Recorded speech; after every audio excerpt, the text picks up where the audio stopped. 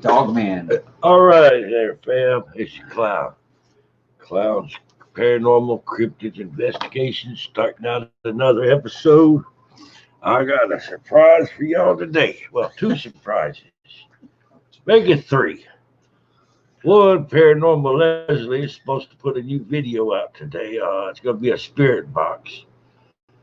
Two, Soul Searching series has given me permission to share out some of their videos so we can show out some new videos from the paranormal community. And three, I've got a brand new video I'm uploading to YouTube right now for my first session with the Wonder Box last night. I got a brand new Wonder Box and I ain't afraid to use it, by God. Alrighty, alrighty. Hey, what's happening, Rod? Hey, K-Pup. Hey, Big Cole. By God. Well, I went last night to Cobb Cemetery with Doobie. We used the Wonder Box. Damn demons out there were laughing at me about Athena dying. I'm uploading the video to YouTube now. They actually called Athena's name out over the Wonder Box. But that bastards wasn't laughing with some of the shit I told them afterwards, though. Oh. Hey, glad y'all are here. You pardon the mess. I'm fixing to start this off in style. Alrighty. Gotta get the show shared out if y'all would. Hit that thumb. I'd rather the thumb than that other finger. Oh, by God. That's right, Vixen. Clowns to the left of me, jokers to the right. Here I am, stuck in the middle with you. Hey, when I sing, the dogs and the cats join in. Hey, the neighbors sign friggin' petitions. By God. Oh, ha, ha, ha, ha.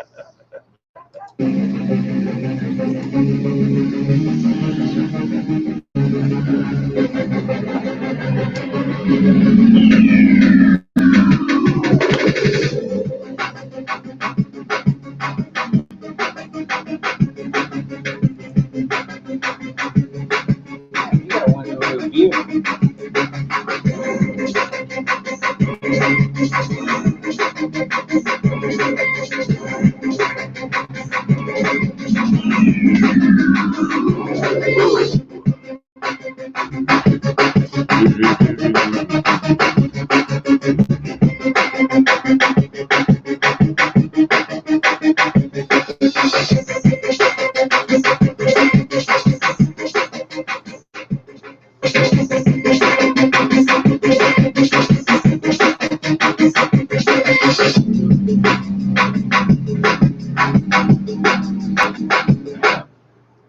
Where's the peanut butter?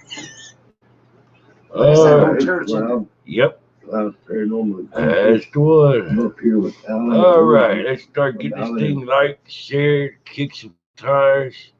By God. That's the one. I'm up here. All righty, let's go to the green screen.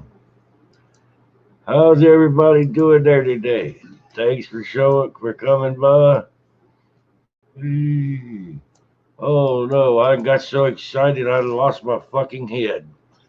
Hey, Rod, look, I'm a dog man. Oh. Hey. By God. That's Bob Marley. Hey.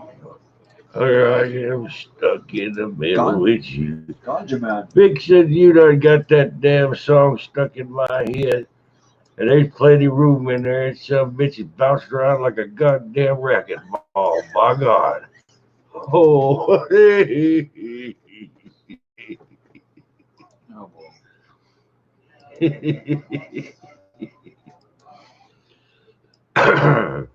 All right, let's get this show started.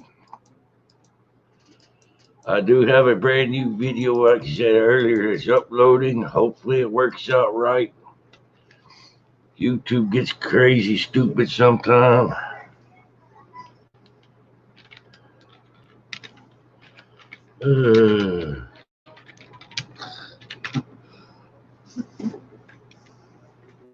Alright, getting there all shared out on Twitter.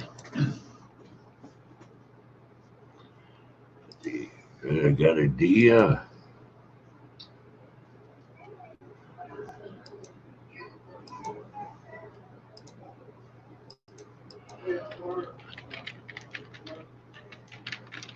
Leslie will be doing a spirit box session tonight.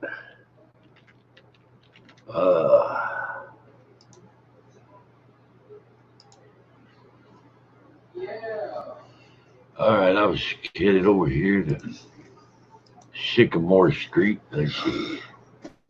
Oh, God. How you doing there, Fox? Hey there, Steve. Hey, Alan and Rosie. And the ones y'all that don't know, Steve is the great-great-grandson of Lon Chaney. Really? Mm-hmm. From the horror films. Exactamundo. By God. Uh-oh. You say you got 8 inches of what there, Fox? Oh, snow. Okay, my bad. I'm a bad clown. Bad.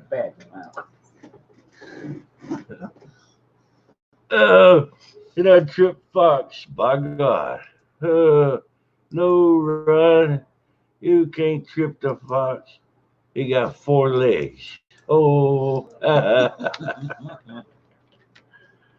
All right, we got wood there. I'm going to hit the like and share. I'll be kick this one off with some soul searching. Maybe some gas. I don't know. We'll play it by ear or something. Ooh.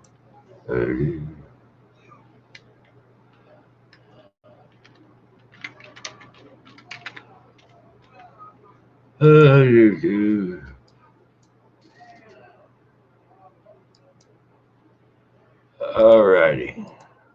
Got this out. Go to the DMs.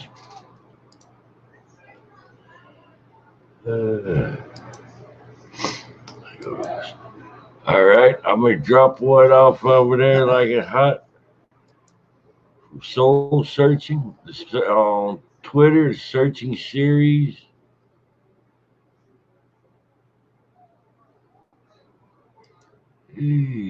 Hope y'all to check out the channel. I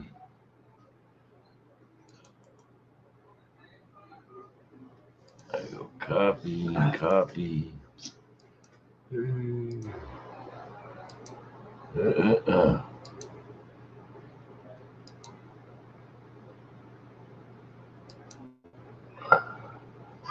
Hey, here we go. It's showtime. And I was in the area of this particular high school, and we're having a bad weather day here. It hasn't started yet, but it's about to. So the school is dismissing early. And where I want to go is up on the football field, and I'm waiting for all the cars and school buses. Hi, Oracles and Beyond. Hopefully I'll be able to get up there. And the reason being is because I always carry my notes with me in case I get near these places. But I don't know makeup and my hair. The video I did the other day was so windblown. So I hope you guys don't care that I'm not all fancy. Spirits are the most important thing. Well, when I was 7 years old, my grandparents lived in the subdivision, and the subdivision, the backyards. In fact, my great aunt, my grandfather's sister, her backyard reached the football field, and there was this path that went up, and the walking path's long gone now. But all the kids in the neighborhood, this was our playground. We come up here. There's a football field, baseball field, handball, tennis, everything you could possibly want as a kid. When I was about 7 years old, though, something happened, and it stuck with me my entire life. And okay, I'll just start. There was this man. He owned about 4 miles from this location a little drugstore. So, like in the 70s, there would be these little drugstores you could just go to. Now you go to the big shopping centers and the big chains, but they used to have these little drugstores. And in the summer of '74, because when I researched it, apparently there had been a lot of robberies at these little drugstores, not for just cash, but for narcotics. Bernard Grossman, he owned this little drugstore, and he had a clerk with him, Susan, I hope I'm saying this correctly, Susan Saris. And it was Saturday evening, November 9th, 1974, around 9 p.m. And here, I have pictures. Maybe I should show you those. Bernard, that's him. He was about 45 years old. And then Susan, she was an 18-year-old college student. This piece of crap right here, James Otis Baker Jr. decided to rob Mr. Grossman's drugstore for narcotics. He claims because I read his confession, he claims that he and his younger brother, they stopped at the drugstore. He was just going to go in and get a pack of cigarettes. And when he was in there, he decided he wanted some drugs. So Mr. Grossman no longer sold narcotics because of all these robberies that had been going on for narcotics at these little drugstores. So when he told Baker this, Baker just got so furious and got enraged that he abducted Mr. Grossman and Miss Saris. They drove to this high school, and then Baker marched these two poor people, and they had families. Mr. Grossman had a wife and children. Miss Saris had a mother, father, brothers and sisters. It's just so horrible. And they marched them up to this football field, and their hands were tied behind their back. He had them both kneel, and he shot Mr. Grossman in the back of the head first. Execution. And then he shot Miss Saris in the back of the head. Execution. Records say that she was pleading for her life. I mean, who wouldn't? She's the second one to go. And I remember coming back here after it all had happened, and of course all the older kids talked about it, and the spot where it happened was identified, and it just was horrible, ever since that happened, my playground, even the other kids, we always thought it felt really creepy. It's almost like maybe it was just because we knew what had happened to these two poor people. But it just seemed different. The whole atmosphere was different. In fact, we kind of stopped coming up here. And there's the piece of crap. He was in Moberly, Missouri. And I don't know, I think last time he was up for parole was in 2013. I found an article on it, but it never stated whether he got paroled. I searched the inmate records there, and it doesn't show him as a prisoner there anymore. So he may have just died. He was like 30 years old in 1974. I really hope this man did not get paroled. And he did. He confessed. I think that's pretty much the same picture along with the article. So what I want to do, if I can, is to go up on this ball field and just see, because I've always wondered, they say when there's a tragic death, the spirits, kind of come in and out where that place where they were killed. It's just so terrible. So anyway, it looks like everybody's cleared out here, and I'm just going to go check out this football field and see if we get anything. Wow. This is where it happened, by this old house. By all these houses, by all these people. Crazy. It was a crazy act. And if I remember correctly, the bodies were found like right about here. Oh, shit. And that looks the same as it did pretty much in '74. There's a baseball field there. So he had their hands tied behind their back, made them kneel, shot Mr. Grossman in the head, first, the back of the head. Then Susan pleaded for her life. This is all according to the confession. And then apparently he did not care. And ended the poor girl's life, 18-year-old college student. I think I'm going to go up to this goalpost that looks less muddy. Again, see, he did it all in front of these houses. And there's like a backyard touch there, and there's like a hill that goes down. So there's more houses. And then over there, that's where the path used to be, over down there. It was a paved path where you could walk up. Backyards to more houses. People come up here all the time and walk the track and use the fields and all that stuff. So, all right. It's just really creepy. Are you here, Susan? Do you still come back to this place where your life ended? Mr. Grossman, are you still here? Oh, this is so crazy. Okay, I'm going to get my equipment out, and then we'll go from there, and we'll see if the spirits do come back to the place where something tragic. Is anybody here?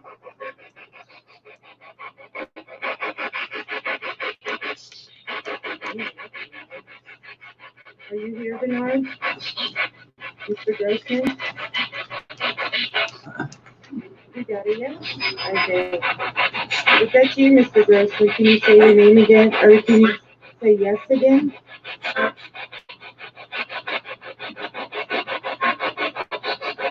Is Susan there?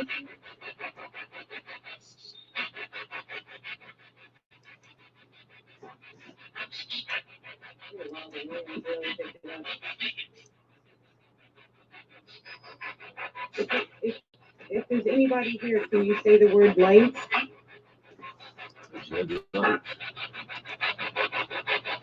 So I'm feeling snow with like a ring. Can you say the word light?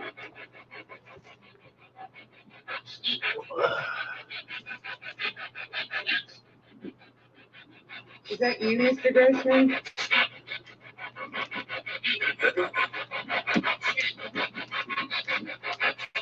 I just came here to talk to you today. I was wondering if you're resting in peace.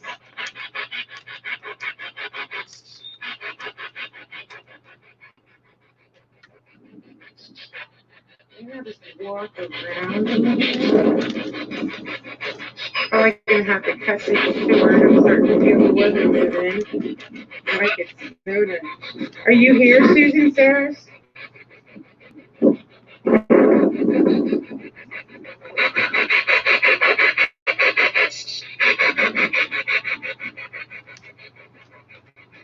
Are you here, Baker? Did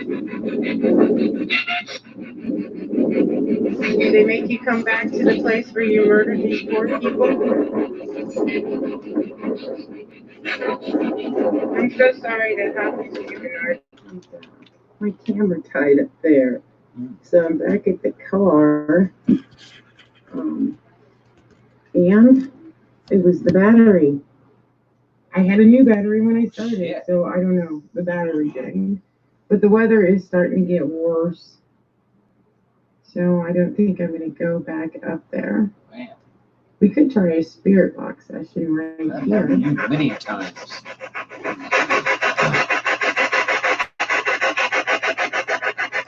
I want to tell you that I'm sorry that horrible incident happened to you. You didn't deserve that. Blue ball. And I want to thank you for talking to me. Did you drain my camera battery?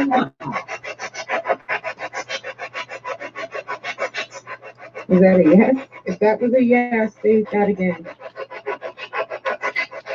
Did you drain my camera battery?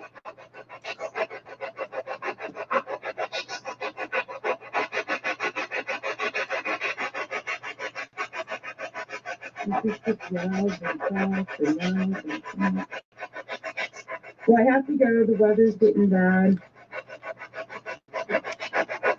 Again, I'm so sorry that you two were victims. And I hope you're resting your sleep. If you are still here, you can go and cross into the light. Thank you for talking to me. Can you say goodbye? Nope. Okay, I gotta go. I hear the music in the phone. Goodbye. Alrighty. I thought I heard nope. Alrighty. That was Soul Searching. Hey, look at Ronald McDonald and Hell yeah. And Bigfoot. hey, you want a Happy Meal? Hey, I bet Vixie know a lot about playing organ. My God. That's crazy. She went back to that. Yep, I got Doobie up here. We'll be riding the shotgun tonight. Damn. Where's the gun when you need it? Hey, JBD. The word for today is by God. Hey. All righty. So we got one going there for soul searching. Hope you'll check your channel out. Do me a favor when you go by. You leave them a comment and say Clown sent you, please. That way she'll know that we love her. We try to help her out here from Klowns Paranormal. Yesterday I had a goal for 860 subscribers. I got to 858. I appreciate y'all so much. If y'all enjoying the content, hope y'all will like, share, and subscribe. See, JB made it. JB's a good guy. If we could run one of his real quick. After that, we could do all things paranormal Leslie and we venomous friends. See how pause make you wait and think about it. I was teasing you, by God. Oh, I love doing this shit. I love this stream, love the family. Alrighty.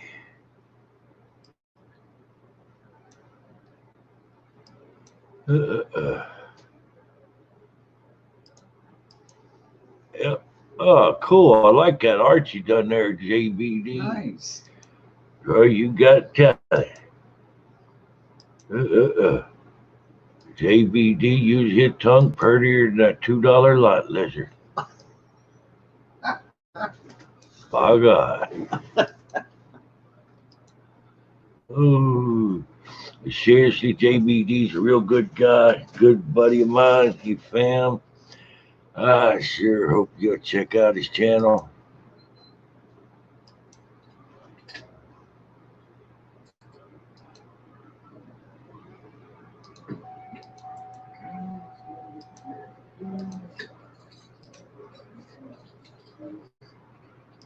Hi, Fleming Murphy.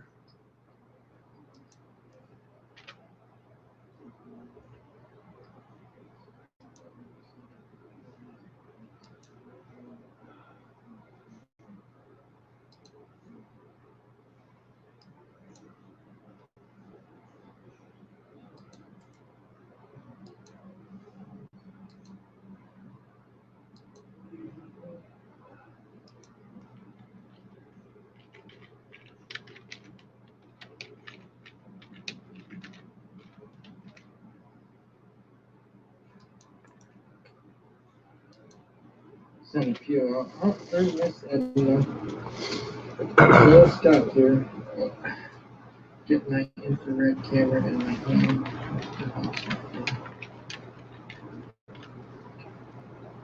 I haven't been here in a long time. Long time. I haven't used the my little blue EMF light here yet either. So, let's see. Oh, I've got to put batteries in my freaking other light. Put that. Alright, well, I'll have to use my other light then. Again, light. I was hoping to keep a free hand, but.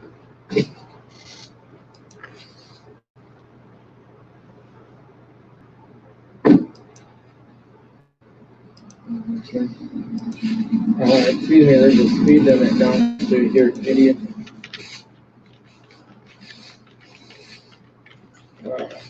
So now I gotta try and find the key in dark. There's no electricity here. So the EMF light, if it goes off, you know it's gonna be legit. Doing the fight, but okay. Turn the holster sideways, maybe I can use that for a flashlight. There we go.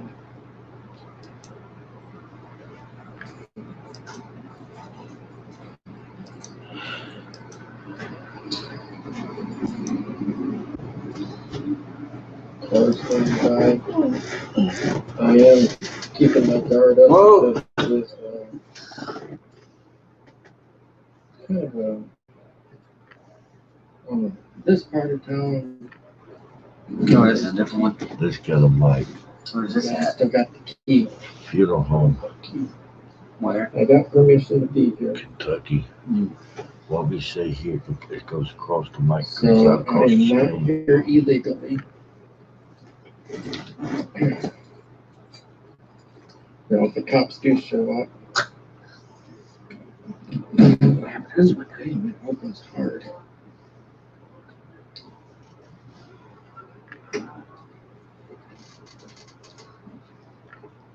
Okay, this door would all want to close.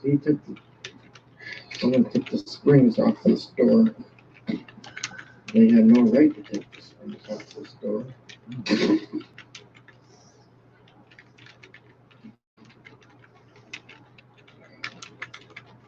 Cobwebs all over the place.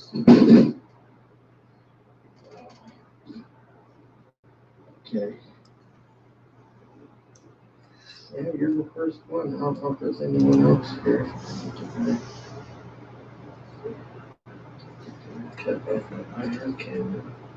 I got the laser grid too, because I know everyone loves the laser grid.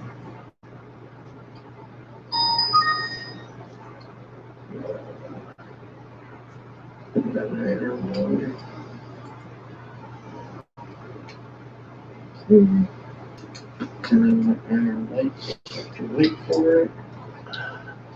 Okay. This is how dark it is in here. Here's with the iron.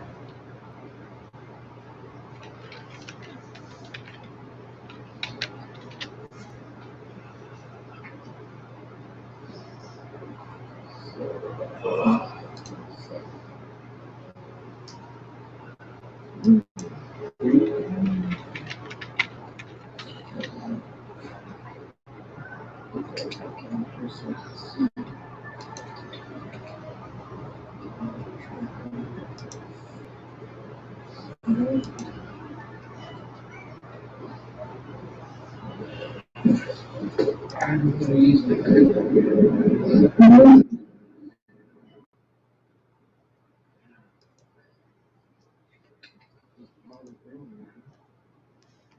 going to set up this iron light.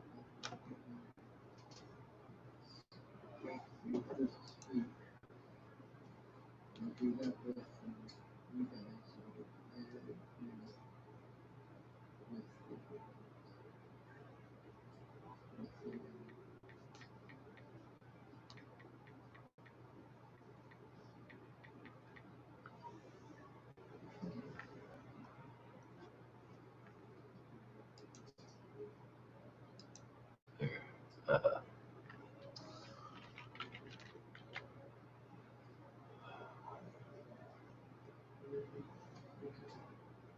Is he doing this live? Or just somebody's It's recorded. okay. This is a cheap camping. I need a much better.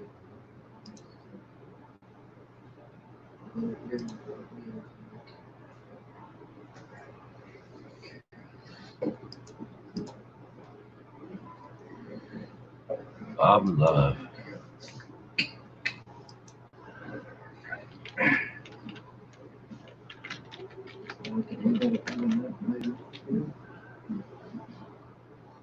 I got extra batteries in the room. Let me flip this LCD screen so I can see it. There we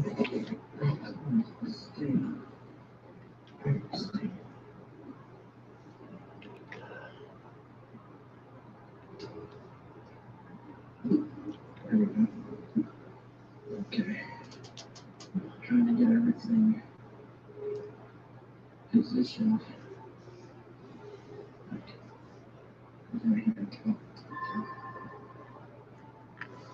I'm going to try that because I have one quick enough. Just you're texting. I'm just looking at it's like a dead muskrat there.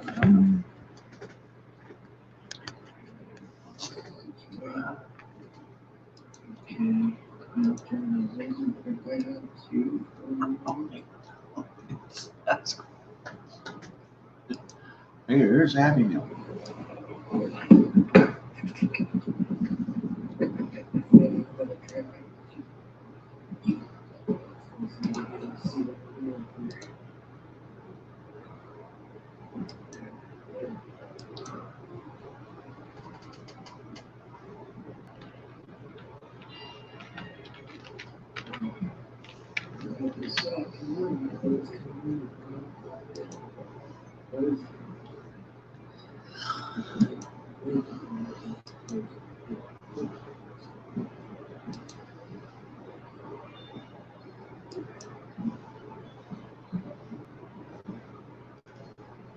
We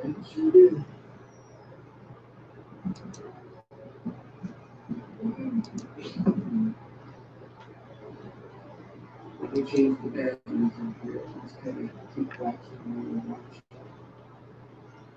That's what I'm doing.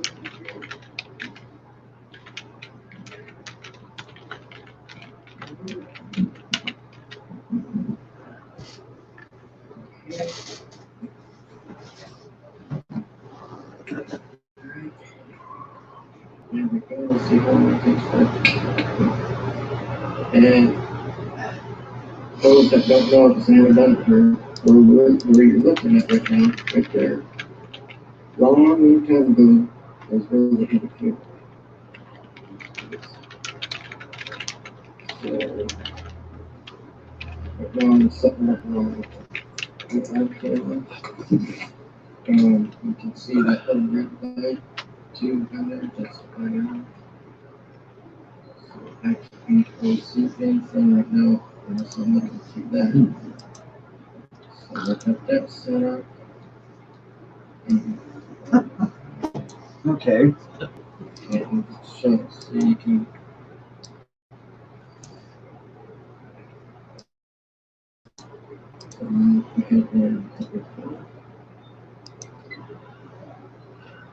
okay, we're recording.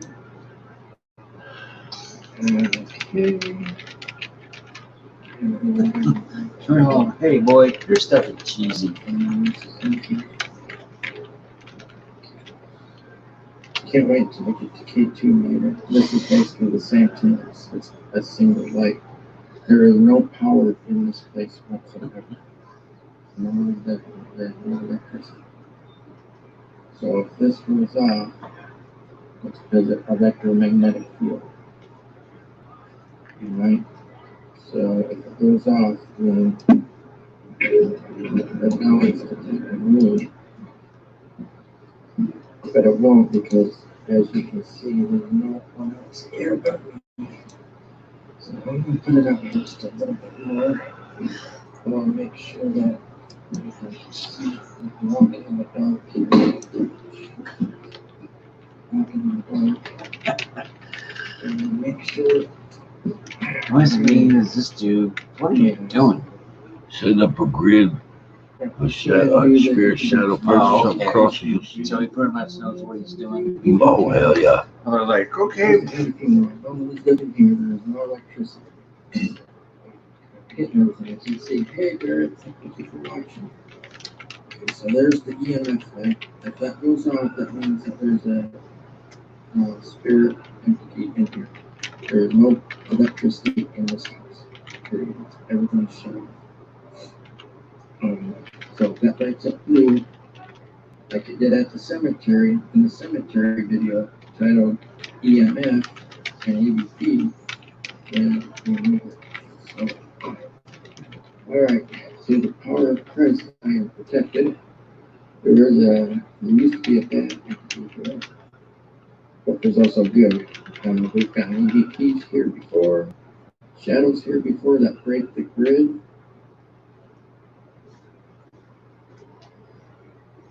Yeah, right, there you go. There you go, Derek. Actually, I'm in town right now. If you wanted to come down here, you could. Well, the church is right down this road right there. If you turn on that's the preacher's house right straight ahead at the end of the road that you see right there. So if you wanted to come on down, you'll see the car. Ain't that guy? So let's do this, people. That I'm going to use the flashlight because I said there are some trash that live around here, and I want to make sure no one is hiding out. Now that you guys look up here, don't let you see it from right there.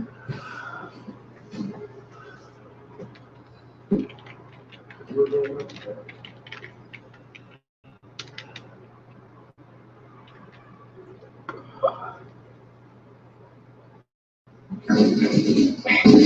Gosh, it's dark in here. Alright, I'm gonna come across my air camera. There's the closet. And this is where I did the lights up challenge. I was in the closet and locked myself in the closet for like 30 minutes. And you all kept hearing a bunch of noises. Up here's where the EVP was. Like I said, the living room is where the funeral was.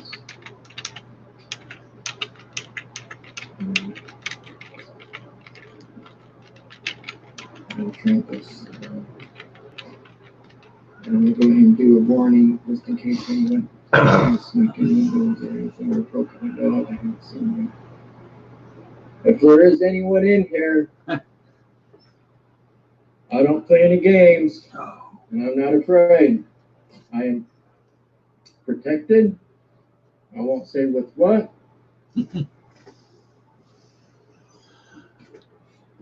And the police is the last thing you got to worry about.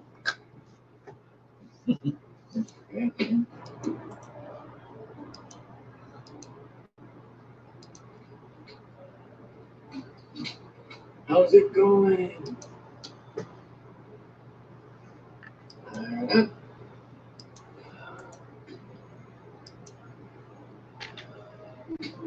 So this place hasn't been lived in a long time. I think next year it's getting torn down.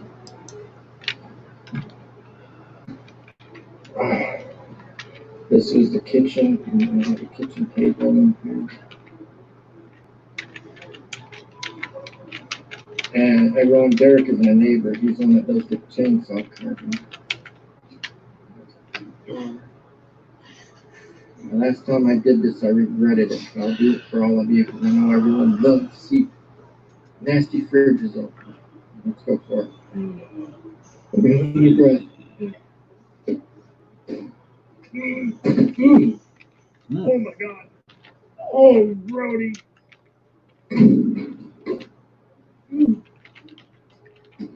Grody. I heard that word before. It means like, oh, what the hell is this? Okay. Whew. That was horrible.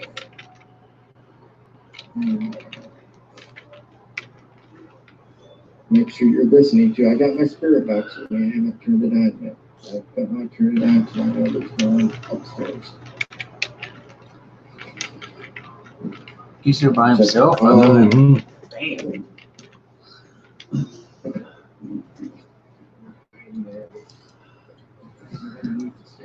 Would you spend the night there? Yeah. Hell yeah. JB, why would you open a dang 25-year-old refrigerator when that builds up toxic gases? Oh, yeah, that Yeah. was, I did read there. Sorry, I mean, And now everyone, DW. as I sat on the steps of the brick right ahead, you could see the shadow of a little boy. I felt something touch me. I didn't see it. But as I said that, you could see a little boy. It was like that one day, one night, we were strapped up in our seatbelts, and I didn't even touch it. That thing. Yes, that's If there's because she anything fell in here- 3 times. If you get near that box and touch it, if you touch it, it's better. If you touch it, it'll be brighter. If you get near it, it'll still go off. It'll be a little faint. Don't hesitate.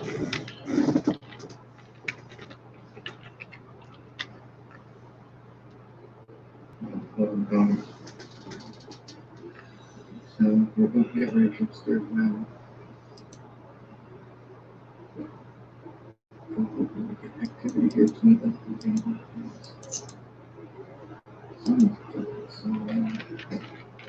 Oh shit!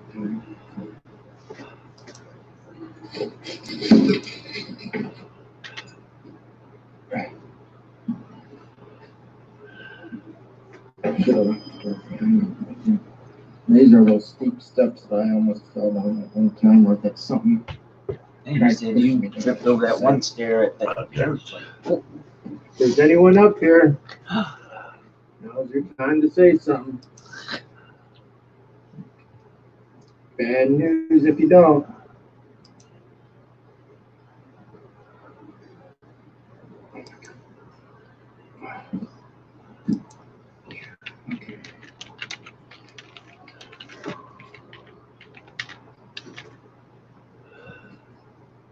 Get where I can stand.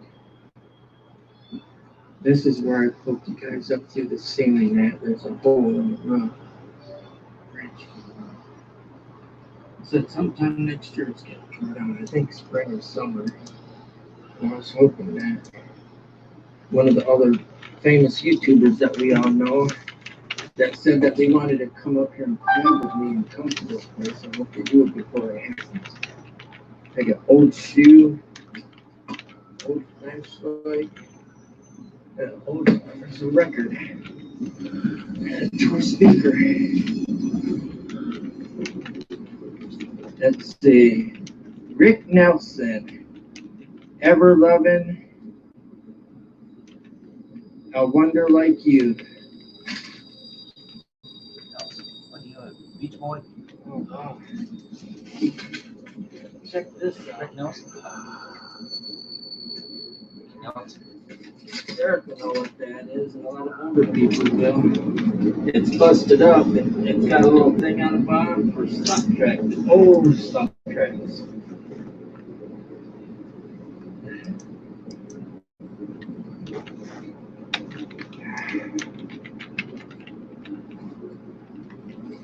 This place.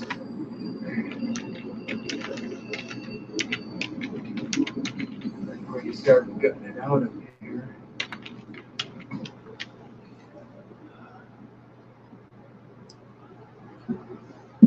I got bend down to where I can stand up. There we go. Oh.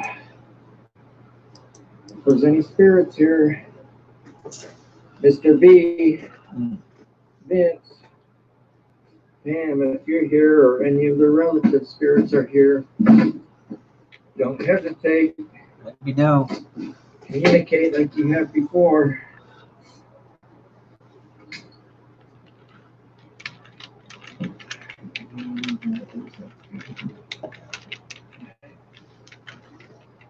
That's a good thing.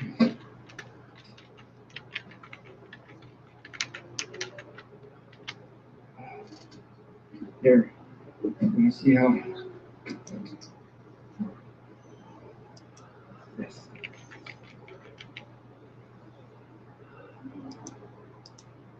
If there's anything here, spirit-wise, can you knock?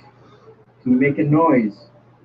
Talk into the microphone on the camera phone here, or on the camera that's down in the living room.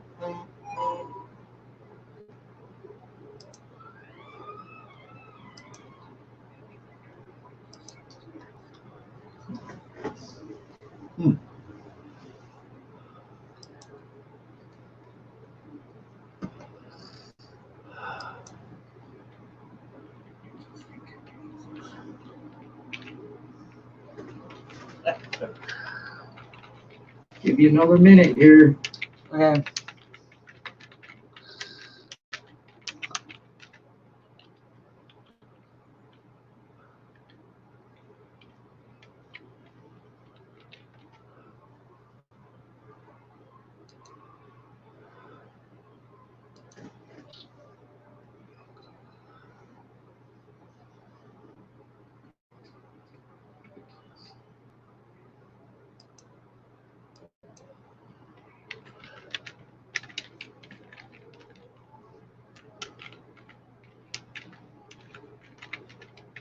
Tell you what, Dwayne, the one that spooked me the most. Were we down in Brooksville or was it St. Francisville? You scared. Next thing you know, cop shows up.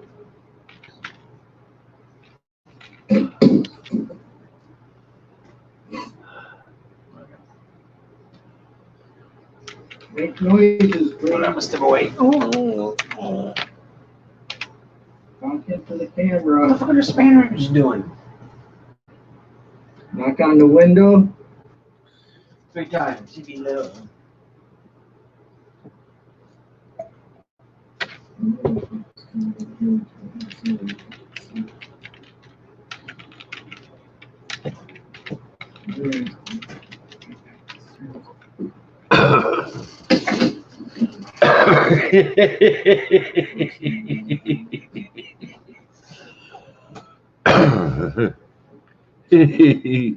How you doing, Carl? All right, let's do one more turn the spirit box on. What do you think?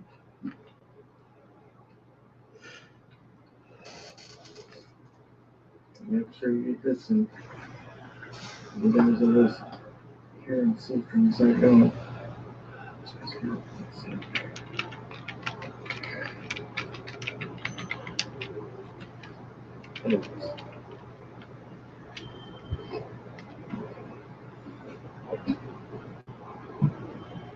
Now this device I'm turning on is a spirit box. You should remember it last time. Last time you said the word death. That was down there beside where the funeral was.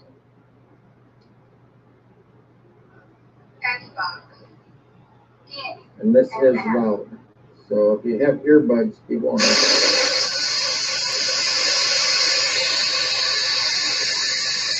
All right, I'm gonna put it on a scan. I'll put it on pre-scan for right now. And it's not good. Let me turn that. For those of you that aren't familiar with this, you'll hear a radio frequency once in a while, but you can tell the difference between a radio voice and a voice that shouldn't be on there. So you can distinguish it. Spirits manipulate it to talk to us through there.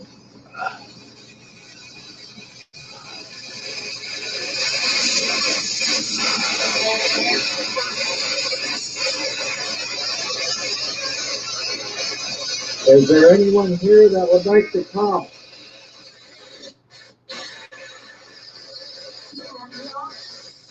Okay, that was just radio.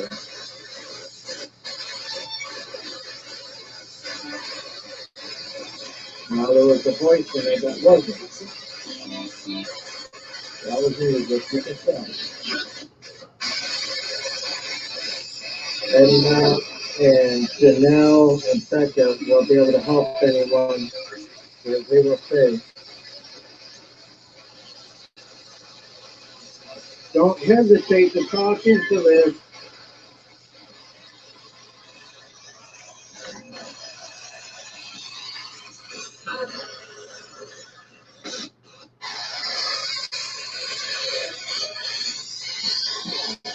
I heard something, I can't make it out.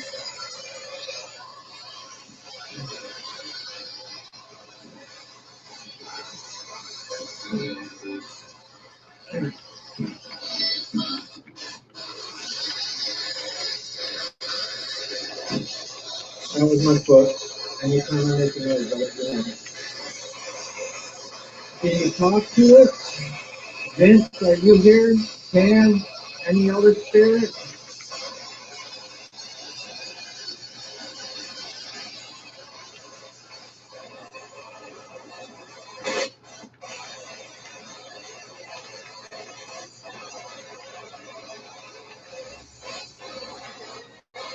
Don't hesitate.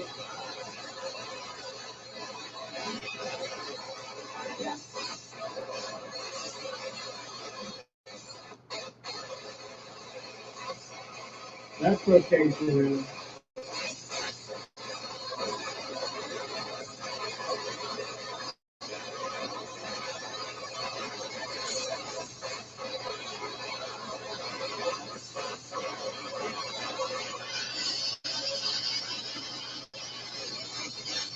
I'm going to try a different room.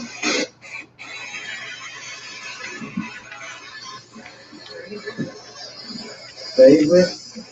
That wasn't radio. I heard favorite.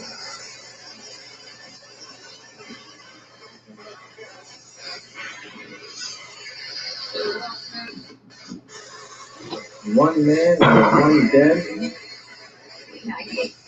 Okay, that was radio. You can tell the difference.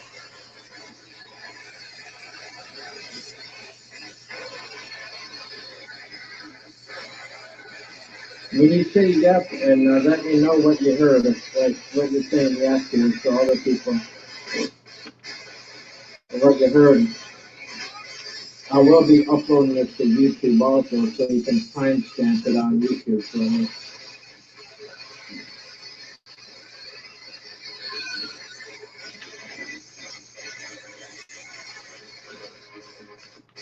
Don't hesitate to talk. Then I'll type AM.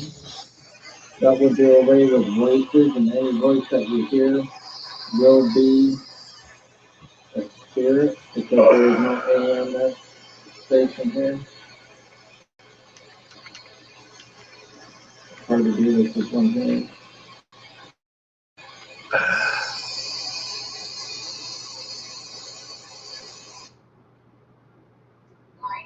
No, not line in AM. No, not Bluetooth. Not play that. No, speaking.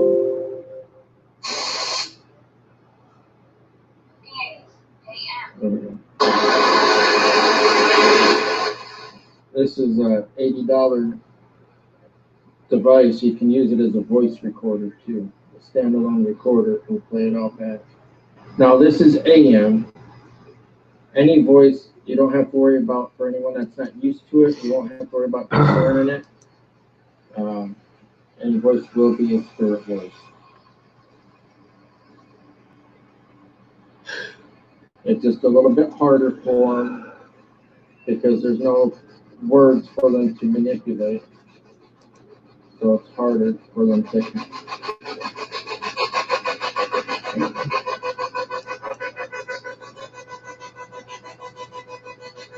If there's any spirits here, please don't hesitate to communicate.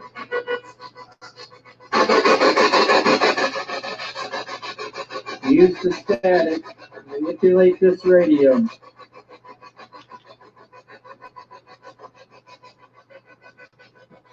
Or make that EMF light over there go off. I'll turn my flashlight off.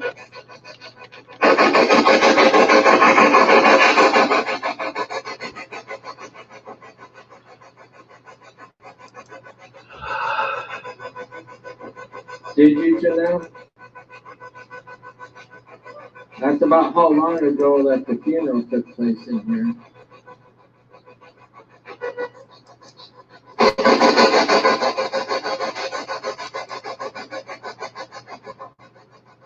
Can you walk through the grid light? Can you turn the EMF, make the EMF go off? Here, let me show you. I'll show you one more time because this is a new thing over here that I'm using that you're not familiar with.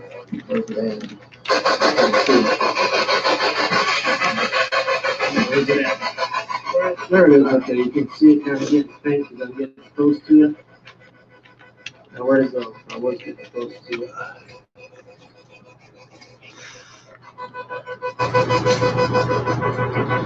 There we go. We're getting to it.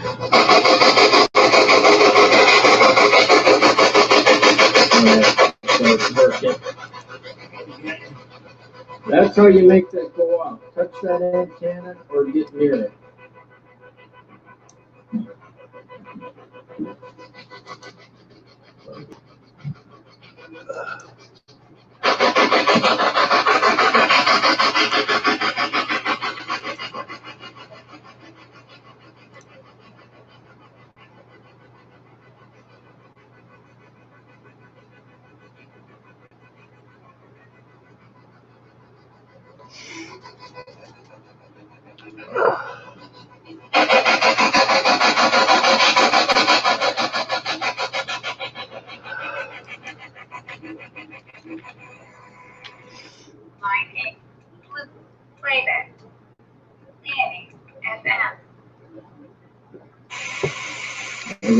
That's that main easy.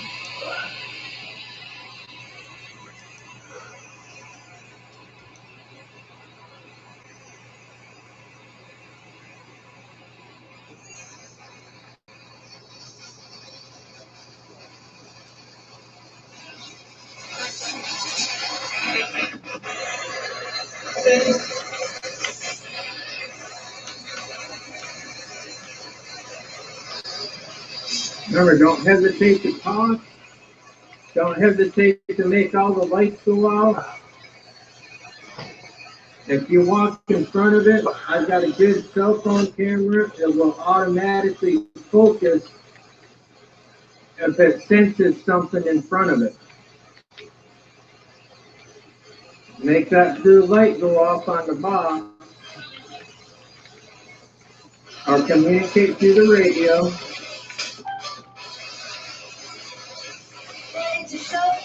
That was radio.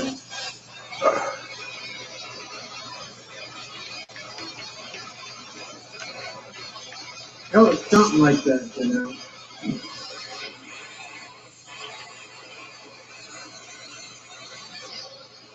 I can't see nothing, so you need to walk in front of the light, or make a loud bang or noise, or talk through the box.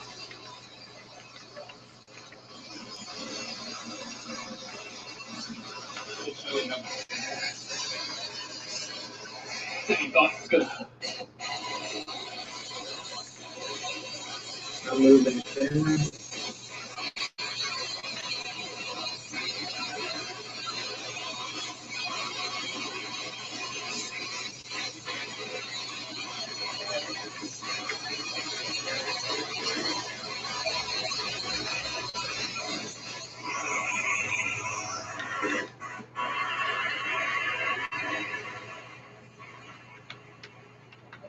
Got the mic on the other camera.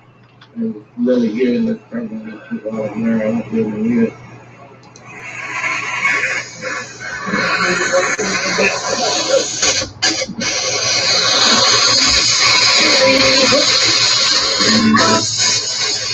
that a green dot or is that the blue dot?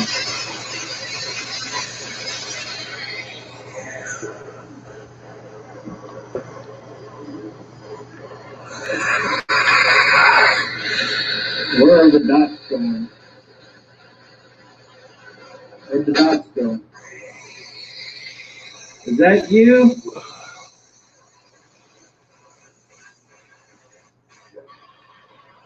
Where'd the dots go? I see a few dots on the floor. Where they going wrong?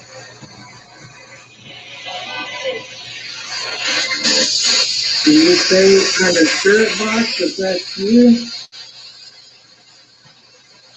Are you making those green lights go away?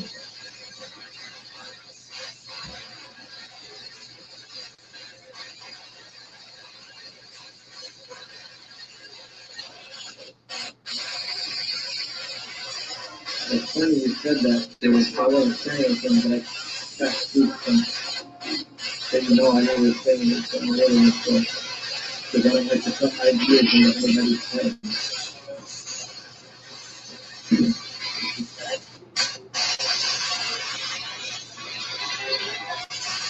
Use the spirit box to talk to us. And you know that anything you see, it's not me.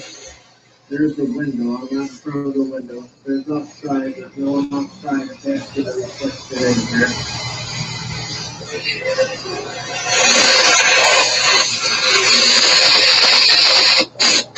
Can you make the green dots come back? Are you draining the battery on it already? You know, I've replaced the batteries. What are you doing to it? You manipulating it?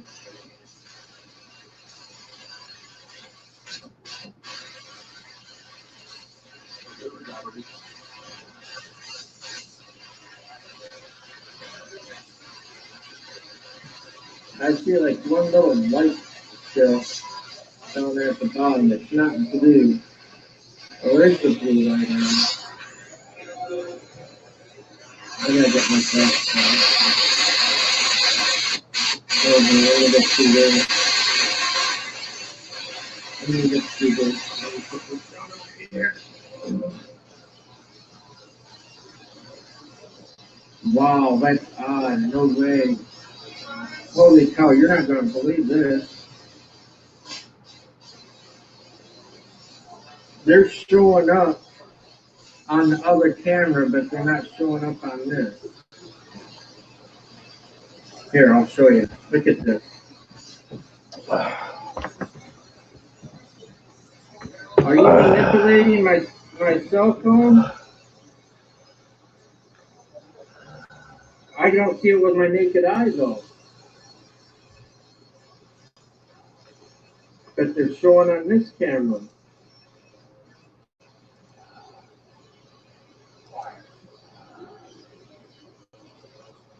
The blue light is on.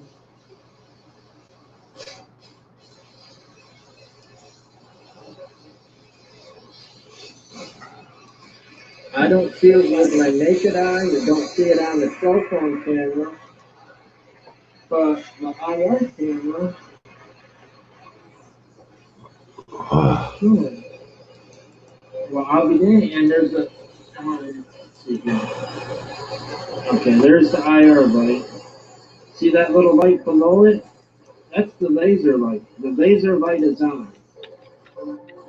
There's the IR lights, two of them. There's the laser light.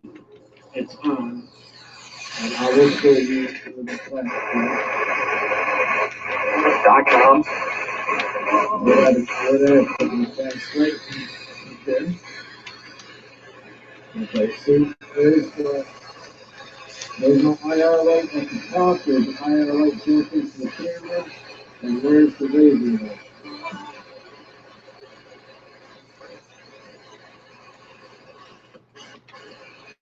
So,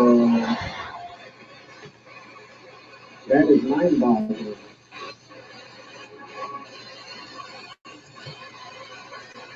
I tell you, every time I come here, there's always It's strange and odd. You can't explain it. There's no reason for it. See, this camera's working. You see that light? The grid light's gone to the naked eye and to the cell phone camera. But the IR camera, there it is again. You can see the light, the laser grid.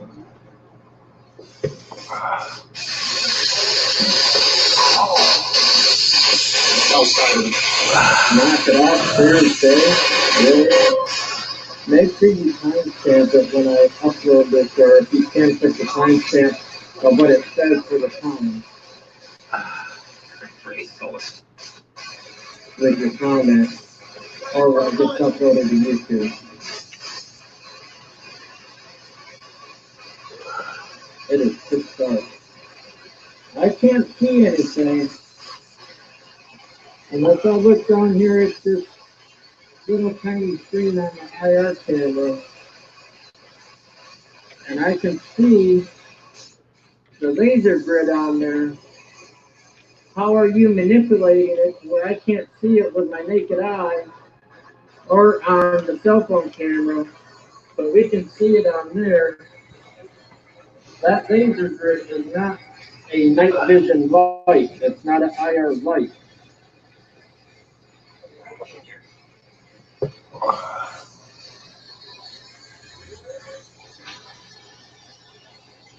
I see your comments to now. I said, did it really? Knock it out Thursday.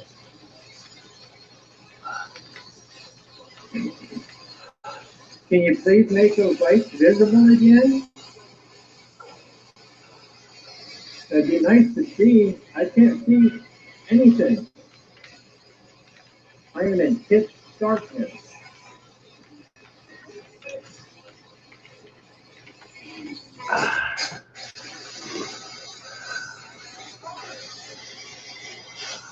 Fire?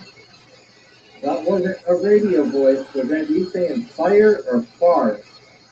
Or fired?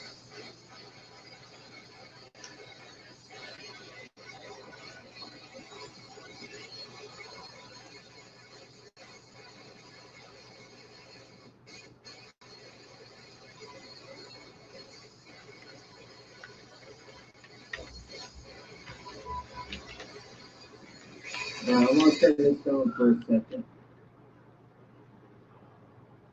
I turned the volume down, put it in my pocket. Can you give us clear EVPs without the assistance of the spirit box, please? Don't be afraid. I'm not here in disrespect. I'm here to prove that spirit and paranormal life activity, spirit life, there is life after death. Help me prove to others, help me help others not be afraid of death, and that life goes on when our shells, our bodies are at the end. You heard go away, Becca? EVP or through spirit box?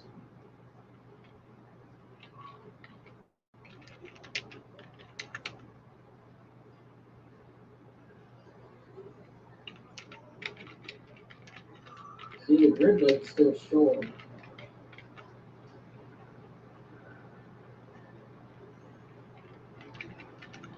That is odd. If you're doing all that, you should be able to make the EMF light go off, please. If you want me to leave, I'll make a deal with you. If you want me to leave, make that EMF light up blue, the only color it'll light up. Make the EMF light go off. I'll go grab the cameras and I will grab that EMF box, light box, and I will leave. If you want me to leave, I will leave. But let me know via that light, and I will say goodbye and make peace. And I'll tell you what, I'll make a deal. I won't ever come back here and investigate again if you can make that light go off on command. That blue EMF light, all you gotta do is touch it or get near it, and your energy, it will detect you. It will light up.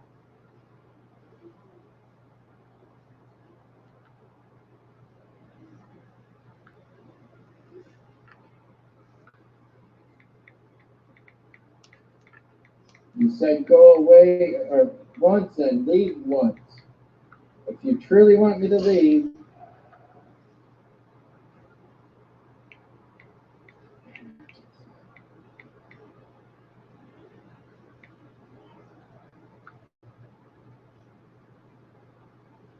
like I'm doing the longest night out challenge. These people do it for 5 minutes. I've done it for like 30, 40 minutes before.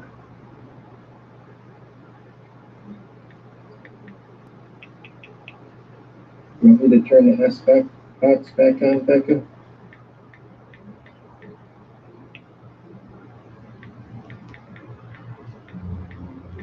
Unless it drains the battery in the EMF light box. Right, there go. Can you do that again? Did I just see you try to do that light? Did you see that? Can you do that again, please?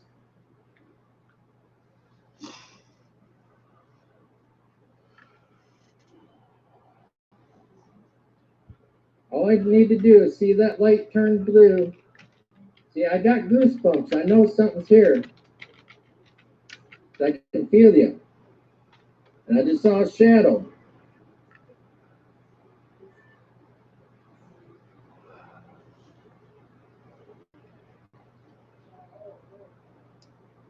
Make that go off and I will leave. Respectfully. And I won't ever do another investigation here again. And that is a promise. I need to make sure I saw that light come. I swear it was faint. I don't know if you all saw that blue light come on barely. You can go back a few minutes on here and then it'll bring you back to the current. If you want to double check. Or just 2 minutes go like that, not even that.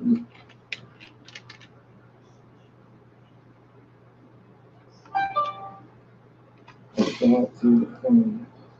That's what I was looking at. Please, if you want me to leave right now, please make that little light go off. Getting real chill right now.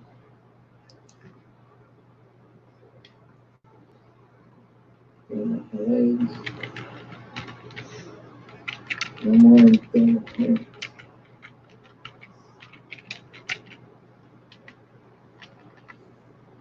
Just make that light up. If I don't see it, the people watching will, and they'll let me know, and I will leave.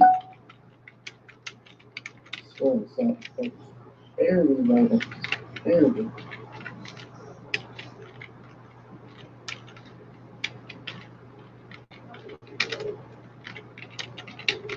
You did see it go through, Becca? Just barely? It's really getting cold in here all of a sudden. Big time cold. It feels like I'm in that freezer.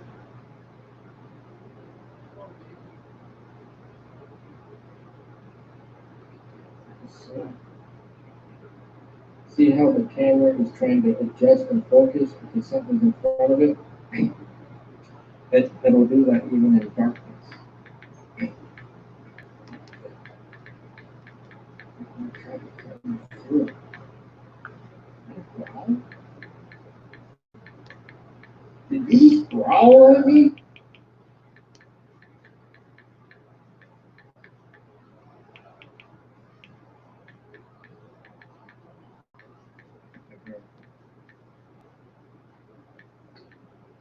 You saw it blink once, Derek? Really? Let me turn the light on. Okay. See, that's where the box is way over there, so you know it's not me. The only way it goes off is electromagnetic. Can you make that go off one more time?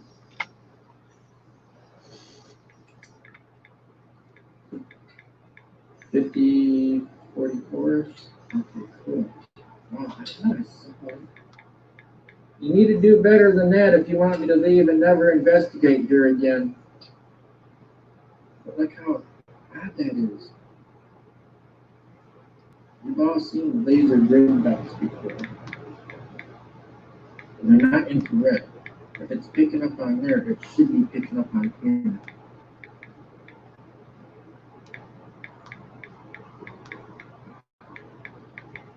Make that blue box, that blue light in the box go off. And I will leave. Vince, if it's you, can you make it blink twice with the blue light? If it's anything else, make it come on and stay on for a little bit. And tell me to leave by turning it on. Everyone said that they saw, come on, just faintly come on.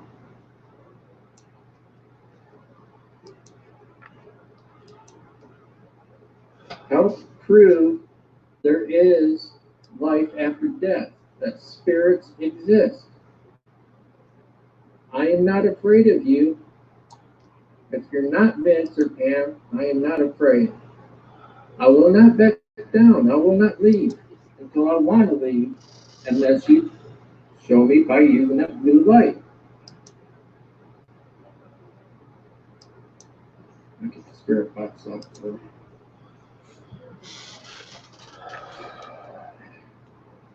Let's see.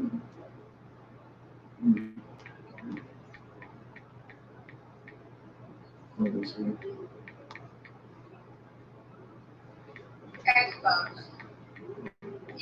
I want to turn this on one last time. I've got 3 people watching. They know how to listen for voices using spirit boxes and S boxes. They know how to differentiate. Look, I can't even say the word. Tell the difference between radio, DJ voices and music, and spirit voices.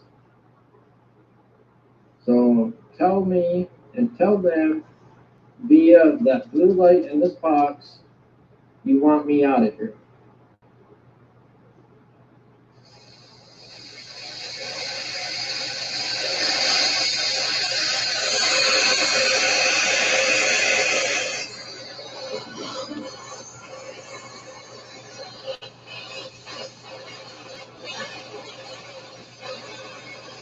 I do want to know how you're making it for we can't see the grid light with the camera phone or my naked eye, but we can see it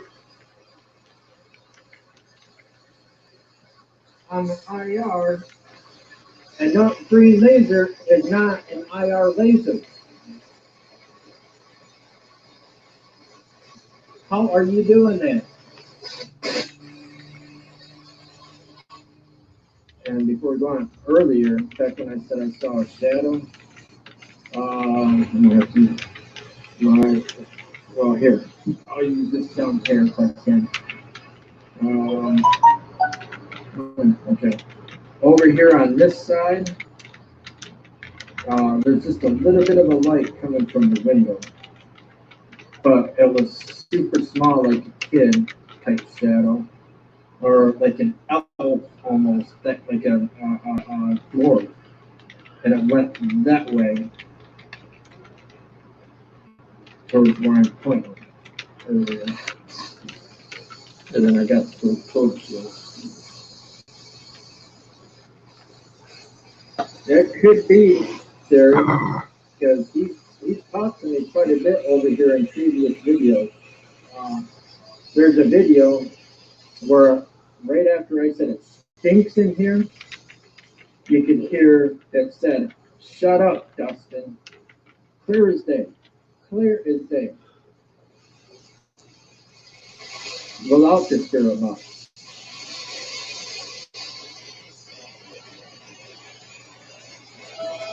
Okay, use the spirit box. Again, talk. Make that blue light come back on again, even if it's faint.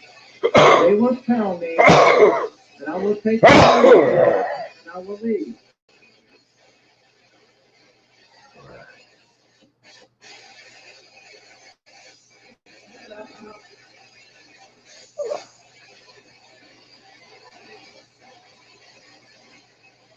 Yeah, that time too, but I saw it again just what, like 10 minutes ago.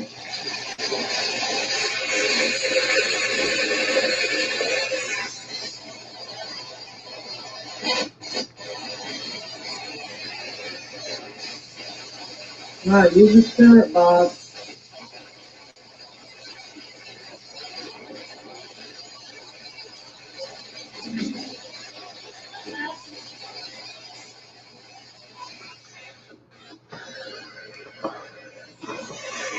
Don't hesitate to talk.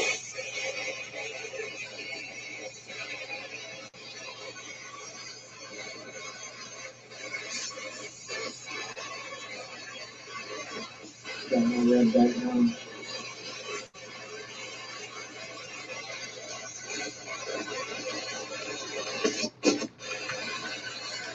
Alright. And see, even with my green light on that I'm using right here, I can change the color. You can still see the laser grip light even with that camera. Yeah.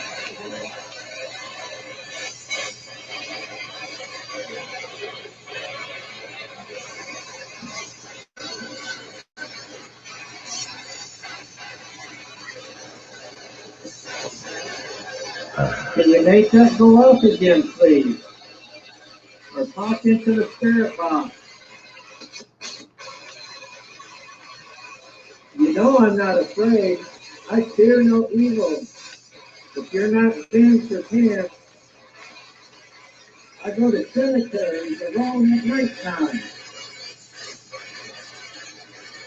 I fear nothing on this earth or of the spirit realm.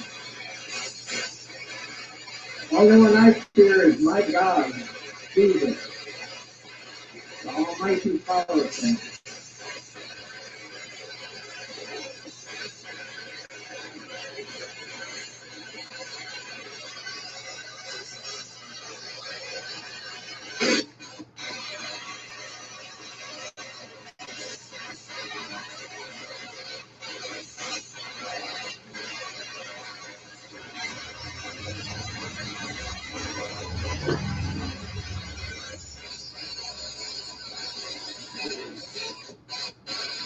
I'm not going to get nothing. Sound music.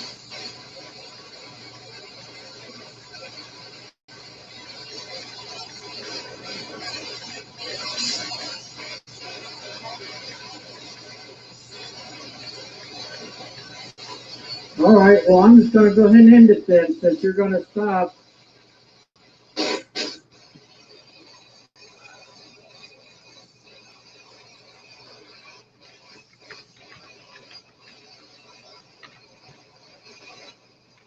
Oh, hold on, let's see.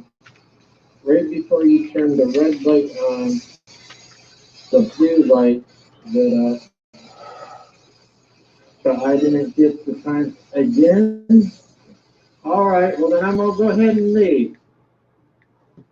Someone saw it, saw you light that up.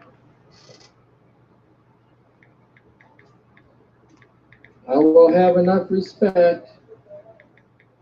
Just allow me to get everything up in my hands and get that little EMF light over there. Go out tonight? Uh, Go out tonight? I'm gonna see how this video plays. I was thinking about going on another ghost hunt. And I will leave. All right. But since you didn't make it strong, and it was just barely, they saw it, but I couldn't, I will be back. I will probably bring a few people with me that want to experience and see. So I will do that. Did you just turn my camera off? Really? Really? You're not scaring me. You just turned that camera off. That was a full battery. You're all seeing this, right? You all heard it. You're all seeing it.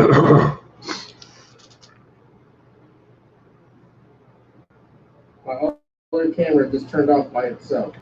You saw that it was on. I didn't touch it.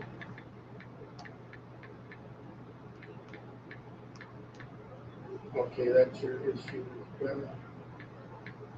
I can't back it up on the phone. Oh, okay. Well, I'm definitely going to come back because I'm going to bring Derek here and a few people from work. So you're going to see me at least 2 more times because I didn't see that light come on like I asked. You didn't cooperate with me. They saw a thing come on, the light come on. So that's them. You haven't shown me nothing except for one little, like a boy or girl or dwarf type shadow go across the wall real quick. And then you just turn my other camera off and you're all seeing this. I'm live on camera right there. Look. It just turned off all by itself. You're seeing that, right?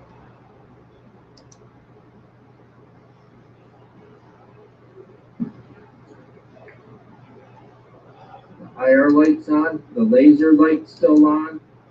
You can see the laser light down there. There's the IR light.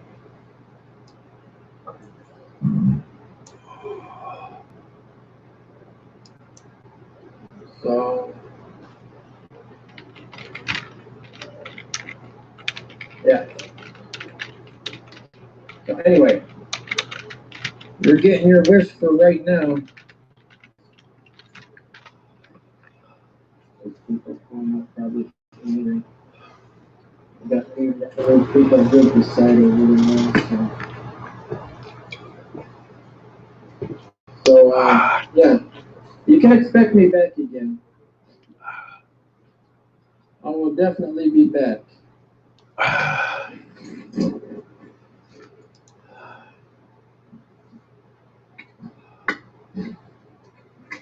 So you haven't seen the last of me or heard the last of me. No, there's no chairs in here at all in this room. I don't even think there's any in. No, well, the only thing that there is a little step chair stool right there. And I can't remember if that was there or not. So you'll have to go back and watch this, I guess, to see if that was there when I came through the first time. That's the only thing in here that's even similar to a chair. I'll show you the other rooms here.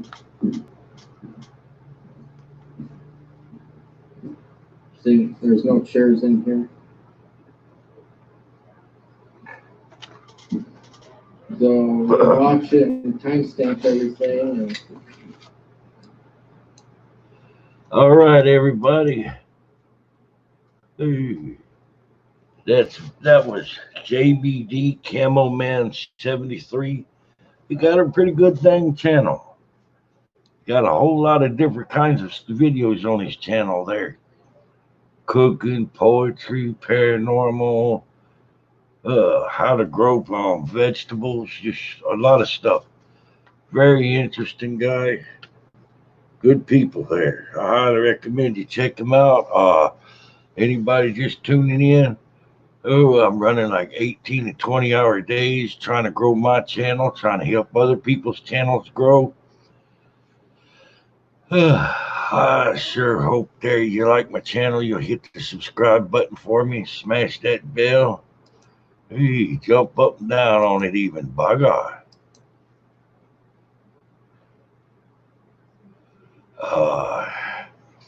Yep, and for that DM you sent me there, JB, I agree. All right, now we're fixing to do some venomous friends. I'm fixing to share this out real quick and try to get some attention going. Make sure everybody shows up for venomous friends. After that, we're gonna run one of all things paranormal. Leslie, Leslie is gonna be doing a spirit box session tonight. I haven't got an exact time on it yet, but she will. Oh, JB, bro, we like Batman and Robin, by God, with an omelet. Oh, all righty. Everybody got a chance to take a little bit of a break here, I hope. I have to kind of keep busy showing these videos out, because if I don't, views will start dropping, and then I show people's videos, they don't get the full attention that they deserve. So, we done all the talking and hoopla, blah, blah, blah, yakety smackety. Let's do one for our venomous friends. Really good channel. We gotta dedicate this one right here as a shout out. As a shout out now, nothing funny. No, that was funny. But anyway, this is for Ron and Trombley and Chris. Chris is the host of Venomous Friends. Ryan Trombley is the co-host of Venomous Friends. Shout out there to Venomous Vixen.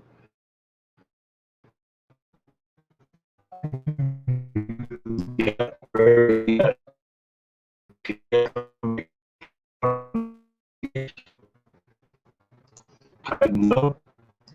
Where you at, Titan? We miss you, buddy.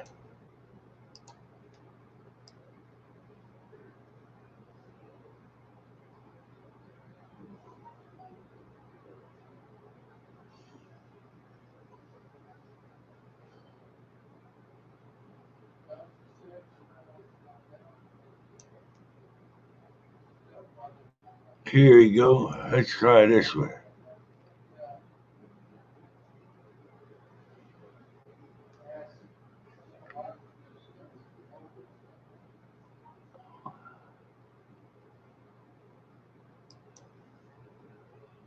Alrighty.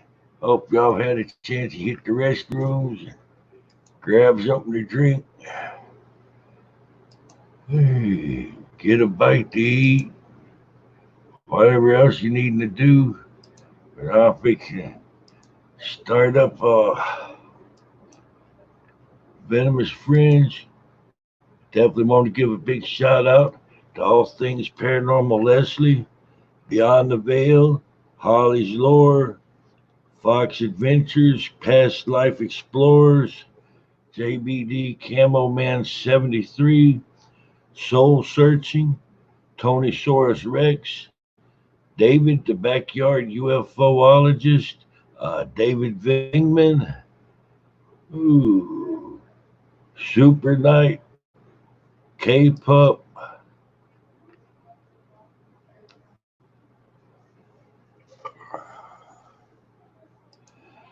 and the Dogman Cometh. It's a discussion. It's from Venomous Friends. I'll be dropping the link down there in the text. We figure crank it up and yank the knob off. By God. There's mysterious phenomena throughout the world.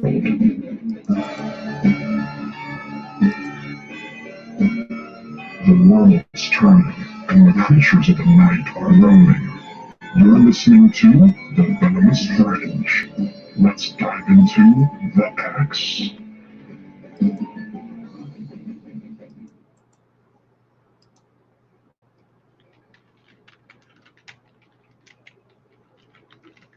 Good evening, ladies and gentlemen, and welcome to another episode of The Venomous Fringe Live.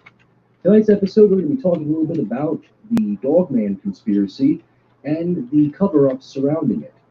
And tonight's episode, we want to try to touch base on the whole idea behind it, because this is one of those cases where we want to go ahead and just going back and forth and get an idea on the whole Dogman mythos in general, why it's being covered up, and in general.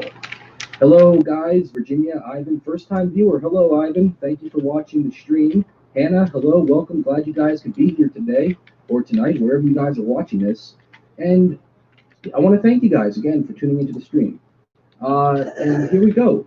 Tonight's an interesting episode, and there's a reason why I wanted to touch base on the whole idea, the conspiracy behind Dogman, and the reason why I wanted to make this an episode to talk base with is because there is this whole idea when it comes to a Dogman cover-up, a whole Dogman conspiracy. A lot of people aren't really familiar with it, why that's the case. And this is one of the most interesting things to talk about, because I think for a lot of people out there who like these type of shows, don't really know too much about the whole Dogman cover-up and why it is the way it is. And I hope tonight maybe I can get you guys a little bit of an idea on what's going on with it. Hello, everybody who's tuning into the stream right now. I'm very glad to have you all here. It's a little different, a little out of my element to do this on a Tuesday evening versus a Friday night, but because I have a bit of a dilemma doing my personal life, unfortunately, I just had to touch base and do a show for tonight. So thank you guys for tuning in. Thank you all for the support. I want to thank everyone who has tuned to every single one of my streams, my channel, and in general, who have just enjoyed it. I always try to be different, and that's kind of the reason why I never, always try to keep that firm belief and always try to be different from everybody else. Thanos Snap, I chose you over WWE SmackDown. And let me tell you something, man. I'm a big wrestling fan. I'm not a big fan of the current day product, but thank you. WWE SmackDown, there you go. But yes, hello, Ivan. Thank you again. First-time viewer listening from North Texas. Very huge place of activity. Very huge place. Texas is probably one of the biggest areas to be covered with Dogman activity. I'm going to tell you guys right now, Dogman is all over the place. People think that they aren't in separate areas of the world.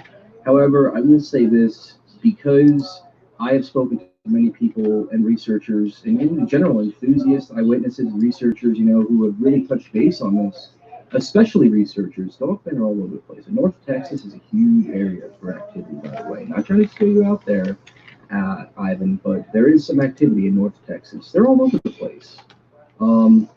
So yeah, but I want to just go ahead, before we even get started with the show, I just want to go ahead and say this. Last week I had produced an episode based on a reported encounter in Shenandoah, and I do hope I'm saying that right, in Virginia. And this was a report I had received through an email from a guy by the name of Steve, and this guy had sent me a very well-detailed report. Something that really caught my attention with it was that this was a reported incident involving a Dogman and a Sasquatch. Now, I have heard a lot of encounters, or somewhat of very few encounters, of where there were people who have reported Dogmen and the Sasquatch together. And I wanted to upload it because it seemed like a very interesting concept of a story, so to speak. And that's the reason why I'm going to say that the way I did is because I'll get to this in a second. And I wanted to get your guys' opinion on it. I uploaded it for a specific reason for that. And I always upload something, or I always want to showcase something, because, in my opinion, I feel when it comes to research, and because we can't always take a story to be fake in general, because anybody could have a very convincing story, but anybody can also make up a story. It's just how it is. Unfortunately, I had gotten the revelation a little while after that upload that this guy actually told me a fake story. He posted, and in efforts of me to post it out there to try to put in some humiliation. And unfortunately, I deleted it. And I actually, you know what, to tell you the truth, again, for me, I am somebody who does a show. I'm here to discuss Dogman and other various cryptids of that topic, even though Dogman is number one on this channel. And I don't try to hoodwink or try to put out fabricated content. And I do apologize if some people felt that I was trying to host content or anything like that. I mean, honestly, to tell you guys the truth, I'm at 5.5K subscribers. If I was that desperate for subscribers, I would have done a whole lot better than that story, but it was a hoax. So again, I just wanted to throw that out there. I do apologize for some people who felt that I was trying to put out a fake content. That wasn't the case. I was hoodwinked myself. So with that being said, I'm going to continue the show now. And the Dogman conspiracy. Now, Mike, you brought up a very good point, and that's kind of the reason why I wanted to do this type of show, is about this story that I was looking at about a week or so ago. I think it's about maybe 2 weeks old. I could be wrong. And this was a very interesting story. This story happened, there is this child who was apparently, quote unquote, you can't see my fingers go air quoting, but I will say it in the way I do, that he was captured by a bear and it kept him safe. Now, folks, I'm going to be extremely honest with everybody here. You know, I will say this. Bears, last time I checked, bears don't necessarily protect humans. Not that I know of. Bears maul people. Bears will attack a human being if they choose to. I have a hard time believing that story, and by the time the stream ends, I'm going to go ahead and I'm going to post it in the link in the description down below for anybody who's interested if you've never heard that story before. But Mike, I'm glad you brought up that story, Mike, because that's actually something I wanted to touch base on. Because I have a hard time believing the story. I don't think it's true. I think it's actually fake, and I don't think the story itself. I mean, there's a cover up to it. I think. I don't think this kid, and Hannah, you mentioned that apparently there's a claim that the kids made it up. I think there's a little bit more detail being processed with this now as we speak. I don't know the extent of everything. All I know is that the kid was captured, quote unquote, by a bear, and the bear protected him, and he was found a couple days later. First of all, a 3-year-old, I don't think a 3-year-old can understand what a bear is. And in my opinion, and this is just coming from me. I mean, I could be wrong. It depends, I guess. I mean, I'm sure kids know what bears are. They're taught them in school. More importantly, parents can teach you that there are dangerous predators out there, especially if you're living living in flatlands where there's a lot of woods. And exactly my point, Mike. I don't think that a bear would go ahead and try to say, "Come here, kid. It's going to be quite okay. I'm going to take you by my side. We're going to get through this." This is like Yogi Bear or The Jungle Book all over again. But there is also a bit of a catch to it, which is something I want to get your guys' opinions on. If this was the incident, I do believe that this kid may have been captured. I wouldn't say the word captured. Let me change that word. I believe this kid may have had a run-in with a Sasquatch. And he, in the process, was taken under his wing. There were cases where there was. I want to get you guys. Do anyone here remember the case of a girl that was captured or whatever was the case, taken by a wolf and was raised by wolves? And it reminds me of that case. I think it might have been a Sasquatch though that this kid had been encountered with, or whatever the case may be. But it could have been a dogman. A dogman could very well. But who knows? The authorities don't want to admit that, though, because, again, going back to the conspiracy, this cover-up, this whole scenario where you have all of these authority figures, high-paid politicians telling the cases that these creatures are covered up. And there's very good reason for it, especially if you think about the long run when it comes to the environmental perspective and, more importantly, when it comes to history. But I mean, to tell the public that a kid was captured by a bear and that he was okay afterwards. First of all, I've ran into bear before. I've ran into black bear. I never want to run into a grizzly bear, and I sure as hell never want to run into a Kodiak. I mean, I like some wildlife, but I'm just throwing it out there. I don't ever think a bear would come up to you and say, and I wouldn't say, but he would approach and be like, okay, come here, kid, we're gonna get you out of here. No, that doesn't make a lot of sense, now does it? And I think the story behind it is extremely covered up. There's more to the story, and if it was made up, to just go ahead, I have a hard time thinking that would be made up. And I agree with what everyone's saying. I mean, again, I feel like a bear would eat the kid. Of course it would. The bears don't know what we are. If anything, they see us as another animal, another predator in their territory, just like dogmen. Dogmen see us and they're like, oh, look, a human, chase, or whatever the case may be, get you out of their territory. But a bear would eat the kid, indeed. Don't be Timothy Treadmill. It never works out. Maria, you're 100% right. Timothy Treadmill is a great example. This was a guy who spent 12 years in Alaska trying to keep the bears nice and preserved, trying to protect the bears. And he ended up staying an extra week or so with his girlfriend on another expedition. And unfortunately, because this was around the time of when, there's hibernation and they're trying to get food and it's like mating season and whatnot, it's a big thing. He was mauled by a bear. There is apparently audio, even though I don't believe that's the actual audio, of him literally screaming, getting killed, and his girlfriend was trying to tell him to fight back, and there was a frying pan involved. And I'm not just trying to say that to be funny, I'm being straight up with this, because I don't think, again, I know I'm going off subject here, but just for the record, I mean, bears, they can maul you, straight up. And I say it in that term because it's just how I am, I'm from the East. So, but a bear would maul you. I think the dogman chow type looks like a teddy bear. Bigfoot kid would probably describe as monkey or hairy man. The chow type is a very interesting type, Hannah, because it's not really relevant versus the canine variation. This is a type 3 variant too, if you follow the chart. This is supposed to resemble the werewolf from an American Werewolf in London. It has the chow-like head. And that's the thing of it is that if that was the case, then I can understand maybe if it may have sounded like that, but I think they're trying to do a cover-up on it to say, listen, this is a kid that was apparently quote-unquote, because this also makes it sound like bears are friendly. Does it not? That, oh yeah. Buckeye, I was referring to, in general, someone had mentioned this case in which a kid was apparently captured by a bear, and it's believed to be not a bear. That's the only reason why it's being brought up. And that's what it has to do with dogmen, FYI. So, yeah. In that case, I don't really think it was a bear that had taken that kid. Or in general, I don't think a bear would do such a thing. So yeah, I believe it. I agree, Mike. I think it's a cover-up, another cover-up, and that's why the title of the video is Dogman Conspiracy.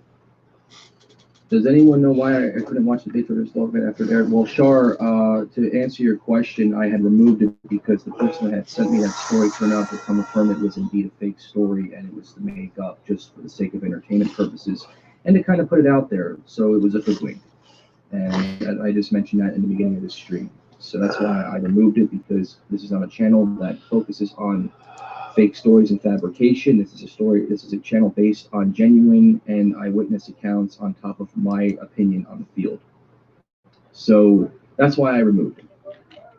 What makes them not think bear? Well, I mean, again, why would a bear take a kid in? Okay, why would a bear take this child in and perfectly take it at the case of like, okay, this is a kid, we're going to take care of him, we're going to follow him, we're going to show him our culture.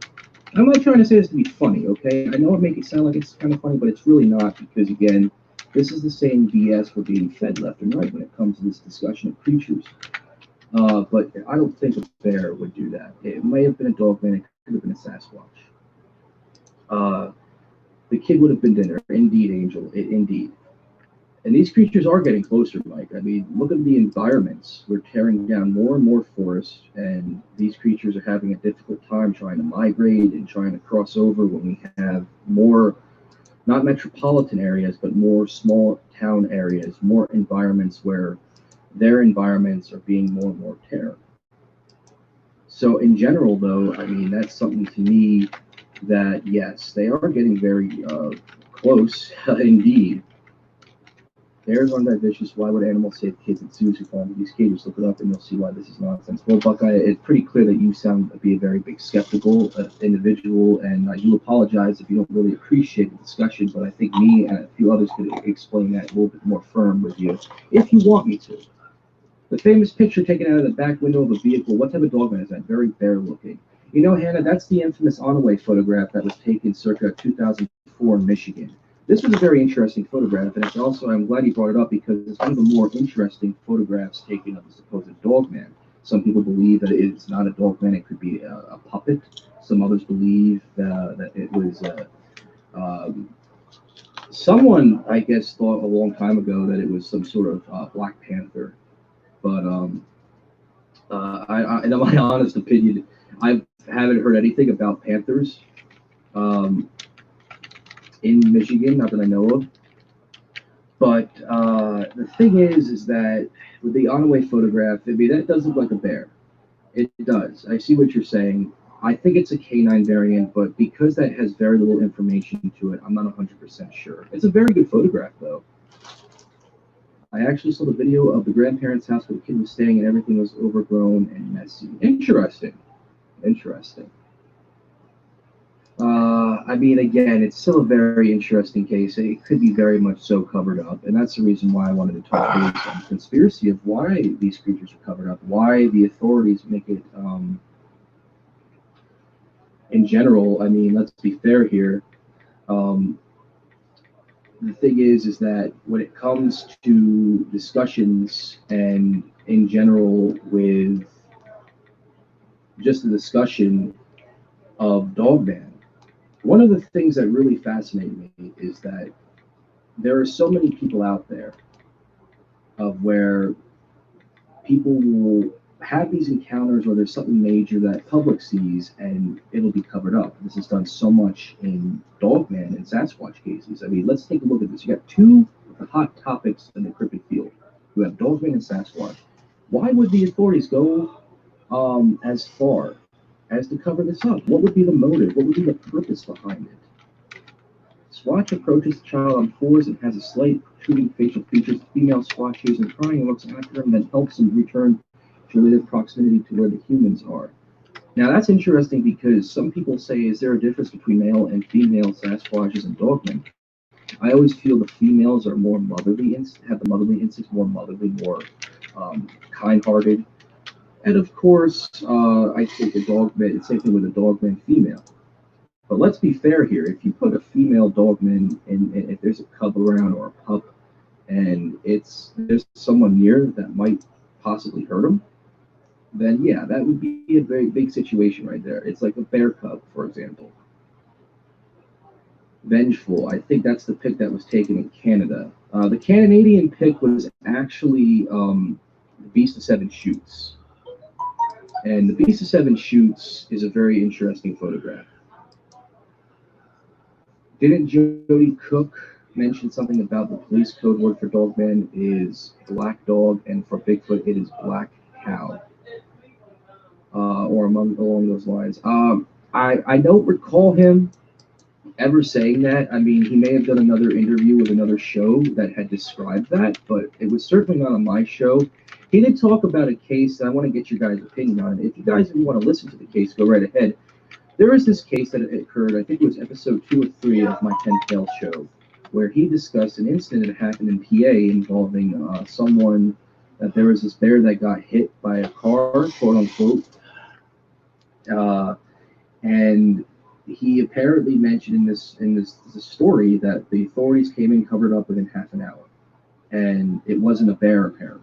This wasn't a legitimate bear. This was apparently something else. I don't know how accurate that story is. Even Jody, I think, doesn't even know how accurate that story is because he just received the story and he just told it for my show. Who knows for sure if it's real or not, or someone was messing with him.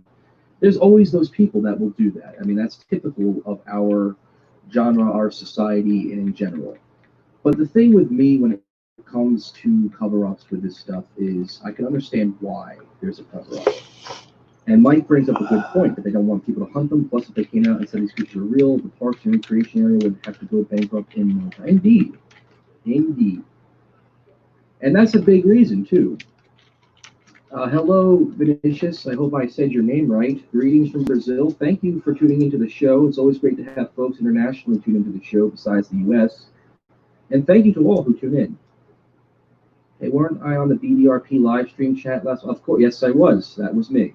And that's another thing, too, I want to throw out there. Someone had mentioned to me, someone sent me a message saying, oh, why do you go on these? Are you on some of these shows to get your, promote your show? No, I'm not. I think these are funny claims because, honestly, DDoS is one of my friends. He's a very good researcher, and I admire his work, him and the rest of the BDRP. And I go on his streams to listen to what data he has to present to the crowd. And that, to me, is what I like to do. I like to listen to other streamers, other people who are researchers, and listen to their shows and see what they have to say. I listen to Vic's show still, even though I don't really think some of the cases that are produced on some stories that are being told are genuine. I'm not going to go into a dialect about that because I could say that for another day. But again, I want to throw this out there. I don't believe every story that's presented to the table because there are some red flags. There are some black holes that I feel are very, don't make a lot of sense. And whether you see it on Vic's show or D's show or in general any other YouTuber show like Dark Orders or whatever, there is some interesting content that's produced, but I mean, not everything to be genuine. Thank you, Mike, for the kind words. I really do appreciate, like I said, the support, guys. You know, it's always great to listen to the fans' feedback and everyone who tunes into the show. I wouldn't be doing these shows if it wasn't for you guys, the subscribers, because you guys are the reason why these shows still continue. So thank you for the kind words. But I want to talk a little bit about the cover-up stuff. The incident with a lot of the chaos, and you're right about, and everyone who's posting about the cover-up stuff, you're all hitting the nail on the head with it. Because the thing is that when you talk about a cover-up with dogmen, especially dogmen, Sasquatch, it's already but dogmen covered up, it's very interesting because I think there's more of a connection basis here with the fact of keeping the parks from going AWOL, I guess you could say. A jar of pickles, I know you mentioned, have you heard of random staircases showing up in the woods? No, I have not, actually. That's pretty interesting. I'll have to look into that. I wanted to answer your question. I know you posted it before. But going back to what I was saying, everyone who's talking about how the government would lose billions in revenue of the national parks and everything in general, of course, you're 100% right. Accuracy is key on that. And that's the crazy part, too, because you have these incidents where they're going to be covered up. And if the park rangers or people were to say, listen, you got to be careful, there's a giant 8-foot creature out there running on bipedal and running around, I mean, that would tell you that right then and there that if there's a family that is actually walking around and going camping, it would be very terrifying for them. And they would be like, nope, I'm not going to go there. I am not going to stand for it. I'm going to not go to this park, and I'm done with it. So, yeah. And that's something to me when it comes to a cover-up, why they would kind of go forth with it. Because, you know, you got these creatures out there that are in the woods for a permanent reason. I mean, this is their home. You don't see dogmen walking into metropolitan areas. I mean, if that was the case, we all remember the ending to American Werewolf in London when the werewolf went rampant in Piccadilly Circus. That would be the same chain reaction people would be getting. And that's the same chain reaction people would get even in the woods, in national parks. To me, that would be the case scenario there where to tell the public about these things, there's only 2 ways I feel the public would have to know about these creatures. Does it take, and I'm not saying this for some people, and this is not to be in a political stance, this is to be on the exact pressure of what we're doing here as researchers. If the president was to be mauled by a dogman, would the government cover it up? Maybe. But, I mean, let's be fair here. I mean, there's always going to be a case with someone having some sort of rabid encounter, but at the same time, if it took that, or if it was the case that someone, like a government official who would have to go into a lot of surveillance and go into a lot of hiding, like Snowden, I would feel that it would be much so to explain. It would have to be huge explanation to really tell the public. There are different types of demons that's been walking on this earth. Top, can you explain to me how they are demons? I mean, I'm not discrediting your opinion. I just want to understand why. I want to know if there's proof, if there's evidence that proves that they are demons. I would like to know. Why would they allow people to put themselves in danger? Well, again, I mean, the woods, first of all, when you're in national parks, when you're in the woods, I mean, it's all about survival. Survivor Man, a great example. And really in the woods, you want to hit there and you want to do what you got to do. You want to sit there, you're away from society, civilization, but you're also in wild animal territory. That is something that, to me, it's like you go into the woods, you're built on survival. You're described to be on survival. So park rangers might be there, but not all the time park rangers are going to be there to watch your back. I always go into the woods no matter what. Hunting knife, a gun if you have the permits for it. But in general, you should never go into the woods unarmed. I don't encourage people to go and kill dogmen. I just say in general, you never want to go into the woods alone. Because you may not even encounter a dogman, you may even encounter a bear or a mountain lion. But that's the type of thing that really stands out to me. Of course, why would they allow people to put themselves in danger? I mean, first of all, if you go into the woods unarmed, you're putting yourself in danger immediately. Because, as I said, you never want to put yourself in a position where you can defend yourself and you don't have the supplies for it.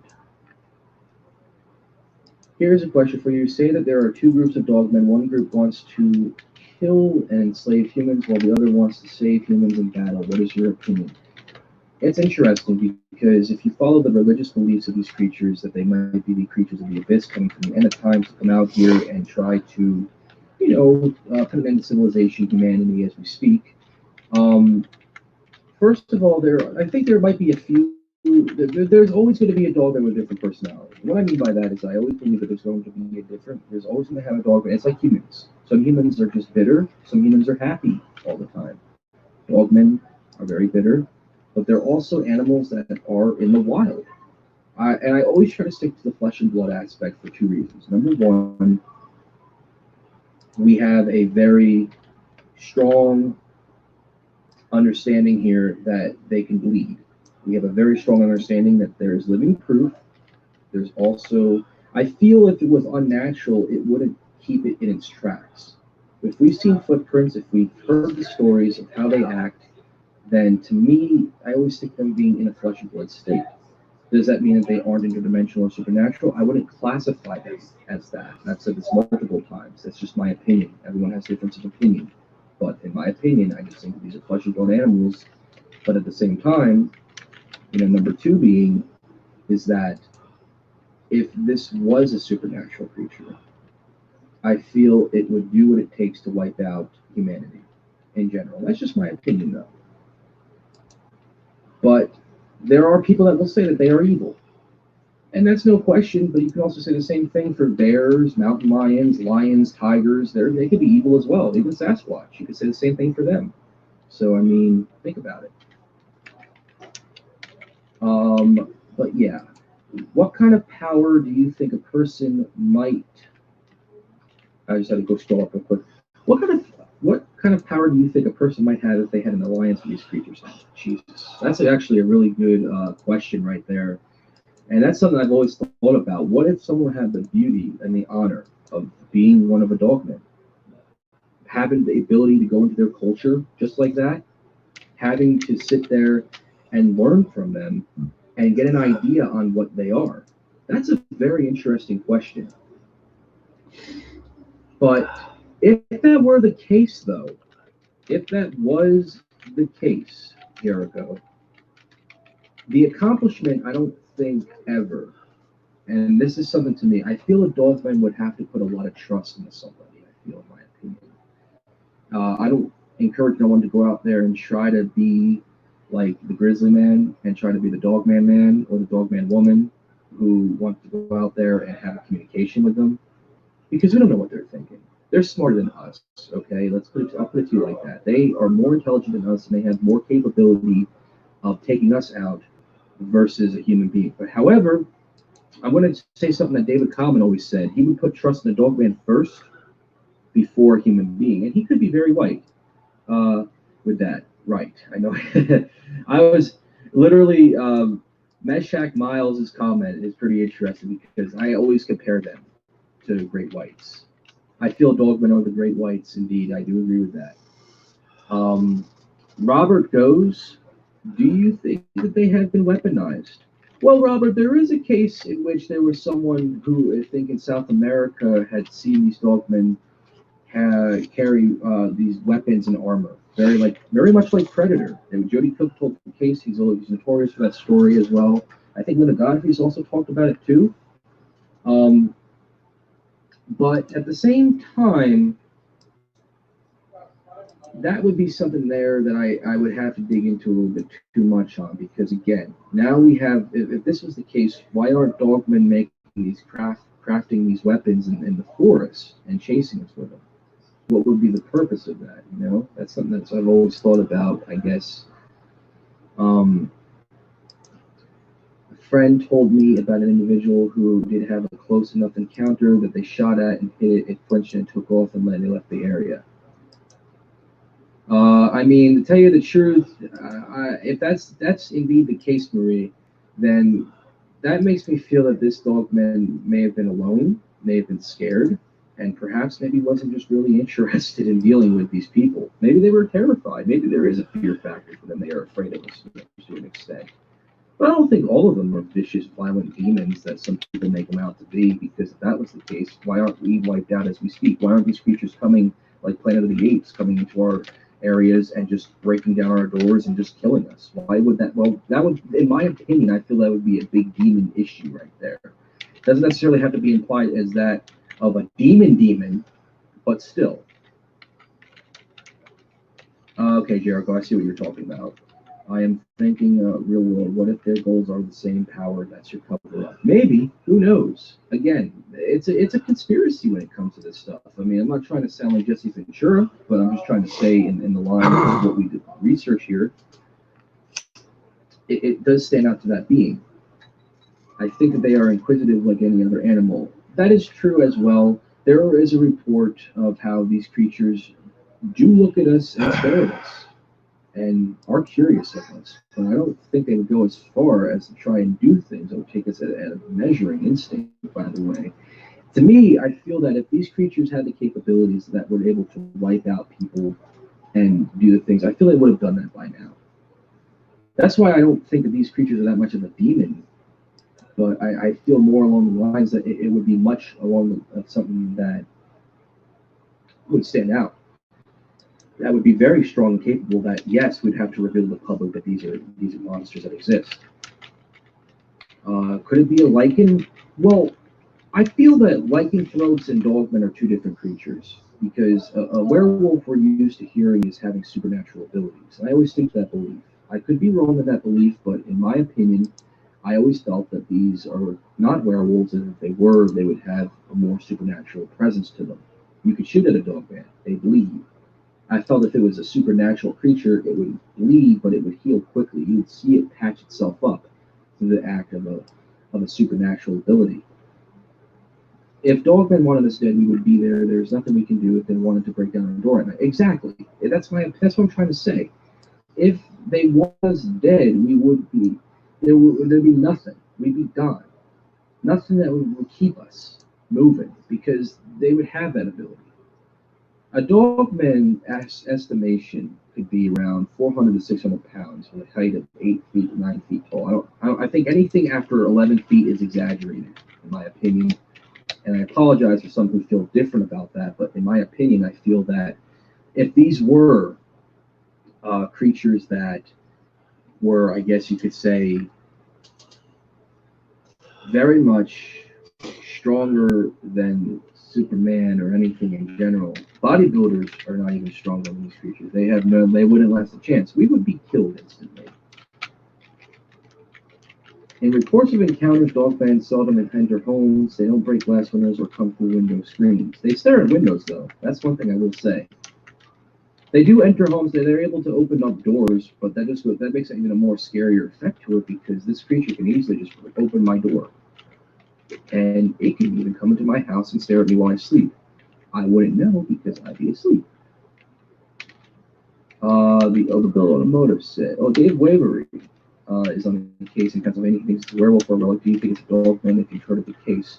What is the case about that, Mike? I would like to hear more about that. I know it kind of sounds a little ridiculous that I'm a researcher. I don't really catch up to date, but there's so many researchers out there. I just don't listen. I don't keep up and listen to every single story that that are being posted out there. Navajo Zuni Indian stories of what they are and how folks become one is very dark. We are protected from the attacks from demons and called gods who strain the unseen realm is actively helping us. That could be true. I'm not really big on the religious aspect of them, but I mean, it is something to also think about. What do you all think about the dogmen that Jody Cook heard about when they said there'd be an alien race? They wear armor and carry a sword. I was just talking about that actually. To answer your question, Shar, I think that's an interesting case, an interesting story. However, I just have a hard time kind of sticking with it because of the fact being that it could take a dogman very easily to obtain an axe from somebody or something in a shed or a garage they can break into, or in general they can craft something, a spear maybe, or whatever the case may be. They can do the same thing here if they wanted to. What about the land between the lakes, dogmen or Bigfoot? I might get you guys, if you guys have questions, I might actually lose touch bases because I'm going to get into the land between the lakes for a little bit. Wyona, that's a very interesting question because land between the lakes is probably one of my favorite cases involving the related story of dogmen. Because of a few reasons. One, this is a very popular case. The land between the lakes tells a story of a dogman, or what appeared to have been a dogman, killing this family. And this family, unfortunately, there was a big cover-up with it. The authorities arrived, and the two responding officers were shunned. They were told that they weren't. There's a lot of cover-up. There was a huge thing with it, a big diabolical with it, and apparently this creature was killed soon afterwards. The only way that this story was brought to public domain was because of Jan Thompson, and the story went from there.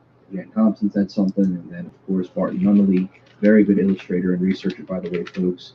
He has one of the best sketches, I think, ever of a dogman. So, that's a very interesting case, but I am skeptical of it for a few reasons. Number one, the fact of it being covered up, and number two, the sake being that there is so many different variations in the story. There's a couple things that are a little different versus the original report from Jan Thompson. The original report from Jan Thompson that was retrieved from Barton and put on Phantoms and Monsters is on the Phantoms and Monsters blog. If you guys want to check it out, just look up LBL and look for the link up to Phantoms and Monsters. And that's the original story. There are some differences in the story in recent years. Some say that now this creature, there was more to it, that there was two creatures, that there was military operatives there. National Guard was called in, the park was covered and closed down for the day. There's so many different variations of the story, and to me, I feel it might even be an urban legend at this point. But LBL is a very haunted attraction, number one. It's not just dogmen. There's cases involving the Hotel California, which was at one point supposed to be a vampire hotel. These people who were vampires reportedly would hide in this area. It also has a history with Native Americans. The original story of the LBL case told the story of how this supposed the origins of the so-called beast, of a shaman who used his powers for evil, and he was killed by a tribe, and he cursed the land, very similar to Chief Cornstalk and the Mothman in West Virginia, and that this creature is this shaman who does not like people in general. So the Land Between the Lakes story is a pretty interesting case, but I will say this. I mean, if that is the case, I wouldn't call it a dogman. I would feel it would be more demonic. It would be something like that of a werewolf, or maybe even a skinwalker. But again, I wasn't there as well as all of us weren't, so I can't really say that for sure. Stacy goes, I'm sure the government has video and pictures that would blow our minds on this animal. I wish people who research them would show some of their good stuff too. Well, that's something I've really looked into. I know Dee goes out into the field and does this research as well as Jody. I would like to understand how, and also get an idea of why we aren't seeing any evidence that is relevant. Scott Carpenter and Kirk Stokes have pretty good evidence, and on top of that, whatever we've seen in our history with dogmen in the last 32 years have been publicly discussed when it comes to the folks who are cryptid enthusiasts like ourselves. But at the same time, I feel that in those cases, again, it's a cover-up. There is definitely clear evidence out there.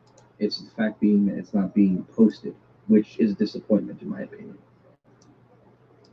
Do you think that they might have current or long-standing historical contact not to kill humans? Well, now that's opening up a parallel with the good, bad, and ugly. There's the good dogmen, there's the bad dogmen, and then there's the ones that are just straight out just don't care.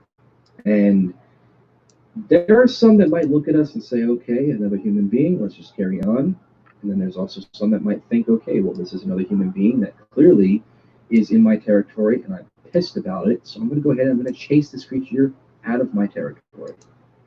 Notice how I called the human a creature, because to them, they probably see us as a human, but, or as we see us as human, but they probably think we're not. They probably think in their own brains that we're a creature of our own. We are, in a way, a creature. We're mammals, so, I mean, it is somewhat to that. There's some instance to that. But, again, that's just something, in my opinion, that really stands out to me, I guess you could say. I feel the lichens are more evolved hybrids. Werewolves are less heard of or seem to be dying out, which would make sense, or perhaps I have no need to be out and about much. Well, again, I mean, I feel with lichens and werewolves that we're entering more into a supernatural discussion. And I feel in that case, if that were the provenance of that they would probably have a more supernatural capability and more of an advantage towards humanity. But Maria, you might have a good point, though. I just want to respond to your question with that as best as possible. I've heard dogmen running down cars doing 50 miles per hour. Well, why would they knock on a window and not just break in? Well, I mean, again, when you go by their instincts, maybe they're not trying to give us the hints of fright and fear. They're definitely giving us the fear vibes. They want us to be afraid of them. As tough as it might be for some people out there to believe this, I always encourage people not to show fear, because if you show fear, you're becoming prey. And when you become prey, well, the rest is history. So, chasing cars 50 miles per hour, very similar to a Mothman. I mean, 50 miles per hour, I feel maybe a bear can run 25 miles per hour, from what the records state, unless I've been told fabricated notes. I don't think, in that case, maybe 30 miles per hour might be a little bit better. So yeah, I mean, but they do chase down cars. They're very notorious for that. Blazing Torque goes, would they be related to Cynocephalus? I hope I said that completely wrong. I do apologize for that. Cynocephalus, or whatever that case may be. Perhaps. I've never looked into that, actually. I would like to. You got me a new topic to take some notes on, by the way, Blazing, so I'll definitely look into that. If they were, though, again, I feel that there would be more of a supernatural connection to them, which would maybe go back to them thinking they're werewolves. I think I may have heard one once, never seen anything, but it was 3 consecutive nights and almost perfectly the same time each night. Way of Balance, by any chance, where's your residence at? I can hook you up with a nice map and a location spree of where these creatures might be inhabiting at. Let me know if you're interested. Are dogmen known to shake branches and make noise to scare people off, or is that more Bigfoot behavior? Casually, that's actually, I know Bigfoots are very more notorious with mimicking and banging on trees. I think dogmen just make more vocalizations, but at the same time, I've never really touched base on cases where they've done that. It's probably more of that of Sasquatch behavior. Have you heard about the military guy and saw the one-winged creature with a clown-looking face in the woods? I have not, and that sounds extremely terrifying, by the way, Miles. Do you have a story about that? Do you have a link to that or a source where I can actually view that? Because that's pretty interesting. I mean, first of all, I don't have that phobia of clowns, but I know there was a big thing with clowns a few years ago. And yeah, if that were the case, then maybe there is a shapeshifter or a skinwalker involved with that. I think the government is making these things for war, and they let them loose to see what they can do. Well, my last stream, I touched base on Plum Island. Plum Island being this reported secret base where there's supposedly animal experimentation. And there was a case 11 years ago of the creature known as the Montauk Monster who washed up ashore in New York, a New York shore, and believed to be a Plum Island creature. And if these creatures are being experimented on and being captured, one thing I forgot to mention about LBL is that there's these bunkers. And could these be little hideouts for creatures like dogmen or werewolves or whatever the case, whatever you want to call them? Well, let's be fair here. Again, dogmen, werewolves, shapeshifter, skinwalker, wendigo. I mean, those are like two different categories of animal right there. But anyways, back to what I was saying. Could they be experimented on? Could they be tested to be ready for war? I believe that they could be a super soldier.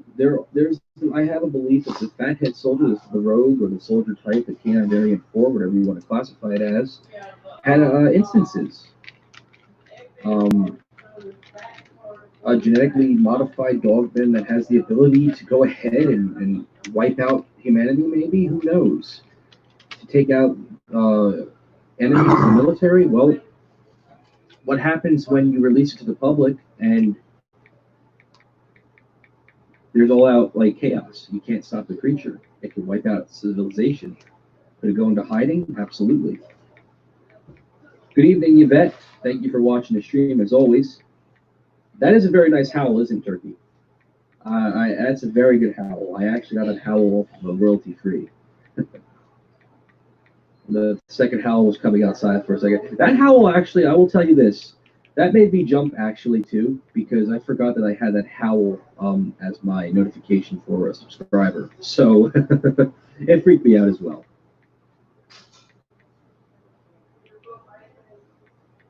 I am skeptical of Land Between the Lakes story because the part where the blood lands on the cop's head is out of a movie. And Jordan, you brought up that incident too, and that's something that's another thing too with that case, is that I feel that that could be more of an urban legend. I could be wrong. The other reason why I'm aiming towards urban legend is because of the fact that you have a case here where apparently a family was mutilated and killed. A little girl was found torn to shreds on top of a tree where the blood was dripping off, which Jordan mentioned. And to me, I feel that if that were the case, where's this family's other family at? Why haven't they said anything? Why wasn't this posted in records that this family was looking for this other family member? What happened to them? Were they notified it was a bear? Just like the Bowman. Kumbo tells the story best with the Bowman. And that's a case I could save for another day, but again, it could be out of a movie. And it does sound like it's out of a movie. My apologies. But again, who knows for sure? There's always a yes and no, a dividend, a pro and a con to these things. But I do think that if LBL is indeed a cover-up and if the story is true, it's got me on the horizon with it. I'm fooled by it there and there. That's about it. I mean, again, I could be wrong about LBL, but again, I could also be wrong about a lot of things. Overbuilt goes to think that there are a family of them, too, not just the Indian shapeshifters kind of narrative. Everything is complicated, not black and white. Hello, Ethan. Welcome to the stream. No problem, Ethan. Thank you for tuning in as always. Thank you as always for listening in and tuning in to the Venomous Fringe. You live near a forest in the UK. What forest exactly, Vengeful? I'm curious. Maybe there might be some activity. Maybe I can look up the records and see if we got some activity in your area. There is a case I am covering in the UK, in South Yorkshire, which I want to talk about pretty soon, but I will reveal more of that as the time goes on. and go from there. It's a very interesting case, though. This lady's had activity for the last year. I've been helping her get through it, and I'm looking forward to it. So we'll see. Mark, you're not invisible. I'm. What are you? I'm listening to what you're posting. It's just the fact that I got a lot of questions I'm responding to. So don't take it to offense, bud. My friend, who is a paranormal investigator, is planning on doing a documentary on LBL this summer. He is going to investigate all the places and stories. I would love to hear more about that, Maria. If you'd like to give me an email at thevenomousfringe@gmail.com, it's in the description of our live stream here. I'd love to find out more information on this documentary. I'm very interested to hear about that. Let's see, what else do we have here? Researchers with very good evidence most likely was told to keep a lid on it. Most likely, Mike. There's always a case with that. Dogmen have been around for thousands of years and they are nothing like Sasquatch. That is very true. They are two different cryptids. They might have similar attributes, but they are two different creatures. From Kentucky, here, never been to LBL. Know the eastern part, though, we do have Dogmen and Bigfoot. Indeed.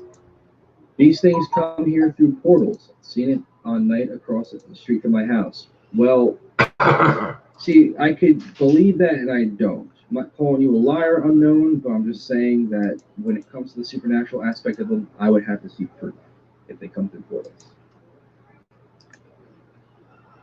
Dogmen do play. I wouldn't advise no one. I mean, it would be very ballsy, in my opinion, if someone got a tennis ball and felt it was appropriate to play fetch with a dogman. It'd be hilarious to watch, but I'd be scared at the same time. Do you think movie makers can make a horror film about dogmen, not werewolves, just dogmen? They made 2 independent films, though not good, just okay. Any ideas for a dogman film? Well, you know, Hollywood is very corrupt. I'm going to say it as is. Hollywood is not creative as it once was, and Hollywood would make great cash, but they would only do a dogman film if people were getting slaughtered, if there was sex, if there was a lot of violence. That's how they make movies in the horror genre nowadays. It doesn't have to necessarily be sex, but still, I mean, again, dogmen are like, I do agree though with Ethan. I mean, I do think there could be a dogman movie. However, but who knows? Who knows for sure? I would love to see a dogman movie that is like the Mothman Prophecies, where it's not a victim being taken, but has stories of encounters and just fright. Maybe too, dogmen are confused that we look like Bigfoot in a way, but a lot smaller and wearing cloths. That's why they don't attack. Think about bears and wolves. To be extremely fair, I mean, I kind of see them being like, I don't know, like when they see us, they're probably like, oh my god, another intruder. To be fair, I think they probably feel that way. I mean, that's like some stranger coming on your property just looking around. You're on your property and you got a stranger there, it's like WTF. They probably feel the same way when we're in their territory. I never encourage nobody to go out there and try to provoke one. Always back away slowly. Do not look at them with eye contact. Just back away slowly, show no fear, and do not look at them. Make it stand out that you are not there for their harm. You're not there to harm them. You're there simply for whatever reason. I've heard they tried opening doors or fumbling with trying to use the doorknobs. I would think this would be a bit difficult for them to do. Would you agree? I mean, like a Sasquatch, they do have paws. They do have. I mean, I feel that their paws are not like dog paws, but more along the lines of that of having a mixture of a hand and a paw, like paws and claws, so to speak. Vic has mentioned it as well. There are reports of them coming out, touching doorknobs, touching car doors. There was a case with Danielle Stedman, episode 83 of Dogman Encounters, in which she had mentioned that there was a dogman that tried to get into this car that her and her friend were in. So they do fumble around. It might be difficult for them, but I'm sure they can do it. The alien race were said to carry an Orden, uncommon sword. It was one piece of info Jody didn't release, so when he heard from the Marine in Afghanistan, he said the same port. He gave credibility. I'm assuming that's what you meant. Sure, most likely. But again, those are cases where if no one else is coming forward saying that they've seen dogmen with swords and knives and stuff like that, I have a hard time getting into that group because, again, who knows? This guy can be telling a story just to fool us all. I would have to, what would convince me otherwise, if this guy came back with a weapon that was used, or more importantly, there's photographic evidence, or there's a file dossier in our government that's classified that someone can reveal that would say that this indeed happened and that this is it. Who knows for sure? Who knows if that guy even told Jody Cook for the sake being just for the fun of it, just to get people going? You know what I'm saying?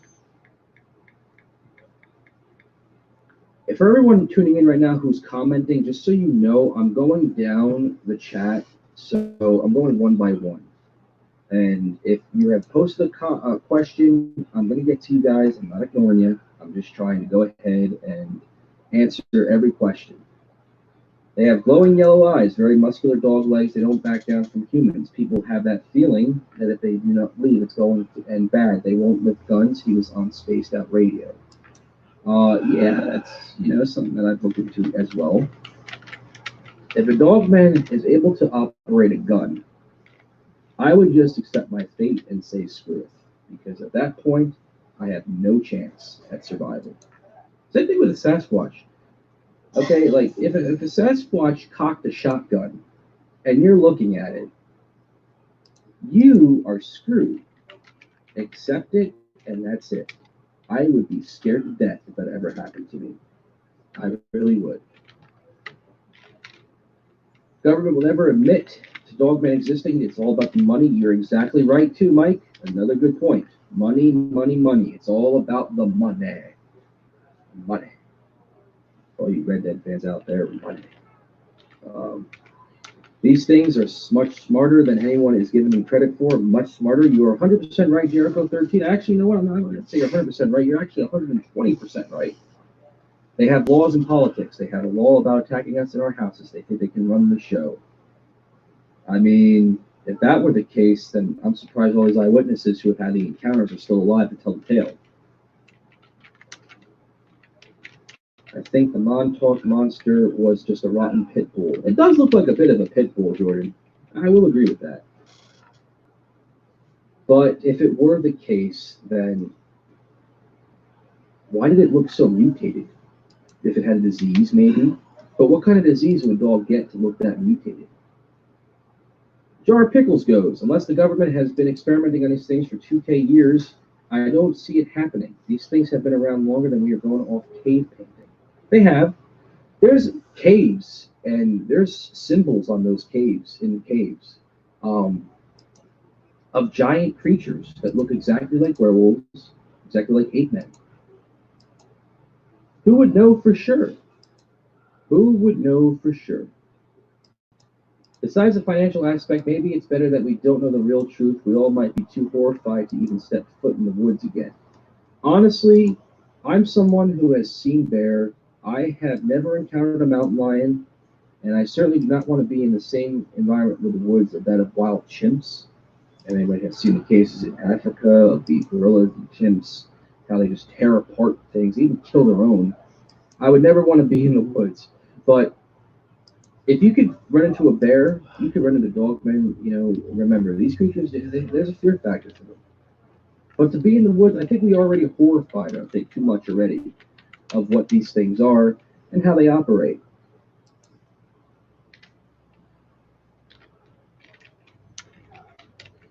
I have also read that they have seen dogmen fighting with one another and one killed the other. Maybe question if they were from the same group or two different ones. What was that case, Maria? I'd love to hear more about that. Because dogmen and Sasquatch, they do kill each other.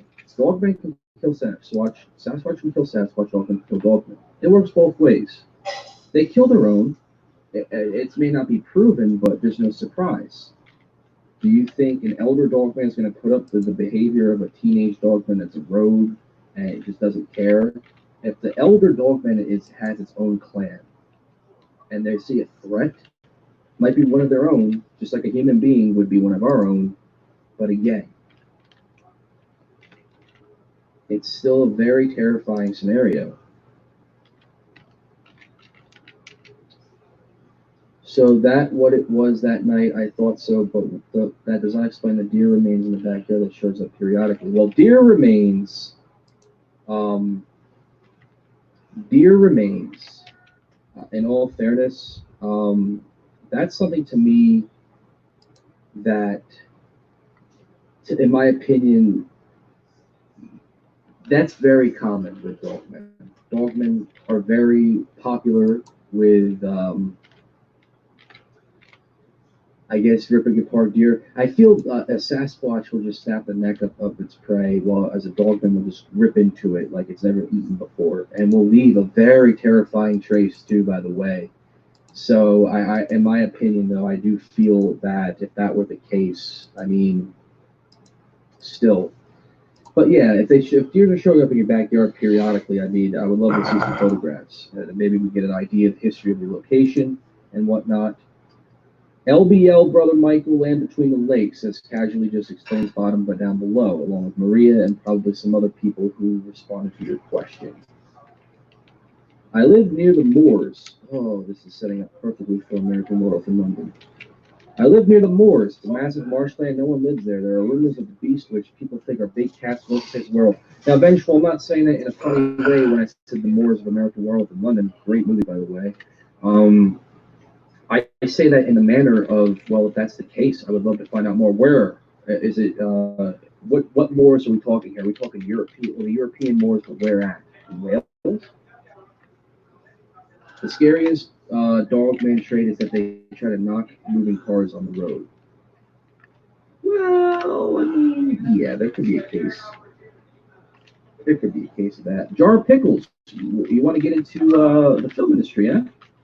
Very interesting. I always wanted to make movies. However, I feel that with the way Hollywood is today, they would probably reject things. It's hard to get into the film business, by the way.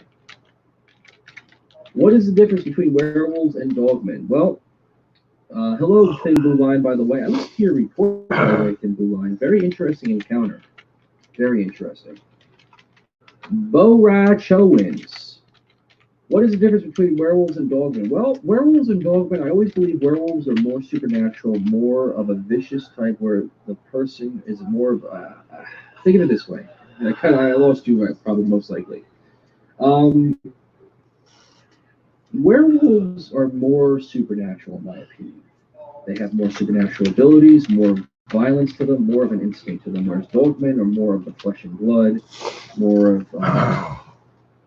I don't think a werewolf could bleed or be killed with regular bullets, if you follow the infamous silver bullet theory, whereas a dogman could be killed with anything. So, absolutely. That's, to my opinion, I feel that those are the two differences, though some can disagree.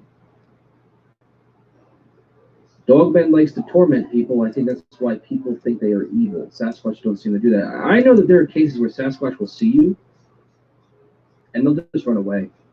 Whereas dogmen, they'll look at you and be like, oh, well, I'm chasing a human again. But I could be wrong, too. I could be very wrong. But dogmen do like to chase people. I mean, if you look at it like a regular canine instinct in our domesticated dogs, when there's a stranger at the door, they'll pop up and be like, ooh, hello, and try to kill you. But who knows? Some dogs are curious, some dogs aren't. Dogmen are the same way, in my opinion. They do have high tech, they do use it, but they do disdain. Their culture worships nature and natural strength. If they do have high tech and use it, I would like to see evidence of that. But that doesn't mean that they can't use it, because I'm convinced that they can actually operate that kind of technology if they have if there was, of course, a verification on that. What's your thoughts on carrying a 45 ACP P extreme penetration ammo for defense against these creatures as a last resort? Well, you know, VidCon has always said something very interesting to me, and even to so many too, about how you get the most highest graded weapon in the military, and it would still pierce a dogman. It could probably penetrate it, probably injure it, but would it be able to kill it? Probably not. As a last resort, I think injuring it would be the best way to get out of there. versus, an actual risk with that, of course. I plan on doing deep woods exploration with my pet wolf. Any tips on not just getting killed? Dying isn't exactly all that high on my to-do list. Well, Jar, I want to ask you this. If you have a pet domesticated wolf, your wolf will probably pick up on if there's threats in the woods. This is very similar to how dogs can start to whimper and start to get a little terrified when there's also threats in the woods as well. So, in my opinion, to answer your question properly, I would feel that if that were the case, then I would definitely go there. I would go there not unarmed, but I would go armed. But also, if your pet wolf is along with you,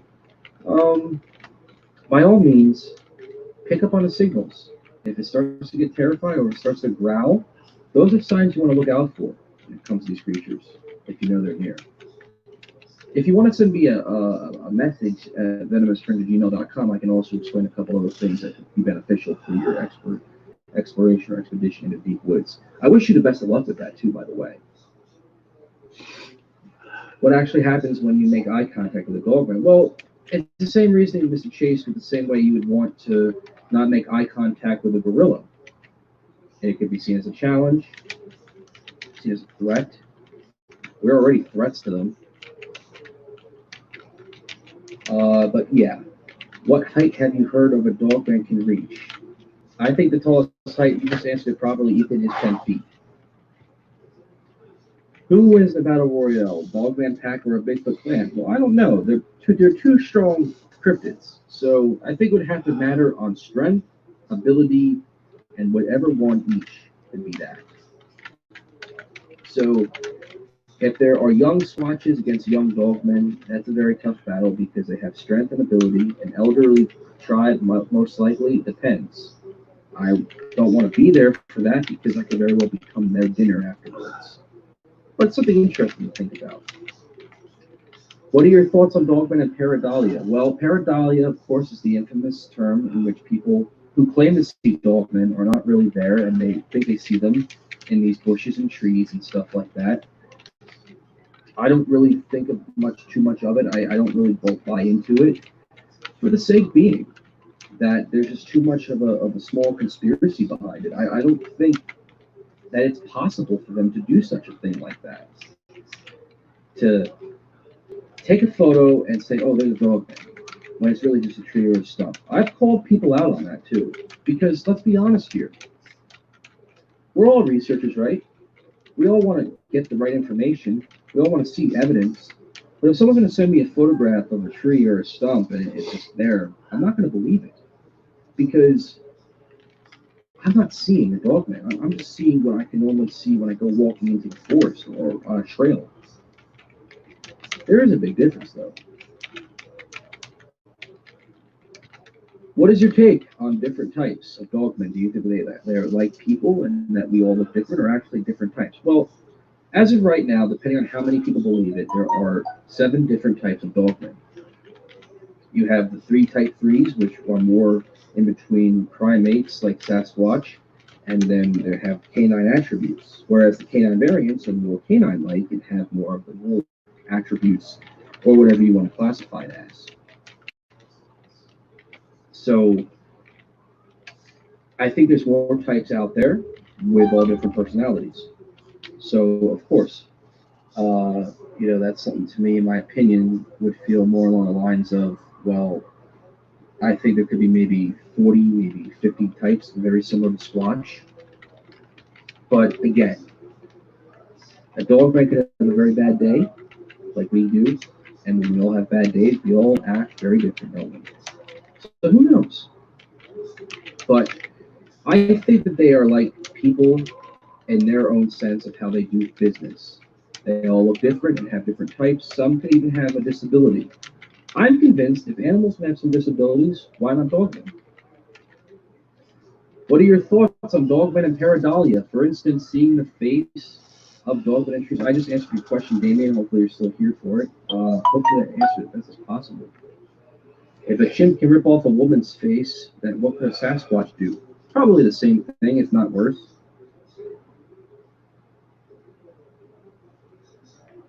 What are your thoughts on Dogman Paranormal? Again, I just answered your question, Damien, so hopefully you got the question. Why do you think so many reports of Dogman going from 4 legs to 2 legs report the loud popping noises? Almost sounds like they could be advanced robotics. You got to remember something too. These creatures are very muscular. So when someone who has a lot of muscle on them, they pop joints, or when they crack, it's almost the same thing. But also too, these creatures got muscle to the teeth. I mean, it looks like they take steroids, for God's sakes. I mean, it's one of those cases where most likely there is this huge animal that has the ability, the size of 3 bodybuilders, and pops their joints, and just like that, I mean, they are strong. They are very strong. If a Bigfoot can break down a tree, a Dogman can do the same thing, if not worse. Would it surprise me if it break down an oak tree? Or, excuse me, lift over 500 pounds? I like your howl. Thank you, Scarborough Squatch. The one I heard during my daylight encounter was the loudest howl I ever heard. Yes, 2 other people witnessed the howl, which scared the bejesus out of all of us. And I'll tell you one thing right now. If I've ever heard a Dogman howl, and you can pick up on the difference between a regular wolf howl, a coyote howl, a dog howl, but a Dogman howl, God, such a very terrifying experience. Bengal Turkey goes, I've heard that in the moors once I saw a sheep's head torn in half. Oh, Jesus. Its jaw was separated from the top half of its head and its body was mangled. Yeah, that's a large predator right there doing damage, Turkey. Very large predator. Are there Dogmen as far down south as Texas? There was a guy here, Ivan, who mentioned about North Texas where he was from. And if you are interested, I will put out a map.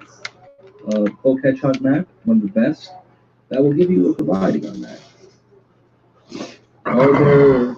Yeah, I just said South Texas is most likely North Texas. South Texas, big time. But yes, Scarborough and everyone else out there, listen. I just want to put this out here. I'm reading everyone's comments one by one. I'm not ignoring anybody's comments or questions. I'm just going down the list as we go along because so many are contributing and I'm just trying to get everyone's questions as best as possible. So I'm not ignoring you, and if you do feel like that way, I do apologize, but that's not the case. Are any Dogman sightings in California? Yes. Again, like North Texas and South Texas, I will throw out a map discussing that. I also want to talk a little bit about each state, by the way. If you guys are down for a street for that. Anyone know about the Dogman seen by the locals in London, Ontario, Canada? It's in some park. Are you talking about the Schultes Vicus? Because that's the most popular one, I think, in Quebec, or Ontario, so to speak. Around the same time as the night of the portal sighting I had, a neighbor 3 doors up saw it on her front porch going through her trash. So I wasn't the only one that had seen it. Okay, that makes a lot of sense. It does sound pretty interesting. I'll have to look into that. Unknown, if you want to send me an email at venomousfriends@gmail.com, I'd love to hear more about that. A link, or in general, if you guys want to send me an email, it is in the description. Feel free to take a look and send me of course, a email if you wish. Do you believe Dogmen are humans that turn into a human and dog hybrid? Is that even your idea of a werewolf, or does Hollywood have it completely wrong? Well, Bo, Linda Godfrey, I think, says it best about you don't want to compare these creatures to that of a typical Hollywood werewolf movie because, again, when we think of werewolves, we think of these creatures that turn man to werewolf on the night of a full moon. These creatures are seen in the daytime and seen during a regular night, not a full moon night, a regular night. And the thing is that if that were the case, then I would feel like the skinwalker, not a werewolf, so to speak, Dogman, if that's where you're kind of coming from with that, Bo.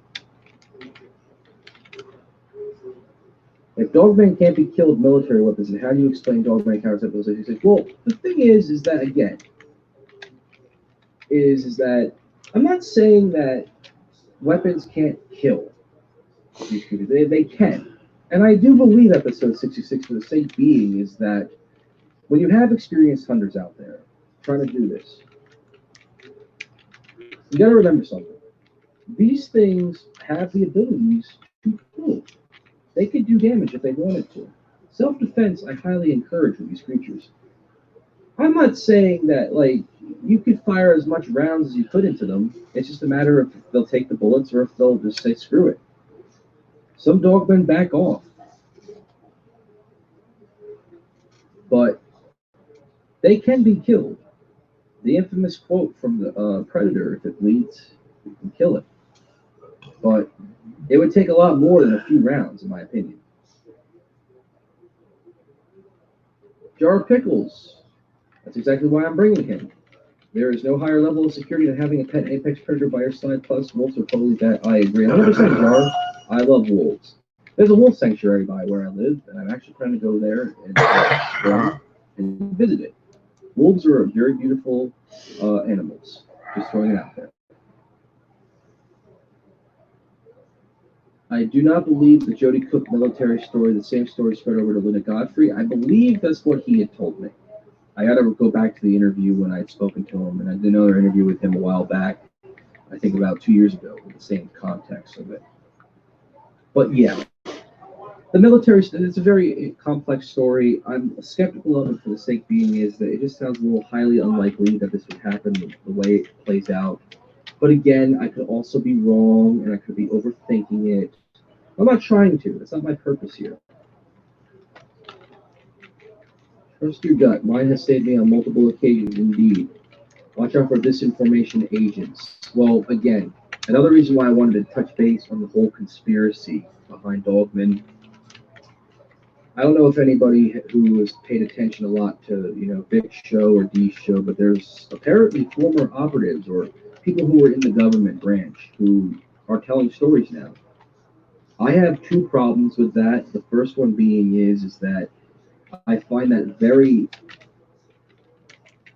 ballsy. That's the only word I can use to describe. To have people who used to work for our government, or at least in the U.S., for those who are international, that are telling these stories now. Why would they be saying something now? What's the motive behind that? It's a little sketchy, don't you think?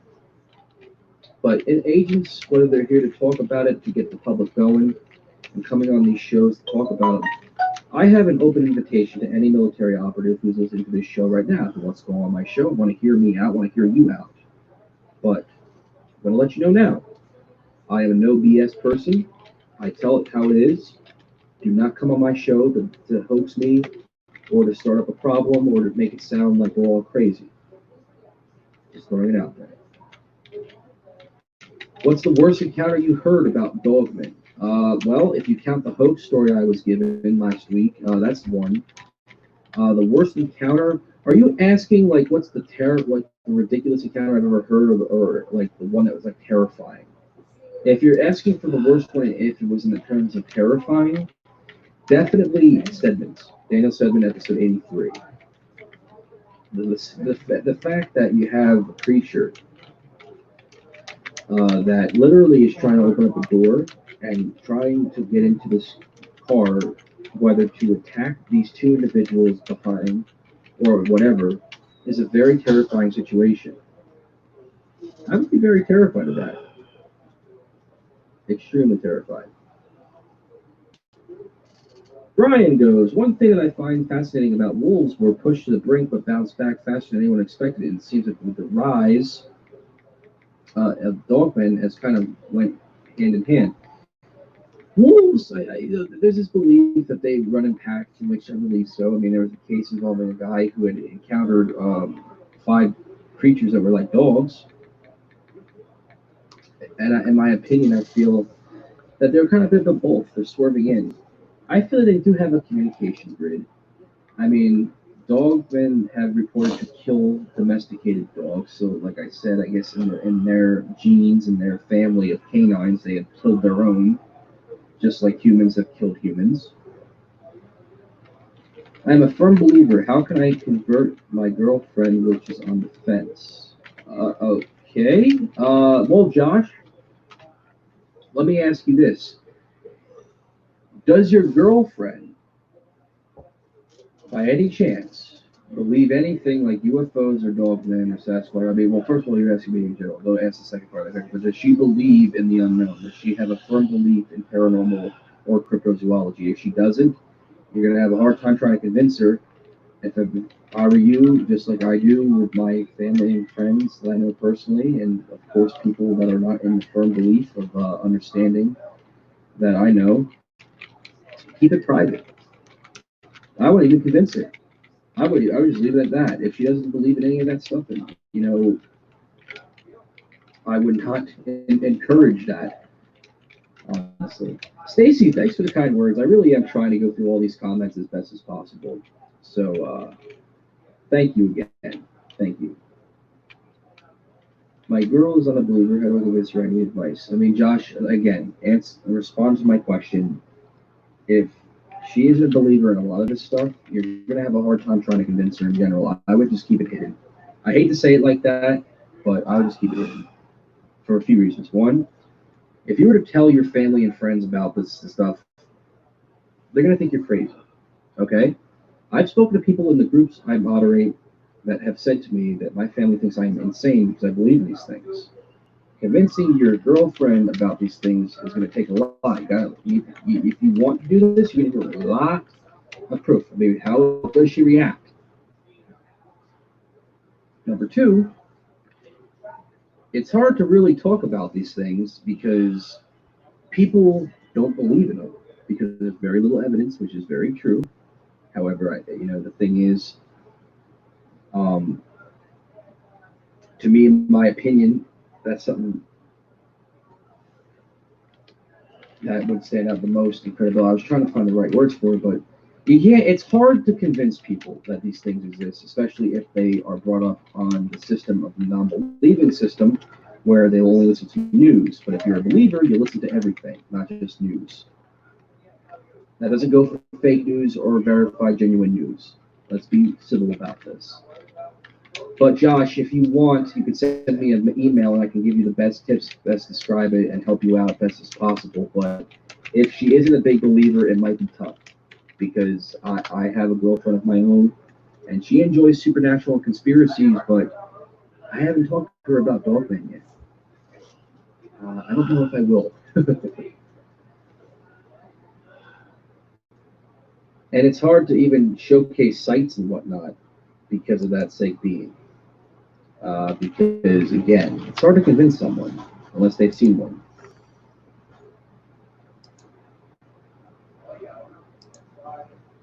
Yes, so is it okay?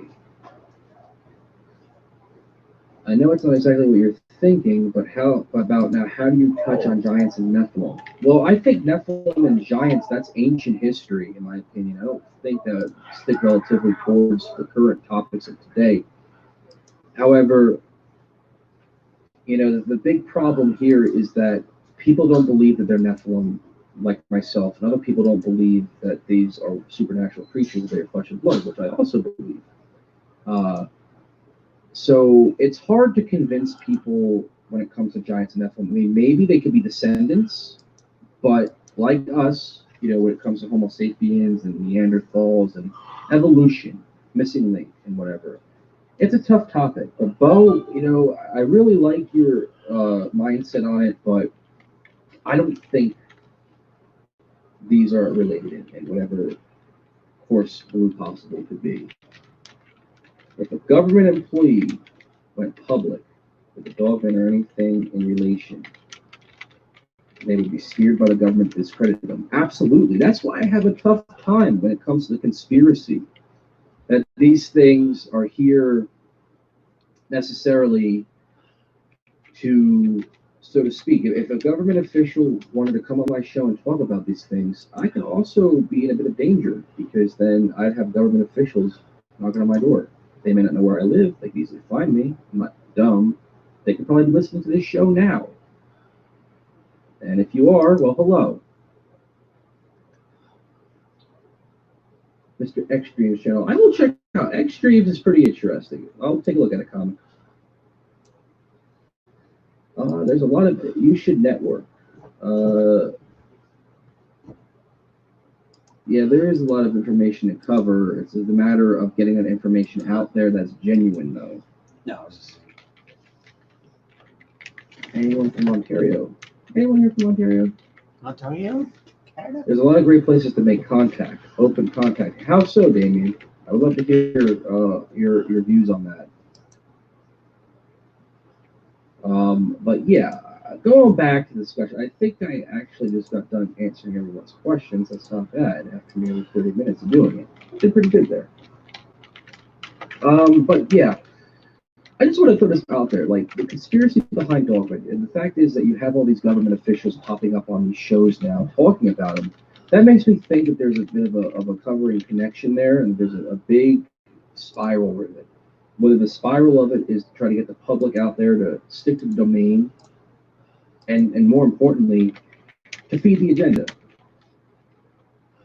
Ever heard of anything going in Long Island, New York? I don't see how they could survive. Well, Long Island's a very interesting place. I'm actually right above you. Actually, yeah, I'm right below you, where I live. So Long Island, though, beautiful. So yeah, I think they couldn't survive. I mean, these creatures are very smart. They know the shortcuts. They've migrated before. Migration is as popular as it is now with these creatures, so very much so, yeah. I've never heard of much reports. There was as close as maybe 50 miles from Detroit. But other than that, though, I mean, not much. Very much so, not much. Coming from Long Island. But I will throw everyone out a map. Cloak Hedgehog's map that will probably give you a better idea on where the sighting logs are for these things. And if we play our cards right here, this will be very beneficial for not just people who are intrigued by these things, but enthusiasts. I had an experience up north where I was walking alone through foothills and started having UFO sightings, Dogman Pareidolia, and strangers occurring all throughout the night. Well, let me ask you this, Damien. Have you ever ran into one of a Dogman, so to speak? And have you seen? There's a difference between pareidolia and seeing one. Pareidolia is the case of you wanting to see one, but there's nothing there. You're imagining things. And that to me would be a sight of, okay, well, I think there's something there, but there really isn't. I've done that before multiple times in the woods. So don't feel too bad.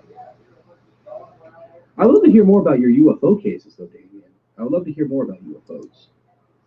There's a reason I created all my accounts anonymously. The only thing that would give me away is that I use my old radio number as part of my name. Well, in situations like this where it's really not public thing, you really got to keep a golden eye on things, you know? You got to keep a golden hidden analysis. Like the Venomous Fringe, no one knows who I am except for my first name. How do you know that's not even my real name? Okay? So you got to think of it like that. But I always try to keep an anonymous background on it. I mean, no one knows who I really am, what my real name is, what everything like that is. So that's the way I see it, and it's the best way to keep it on the hidden books. My voice can be very recognizable to some, but who's to know if I'm even that? It's not a voice changer. It works both ways now, doesn't it? I had something run behind me while meditating. On the dirt path. Footsteps heard and felt behind me. Interesting, Damien. Damien, would you be interested in doing a show, coming on the show, Damien, and discussing your story? So I would love to hear more from your UFO cases to what you have seen regarding the Dogman. You know what I mean? I would love to hear more about that, actually, because it's very fascinating. Great show and everything is cool. We are a long-time subs and can't wait for the newer subs to have a turn. Scarborough, thank you for your kind words. Again, this show, I always try to put out information. I always try to talk my opinion and, you know, go from over there. So yeah, thank you again. As always, for all my subscribers and everyone who's been longtime listeners who may not have been subscribed but like to listen in, thank you for your support. Very much so. You guys are great. You know, I always try to call myself the Fringe and not Vic number 2 or D number 2 because they've done before. Often imitated but not duplicated, as I say. With a name like Venomous, you must be named Eddie Brock. Trust me, if symbiotes were real, I would definitely bond with one. That's not a joke either. I'm very serious. It's definitely up to you, Damien. I'm not forcing you to come on my show. It's totally up to you. I would just love to hear your views and your claims because, again, it's very interesting content. It really is. UFOs have always fascinated me. So, Forsaken, of course. Stacy goes, enjoyed listening. It's the first time I've caught it from the beginning. Hey, thank you, Stacy. Thank you for the kind words. I'm glad you're enjoying this stream. We're already about an hour and a half in. Holy Moses. You think the portal might have released dogmen from another dimension or maybe even hell? Well, again, that's the basis theory of them if they are an interdimension creature or a supernatural, unnatural creature. If that is true, then yeah, the portal might have released them. There might be another dimension that have put them here for a purpose, but that purpose being, well, I don't know. No one knows. It's a good question. I could definitely go into some theories about it. Thank you, Stacy. I'm glad that you're liking the show. And Wicked, hit the like button as always, guys. If you guys wish to go right ahead. Likes and subscribers are not my big thing. Again, I mean, I can get 10K subs and I can get so many subscribers, but I mean, it's not what I'm doing this for. I'm doing this to put out data. I'm here to talk about what dogmen are, the theories behind them. I'm not here to make a buck off of this stuff. I don't have a membership with YouTube because of the demonetization going on, but that's why there's a PayPal. But again, I'm not forcing no one to contribute. I'm not forcing anybody to, listen, you like my content, you subscribe, then go for it. But guys, I'm here to process and give you guys data. That's the main purpose of this show. That's not just saying that to make myself sound nice. I'm just being honest. Straight up. I mean, honesty is key. Casually, all right, I'd love to hear your experience. Definitely send me an email. Email is in the description, venomousfringe@gmail.com. Good night, Tim Blue. Thank you, as always, for listening to the show. Has anyone ever heard of a researcher named Kwame Lasperzitis? I'm terrible at pronunciation, so bear with me. He suggests that the dogmen are guardians of portals and often seen around them. If that's the case, I would love to see proof on that. Again, the only way I will be convinced that these are unnatural creatures that come through portals is if I see proof. If I don't see evidence, then I'm sorry, I just don't believe it. What are your thoughts on the ancient astronauts? Do you think that our ancestors had contact with aliens? I believe, now let's be honest here. I am going to be extremely honest. I believe that there is a connection between us and UFOs and aliens. That's why there's a big cover-up with them. That's why the government is very, for lack of a better term, very black-boxed with cover-upping between dogmen, aliens, and all that other stuff. But, again, you got a case here where you have two different parties between the government and the people. Government having obviously knowing more than what we know, and that's a thing with me where if there was contact, you got the astronauts who were on the Apollo mission who had some very mysterious encounters even on the moon. So it's possible.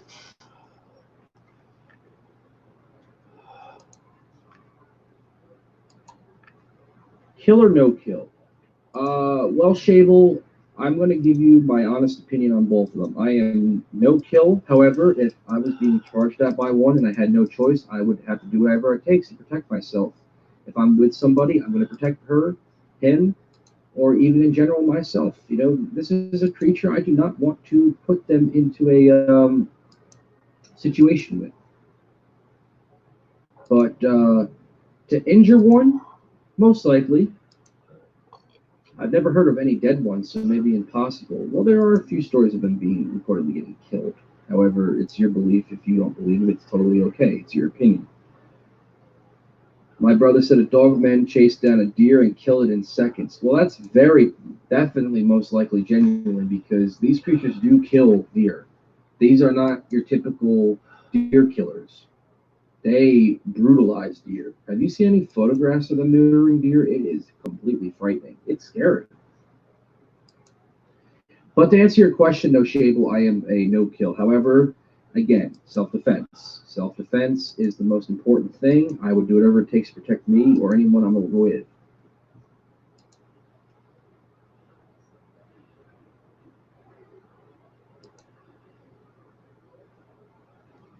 You know, you guys are mentioning a situation with Vic. Apparently, there's 2 encounters on the Long Island show. Again, one of the things I've learned when it comes to these type of discussions is that these episodes are uploaded involving encounters from different areas. But again, it's up to us, I believe, to know if it's fake or genuine. Long Island is too busy, though. I've been there. It is extremely busy. So I highly doubt they are in Long Island. And if they are, I would love to know where their hiding spots are, because it's great. The lifespan of a dog man, that differs. That could be maybe from the ages of 1, maybe to, because they might live the lifespan like Sasquatch and like humans. They could live up to maybe 90 years old. Who knows? We don't know for sure. We don't know the full story.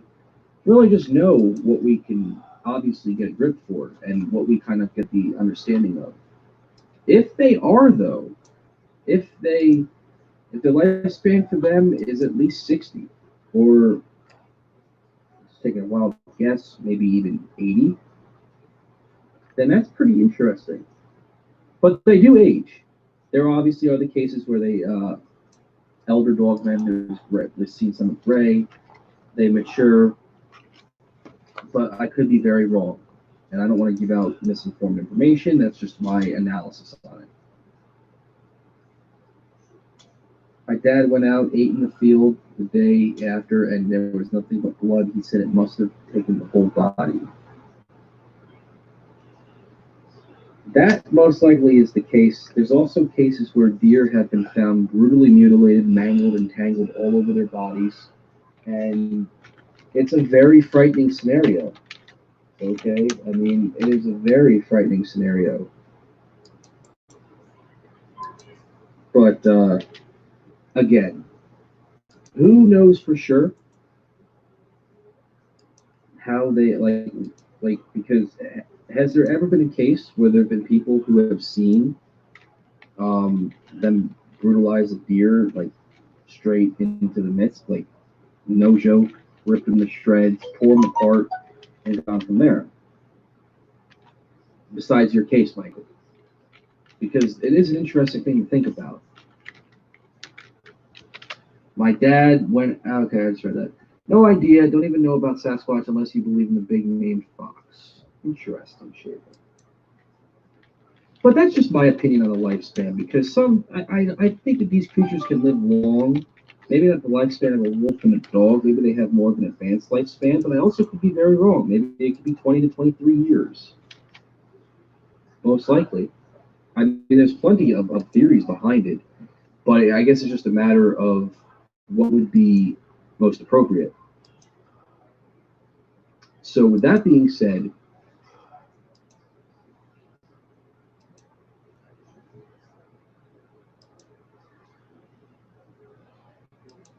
hello. I guess my audio was, my microphone shut off for a second, so I was making sure everyone heard me. I was typing something out, and that happened, unfortunately. But yeah, guys, I mean, look, the lifespan of a dog man is something very interesting. I mean, if they live up to that of a wolf and dog, then we already have our answer. A typical dog lives by 15, 20 years, maybe, depending on the breed. A wolf most likely do the same thing. So, yeah, guys, I mean, again, this is something that, to me, it's a very interesting question. But at the same time, it also stands out to me because they are just strange. Very strange. But still a very interesting case. He said it had a very long hair on its back, about 6 inches. Ooh, yeah, that is very long. Jeez.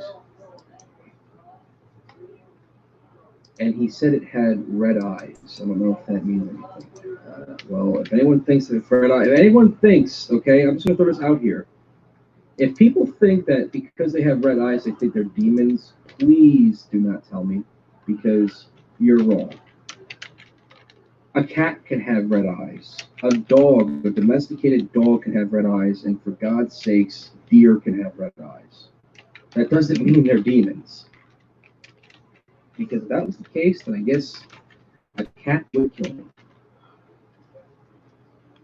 Some friends of mine have said that they know that I was riding late at one night with some friends about 1 in the morning, and a wolf-like creature jumped out in front of their car running on its hind legs. Unknown, do you have any more information on that story? Send me an email. I'd love to hear anyone who has any stories. If you guys have any stories or encounters you'd like to share with me, or if you want to go on the show, my email is in the description. Check it out. Send me an email and I'll get back to you as fast as possible. That is AFAP. Or as soon as possible, whichever one you prefer. Do you think people who have a strong connection to animals will see them more than other people? Well, define animal connections, like more along the lines of canines, more along the lines of the feline breeds, or just in general animal breeds. Because if that's the case, then most likely, Lisa Lycan, who was on my show, had mentioned to me about how there's things with bloodlines. However, it just gets to that point, I guess you could say, where there is a barrier between how many people who have connections, like the Dr. Dolittle effect, would be as strong and genuine, so to speak.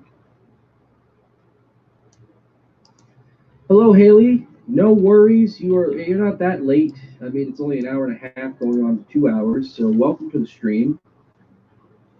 He said its eyes were basically glowing. He said that he could see it over 100 feet away. It was a very bright moon that night, and the eyes were glowing.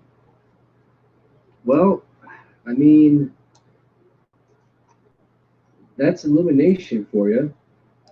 And on top of that, if it was that bad, I'm sure he would have been dinner besides that. This got too popular. Everyone and their grandma wants a Dogman story. Okay, and your point?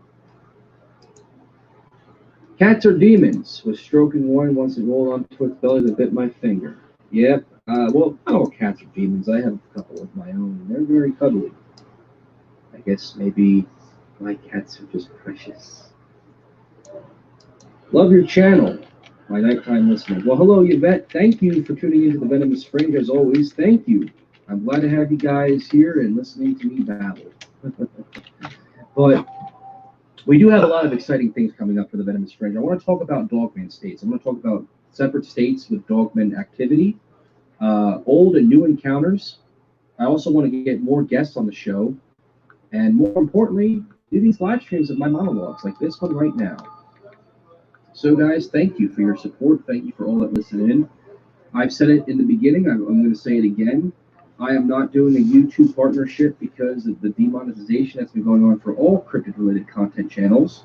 And also, in my opinion, I feel that putting ads every 5 seconds is just completely ludicrous. But we have a PayPal.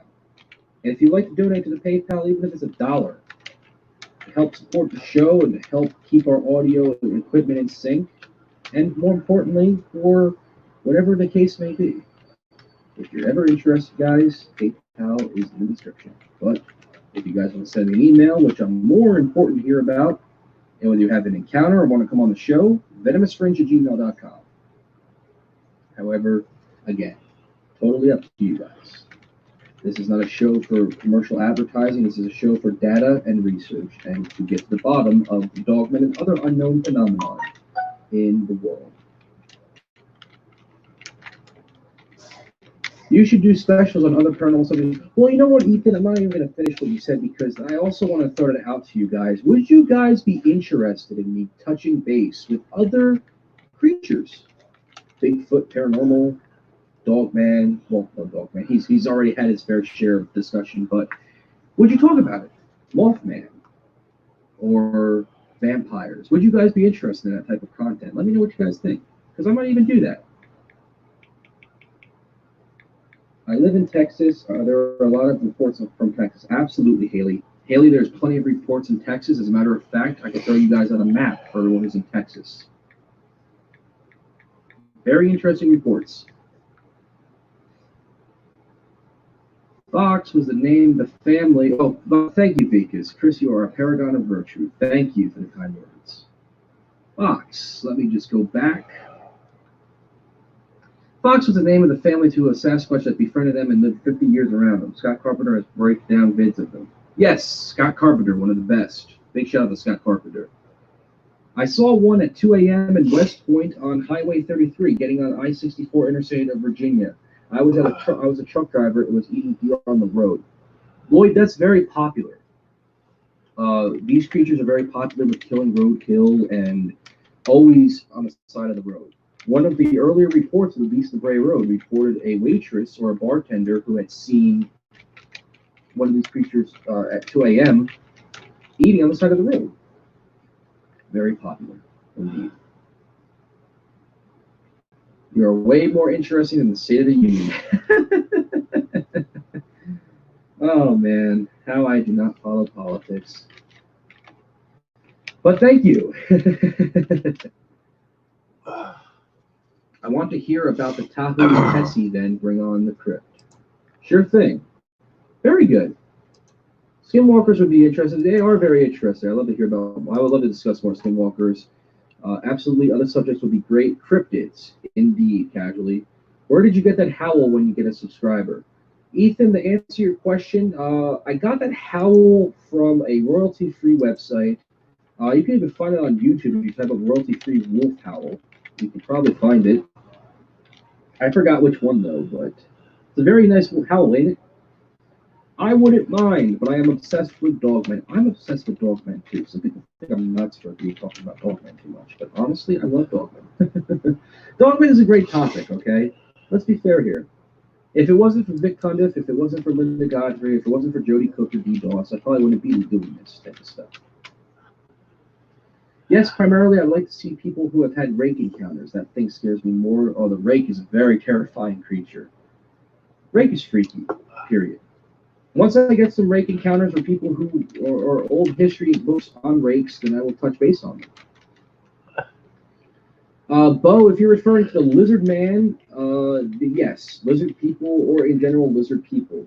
Some people have said that they're more supernatural, but I think it'd be more cryptid. It has that humanoid or whatever insight appearance, so to speak. I live close to LBL. LBL is a very big resort. I actually mentioned LBL just now. I would love to hear what you think about vampires, Wendigo, and skinwalkers. I'll do an episode on that. I would love to. Mothman creep me out. My grandfather, actually, here's an interesting story about Mothman. I'll touch base and get off subject with the title of the video and what we're talking about.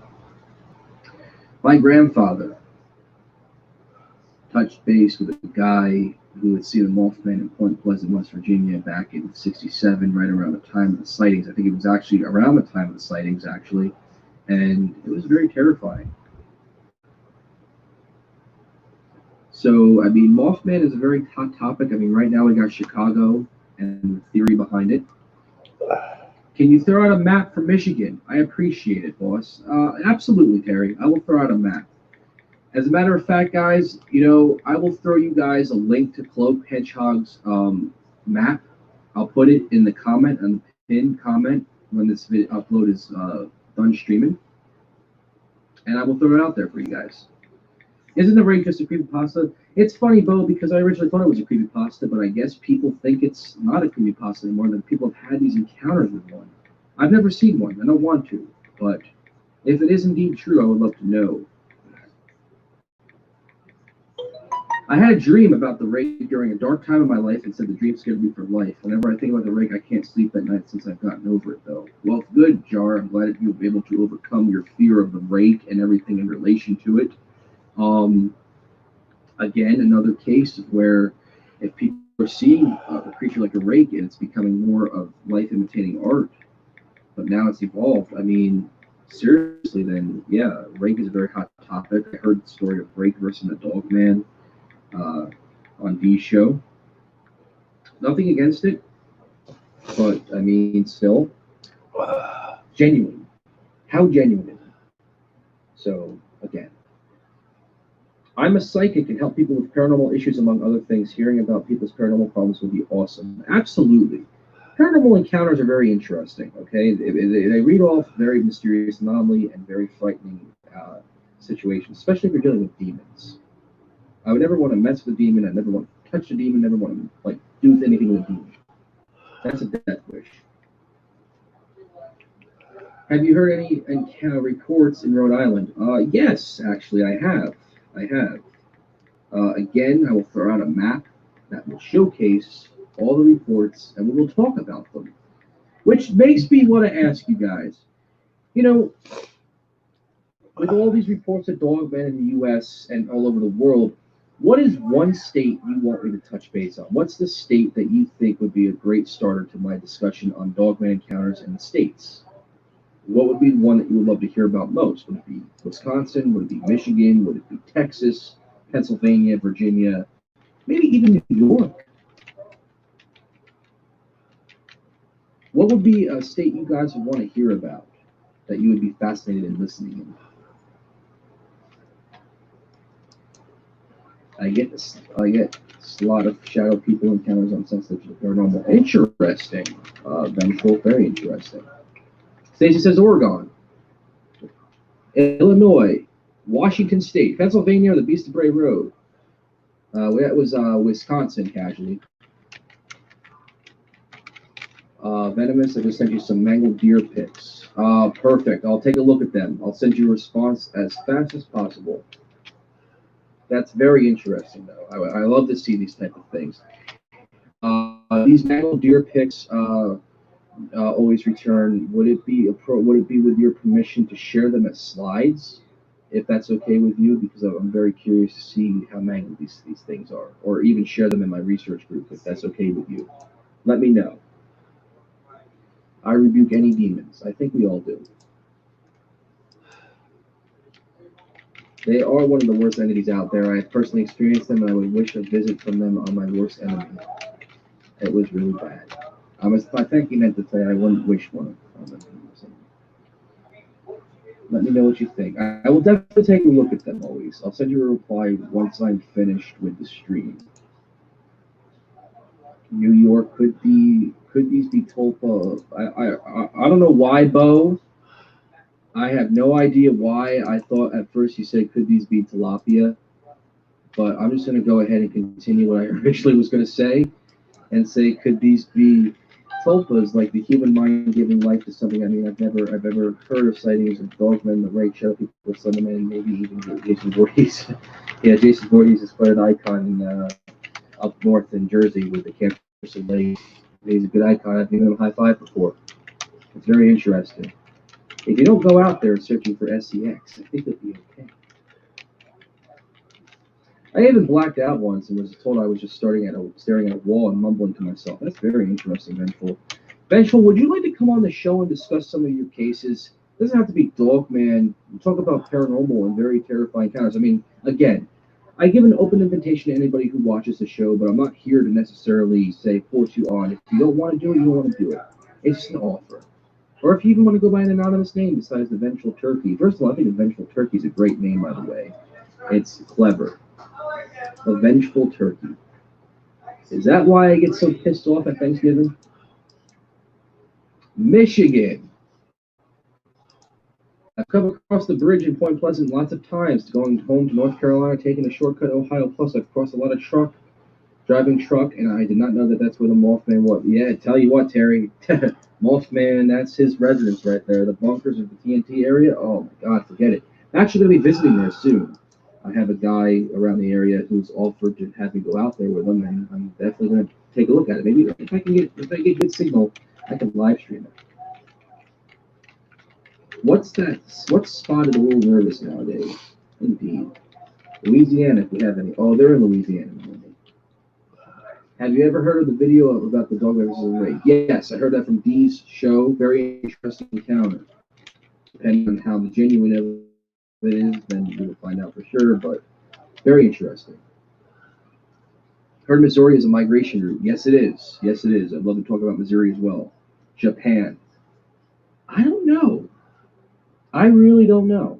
Let me look into that, Bo. Definitely.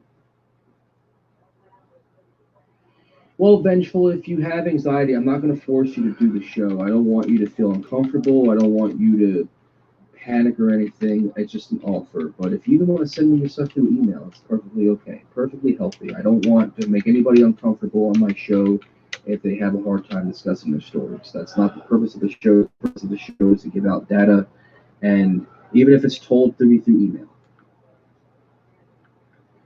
What's your opinion on Taylor, Mississippi with Dogman? Are you referring to the Lockett Ranch story? Because I don't believe the Lockett Ranch story. For the sake being is because it's too much that of a novel. So that's the only reason why I don't buy into it. And plus, the fact being is I feel it's made up. Just for views. Sorry if you're a fan of Dark Waters. Nothing against the guy, but I mean still. Looking for genuine here. But I do believe that they are in Taylor, Mississippi, though. If that answers your question. For the sake being is that Mississippi has a lot of flatlands, a lot of wetland. It can easily migrate through into. So, of course. LBL apparently has accounts of people who are working and running motels as being very bizarre and dangerous on the verge of supernatural. I guess is what I've heard. Yes. Yes, you're Vicus, you're right, because that's actually one of the top dog places for Vampire Hotel, Hotel California.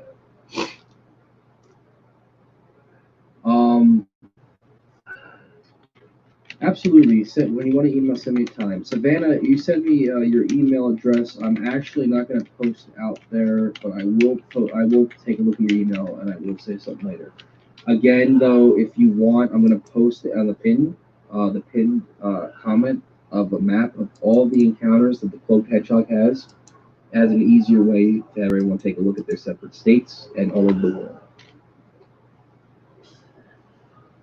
Have you looked into the Skinwalker Ranch? Yes, I have. I would love to talk about the Skinwalker Ranch. I would love to actually take a look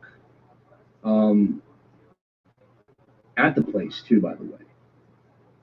Have you heard of the cryptid researcher named J.C. Johnson? Yes. J.C., God rest his soul. One of the greatest researchers, was a great researcher. J.C. was a pioneer in both the Sasquatch and Klowns community, and he's deeply missed.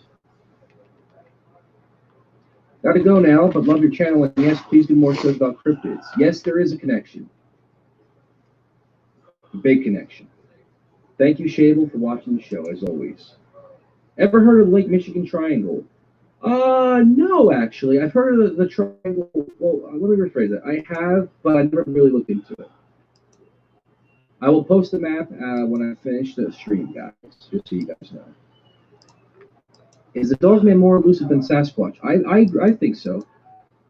I feel that Dogmen are more aggressive and they have more of a capability of destruction versus a Sasquatch. Thank you, and great show. Absolutely, Savannah. Thanks for tuning in. J.C. Johnson, great researcher. Well, was a great researcher. And unfortunately, when he lost J.C., it was tough. You know, J.C. was a very great guy, and he'll be deeply missed. Deeply missed. I miss him. He was a great guy, and you know, I spoke to him a few times, and really know him, but very good guy. Had a great heart. Had a great heart. Thank you, always. I always like looking at like mangled animal pics like that in the cryptid field because there is some sort of line drawn, and it's very scary at the same time. I totally believe in these cryptids, but do you ever wonder why crystal clear pics are never taken? Well, to tell you the truth, King Cow, there's a few reasons why. Number one, you look at the government standpoint of it, they will remove evidence as clear as possible. That's happened in my groups before, excuse me.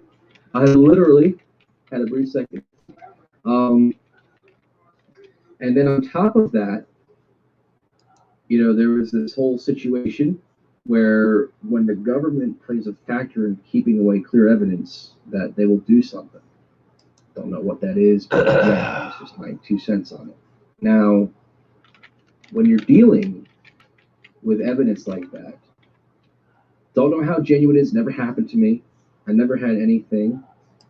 But why there isn't crystal clear evidence? Well, there's also a respect group with these things. Maybe people don't want to disrupt them, don't want to bother them. They want to expose them to the public, like a respect barrier. But also because, let's be honest here, 8-foot creature you're staring at, are you really going to pull out a camera? Are you going to really pull out, like a jar of pickles just mentioned, are you really going to pull out a camera? You're going to be scared. It's not a good idea. Unless you have, you know, steel balls. I mean, who knows?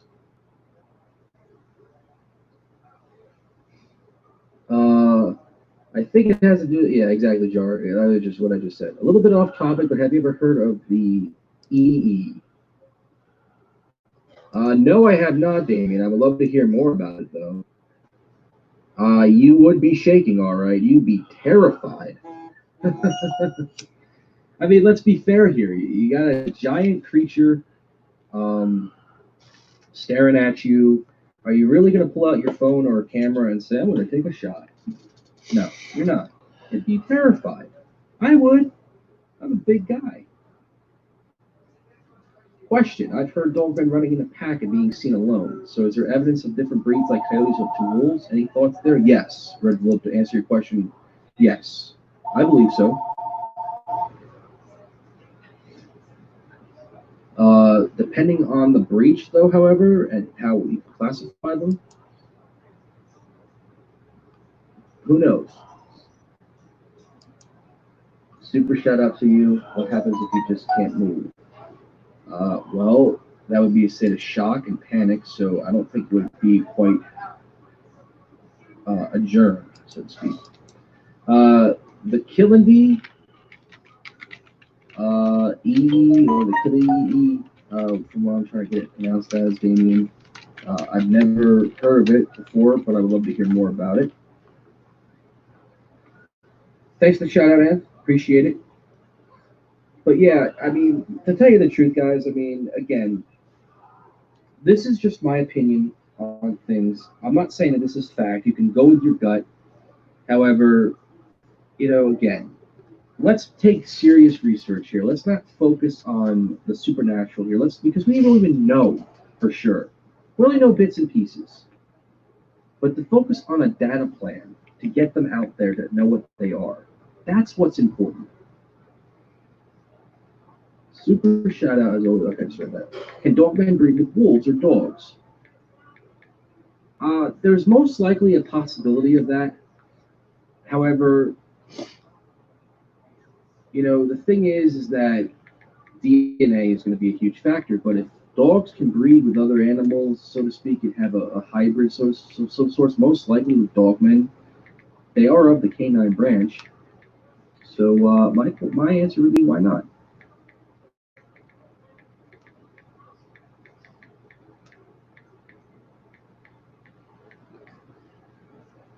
The Gable footage is one of the best films, and I'm still waiting for these non-believers to prove that they can be more like that animal in the film.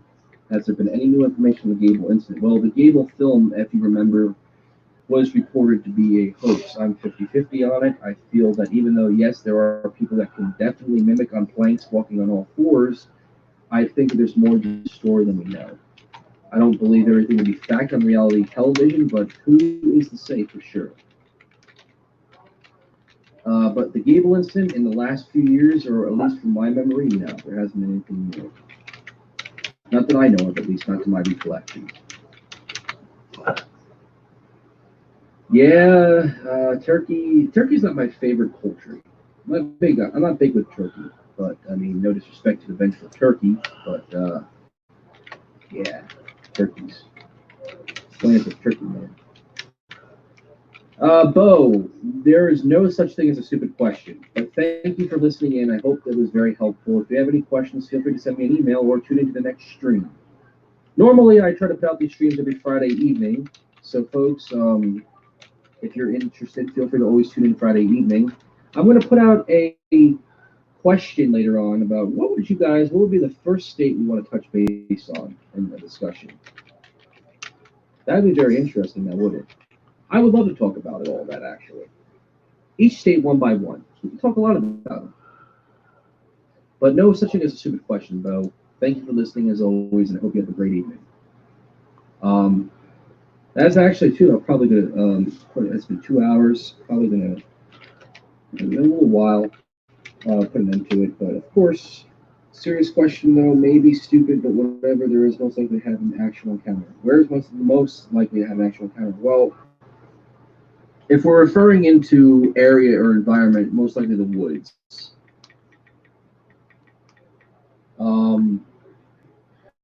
Anywhere, national parks. If you're asking the best place to have an encounter, like state-wise, Michigan's always been my priority because of the Transverse City all the way up to the Michigan Peninsula. Big activity over there. The Gable film, supposedly somebody came forward saying he was in a ghillie suit. You're very much so right. However, I don't believe everything of it being that to be out of the fact because, again, there's always a thing with stories being fabricated and cases being compromised. But who's to say? So, of course, again, I mean, that's just something that just off the tip of my head would, who would know for sure? Would you actually attempt to see one in person? Never. Because they're scary. Simple as that. All the stories I hear, scary. Germantown, Ohio, big place for dogmen. If you haven't heard Jody Cook's episode, you will know a lot about it. You'll know what I mean. Have you ever heard the latest possible skinwalker stream on camera? Yes, Damien. If you go to my YouTube, I actually posted a video about it. So if you want to check it out, go right ahead. Very interesting screen. My wife thinks I'm nuts, but I really just want to see one for myself. If you do, you do, but I never encourage you to see one. They're very scary creatures. I would never put that on nobody, ever. Have you heard of the story where a mother killed a dogman and her 2 young daughters made their way to the neighbor's home down the hill? No, I have not, and that sounds very, it doesn't make sense. I'm not trying to discredit the story or you or anything like that, but I have a bit of red flags with that. Mother killing a dogman, then how is it that these people, how come we can't kill them instantly? You know what I mean? Enjoy listening to you and all the other questions. Thanks for the info. No problem, Melanie. No problem. Thank you for listening. As always, you have a great evening. People can breed them down so we can have a toy dog. Well, I mean, if everyone wants that, go right ahead. Land between the lakes area, Kentucky and Tennessee. Interesting stories and encounters over the last 30 to 40 years. Very interesting, actually. Very interesting. Very scary, too. But at the same time, who's to say? Who knows? But yeah, King, I mean, that's a story that I'm a little skeptical about because, again, if that was the case, then how come we aren't killing these things then? Why does it take full clips, over 4 clips, to kill one then? It just doesn't make sense now, does it?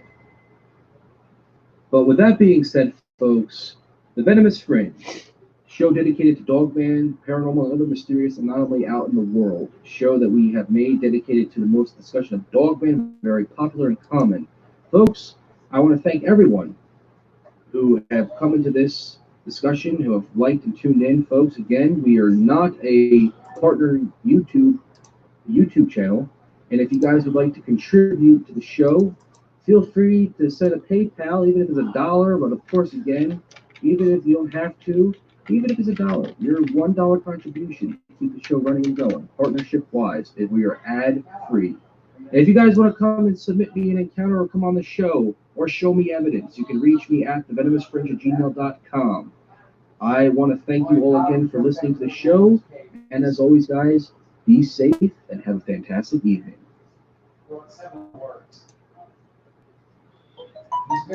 And that was the Venomous Friends. This is Clown. I dropped the link to the channel again. Hey, I'm fixing to pop on here for a second.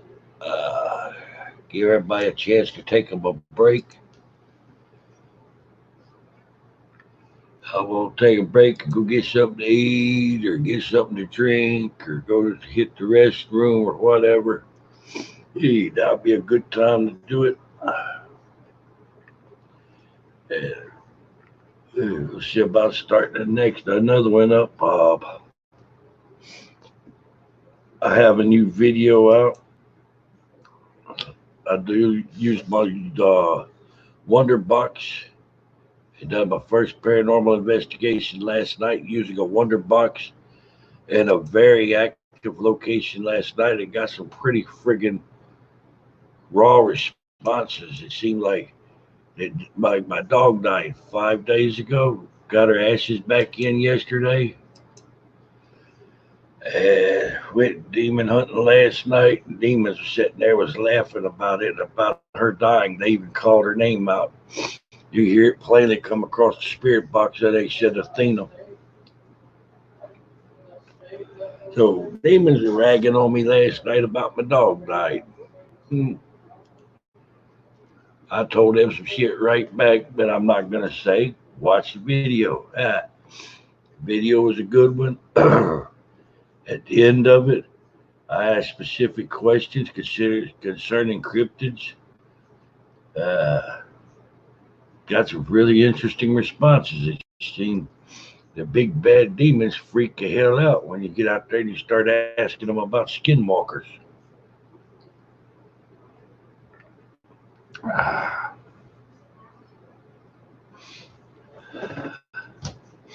Yep. Yeah, I try to keep my investigations interesting, have a sense of humor with them.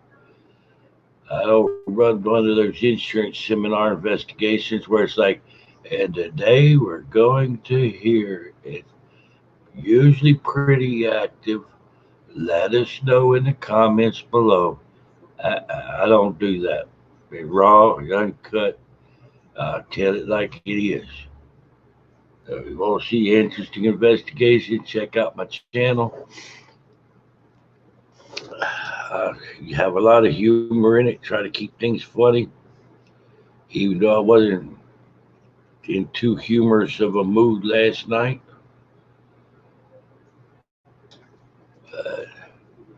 I sat there and tried really hard to build a channel up where I could get monetized. I'm not in it for making money and trying to be rich off of YouTube. What I'm trying to do is get more money in for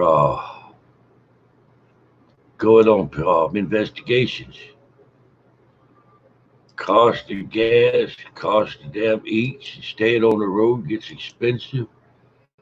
I can sit there, get my channel monetized, and make it a lot easier for me to be able to go out on the road and go to places like Waverly Hills, Bobby Mackey's, where you have to sign a waiver to stay in it all night in case you get hurt or possessed or whatever. I'll go to Tombstone, go to Boot Hill. Me and Ryan from Venomous Friends are talking about getting together when this lockdown stuff is over with. They go on all cryptid hunting. Won't go hunt dog men. Won't swing by Ohio or Michigan. Allie G got a couple of dog men around her place.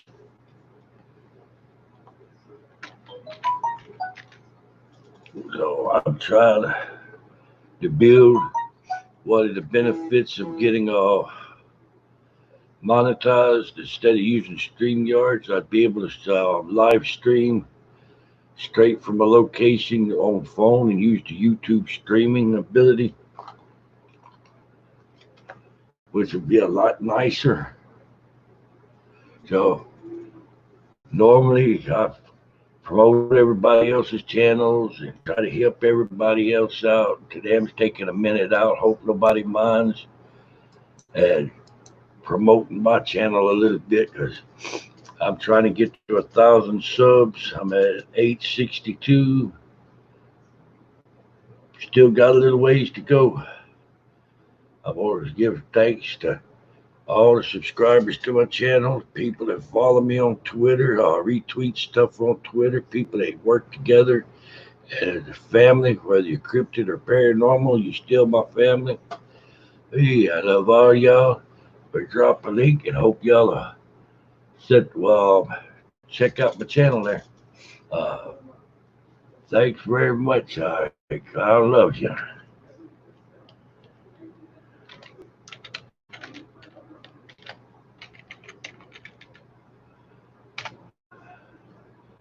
Alrighty.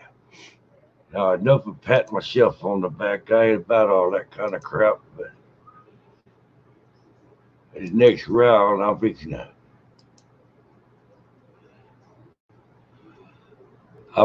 to play one from All Things Paranormal Leslie. Hey, I'm going to step away from the computer for a minute.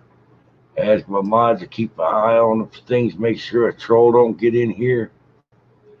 It cause no havoc. So I can go use the restroom myself.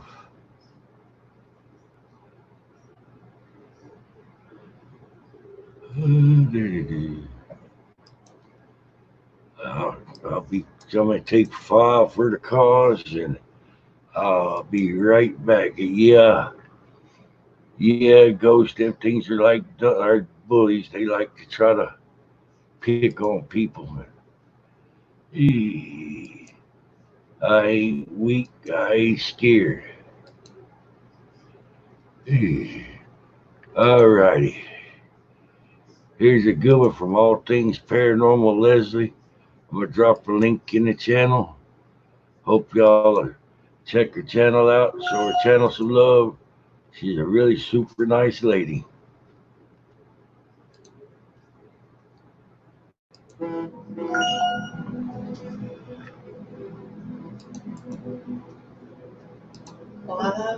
Mm-hmm.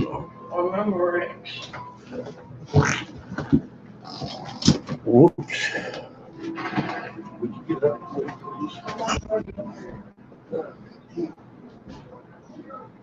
I really need to get in there.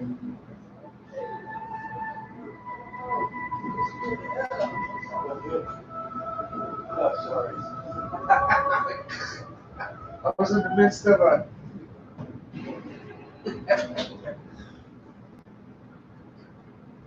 Clear your shit out of me. That's important. I was in there. For real. Before we split my foot. Damn! I was scared the shit out of me. Oh, shit out of me.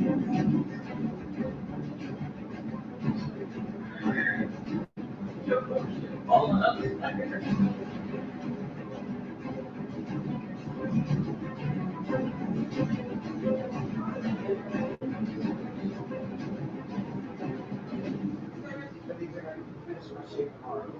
No, I'll be out. I'm just worried about my throat.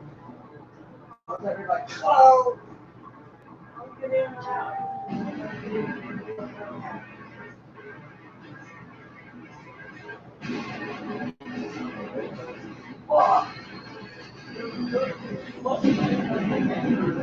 Yeah.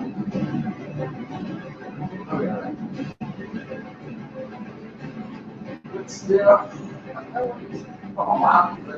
Why?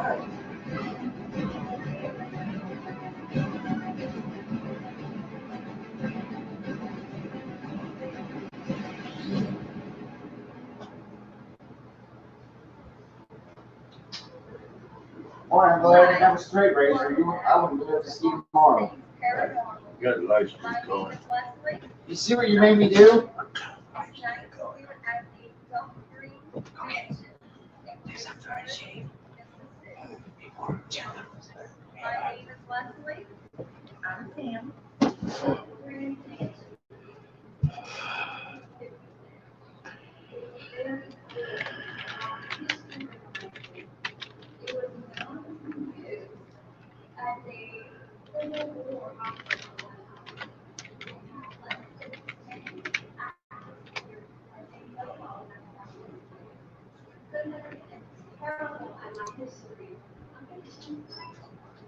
Cell phone to actually read a few things of what gives this place a haunted history. You can't go inside of a place and say, hey, it's All right, I had the volume down too low. I cranked it back up, and started it over.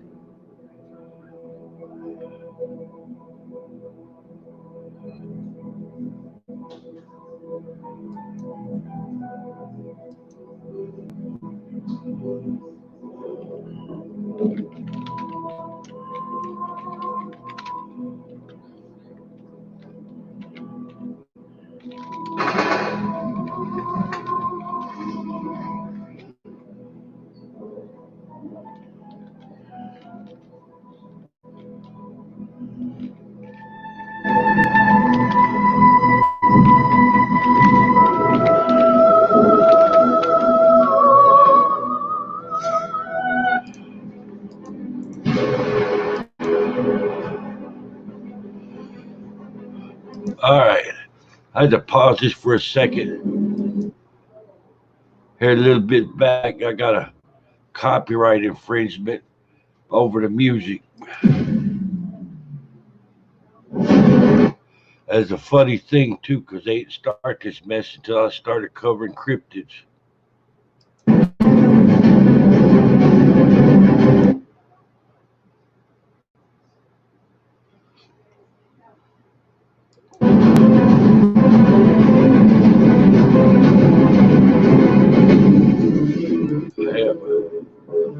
Yeah, I'll be sure to check out all things paranormal. Leslie, please. She's super nice. Oh, that was a cool tattoo.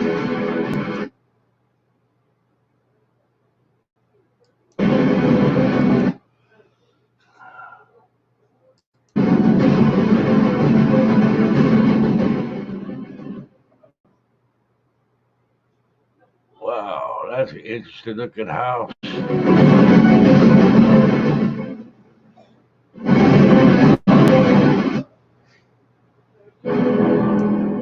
There. Copyright that, YouTube. Hi, welcome back to All Things Paranormal. My name is Leslie. I'm Sam. And tonight we are at the Duck Green Mansion in Vicksburg, Mississippi. My name is Leslie. I'm Sam. Duck Green Mansion was built in 1856. It is very old, a lot of history behind it. It was known to be used as a Civil War hospital at one time. They have less than 10 active spirits that they know of that haunt this place. Since I am terrible at my history, I'm going to cheat tonight and use my cell phone to actually read a few things of what gives this place a haunted history. You can't go inside of a place and say, hey, it's haunted. So I want to bring to you the facts. Mary Green. Mary Green was one of the owners of this mansion, hence the reason Green, Duck Green. But Mary isn't the only Green still residing at the mansion. Annie, the Green's 5-year-old daughter, she passed away from yellow fever. And the third floor, right outside the nursery, is where she is said to still roam. They still see her. And lucky for us, Sam and I actually have a room on the third floor. We do not live in the nursery, but we do have access to it. So tonight's investigation is going to be fun. Aside from Mary and Annie, the ghost of a one-legged Confederate soldier is spotted quite frequently. The apparition is even mentioned on the inn's website. So if you go online, you'll be able to see it as well. But wasn't it the first floor storm where they had the amphitheater? It was below the parlors. So yes, the first floor below to the right of us. And the mansion was actually built for Mary. It was her wedding gift from her husband. Though a ghost sighting can't be guaranteed, it's more likely if you book a stay in the Dixie room, since it seems to be a favorite of a ghostly soldier. And we're going to take you around the entire mansion and go in room to room and explain to you what the rooms were for and what they're used for now, before and after we start that investigation. Now there are 2 other rooms that are booked tonight, so we won't be able to go into those 2. Exactly. But other than that, we basically have the entire mansion to ourselves. So this is pretty awesome. Now also it states online, other unexplained happenings include full body apparitions, shadow figures, phantom footsteps, disembodied voices, strange noises like furniture being recordings, and they actually have a video on YouTube, Duff Green Mansion. But you can go online and look on YouTube yourself for anything that you want to see someone else's haunting experience. But tonight is strictly about all things paranormal's experience with Leslie and Sam. So let's get started. Okay, so we are on the first floor. This is the lobby area, seating area, and we found the Dixie room.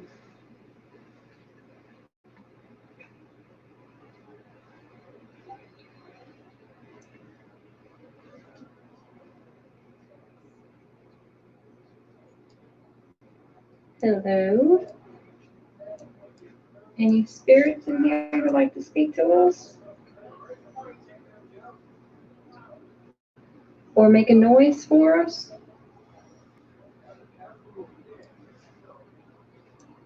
I'm Leslie and this is Sam.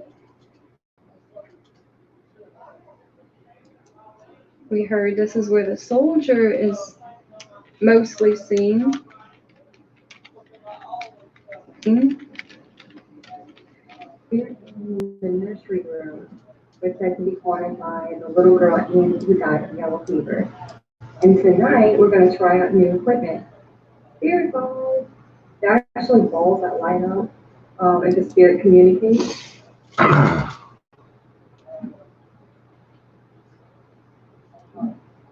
They'll light up. So you can have 2 of them and use them for like yes or no questions. It's pretty awesome. Are there any kids in the Paranormal Community? There's something. Community. There's something. Community.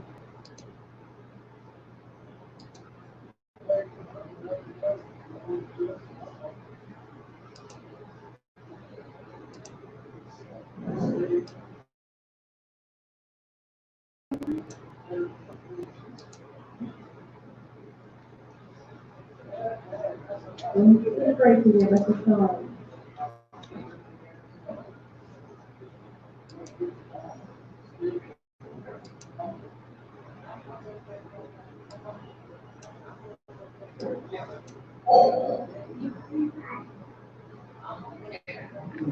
The back. Now that came from the bathroom in the room right next to us. Right when I say, "Hey, don't be afraid to give us a song." I have 2 like goosebumps. I don't like the millimeter. When you keep. Don't have to make that noise. I'm really curious.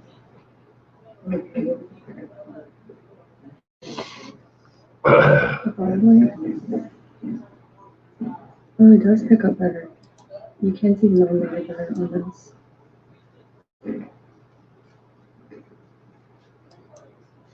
You just heard that loud noise.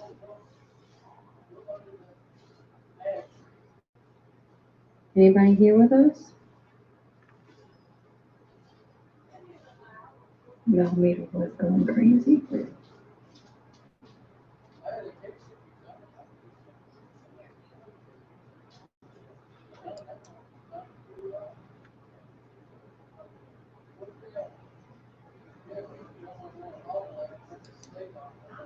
Is anyone here with us?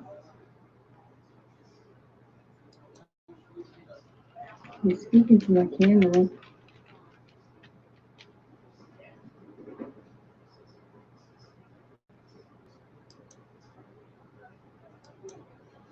I'm by myself. It's 777.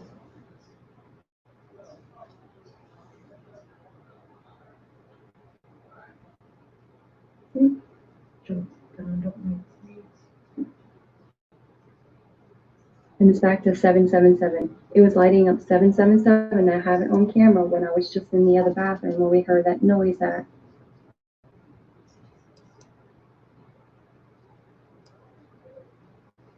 Annie, are you here? Please give us a sign.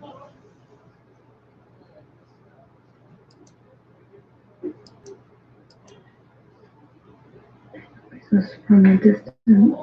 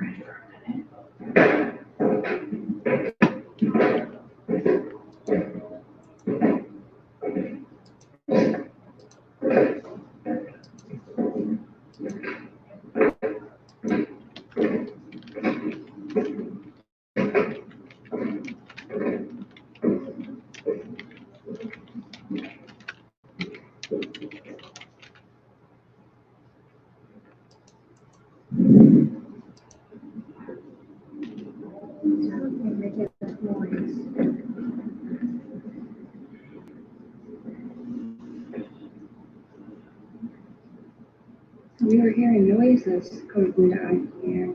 We're gonna have to review our footage from our pictures that we took earlier and see if some of these shows. We know the bottom ones were open. We're not sure if the top ones were.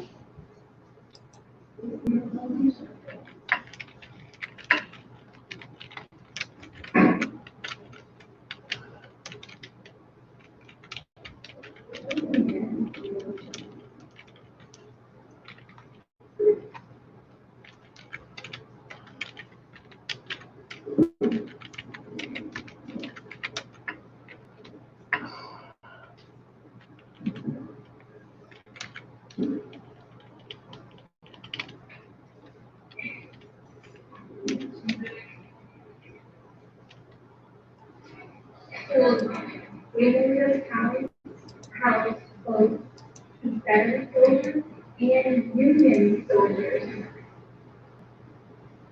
How do you guys feel about that?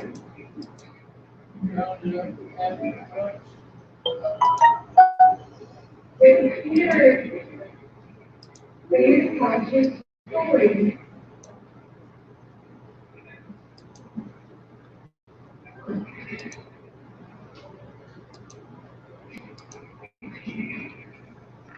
Where's your hat?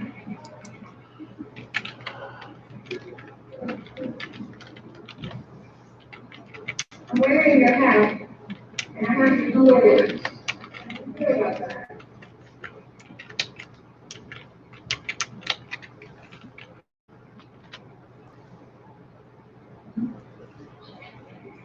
I have your sword and I'm wearing your hat.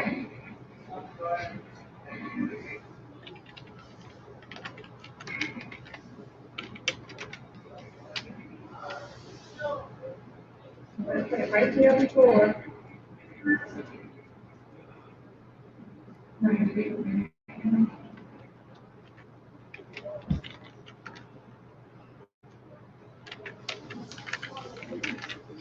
Return the spirit on please.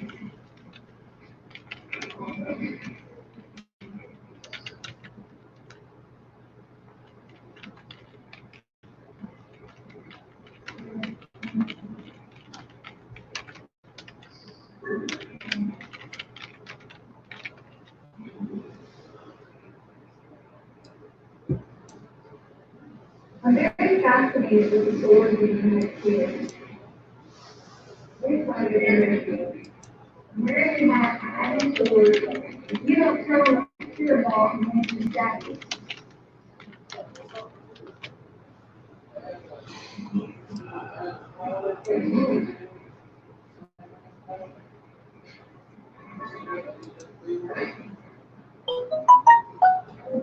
My name's been raised in the South.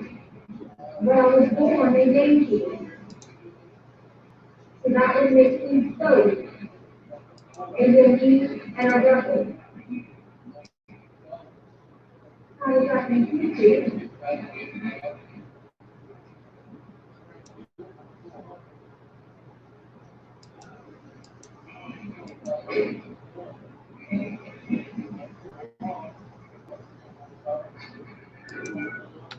Oh my God.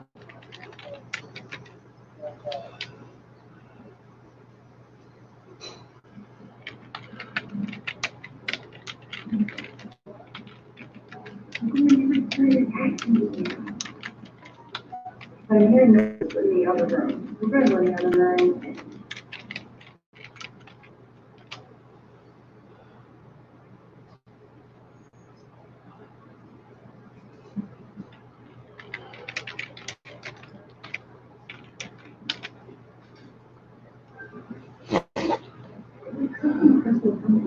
Together. Maybe they don't like that. Do not disrespect the spirit world, but I will try my best to arouse them in any way that I can to get a reaction.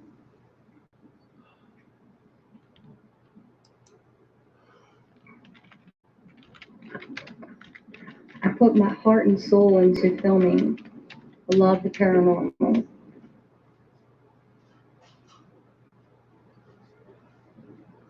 So the roommate just jumped up to 0.4 and then jumped back down to 0 and then 2. I'm crazy.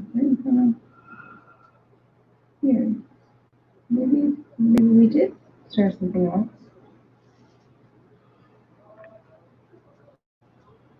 We have a cell phone on here.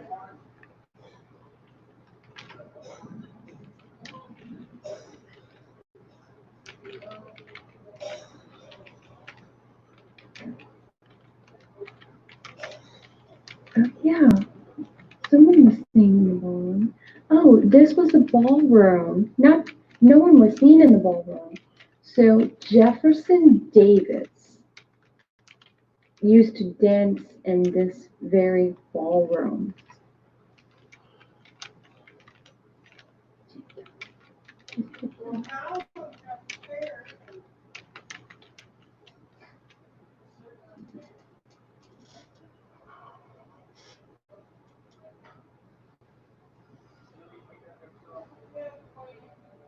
This is so cool, knowing it was a ballroom at one time. Are there any spirits in here who would like to speak to us? You can speak into my camera. We are more than willing to talk to you. Mary, give us a sign in this room to let us know that you're here, please.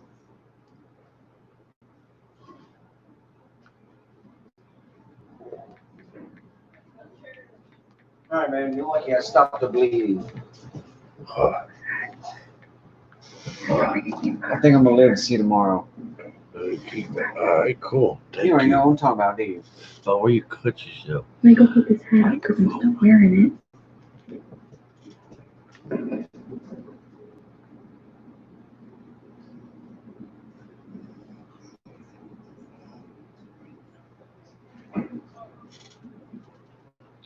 was going to put the hat away. Because yes, I still have it on top of my head.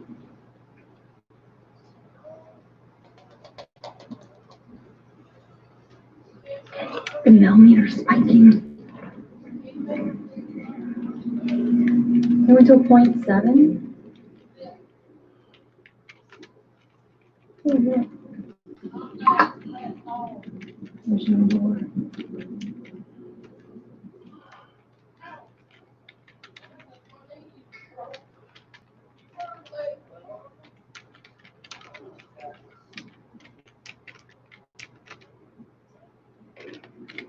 We are hearing noises from everywhere.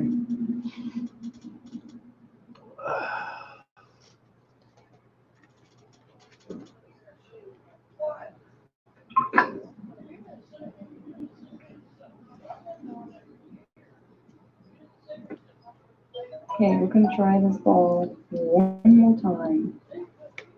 We don't know if the ghosts really want to talk to us tonight or not, or if it's just not active yet. We have it on the table. Try one more time.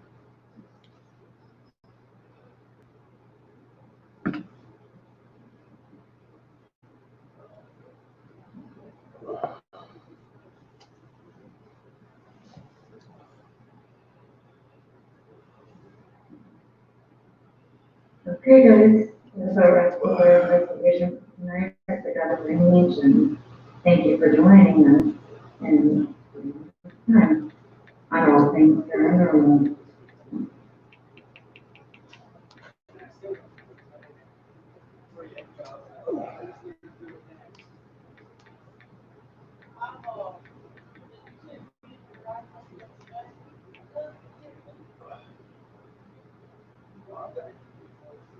Samoa-san.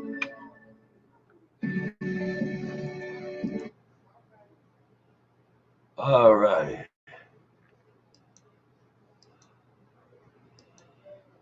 Very nice, Vale. Congratulations.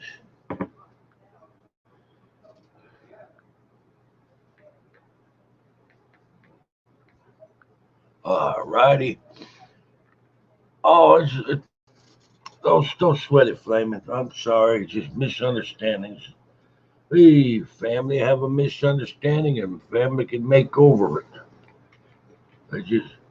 They try to do like we always do. They grow. Hey, Vale, you mind if I play one of your videos there? Hey, because I'm about to play one of yours. I'm about to play one of Ghost.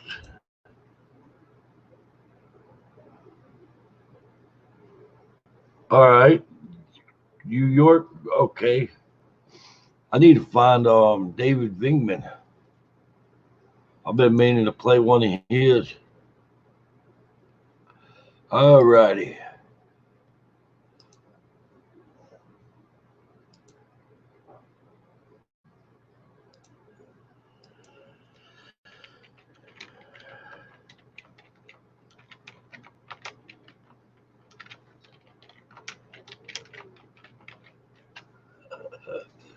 All right, if I Vale, like I was saying earlier there, y'all check out All Things Paranormal Leslie. She has one hell of a good channel. We'll give a shout out there to Allie G. She missing in action. Don't know what happened to our Allie.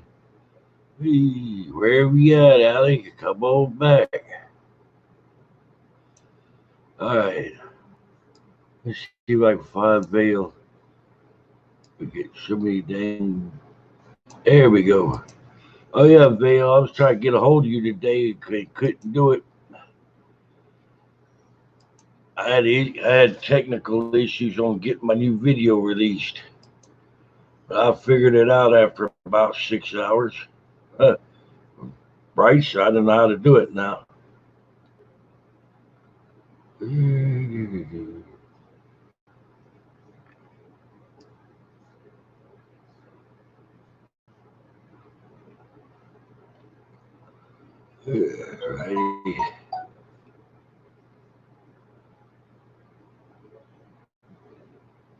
Let's see. This looks good.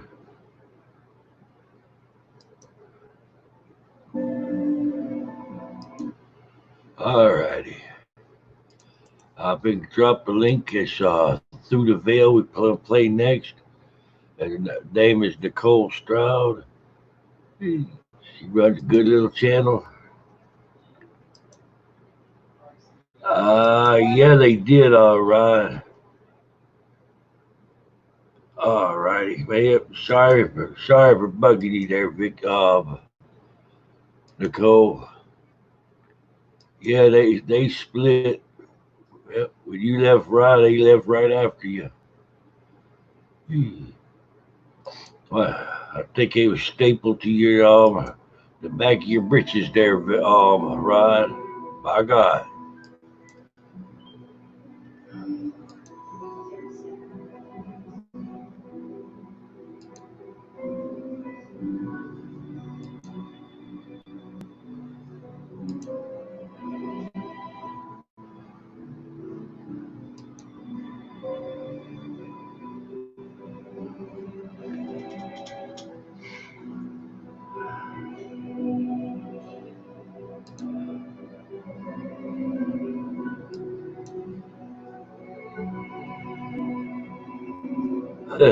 All righty there, Rod.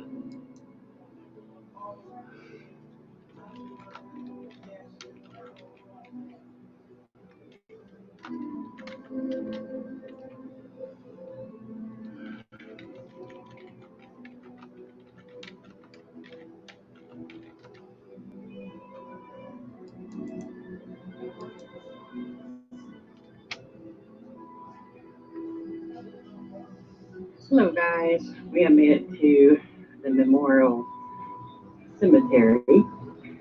This is part one of our part two.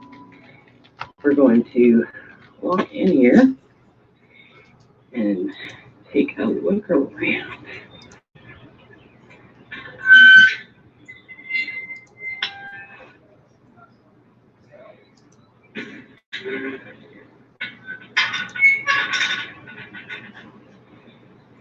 Alright, this little path that we have before us is about the only path you can walk on where there's not anyone buried. So we will be walking on people.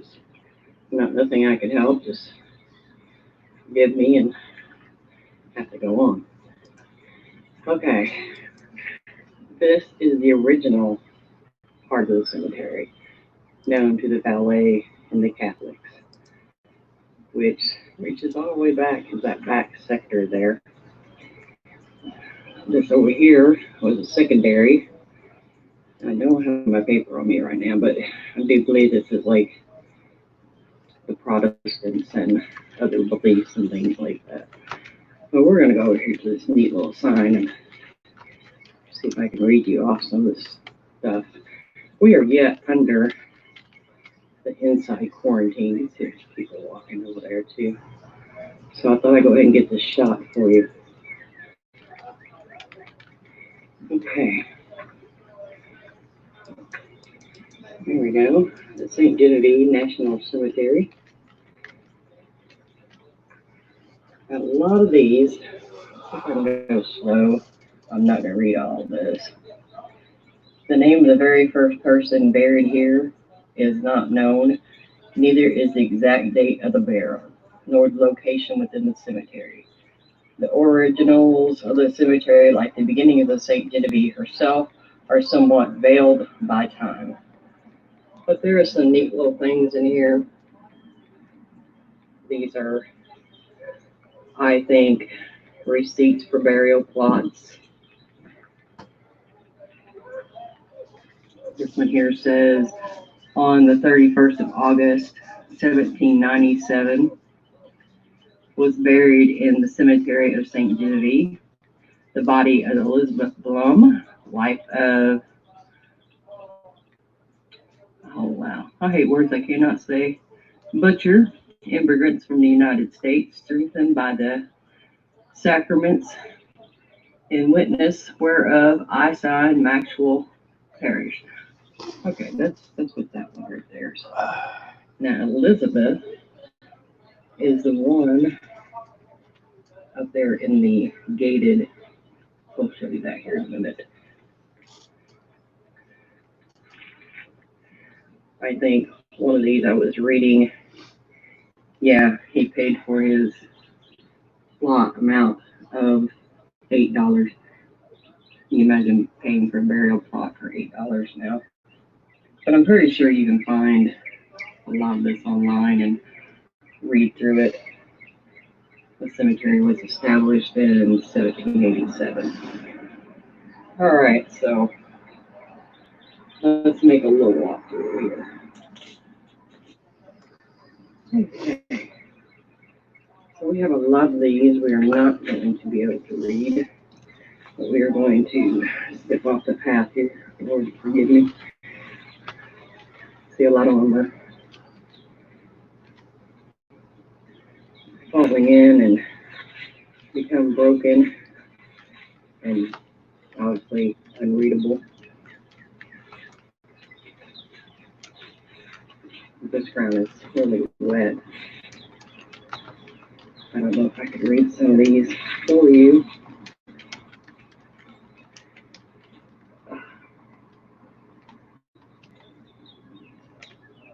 I do believe that is 1870 something. July 20th, 1870. If you know what that says, you can comment below. But we'll get more that we can read. Stagger over here. I don't know if that's Dr. Fenwick's. I think it is, because that is the one that they say, yeah, that points directly in front of the house. This is Dr. Fenwick's. And he said he wanted to be buried so he could look directly at his home.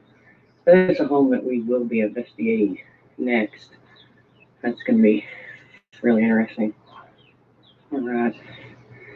So we're going to travel up here to some of the older ones. I'm trying not to walk too fast. I know I watch some people's cemetery videos and I get kind of motion sick. And some of these, a lot of these out here are children. And this says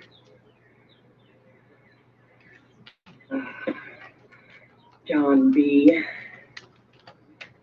Valet, born October 29th, 1831, died February 13th, 1861. I believe that says 32 years, 3 months, and 10 days, correct? Can't really read that scripture there.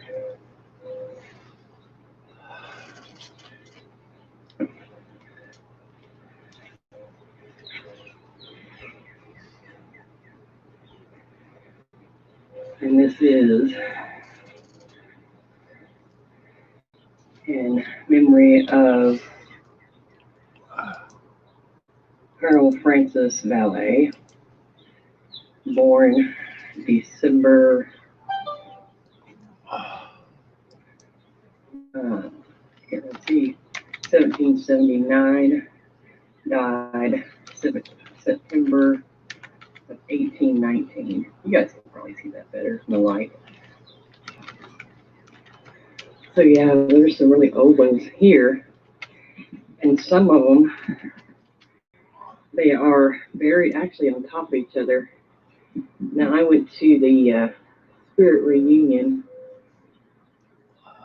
recently, last year or year before last, and there's like daughters and daddies, you know, buried together, wives and husbands, buried on top of each other.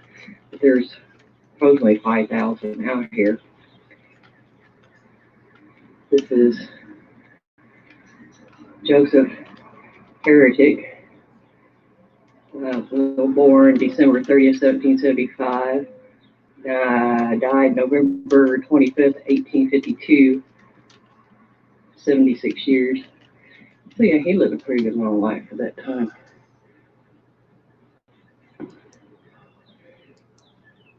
That you could see some of these are falling in, and ooh, that one is completely open over there. Not sure where going on that adventure. But this, I believe this is Elizabeth. I believe.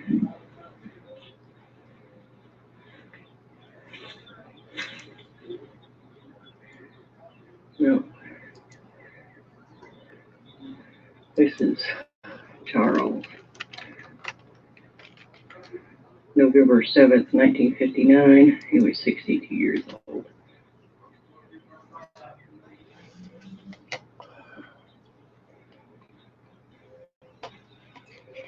I think Elizabeth is up here. Like I said, I know I'm walking across people. The little thing that you cannot avoid out here. Like I said in the last video, when they went to bury people, they were digging up people.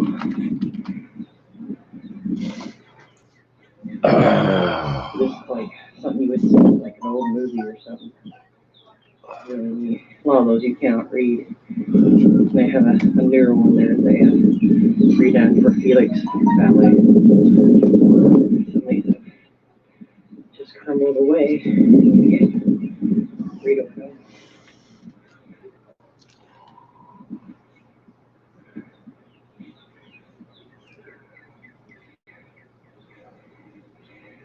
This is Jean Rozier, born November 9th, 1777. Died January 1st of 1864. And I think it was him, when the old St. Genevieve flooded, they brung some of the bodies back up here to be reburied in the new cemetery. Now, I understand they got pictures where he is completely and neatly still permatized. They reburied him. That's kind of nasty.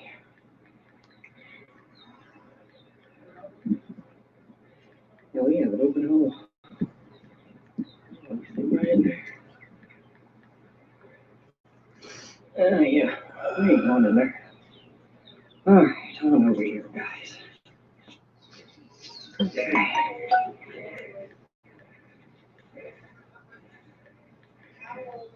This person was born in 1800s. Died September 3rd, 1861.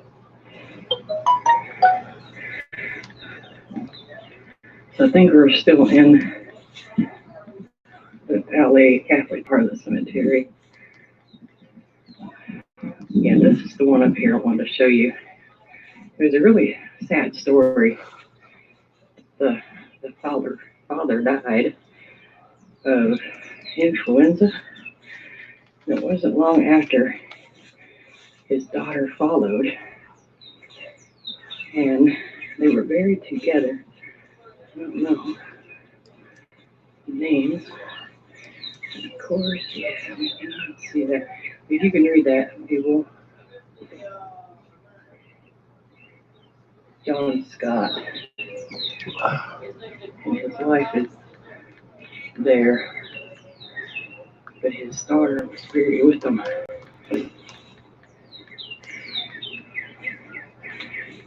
I know, just like what we're going through now, plagues and cholera, and a lot of that was pretty rampant around these parts, and kind of crazy. I imagine more than so it is now.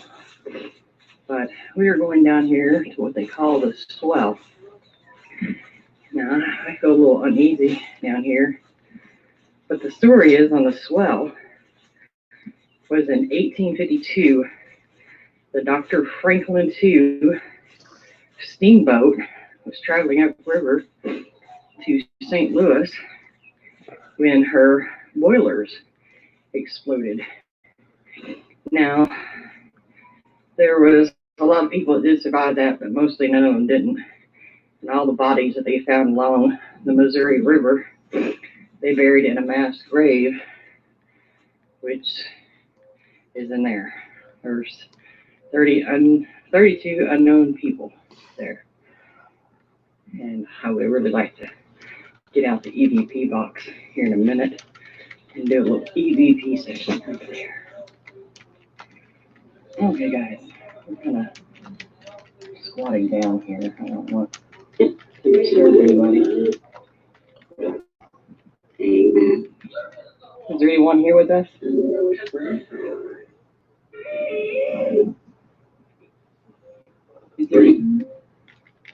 there anyone here from the Dr. Franklin too?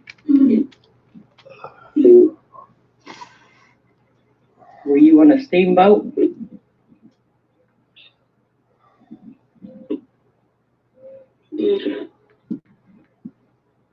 What is your name? You can come talk to me. It's all right. We are perfectly safe here.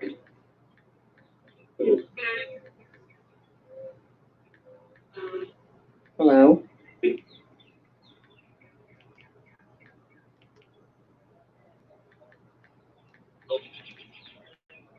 Hello?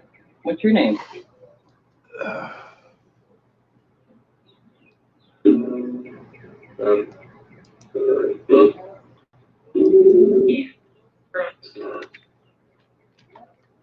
thought I heard Rose.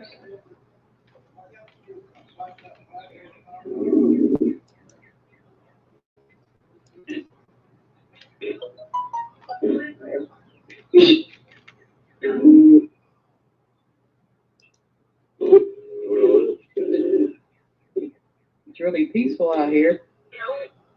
Help? What do you need help with?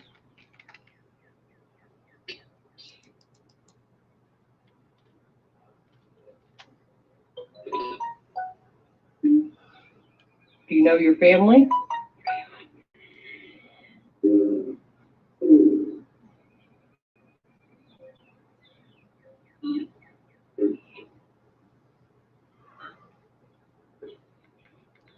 Okay, guys, we're not going to spend too much time with that. I apologize, spirits. I mean, we will be back this evening so I can really concentrate on that. I'm kind of out here in the middle of nowhere, kind of freezing my bones off, actually. The cold don't do cold.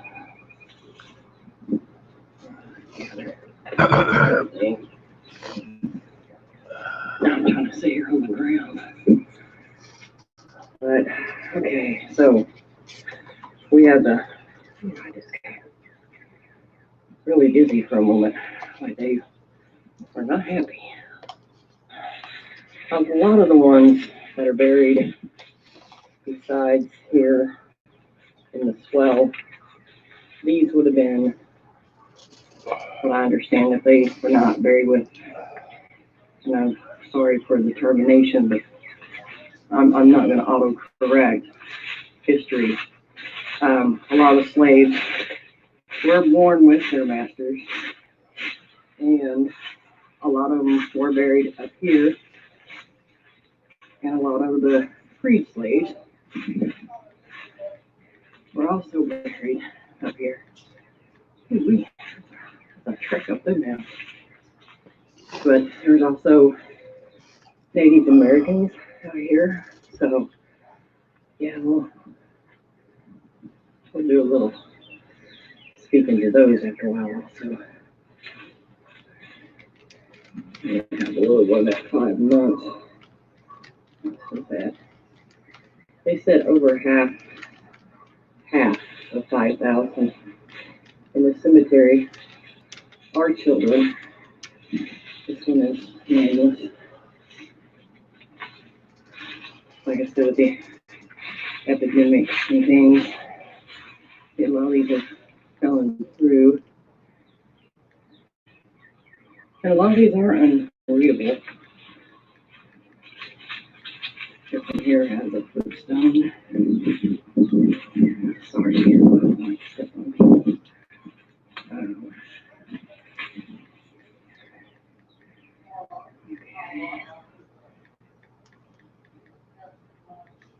You guys can read that. I'm pretty sure I can get back in the light. I can read them. There's another infant there. Really small. I can see there 3 infants. I don't like baby graves. Lizzie Jane.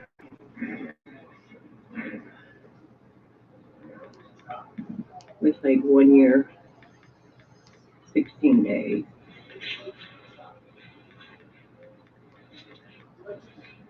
There's some really older ones up here still too.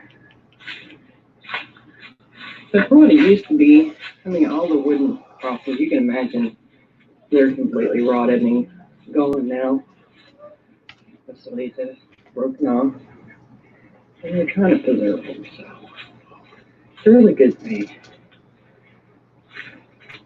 This is a fairly large plot of land. I would say it's 3 good city blocks.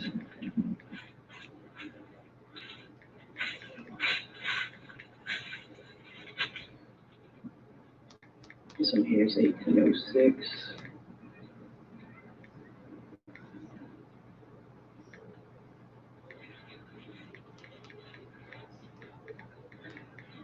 This one here, William and Eliza, age 23 years old. Wow, they were young too. All right, we are going to make our way back off the knoll here and down into some of the newer ones. Okay, guys. We'll track down the hill. There's a large one. Probably have one like that one in Red Eye. John Ballet. So yeah, this is still for the Catholics. February 29th, 1882 to March 6th, 1853. He was 21 years old and 6 days.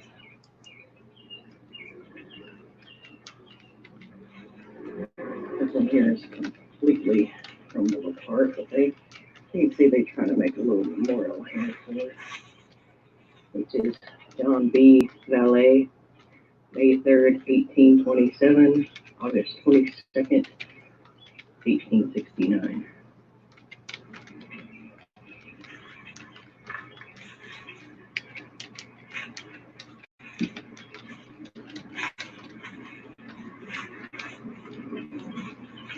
This is Mr. Dennis McGill,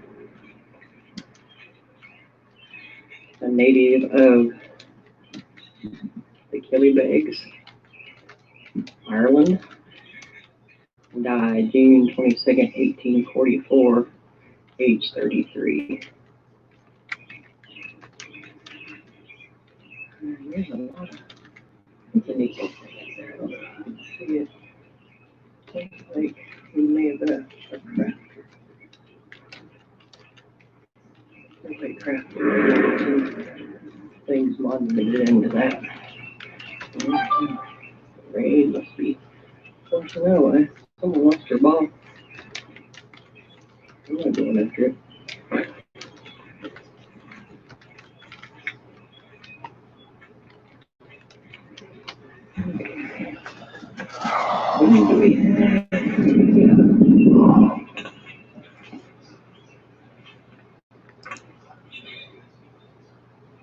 March 1843.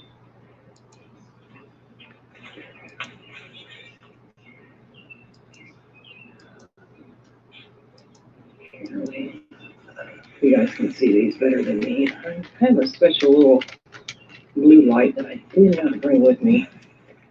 Remind me next time I go cemetery troping to bring the light with me.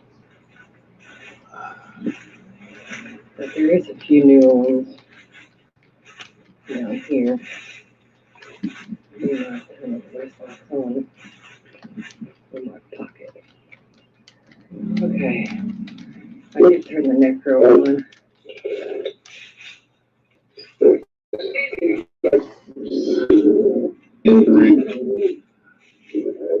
Is anybody here with us?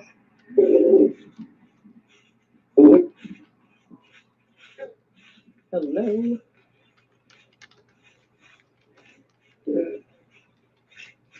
It's kind of hard for me to be in tune in the moment.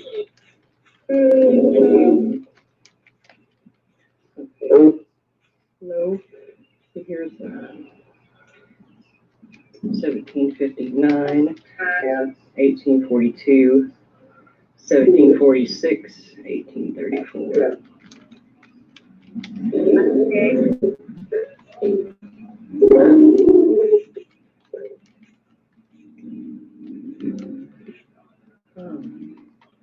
This is the Daughters of the American Revolution. That is really cool.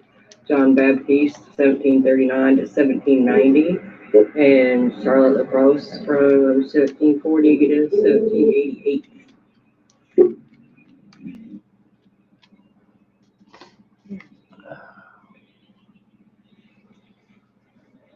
No, there's like a lieutenant colonel or something out here, like the Revolutionary Wars and all that stuff the other night. We did gain a pond of water.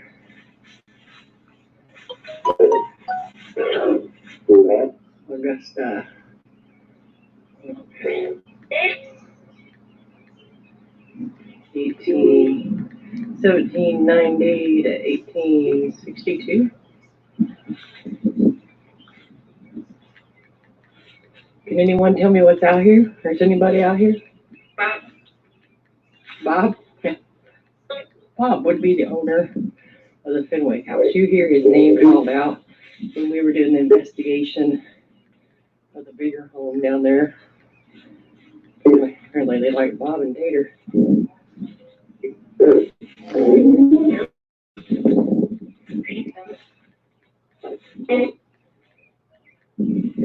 Yeah, but I understand that they closed this place down here.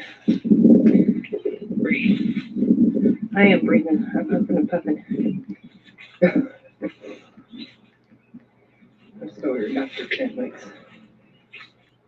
Dr. Fenwick?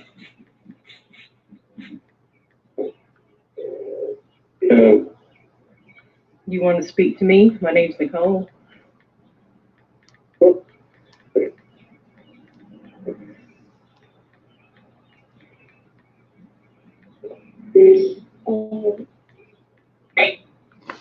Do you tell me what your son's name was?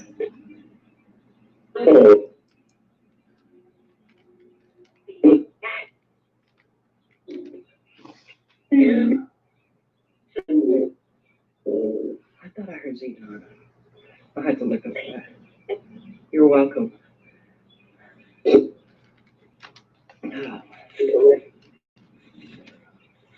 that was incorrect. I'm gonna sit here on one of these little benches here a minute. See if I can tune in for just a moment. Does anybody want to speak to me while I'm sitting here?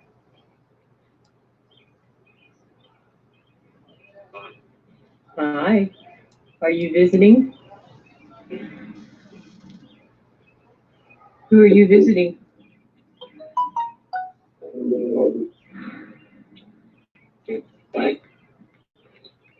Who?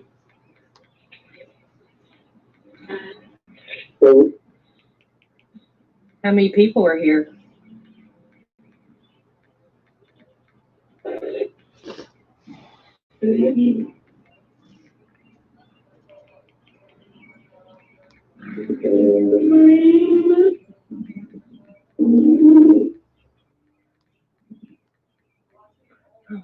I was not looking at my phone. I looked up and I seen that little tree in my thing there, and thought I seen something. Whoa!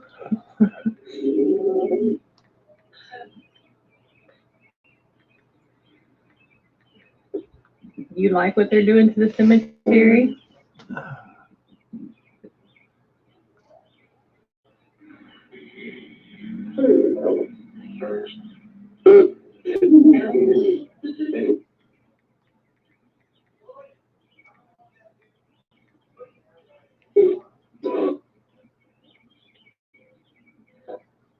Is Tom out here? I heard Tom.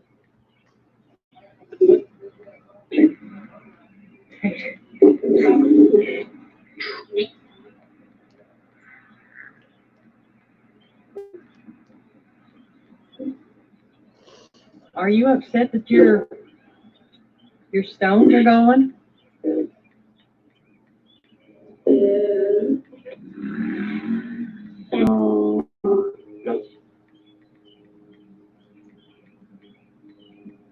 If you give me your name and we can get you a marker made, do you think we can?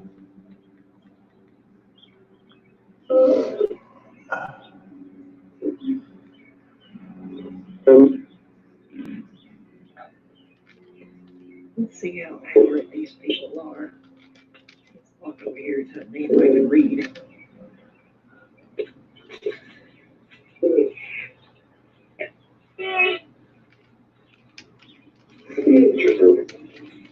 My hands are freezing.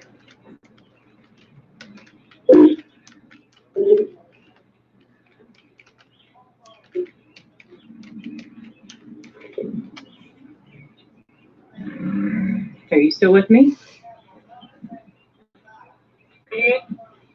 Okay. This is Mary Louise.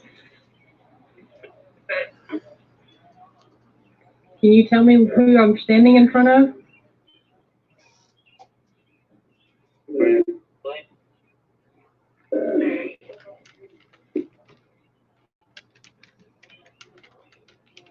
Okay, what's the guy's name?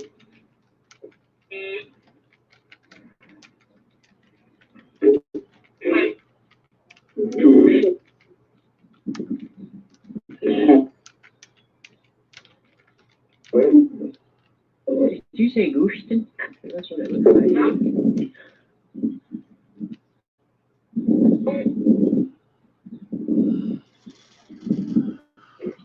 You know how old they were?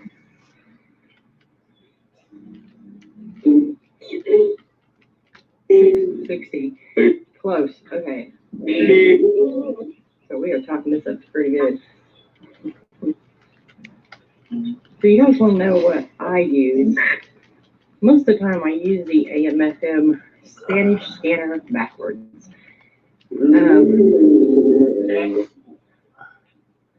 So when I'm out here and I want a little clearer response than what's in my head, I use the Necro.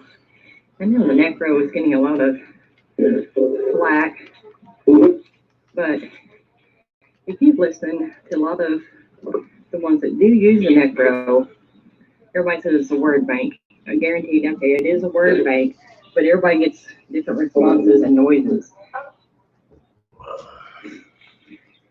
And I get a lot of clear ones, like the older lady that was coming through when we did the basement. You can clearly hear a person's voice. I mean, there's no doubt about things that do come through.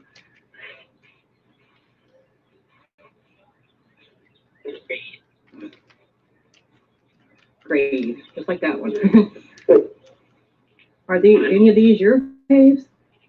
I don't like asking, letting people know that they're dead. Some people don't know. I mean, it's like walking into the Beetlejuice doctor's office. You don't really know. Dead, yeah. This is Sebastian, 1861. You know who this is?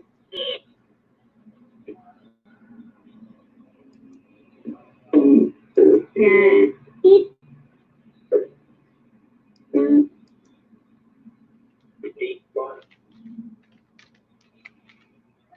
of these got destroyed in a storm not too long ago. They're trying to get them back together. Again, yes, it's like a second storm that has came through. Now, last time I was in here, it was at nighttime. And like I said, I was using the Spanish AM/FM radio backwards. And I was getting a lot of words like get out, PK, bones. So, and usually if I get told to get out,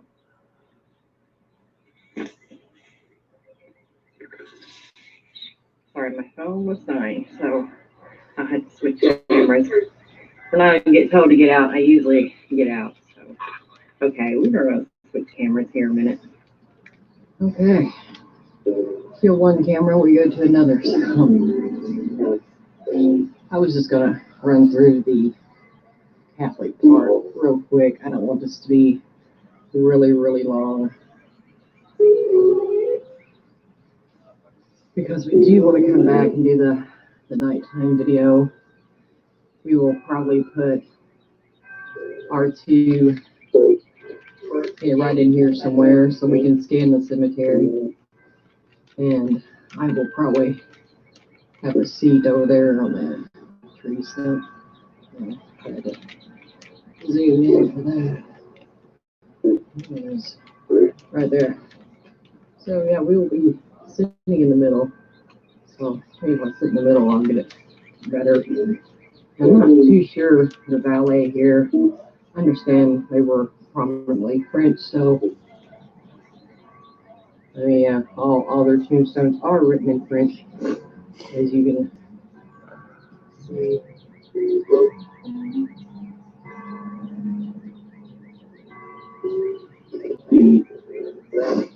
So I have no idea what that says at all.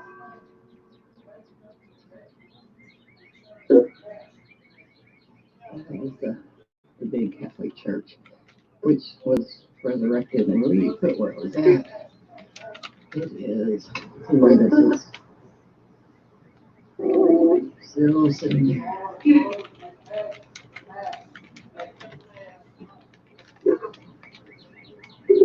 Is there anybody here who wants to speak to me?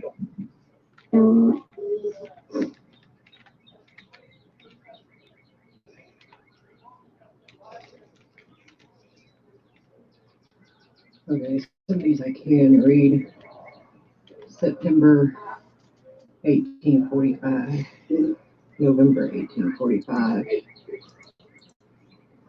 Infants of Francis Rozier, 1847 to 1848.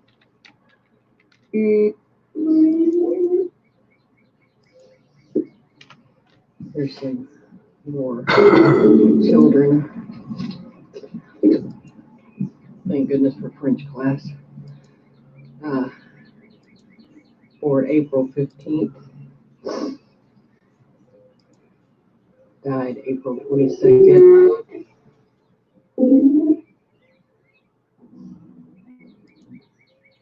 Aged 7 days. Children of, can't read that one, and Mary Annis, 1847, 1848. Godfrey Francis and Christina.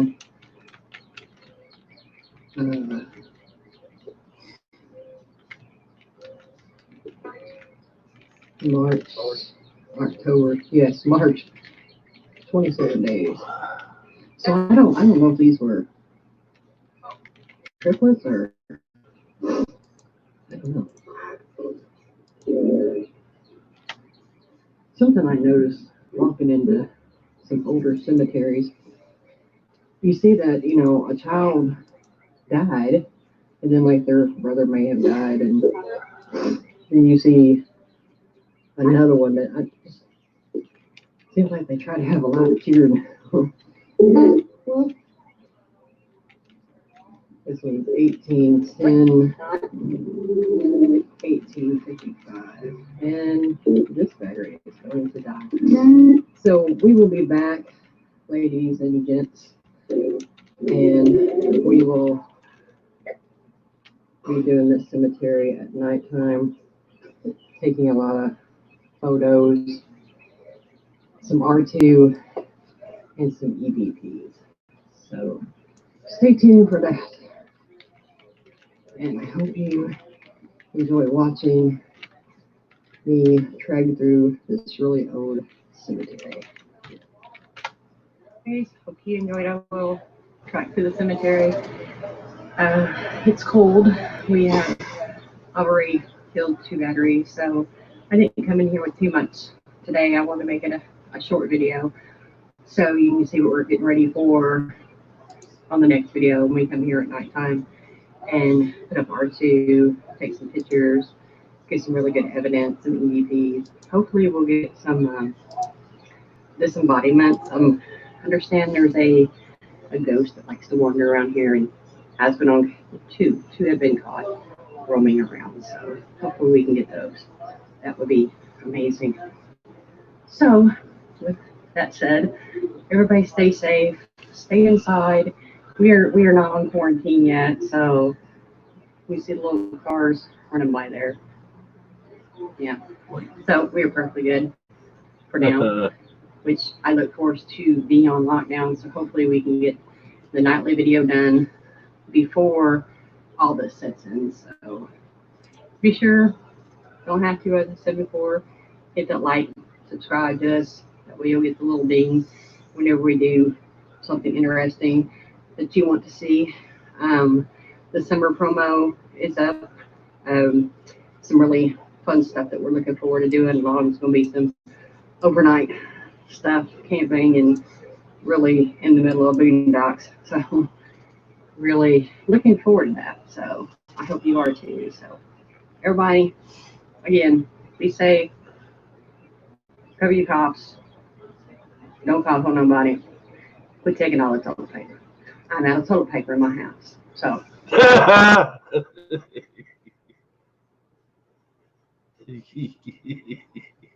Oh, sorry.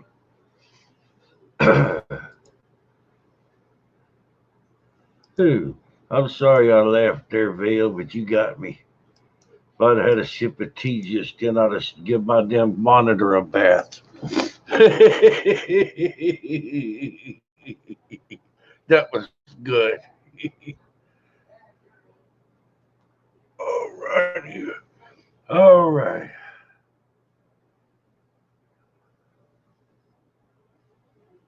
That was a dog man got your TP. I was Vale. You got some good videos, don't lie. But that one, in my opinion, is your best one right there. Not knocking on your other work by any stretch of the imagination. That was your best one.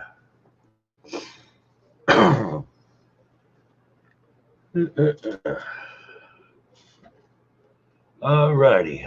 Now, Ghost Quest. You said you wanted the New York video to be played. Fly over. Says I'm here and I'm not ignoring you at all. Want to welcome you to the family. I don't know a whole lot about the what you're talking about, like using computers for breaking down EVPs. Shit, kind of do it by the ear and listen in. But Beyond the Veil on Twitter, that's at Beyond the Veil. They do a lot of EVPs and they're super nice. They might help you out.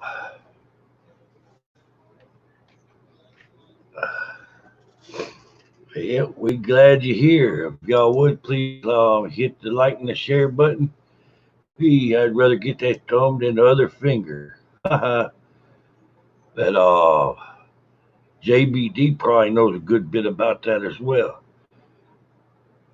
All righty, I'm gonna do it now. I'll just take a little break here for a second, Ghost. Anybody need to go to the restroom or grab a bite to eat or something to drink or whatever?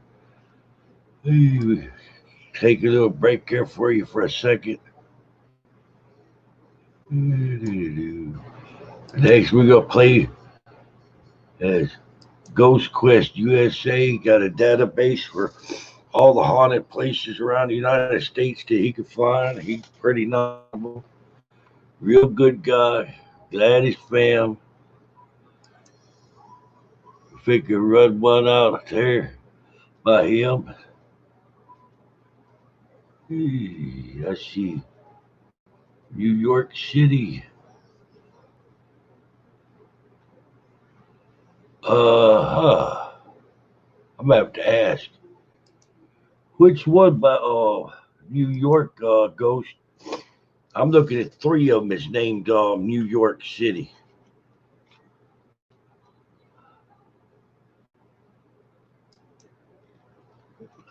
Yeah, fly over if you ever wanted to. I can share your videos out, help you build your channel up.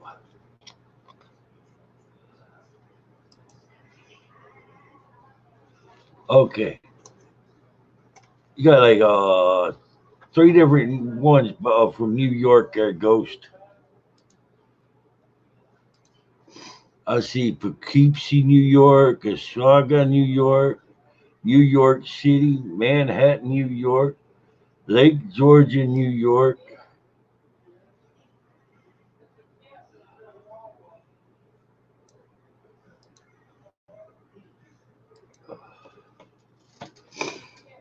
Oh yeah.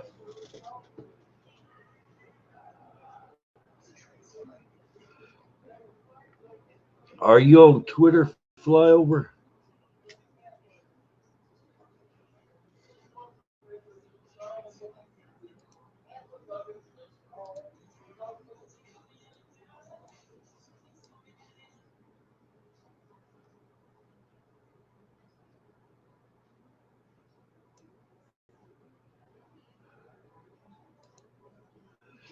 All righty.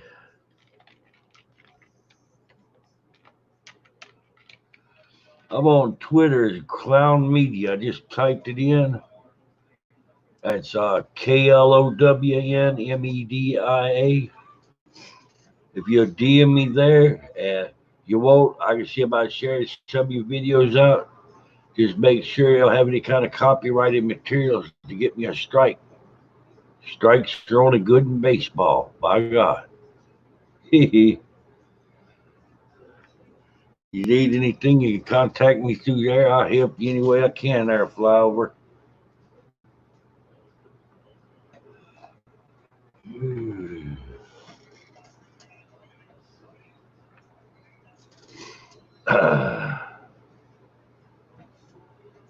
You gotta have a sense of humor.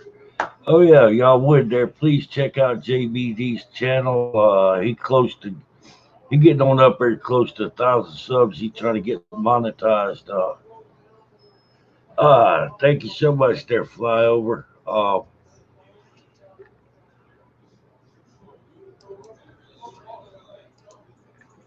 Let me see. I don't think nobody really wanting to mess over me. I hope not. There we go. I'll give you a big old follow back.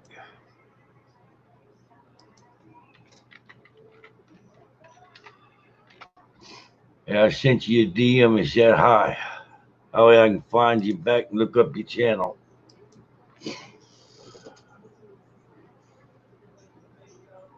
Hey, don't have to be dedicated to paranormal. We do cryptids here too. The way I look at it is, it don't matter if you're cryptid or you're paranormal, you're still family. Family work together. We help each other grow. Shit, I know a lady. I was sitting there showing a makeup video for her the other night. As long as you down to earth, good people, you help each other out. We all work together. We all grow. We all prosper. Yeah, yeah, Leslie. I was having to use necrophonics app last night with my Wonder Box because my SB7 Spirit Box ain't acting right since that last time them damn demons out there at Cobb Cemetery hit it. There's a pretty potent demon out there. He fried the speaker. They got my damn Spirit Box where it don't want to work right anymore.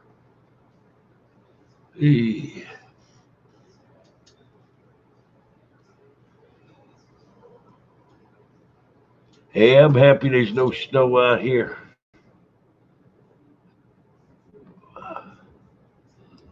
Hey, we down here in Destin, Florida. We ain't gonna see no snow around here. The second time I went to use that SB7, Leslie, I turned it on, and I mean, I ain't have that thing but about a month. And as soon as I turned it on, it made a sound like that, and it drained the batteries out on the speaker. It fried the speaker first. Ooh. Well, you need to ask them, Fox. That'd be improper. I start passing people's Twitter accounts around. But you can ask, I'll fly over. If you try to get a channel moving, you talk to Fox. Fox is helpful as hell. Fox is all time helping people out here. Good guy.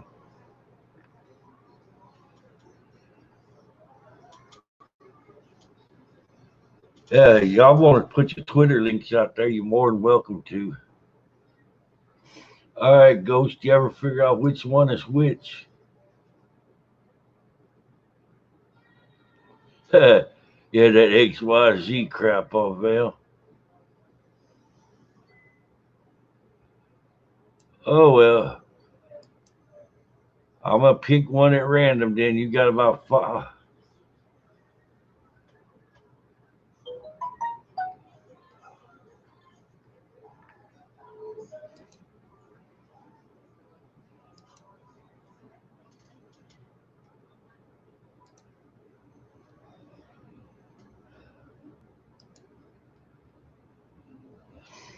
All righty, let's see. Let's get this party started.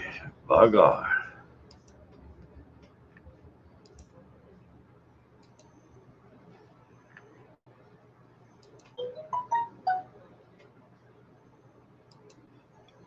There we go.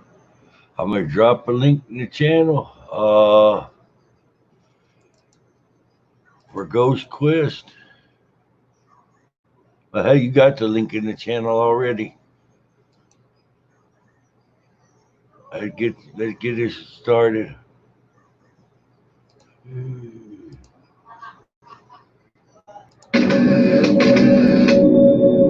following is a list of 5 of the most notoriously haunted locations in New York City.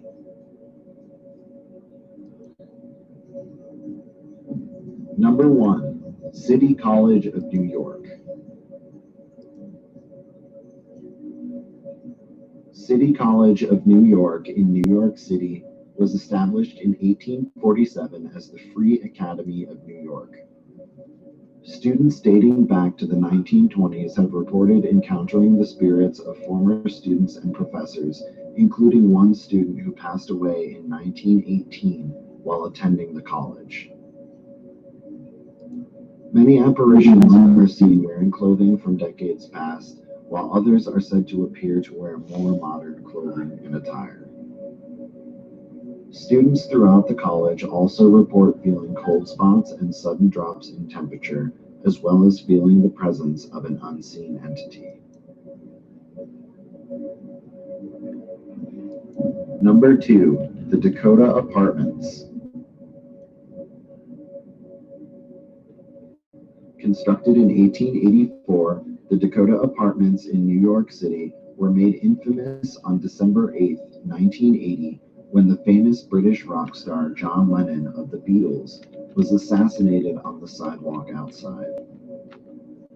Since his death, Many report witnessing Lennon's apparition, including Lennon's late wife, Yoko Ono, who lived in the building for another 20 years after his death. Other residents report encountering the spirit of a young girl with blonde hair, as well as a wandering spirit known as the Crying Lady. Many also report hearing the sounds of disembodied voices and footsteps, as well as experiencing other unexplained paranormal activity, such as objects moving by themselves, unexplained cold spots, and feelings of being watched by an unseen entity. Reports of paranormal activity at the Dakota date back to shortly after the hotel's opening in the late 1880s, with painters and other workers claiming to encounter spirits from earlier times.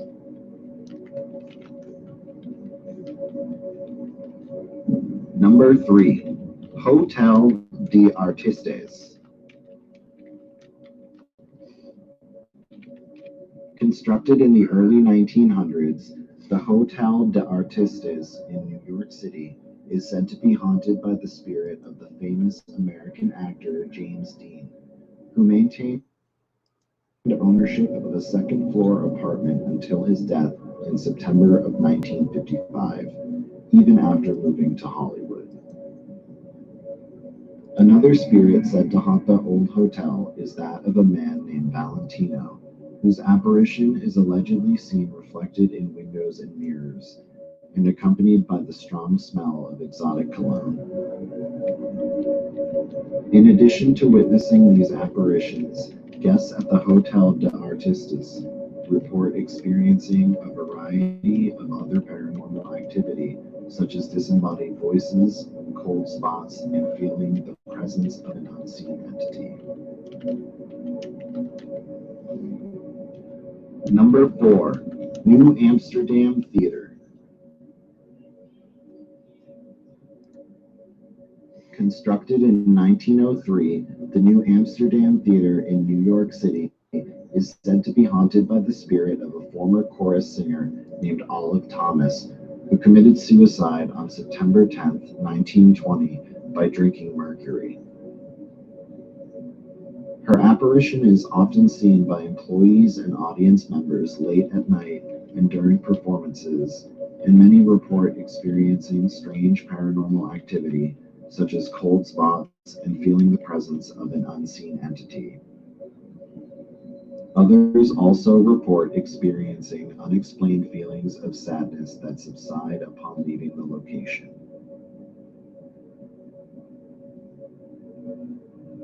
Number 5. One If by Land, Two If by Sea restaurant. Constructed in 1767 as a carriage house, the One If by Land, Two If by Sea restaurant in New York City is said to be haunted by the spirit of a man named Aaron Burr and his young daughter Theodosia, who were allegedly kidnapped and murdered by pirates. Patrons report witnessing their apparitions as well as encountering the spirit of an unknown woman in a black dress. Others report experiencing paranormal activities such as cold spots, lights flickering, and objects such as plates and dishes being moved by an unseen entity. Several staff members working at the restaurant have allegedly quit over the years due to their paranormal experiences. That concludes my list of 5 notorious haunted locations in New York City. If you enjoyed this video, please be sure to hit like and subscribe to my channel, and stay tuned for more creepy videos and other content. To see my full list of folklore tales and haunted locations in New York, check out the link in the description, and be sure to follow ghostquest.net on social media by clicking the links below.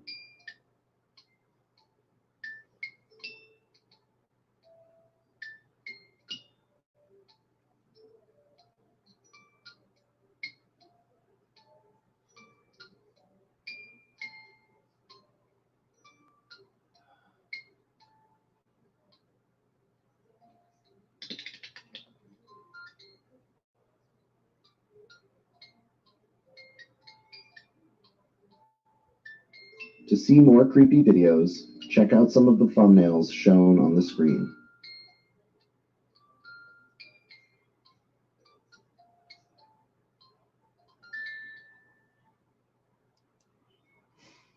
Bruh, I like that music box set up there. That's awesome. Thanks, Fox. Appreciate everybody. I really do.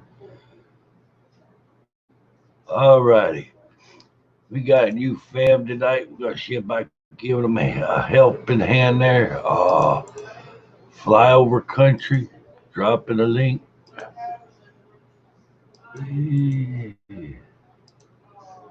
There's the link to Flyover Country. And I've already got a video that I saw that they done, and I'm ready to pick out and share out.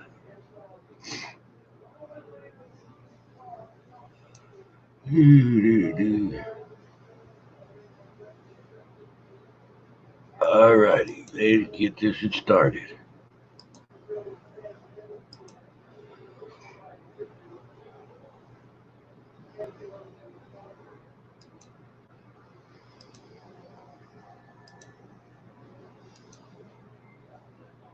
Yes, the music box is spooky.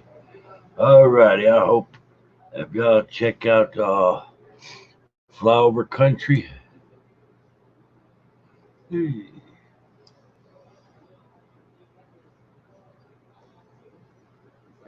y'all would there, check them out. Hit, smash that bell. I'll sub to them. And let's get it going.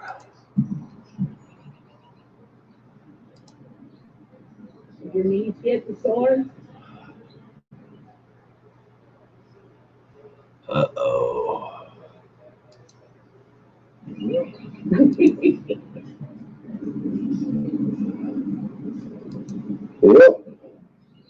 knees doing good? Oh, yeah. Good, I'm glad. Take a shower. Just laughing already. Welcome back, Allie.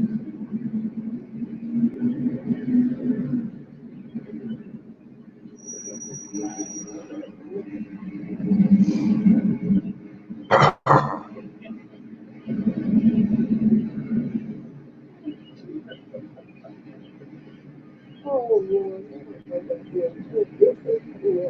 No, no. I don't know about it.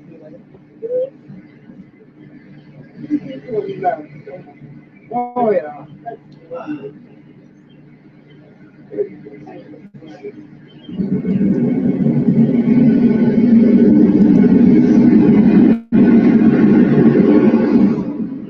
How's it going? Yeah?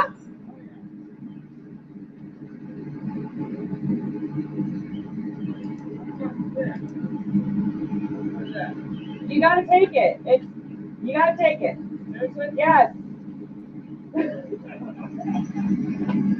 Mother trucker! Dang it, Brooke!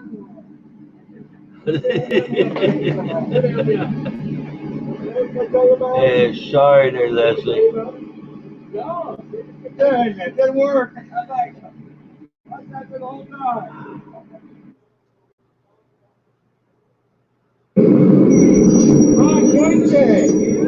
Oh, yeah.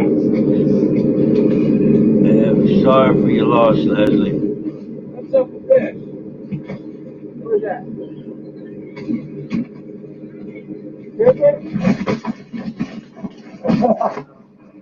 God. All right.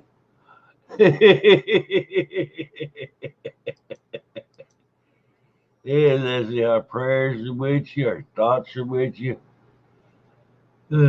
Sorry. That's a good video there, Flyover. Hey. I kind of jump out quick because I didn't know if it was ending out. I didn't want to start showing somebody else's video. I start getting jumpy when they on short videos because I don't know what's going to come up next. Hey, you try it again, but next time there, have the bag flipped the other way. All right, Leslie, sound like a plan. We're here for you 100%, Leslie. It was still funny.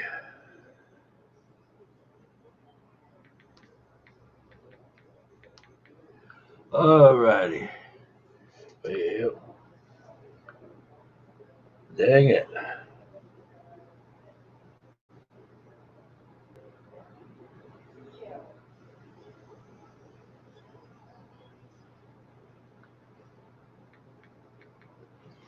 Yeah, I like they don't have to all be paranormal or all cryptids.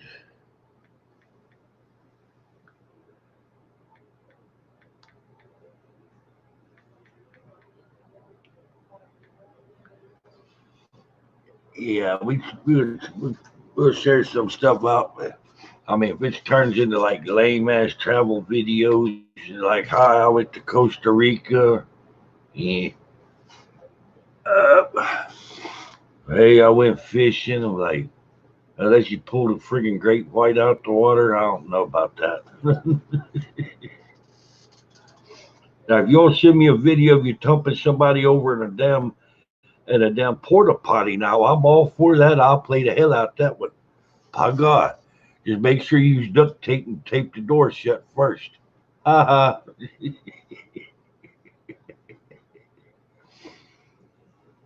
Yeah, let me see.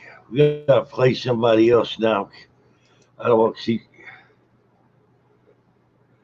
Yeah.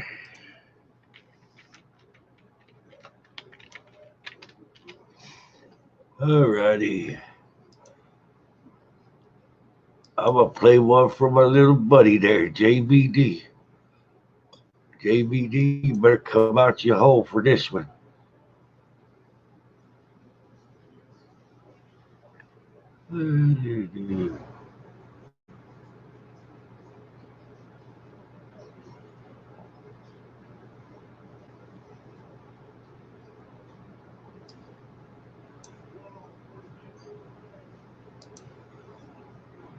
Hello.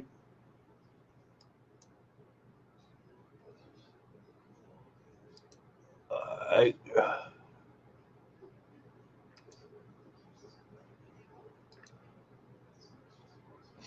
no, I want to, JB. You got some interesting stuff. Besides that, I'm proving a point. It all have to be paranormal or cryptids. Hello again. Dustin JBD Chemo Man 73. For tonight's dinner, I'm going to make a taco enchilada pie. I put some corn tortillas in the bottom of this greased pan just to help give it a base for the bottom. I put some red fajita seasoning in it and taco seasoning into it, 1 egg, 1 can of diced tomato and green chilies. Had it all down there really good. I wish I had refried beans. I would have put that in the bottom, spread it around, then put the meat, then maybe another layer of refried beans, but I don't.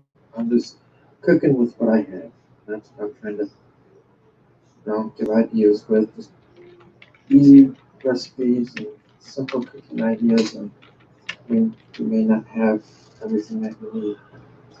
So I'm going to bake it, and then I'd say about 10 minutes before it's done, I'm going to put thin slices of Velveeta cheese on top of it, and we'll pop it back in the oven again. So give it a try.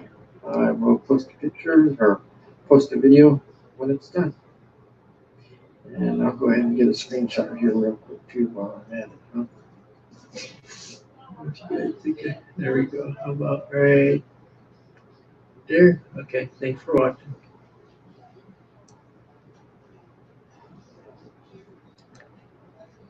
All right. That was JBD. I'm missing something in there about chat bouncing around like a rabid chipmunk. I see something about not sharing. Try to catch back up. Ooh.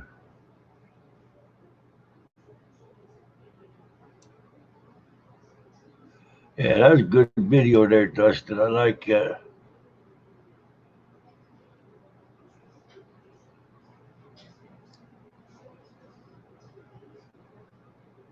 Chef Dustin. I missed what you saying there, Leslie, about he said something about he isn't sharing, and I lost track of that conversation there.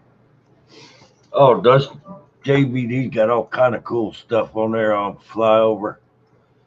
All righty. Oh man, sorry to hear that, Ghost. Yeah, here lately, Ghost had a bad run of luck. All righty.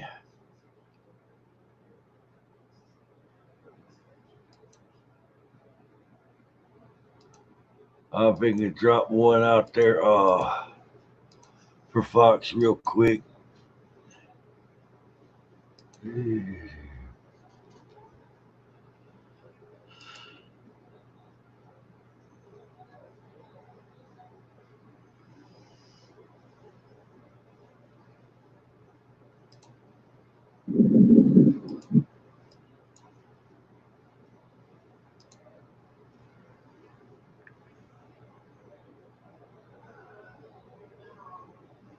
That's it, Ghost. We family. Yep, family gonna stick together. Like I always say, something bad happened to family and I'm upset. I'll help. Family goes someplace and I'll follow. But family jump off a friggin' bridge, I'm gonna be like, well, I'm gonna miss the hell out of you. Ha ha.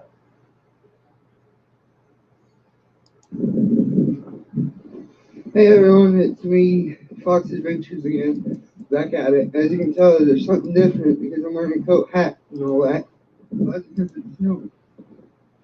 And it's pretty gosh darn pretty. So, it's really pretty.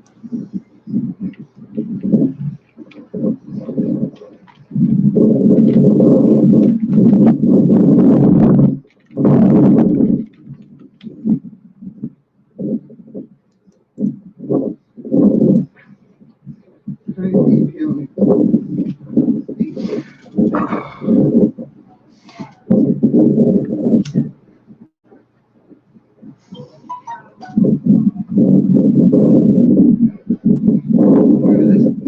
this would be a fun hill to sled down. Literally, it would be a great hill to sled down.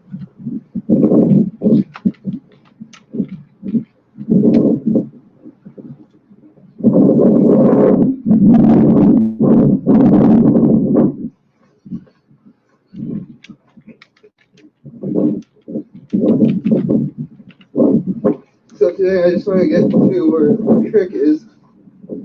I usually cross that, and I'll probably turn around because I'm getting cold already.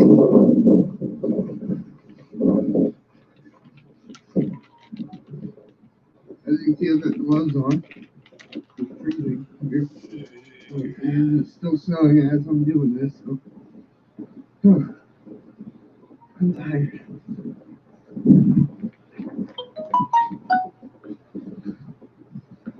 So as you can see, we're nearing the fence where I usually cross, so it's getting deep. It's actually getting me right here.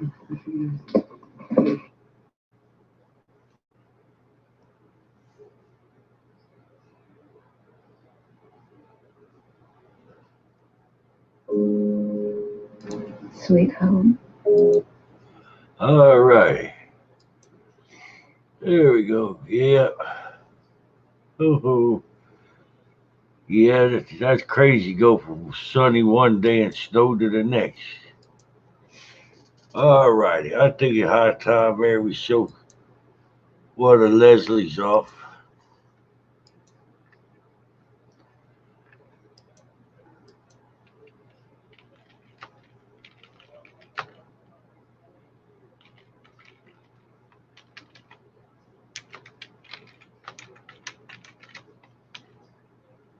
Yeah.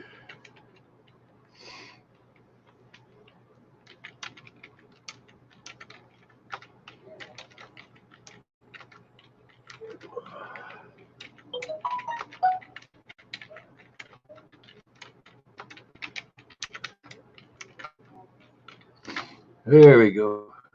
I was about the top fastest I've typed ever right there, and I didn't make a typo. Hey, I'm almost proud of myself, by God.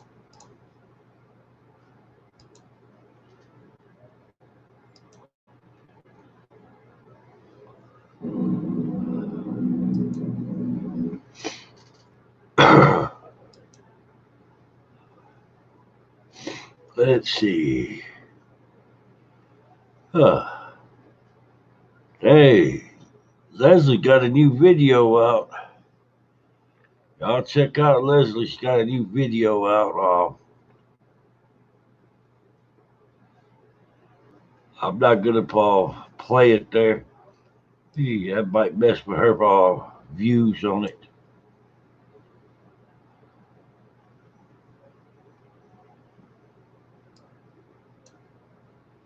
It would look good.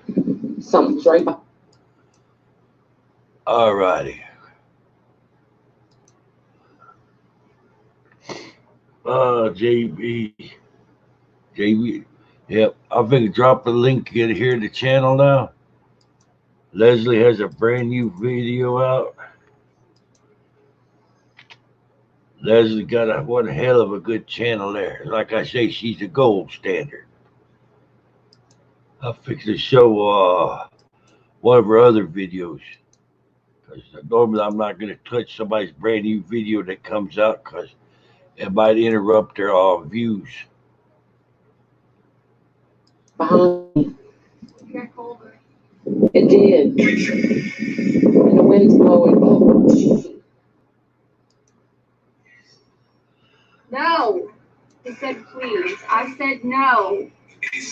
No.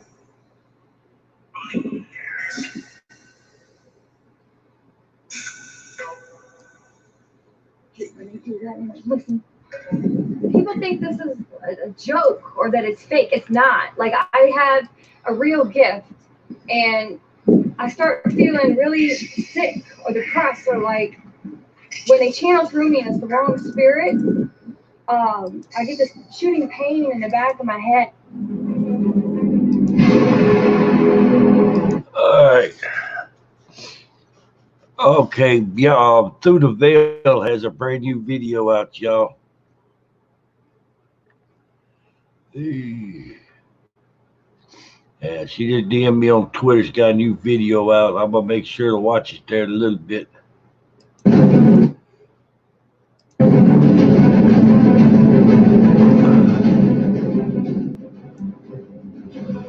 All righty.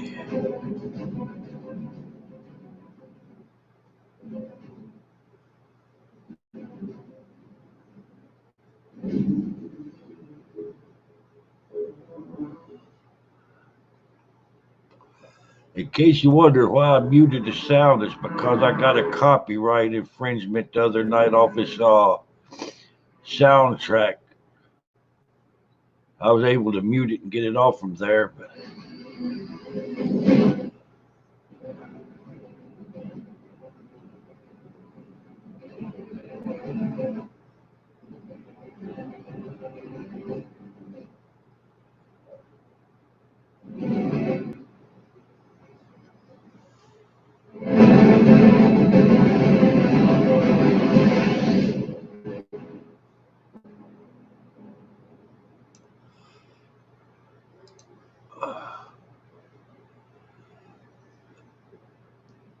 Welcome back to All Things Paranormal with your host, Leslie. Tonight's episode, I have with me Rhonda from Third Eye Paranormal. My last video that was released, you saw myself and Lafayette here at the same graveyard. This week, we're actually going to go inside of an open tomb. So, are you ready to lock yourself up in an open tomb, Rhonda, and talk to the spirits and see what may or may not come in the tomb with us? Yes, I am. Alright guys, I'm about to enter this empty tomb with the necrophonics at. Wish me luck. By the way, this is the first time ever on All Things Paranormal that Leslie has gotten inside of an empty tomb with the necrophonic app. Here we go. Anybody in here with me? No. No? No. Why not?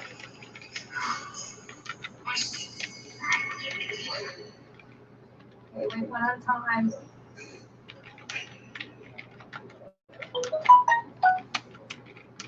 I'll put you right here. You were talking to Rhonda just fine. You talk to me for a little while?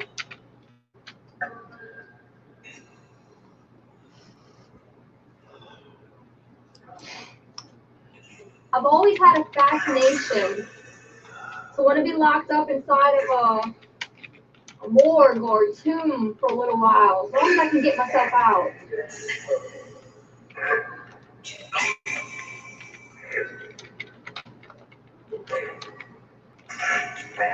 Come out? I don't want to come out.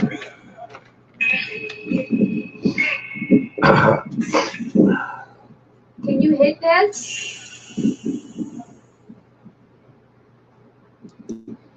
There's marks up here. What does that mean? Bait? I'm bait?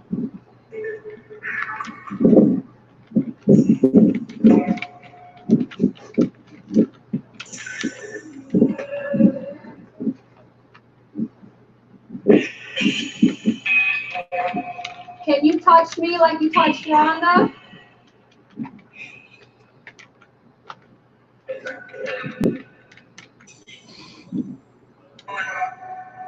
One more. Light? Did you hear that?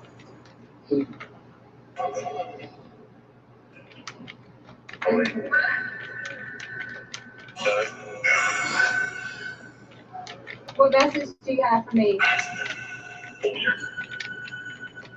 Did you say bastard? Injured.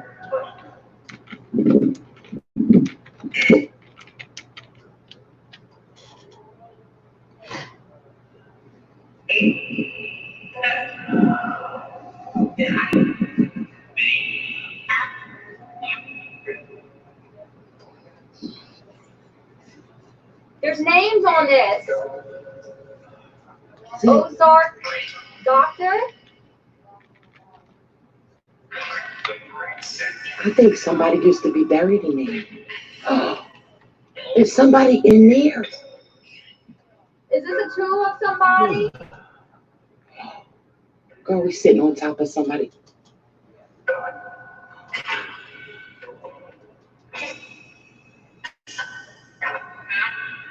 Oh, no.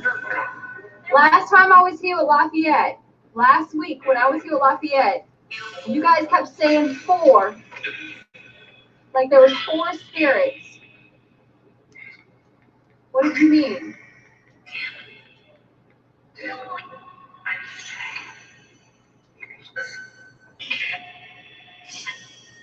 I'm sick, you can't listen.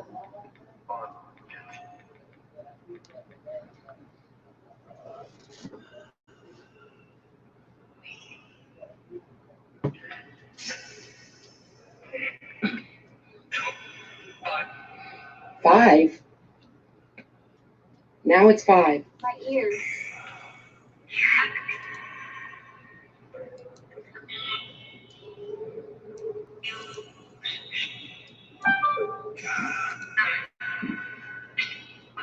Said get out of there.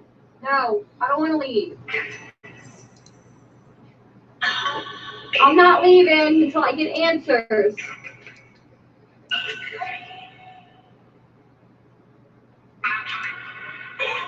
Run from it?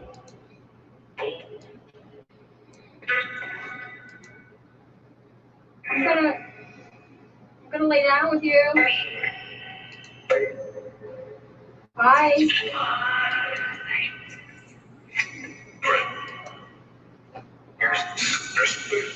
Nurse?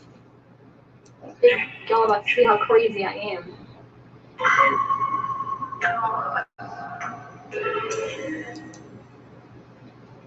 Look like you about to do push-ups. Oh, dirty. Gato, yes. I'm inside the tomb laying down with you.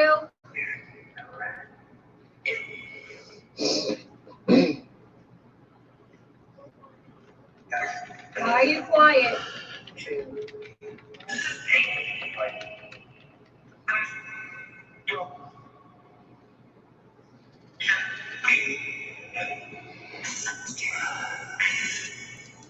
I hear something. You hear something?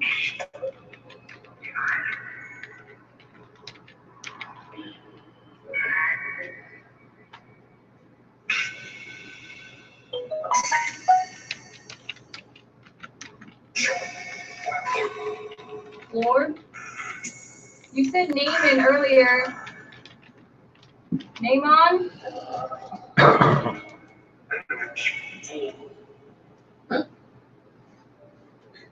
I hear something.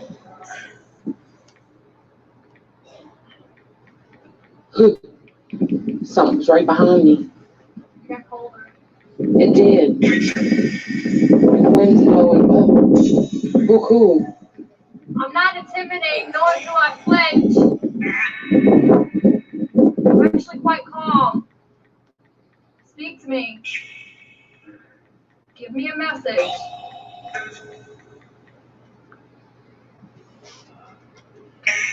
Come on, guys. We came out here to talk to y'all.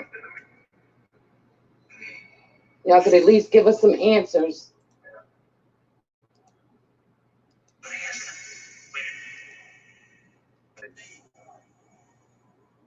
Do you want me in your tomb?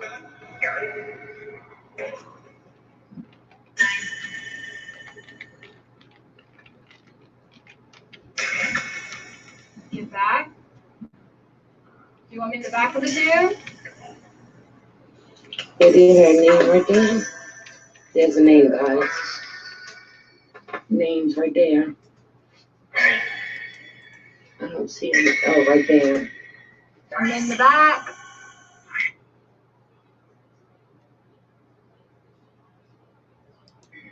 I don't see it. Oh, right there. I'm in the back. Looks like it's a cave. Yeah. How long ago was the body moved out of here?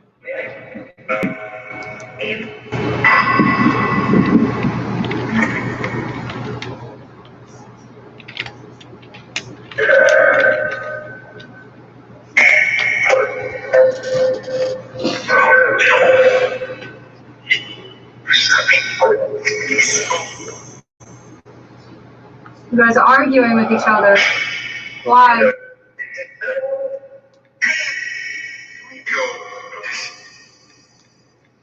Talk to me.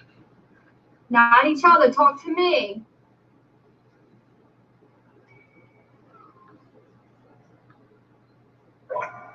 What? Talk to me.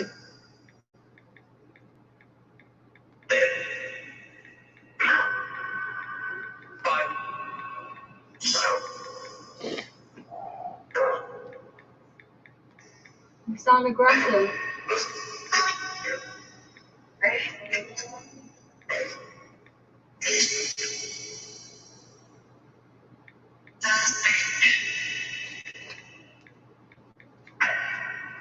Hi.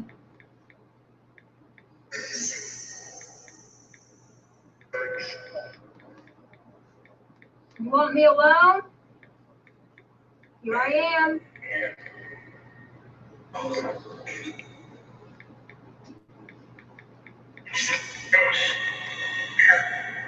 Did it say the B word? Yes. I heard it. You always call me a bee. Why? Because it's not human. So unnecessary, yes. It's evil.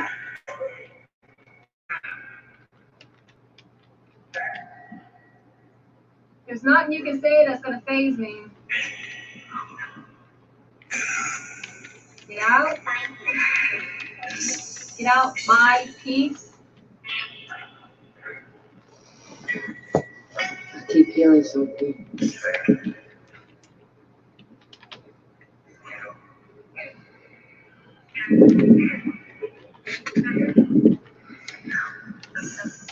The smell? Dirty? You smell the dirt in? Musty, isn't it?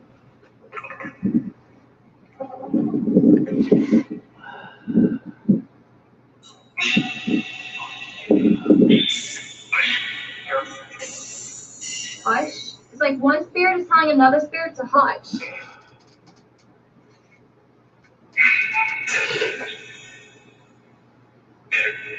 Can you knock on this tomb for me?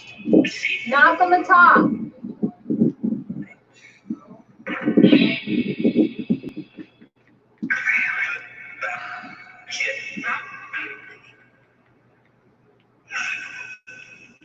My head.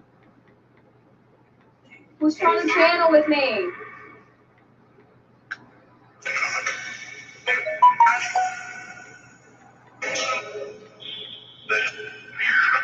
Mel? I made it? Yes. Me too. Mel?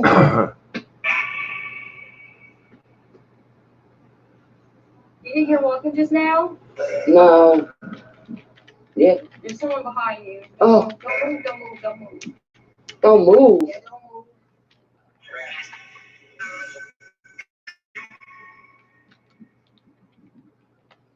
Who's behind me?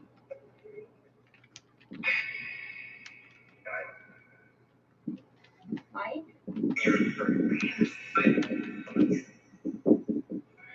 You. Ollie.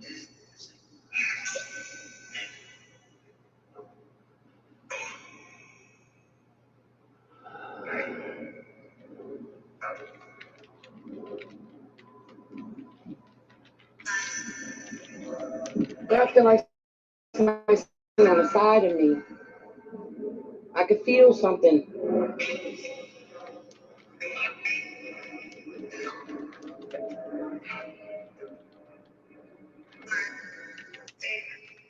Demon.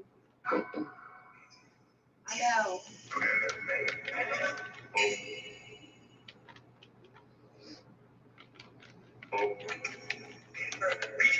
Release this pressure off my head now.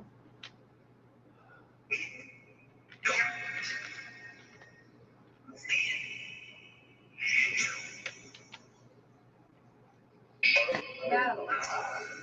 You can't channel through me. I hear talking out here. No, you can't channel through me. You can't. I hear talking out here. With my own ears.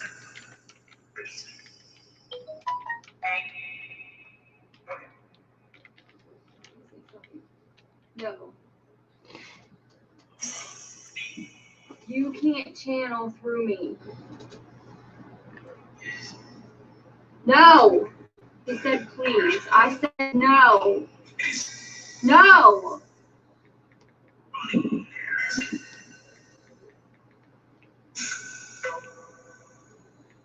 When I do that, listen. You can't channel through me.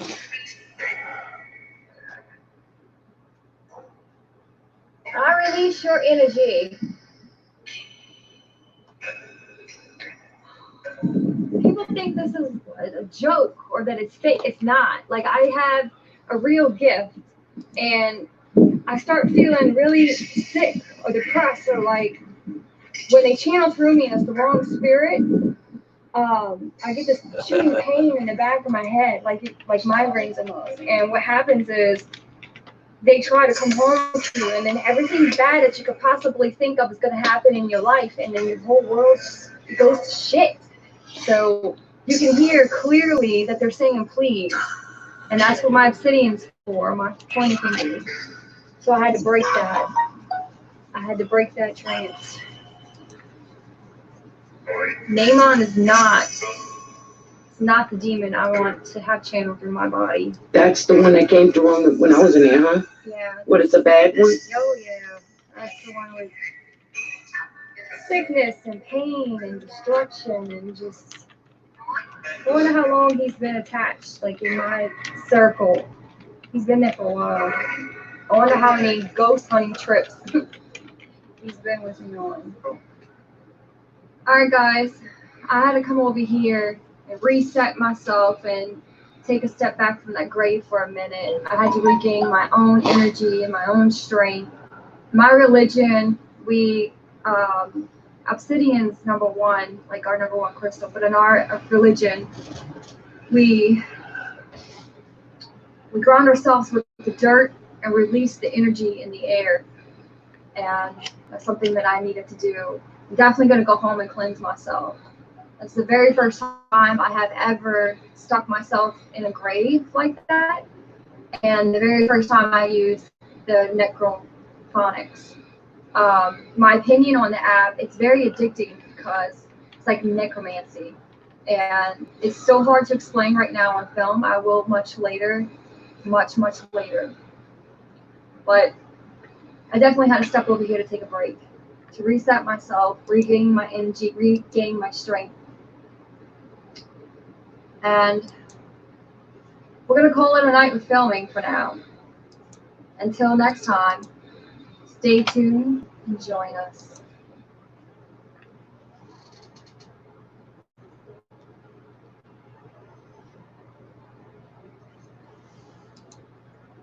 There we go. That was a really, really nice video right there. Ooh.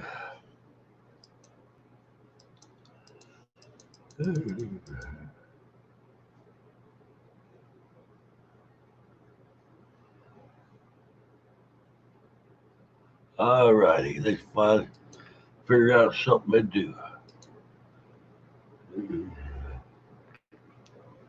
All right, Flower. Okay, Flower's asking for Paranormal Leslie's Twitter link. And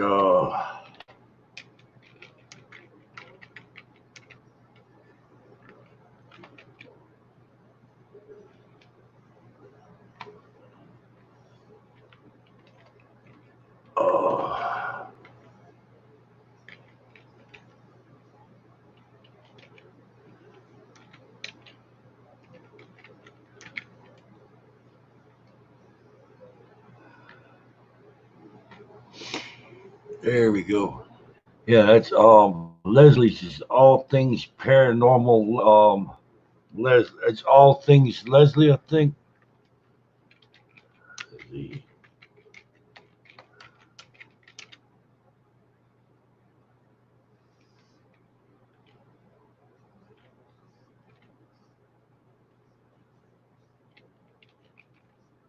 There we go. There's Leslie's link, Twitter link right there.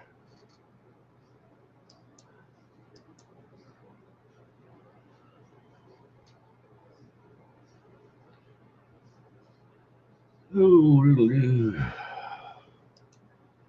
All righty. I go back this way. My God. Yeah, I'm trying to figure out what to play now.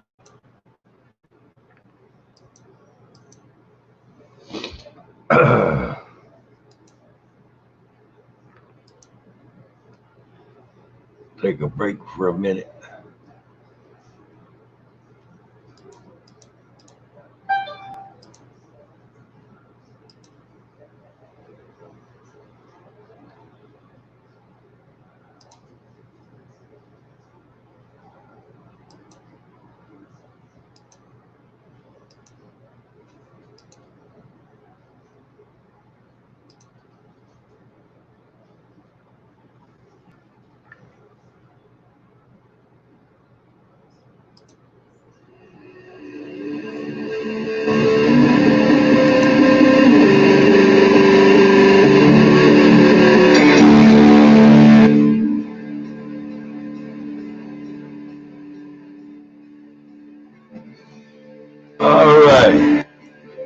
Take a little short break here for a second. Anybody need to use the restroom, grab a bite to eat,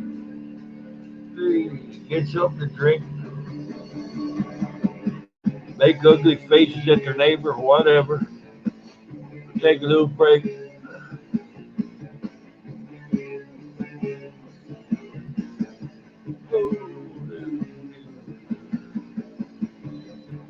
Yeah, we'll take a little bit of a break here, Allie.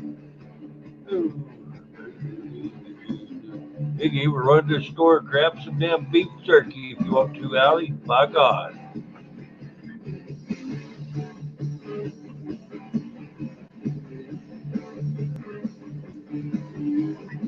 Oh.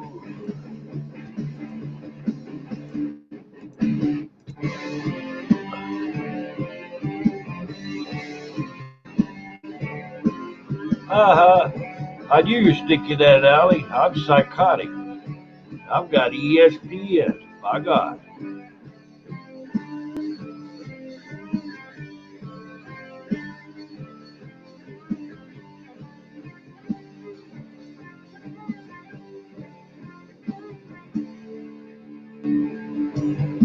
That's it, Allie. Ha ha. Oh.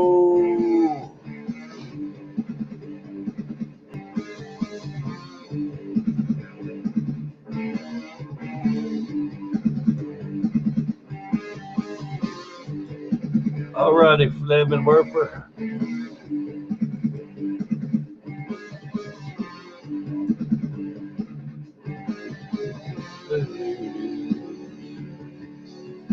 Hey, break it up a little bit, get some music. Hey, let's have a party. My God. Oh. Want to give a special shout out to All Things Paranormal Leslie. She got a new video out tonight. And Through the Veil has a new video that's out tonight.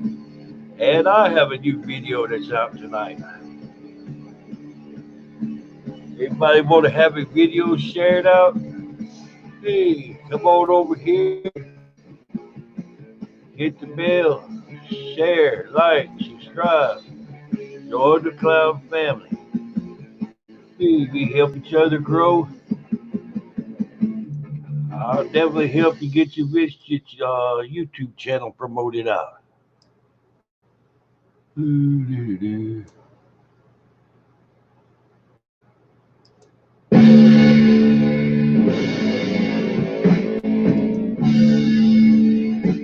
Balls! My God.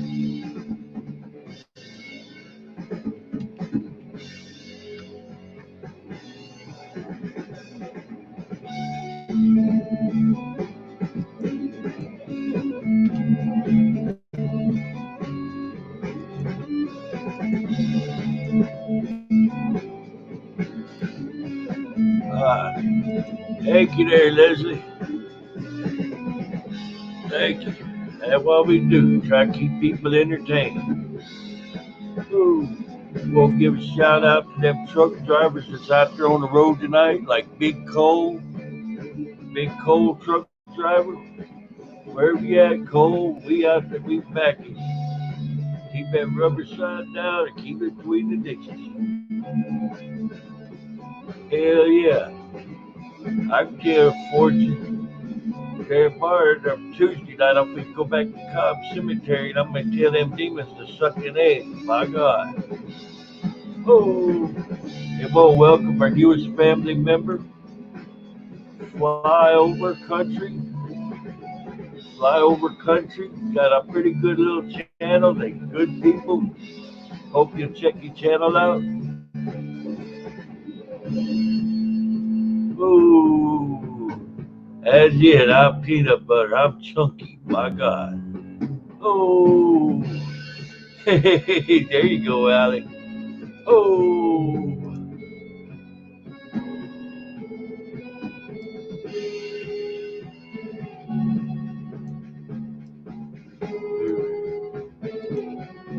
There you go.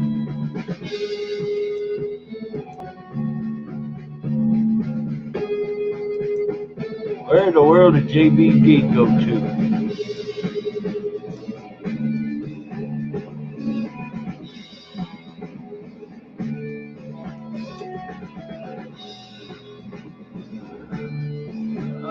Thank you, Allie. Love you too.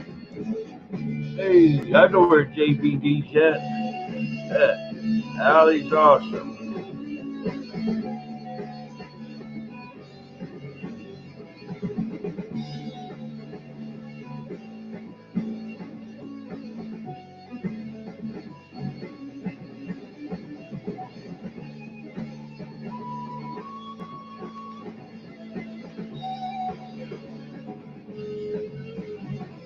That'll work.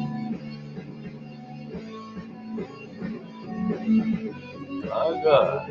Oh, can't go wrong with steak.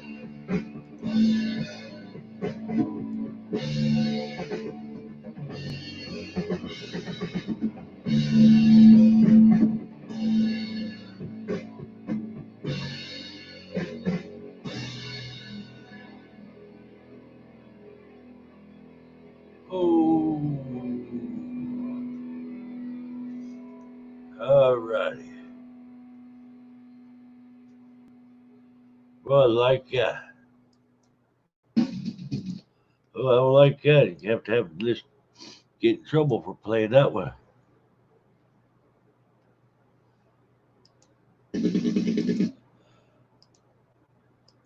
My God, I'm getting into a bunch of them. You have to put them in the description box.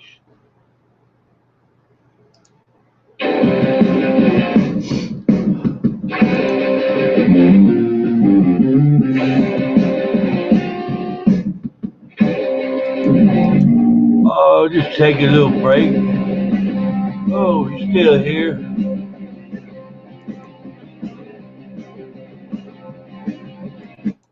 All righty. Everybody ought to be through with the going to the restrooms or whatever else they might have needed a break on. Let's get back to it. My God. Ooh.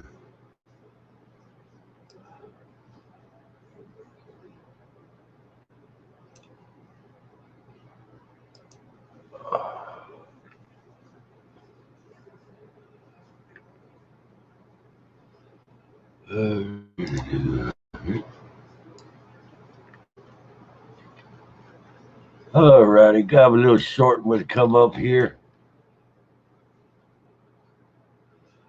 from the Venomous Fringe for the fringeaholics everywhere. Lizardman encounter.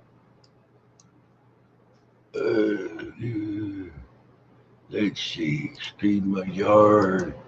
My God. Let's see. There you go. Oh. The most common Lizardman encounter was the first one that brought headlines to the local paper. The first report came from Christopher Davis, who was driving home after a work shift at McDonald's when all of a sudden one of his tires had bursted. He climbed out of his car to fix the damage, and suddenly he got the strange feeling that he was being watched. He had just put the old tire in the trunk when this large, greenish, wet thing with red eyes came at him from the tree line. It was a horrifying moment for the individual. However, it was just the beginning, as things had began to escalate from there. Christopher had locked himself in his car, the doors and windows all locked and secured, and he could only see from the neck down this creature was approaching his vehicle and coming closer and closer to him. It was coming almost about 2 yards away from the car, and it quickly began to jump on the roof. And the only thing that Chris could see next was its large black fingernailed hands upon the windshield. It was about 7 feet tall. The thing had given out a large grunt and a loud one at best. Chris then sped home.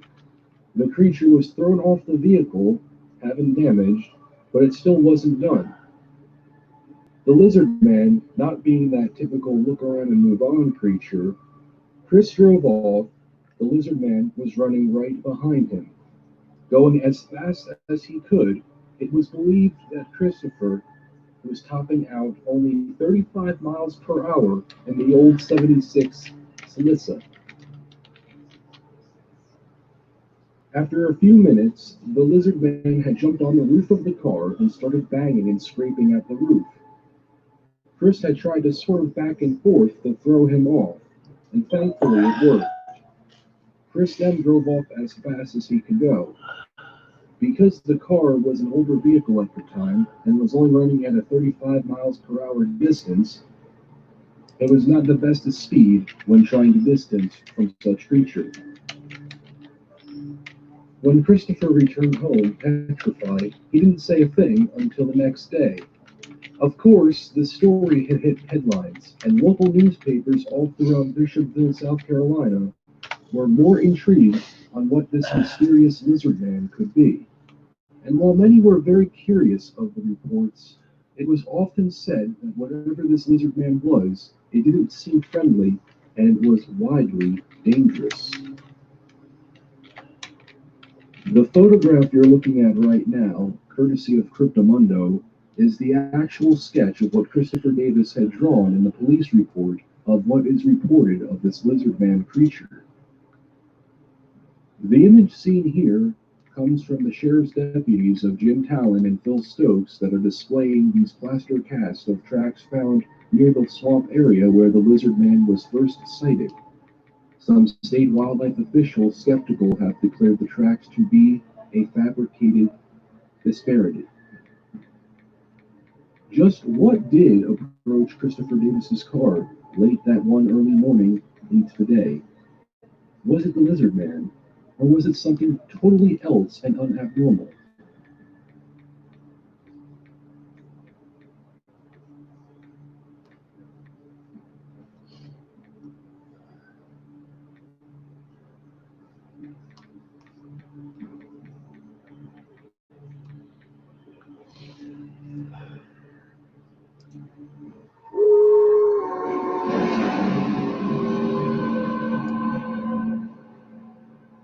And that was a good little short one. Well, I'm glad to hear that. Alrighty. Glad to hear that, haunted explorers. I'll just stay with explorers now. That was a short one from the Venomous Fringe.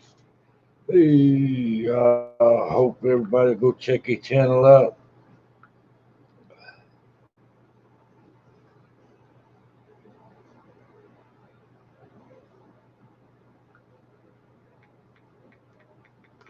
Now I gotta figure out a new one. Hey, yep, Chuck. What you been doing, bro? You still. Last I talked to you, you said you deleted some of your videos. All right. Well, yeah, I remember. I remember you had that dang creepy ass Ouija board that wouldn't catch fire when you held it over a candle for like 30 seconds. It didn't scorch and it didn't burn. There wasn't no smudge marks on it. Hey, that was a heavy duty Ouija board, by God. I guess that upside down pentagram on it helped out.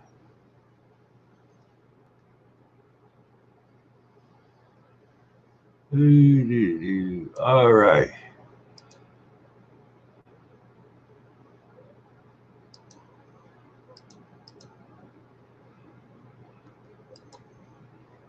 Okie dokie. I'm going to start one up from Holly's lore. I played one of Holly's lore all day. Really nice lady. Her, I know her and her husband Eric. Got her. She do some good work. You can't ask for a better friend or family. I'm looking through her videos right now, so somebody say something, I don't answer right back. I'm sorry. I'm looking on Holly's channel for for a video to play.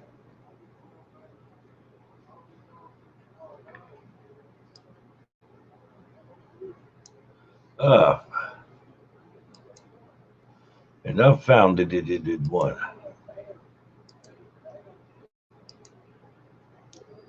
Ooh, alrighty.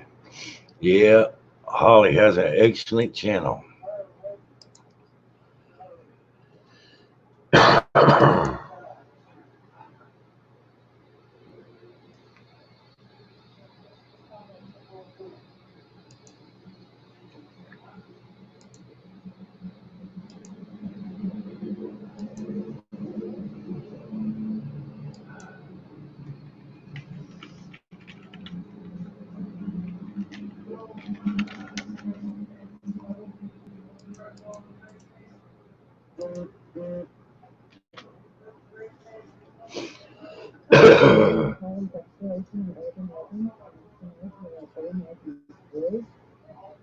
Quick background, they say that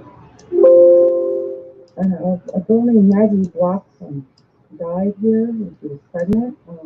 There's some that say back in the late 19th century, some say it was early in a car accident. Another version says that a woman in the 1960s came down here, she had a baby, it was performed and she tried to dispose of the baby, and she ended up killing herself out of guilt. And supposedly, if you call Maggie, I have your baby 3 times, she will appear, or sometimes it's Maggie, and different things are supposed to happen. Sometimes cars accidents, so let's see what happens tonight. Yeah. Mm.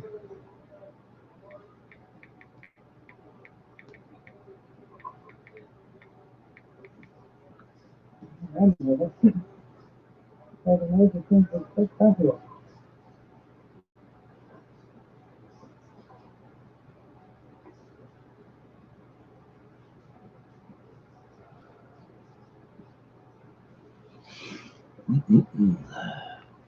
Alrighty, flyover. We glad you come by.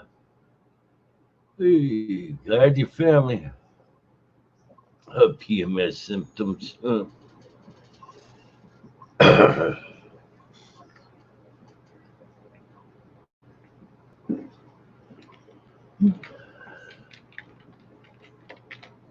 Really creepy. Over here, so we put that maid out of here.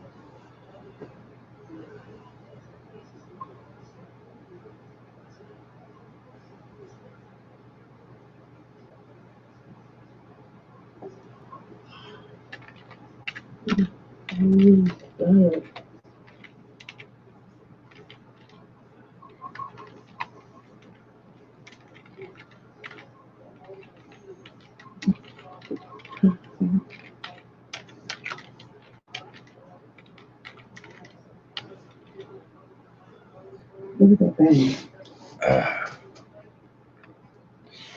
Oh, bang noise.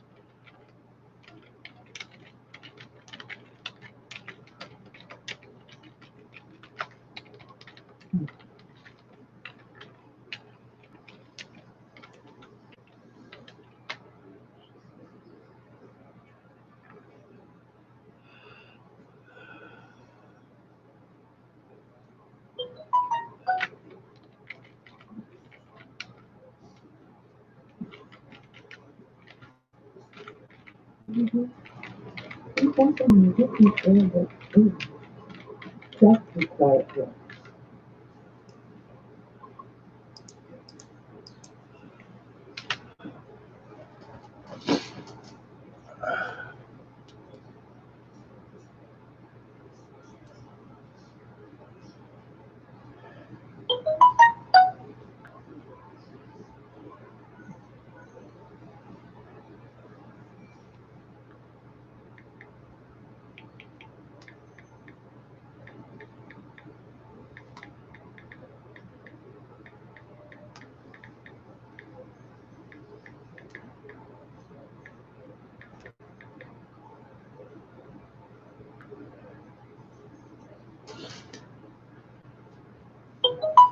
What I'm gonna do is it's cold as hell out here.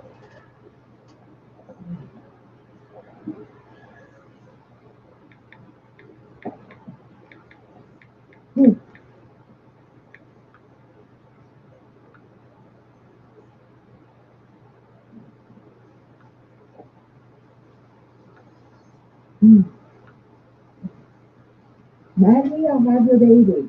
Maggie, I have your baby. Maggie, I have your baby.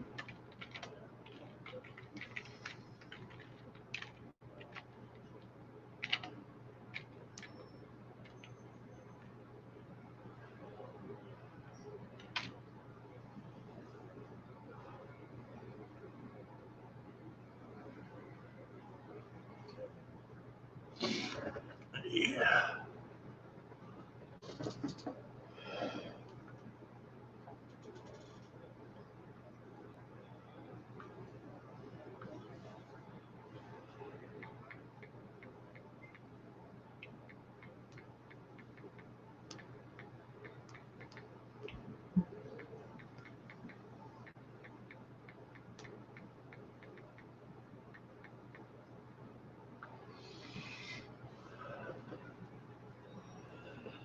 Mm-hmm. Fucking hell.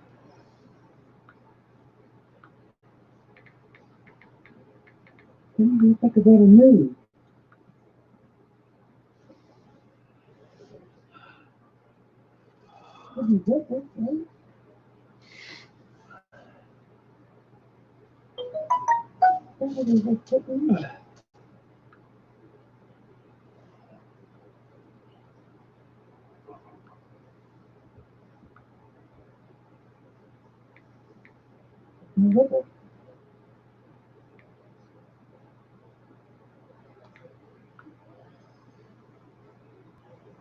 What?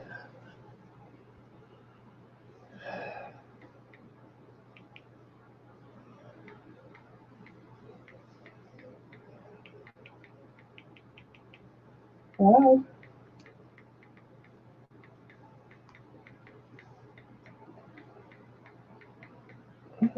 Doesn't sound familiar.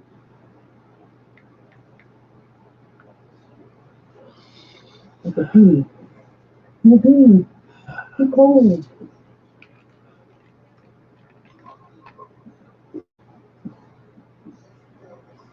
Try the other way so I could do this.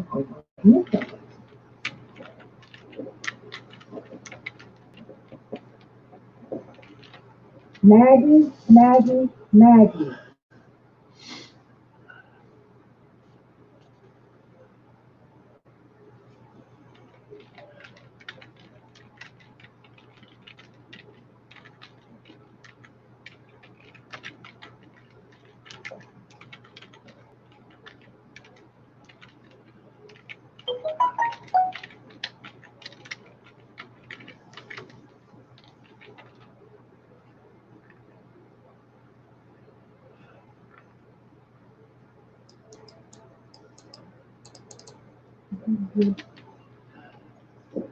Okay.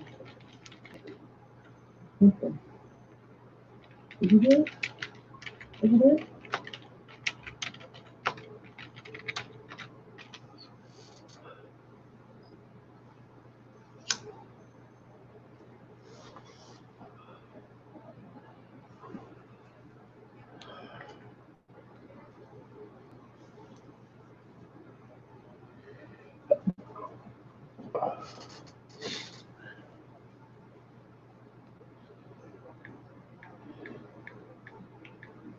You sound like a bee is flying around me.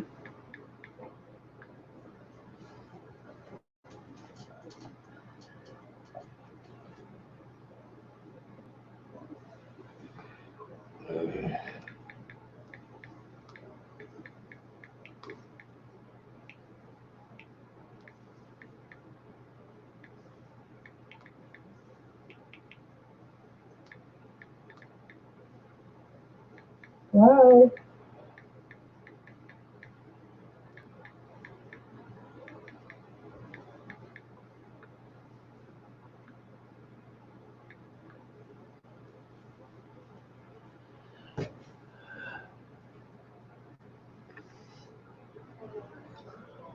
Maggie?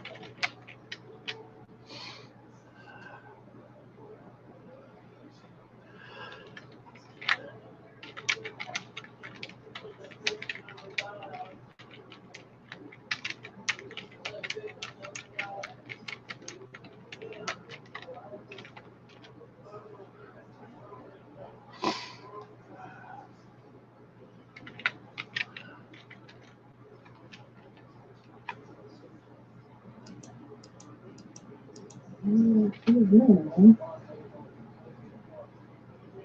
Just happen to show it? I guess that's it until next time. Thanks for watching. Don't forget to like, subscribe, and comment below. Alright, see you guys later.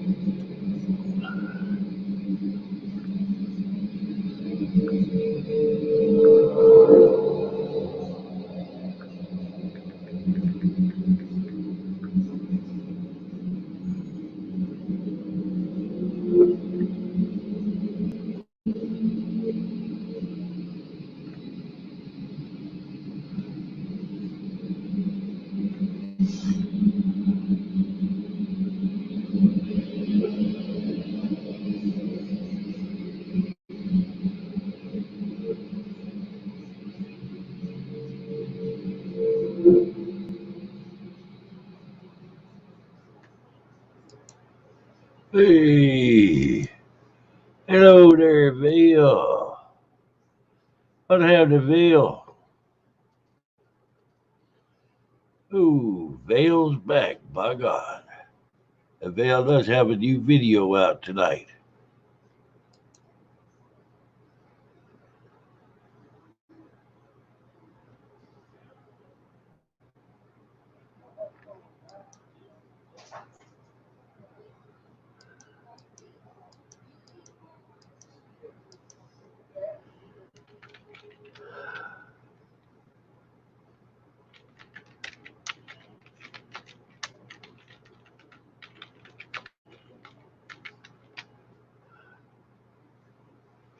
All right, I'm sitting there thinking.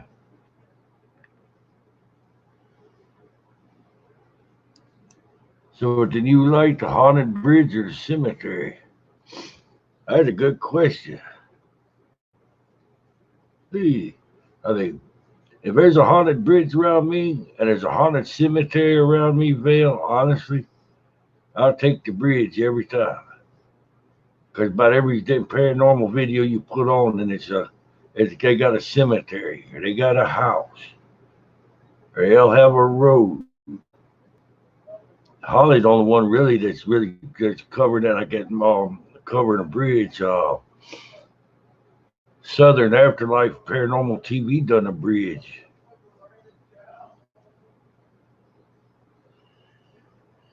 Yeah, a lot of that stuff is ghost. Absolutely. Southern Afterlife Paranormal TV went to a damn bridge here in Florida. They used to do satanic stuff at it, hung people off from it. They went out there in 2 cars. Both cars broke down. Got his wife to come get him.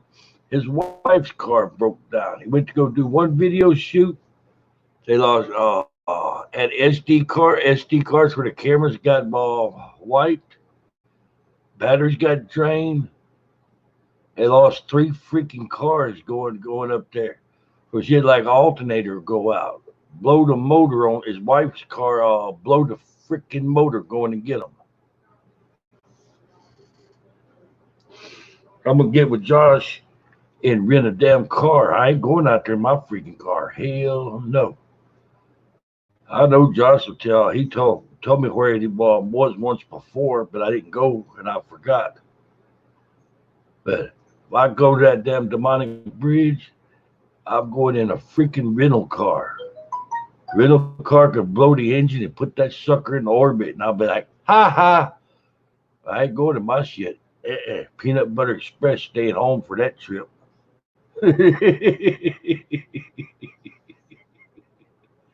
Yeah, it's a bad place, Fleming.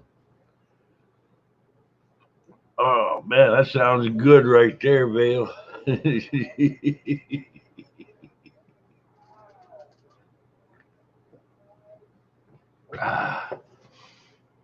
Ooh, all righty.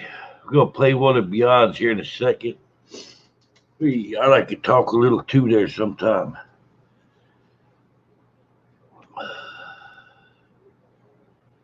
Well, the shadows that messing with you, that's demonic.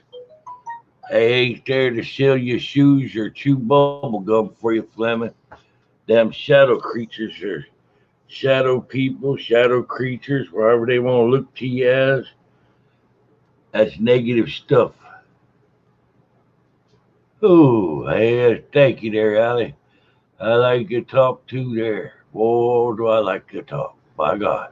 Hey, you take your bicycle there and somebody's probably break your chain and wrap it around your friggin' neck.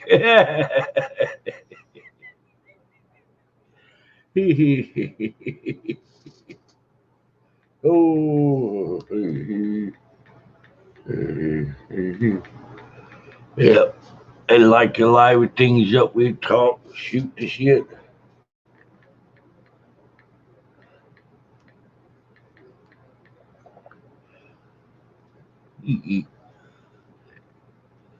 That's it.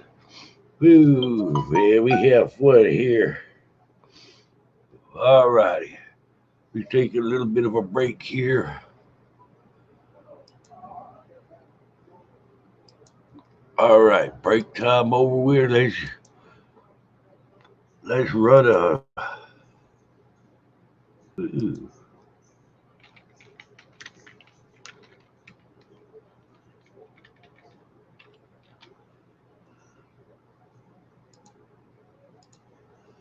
All right, let's see. Beyond the Veil. I have their phone number. Oh, God. All righty. Yeah.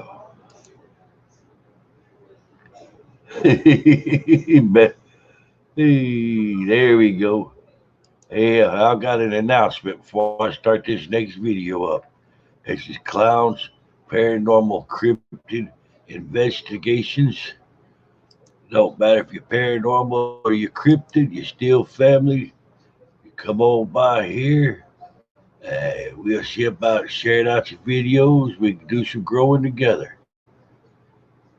And before I forget, remember, eat it every day. I'm talking about peanut butter. By God. Ooh, hee hee. All right.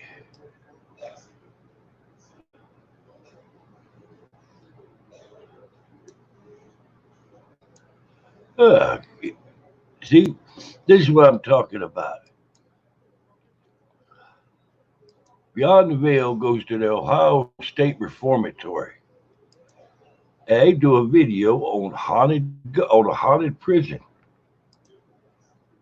There's a little change of pace in there.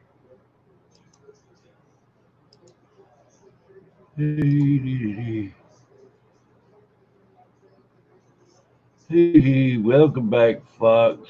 By God. Let's get this video started. Oh, see a haunted prison with some haunted ghosts. By God.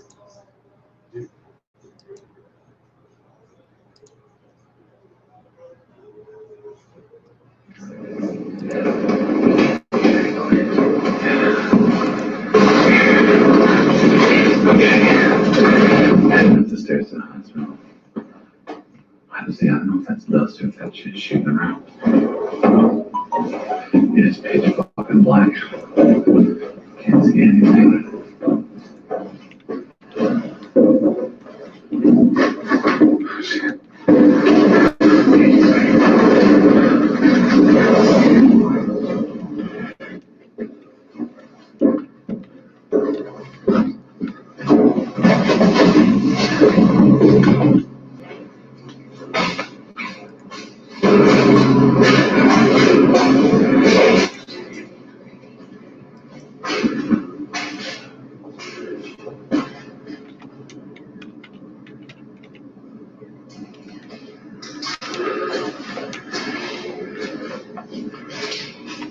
What does that mean?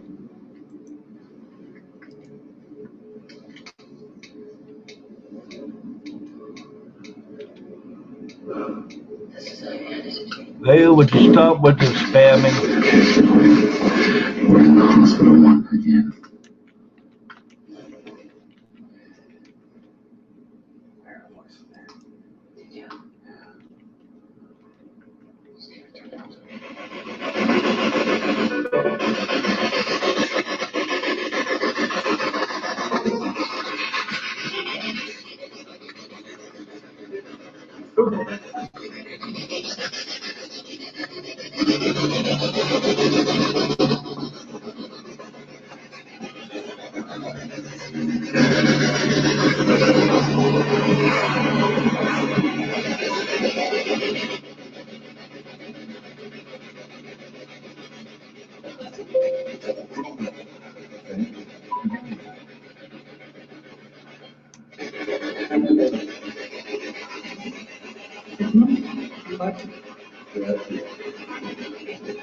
Is it okay that we're in here?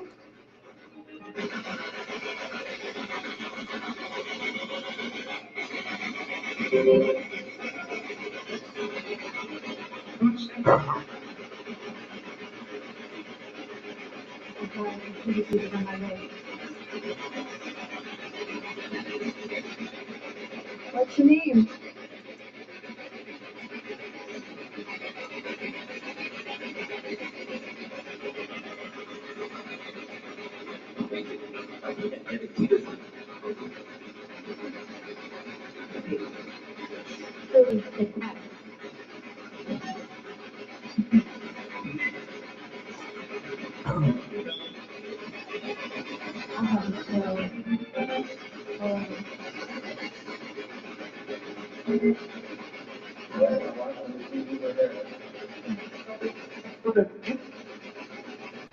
So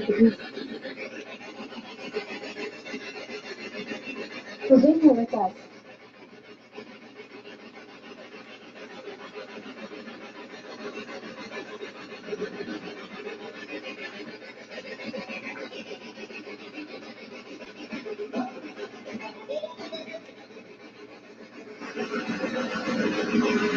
Is it okay with you to visit?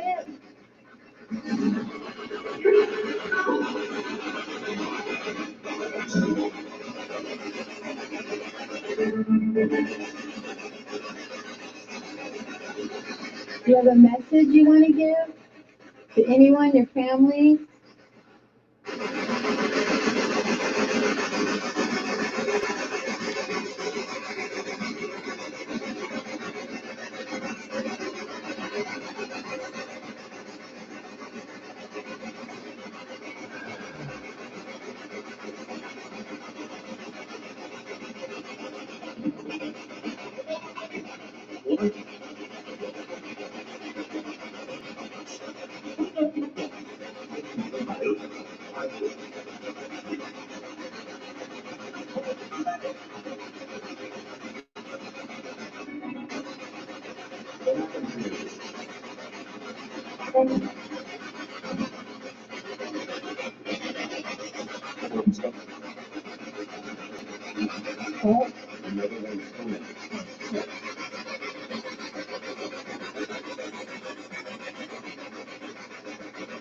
We mean no disrespect. We want to just come, communicate, maybe see if there's anything you have to say, a message.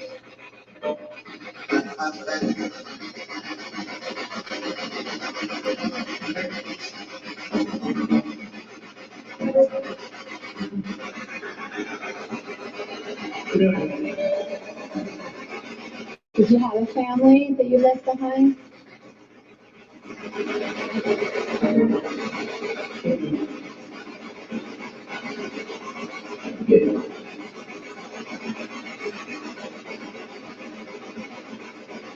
We mean no disrespect.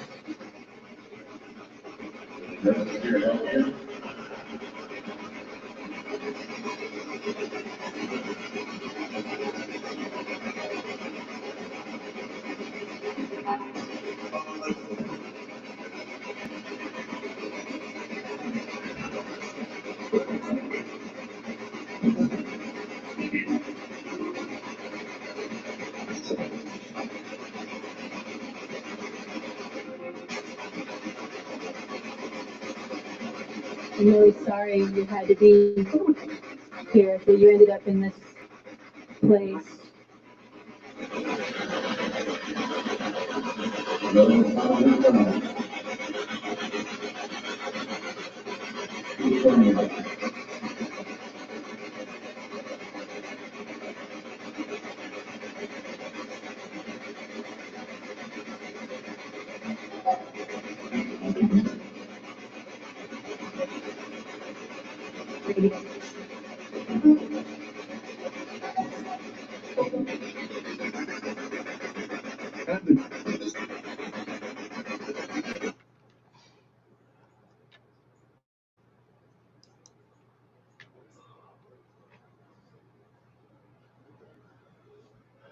Uh-oh.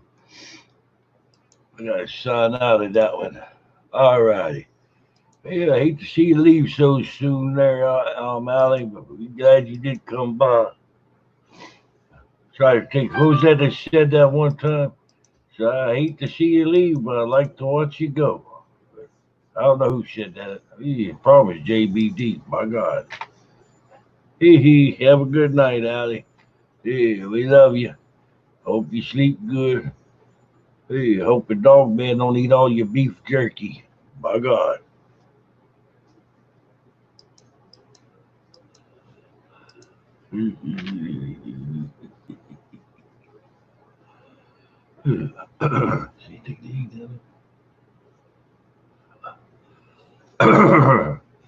All right. All right, they put another one on. Running around the flagpole to see if anybody salutes you. All righty, we'll see you there tomorrow, there, Allie. That's it. He just might there, Allie. My God. All right.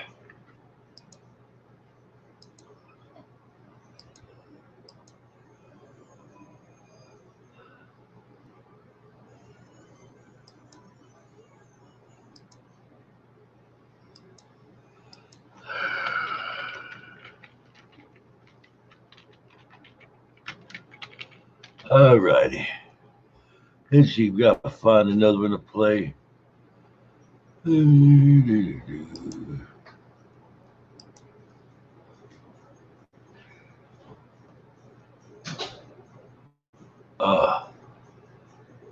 I can't log in on Facebook.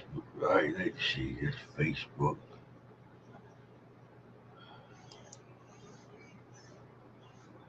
I'm looking for something to share out here.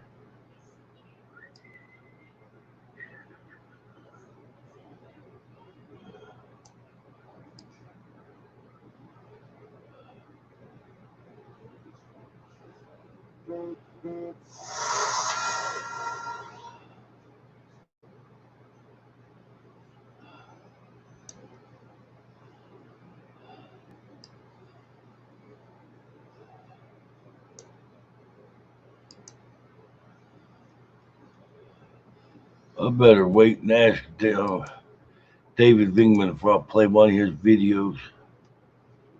I know he said I could there the other day, but I need to ask again.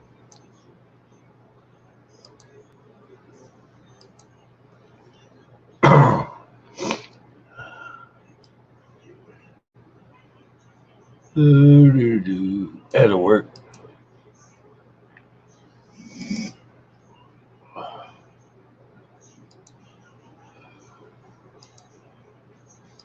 All right, we got one for Ghost Quest coming up. We better hit it hard. My God.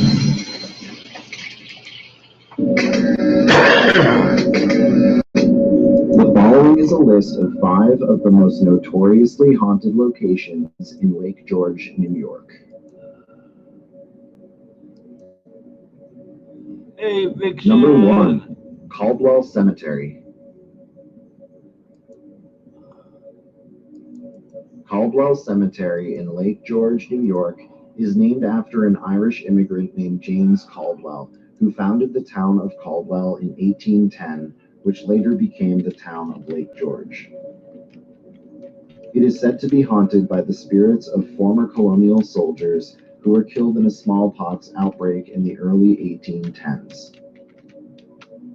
Many visitors report witnessing the apparitions of former soldiers wearing military uniforms, as well as hearing the disembodied sounds of musket fire and smelling gunpowder.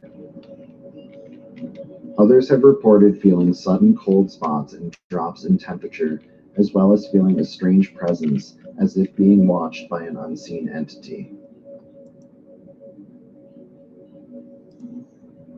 Number 2, the Fort William Henry Museum. Fort William Henry in Lake George, New York, was established in 1755 as a British military outpost during the French and Indian War.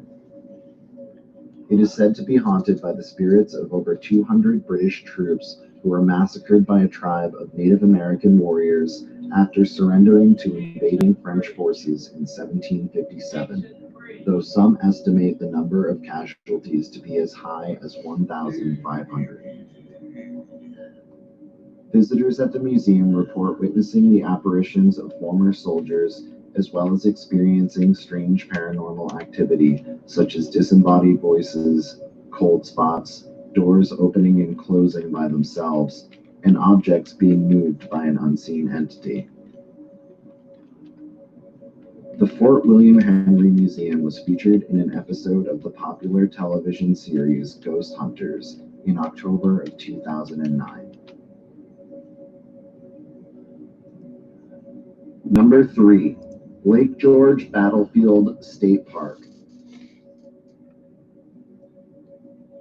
The Lake George Battlefield State Park in Lake George, New York, is said to be haunted by the spirits of hundreds of French, British, and Native American troops who were killed during the Battle of Lake George on September 8, 1755.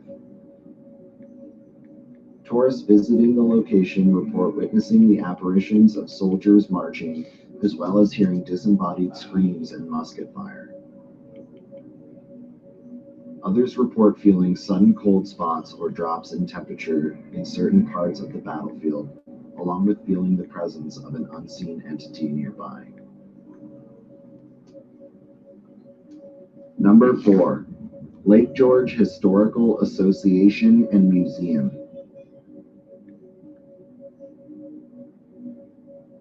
The Lake George Historical Association and Museum in Lake George, New York, was constructed in 1845 as the Warren County Courthouse, where outlaws were jailed and major criminal trials were once held. The location served as the headquarters for many government officials until 1963 and is said to be haunted by the spirits of former prisoners who were sentenced to death and executed. Visitors at the location often report witnessing apparitions, as well as experiencing sudden cold spots and feeling the presence of an unseen entity.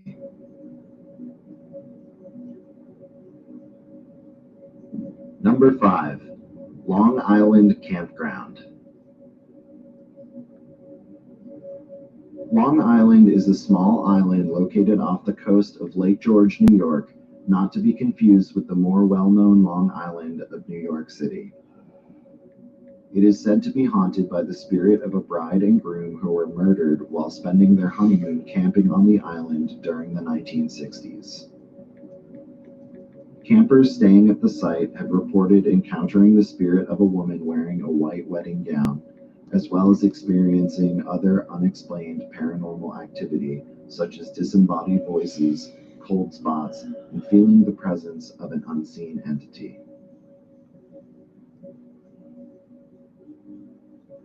That concludes my list of 5 notorious haunted locations in Lake George, New York. If you enjoyed this video, please be sure to hit like and subscribe to my channel, and stay tuned for more creepy videos and other content. To see my full list of folklore tales and haunted locations in New York, check out the link in my description, and be sure to follow ghostquest.net on social media by clicking the links below.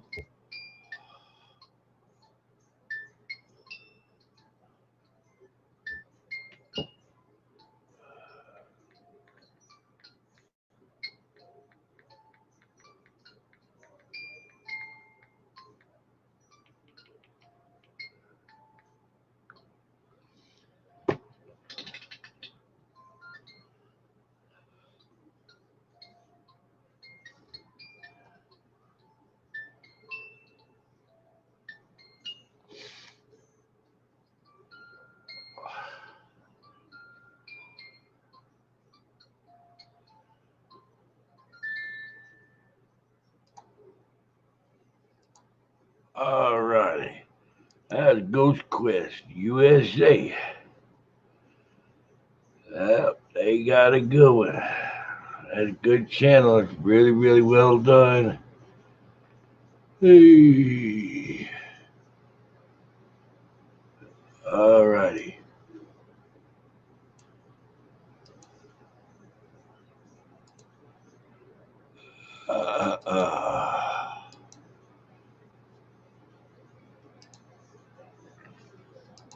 Alrighty, let's see.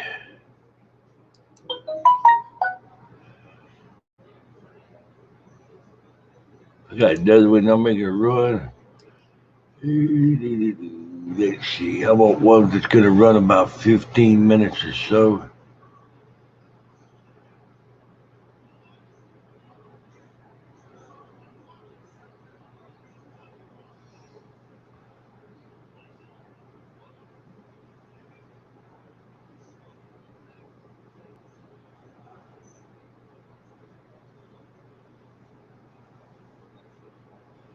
Good. Y'all check out Ghost Quest there. I dropped the link in the channel there, please. I'm not harping at people that's here in chat live right now. I'm not meaning it like that. I'm talking about future generations. People come in to watch long after the live stream is shut down. If you would there, please check out Ghost Quest USA. There we go. We're going to see JBD sweat. They got JBD in the freaking house. My God. Oh. All righty.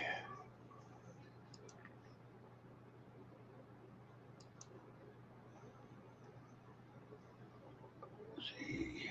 Get this link. Got this drop down here.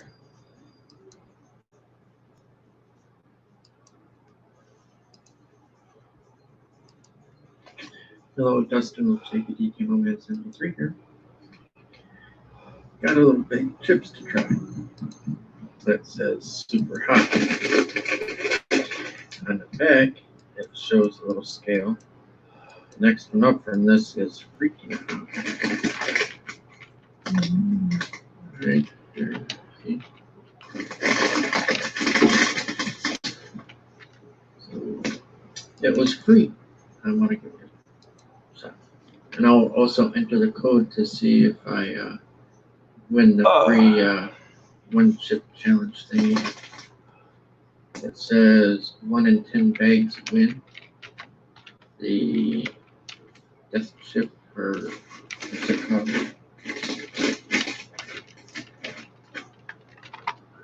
Oh, just one chip challenge. Well, to me, it's got the skull on it, so it looks like a death chip. You know, it's extremely hot on fire, huh? So I'm going to give it a try. Not open. That chip. My wish list.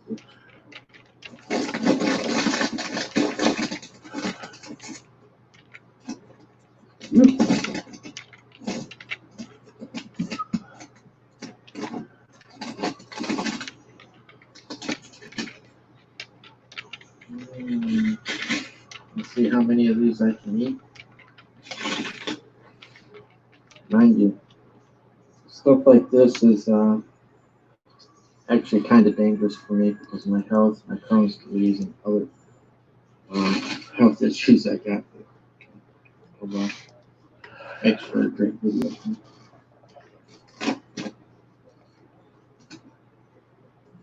I just had to smell it again, didn't I? So, super hot. Not freaking hot, but I'm sure it's still going to be hot. All right.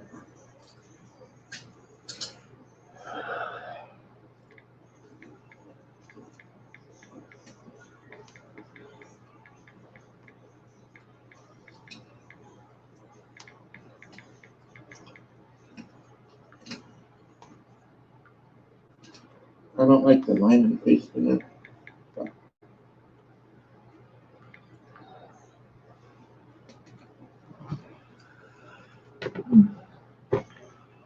I'm not too spicy. Not yet, anyway, there you go.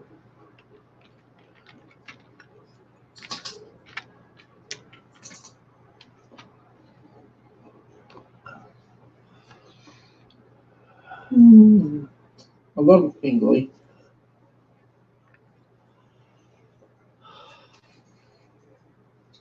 Now I'm feeling it.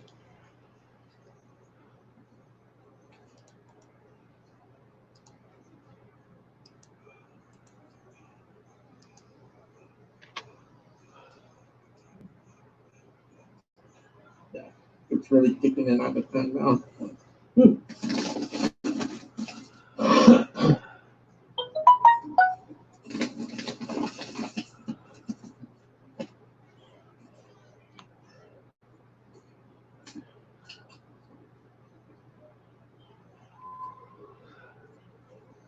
Oh, yeah.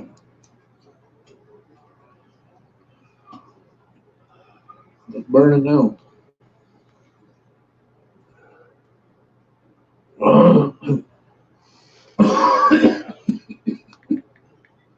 Every breath you take.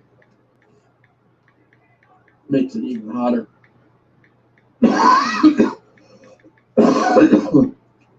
Oh.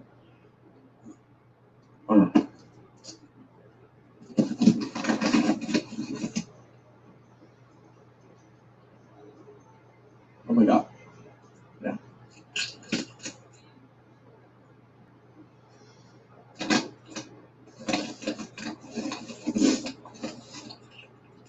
Sinuses are starting to go.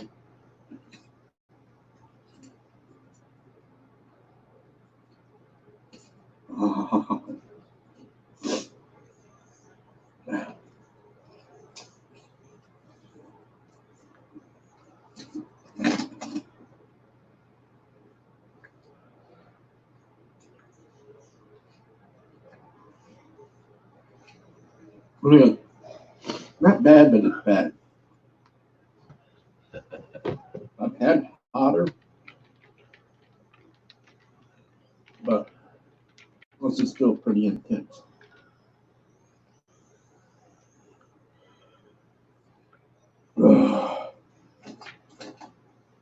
I'd say it's kind of 2 steps up from spicy pork rinds. I love those. But those are a couple of steps up from that.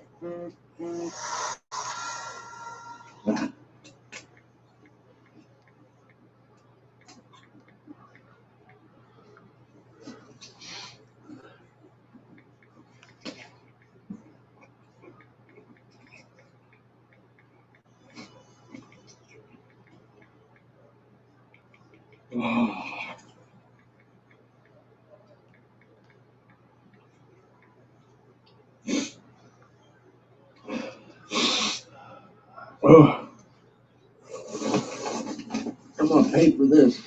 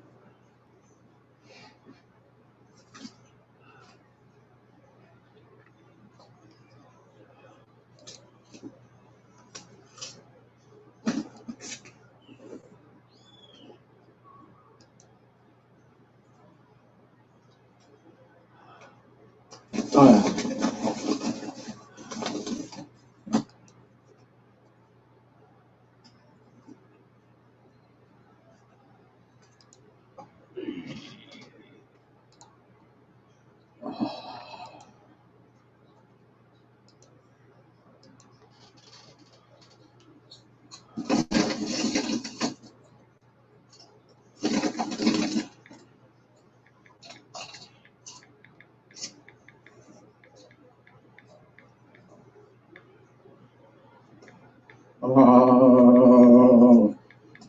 Oh. Okay.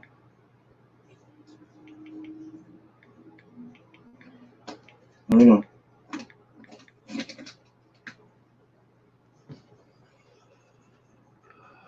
Oh. Oh. Give it a try. They are good. Oh.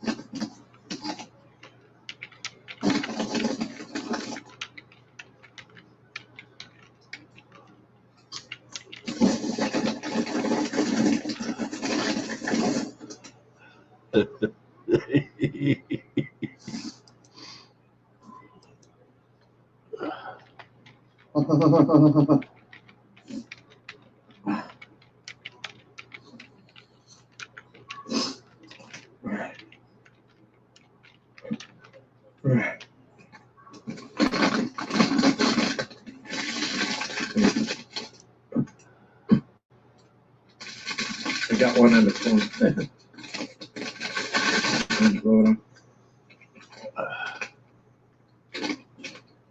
Oh, no question.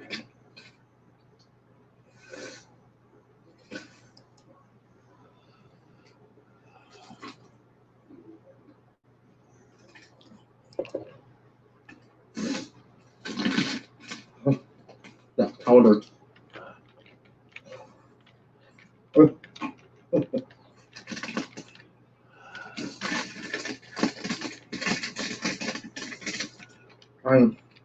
They're good. They're good. Thanks for watching. No fight. No. Finish.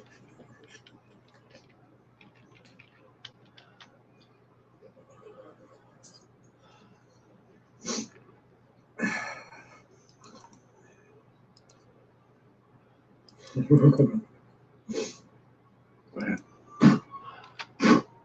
we go.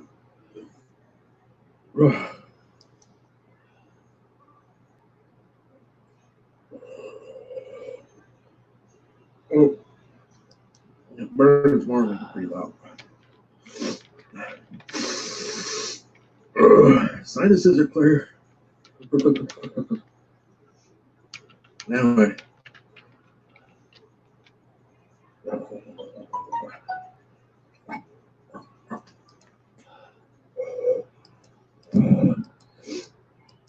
I definitely don't recommend eating 3, 4, 5 chips at a time. Keep it at one at a time. Like I did some of them.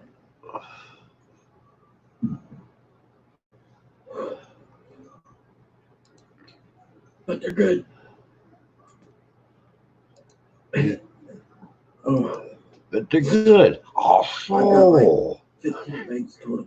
They were free.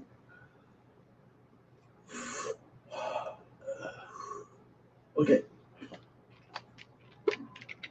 Have a good one. Thanks for watching. That's how spicy they are. That bird. Oh,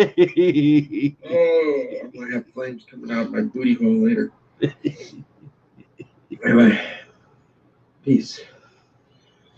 Life's an adventure. Explore it.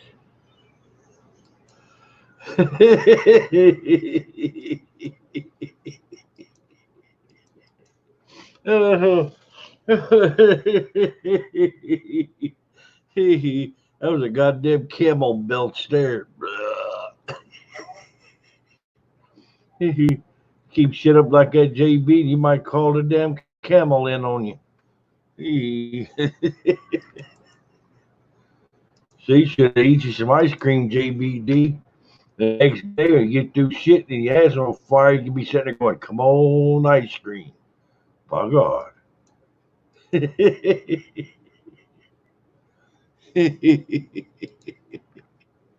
All right. Hey.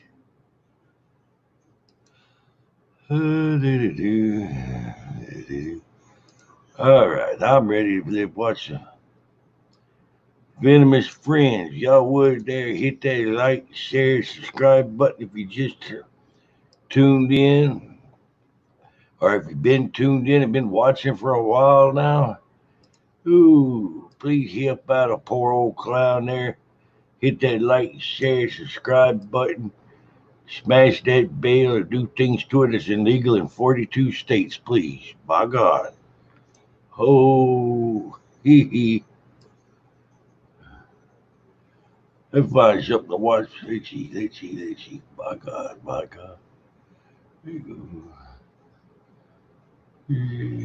There you go. Bop, bop, bop, bop, bop, bop. My Corona. I have to change that. There you go. Bop, bop, bop, bop. My scrotum. Here, let's do this one. Encountered how recent. Oh, go here. Right here.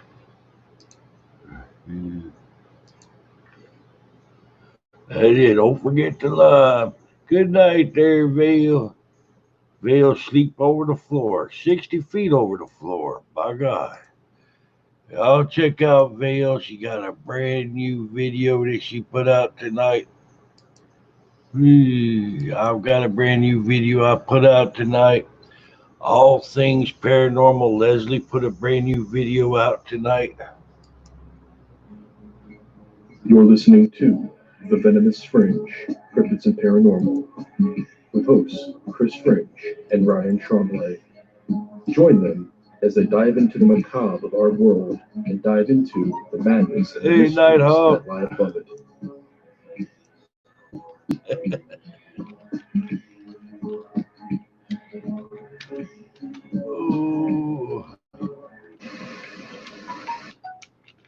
Good evening, ladies and gentlemen, and you're listening into The Venomous Fringe. I'm your host, Chris Fringe, and join me this evening alongside my co-host, Ryan Tremblay, as we sit down with an eyewitness who had encountered a dogman in a lavender field. Now, this individual who's coming on the show, he wants to remain anonymous, so we're going to give him an alias name this evening, but of course also, too, folks, very interested to hear what he has to say because of this encounter and how recent it was. So, without further ado, folks, let's get right into the show and hear what he has to say. My guest at this time is Eric. Eric had a pretty interesting dogman encounter, and he's come to the show to discuss it. Eric, welcome to the show.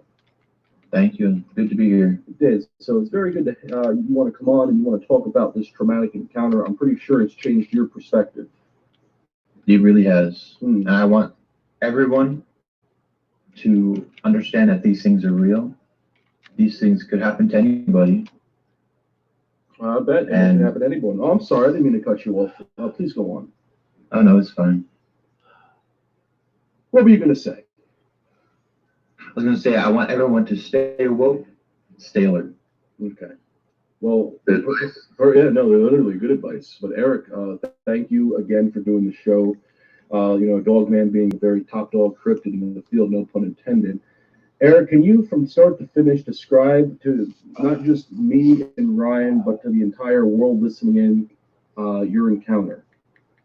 Of course. It happened at around 12 p.m.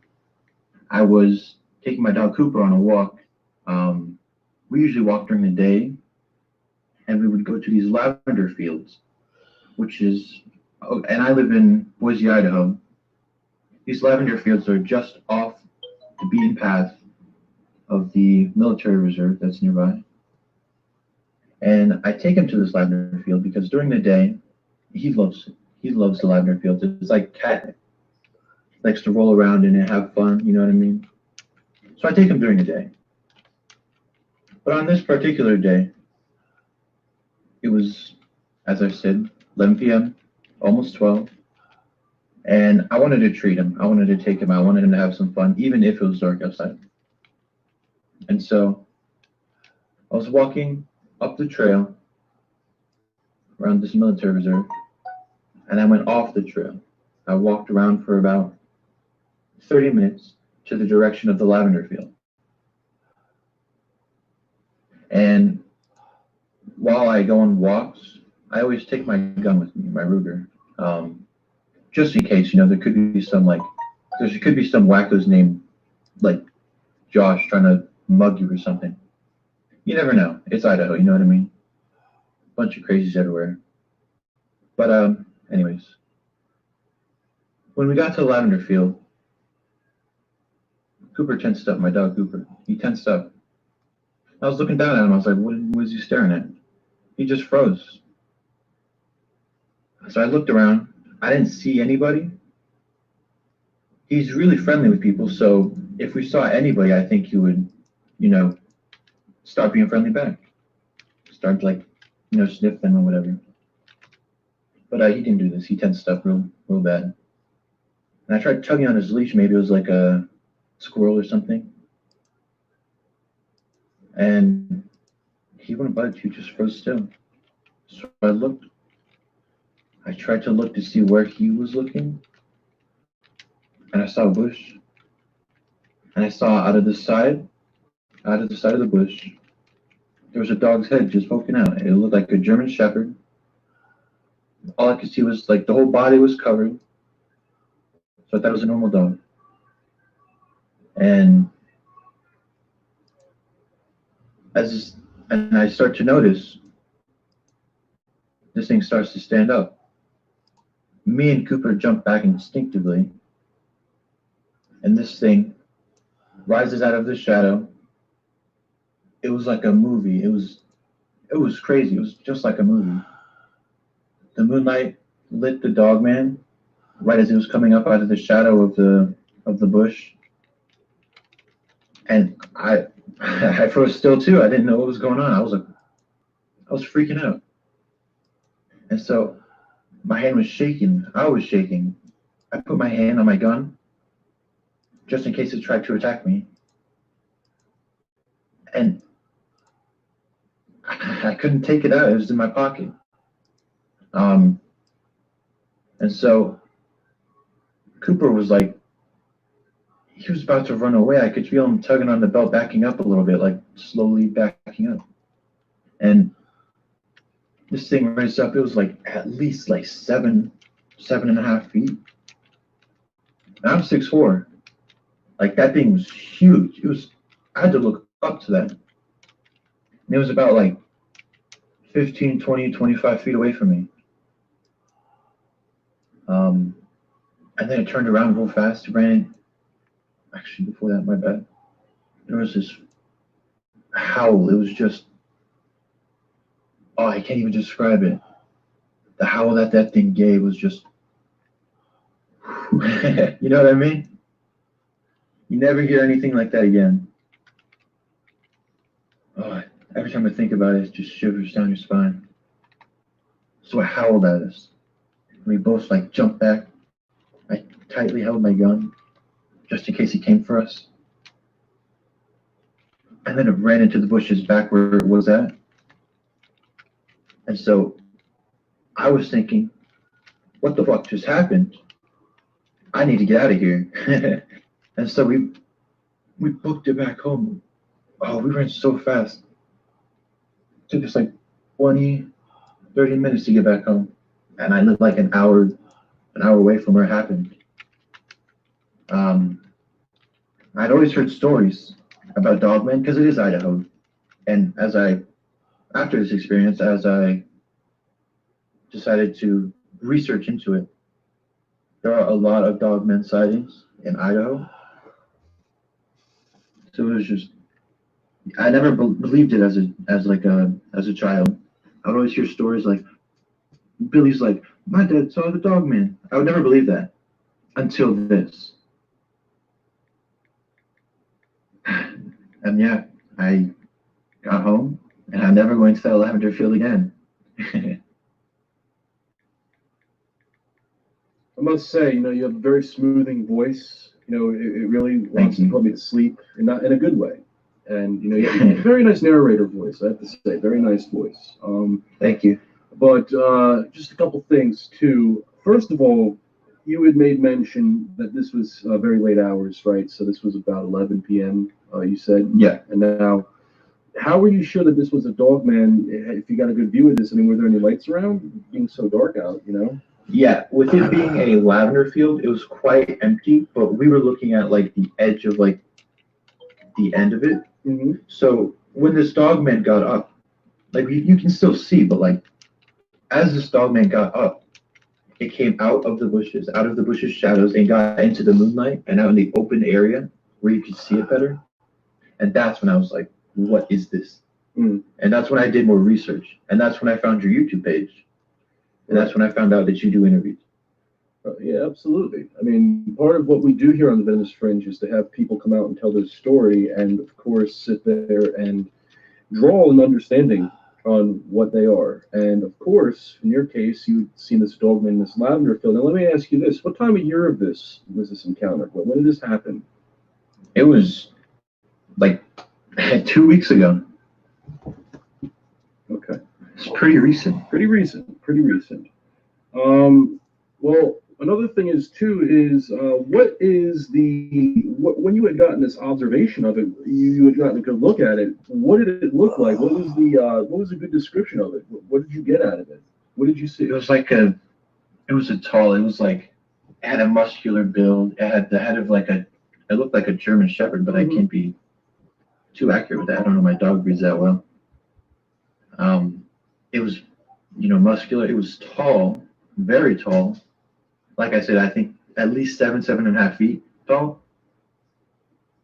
Okay. Interesting.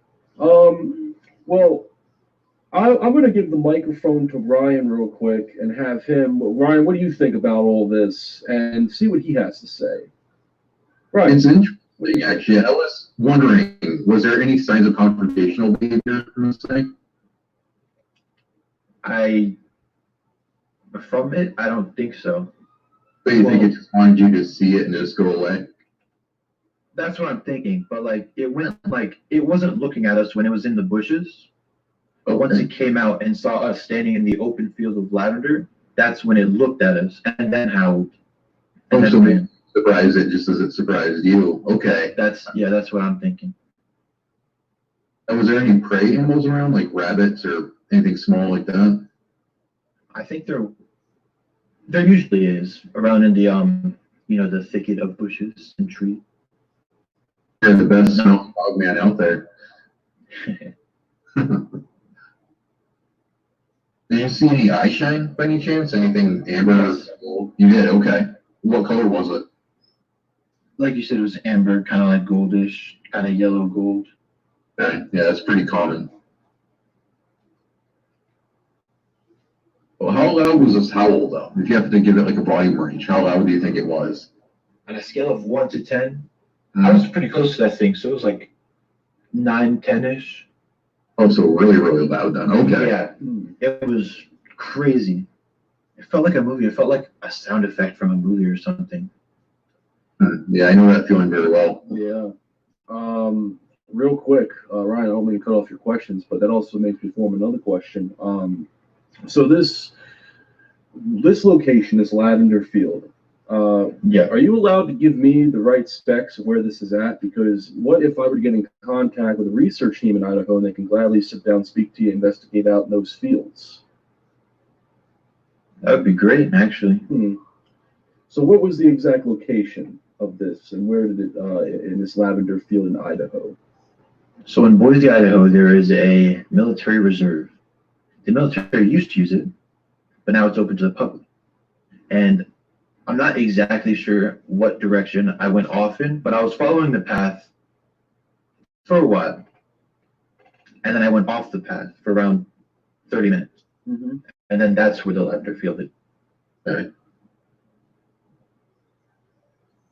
That's interesting to say the least, especially because there's a lot of sightings in abandoned areas such as military operative fields and whatnot, not to give off the impression of something serious, or at least in the question being of something suspicious, not serious, my apologies, but my point is that not to divide into the conspiracy of military and dogman operations. So very interesting. And you had mentioned lavender, this lavender field, and for the time of year that this lavender came out, it's very interesting. I'm more familiarized with lavender being more of a common in another season, if I'm not mistaken. So it's pretty interesting to have that fume. And you are right that it does attract. It's like catnip for dogs. So it would make very much so sense for a dog man to come out and smell this lavender.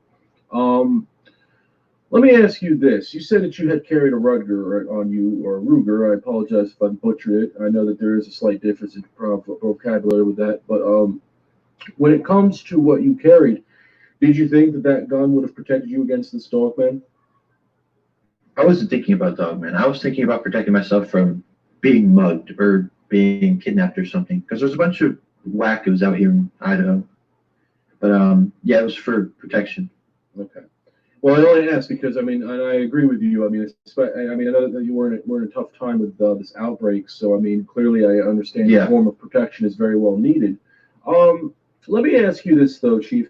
When you had this encounter and it was taken at night, did you came across my channel, right? But when you did your research, what did you look up? Did you look by any chance this thing you said made it look like a German Shepherd's head? So do you, on a scale of 1 to 10, let me think of the word. Are you familiarized with perhaps the most notable chart of what a dogman variant is? Yes, What dogman variant, whether it was type 3 variants or canine variants, which variant was notable? Or at least what you think? It was a canine variant 3. Okay. Definitely. have you made mention of this encounter to anybody on another forum, or have you only just contacted me through the No. YouTube? It was just this one so far. I might talk to some other people and share my story, maybe get it around. But this is the first place I came to. Okay. Well, let me ask you this before I throw it back to Ryan. For you having this encounter, has it changed your perspective on how you see the field? In other words, the forest. In other words, do you see difference? Do you have this says this encounter changed your perspective because it is no different than seeing an actual bear, or has it made you more cautious on going out in the woods? Yeah, definitely. Like seeing a bear, I've seen a couple bears here in Idaho, and that elevates your awareness to some sort of level. But seeing a dog, man, like it opens up so many other doors, so many other possibilities, like Bigfoot or werewolves. Those could also be around. So that definitely opened up my mind a lot. Okay. Ryan, do you have any other additional questions? Yeah, actually I do. Did you happen to hear the bones popping at all? Because that's actually pretty common as well. I think so, right when it started to like stand up a little bit.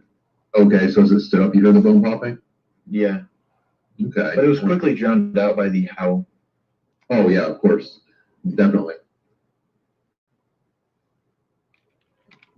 Well, before we, I have some additional things I would like to go out and say.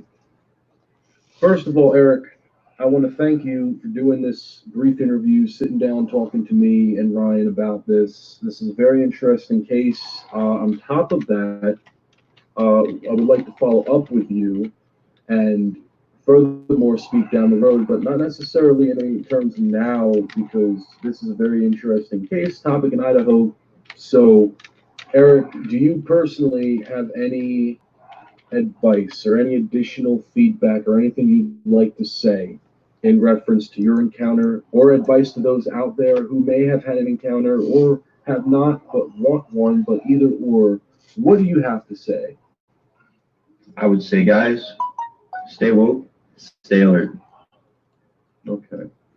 Well, Eric, I want to thank you for coming to the show. It was very good to sit down and talk to you. And with that being said, folks, you are listening to The Venomous Fringe.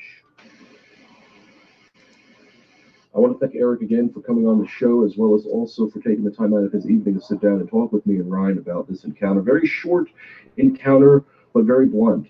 And I think it's interesting when he was describing it because of how he had went about it, because he had not really seen nothing until he went into the field and saw this figure illuminate and come through. And it was a pretty interesting type of description, too. As he mentioned, the German Shepherd's head. German Shepherd's head is very notorious in dogman description, but also, too, how he just went about the story. Folks, let me know what you guys think down below. What do you think of this encounter? And if you are a resident in Idaho and you are, of course, someone who is of interest in wanting to know more about dogman encounters and whatnot, please send me an email at thevenomousfringe@gmail.com if you would like to submit a report, or if you would like to get in contact with me for whatever needs necessary. Feel free to send me an email at that address. And folks, if you guys would like to go ahead and join a Facebook group, we are the Venomous Fringe Official. Feel free to join that group. There'll be a link down below, as well as also, too, folks, if you guys would like to follow me and Ryan on Twitter and social media, we have social media links down below. My Instagram, my Twitter. Folks, if you want to add me, go ahead, take a look, check me out, whatever. We have all updates coming through the show and other various topics in our daily lives. On top of that, ladies and gentlemen, if you guys would also, too, like to contribute to the show, we have a PayPal link down below. Ladies and gentlemen, you don't have to. No one's forcing you. But if you love this show and you support it, do whatever needs necessary, even into this tough time, folks, as we are still trying to get through the daily lifestyle of this quarantine COVID-19 outbreak. Ladies and gentlemen, this is Chris Fringe, and we'll see you next week with another episode of Venomous Fringe. Happy Easter, and have a good evening.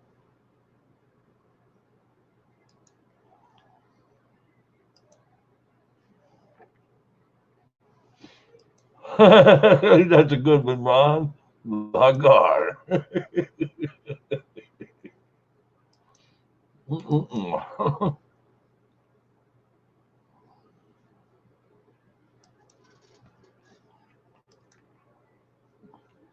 Oh. All right, flyover country. Hope you'll come back tomorrow where I can play one of your videos. There, by God. We're glad you joined the family there, flyover. All righty.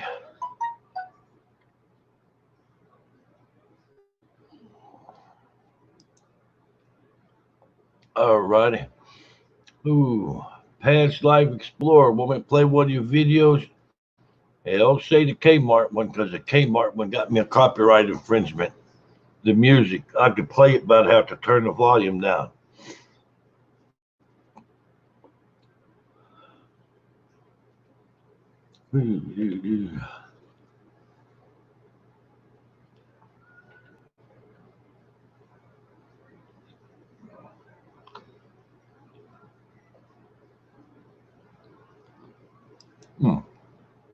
Shit happens, bro. It ain't that bad. Hey, you told me you had copyright to the music. You bought it, and that's on me because I never thought about it. That you had right to use the music didn't mean that I would automatically transfer that over for me to share it out across to you, you know?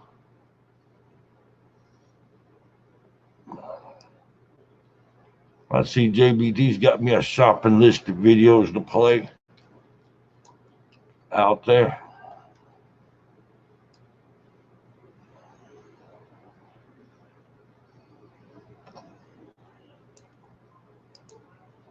Mm-mm.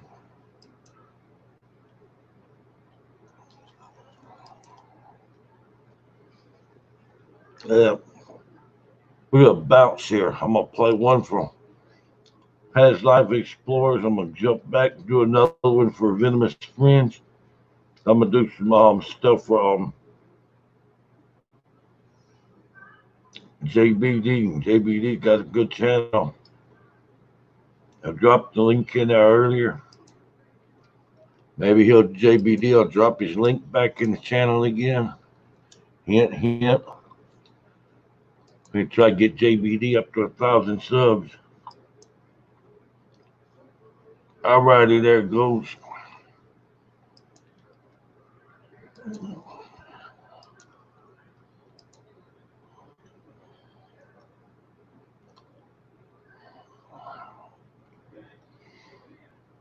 All right, Bloodstained Field Hospital from the Civil War. Past Life Explorer.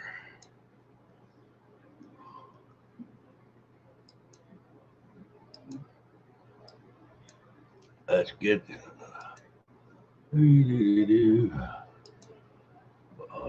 By God, by God. Kick you in the balls, you go, by God, by God. Oh, ha ha. Yeah, we gotta do another from Venomous Friends right after this one. Yeah. That's one of the things I like about Past Life Explorers. You keep them videos around that 10-minute mark.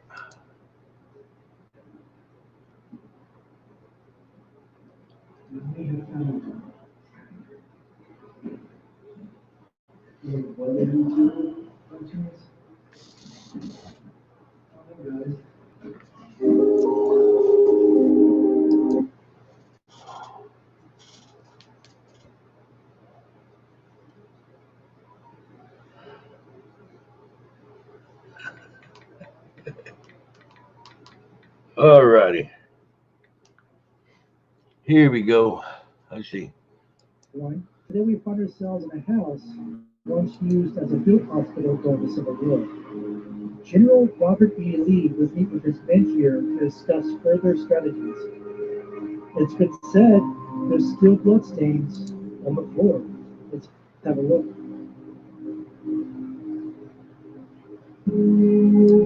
Alright.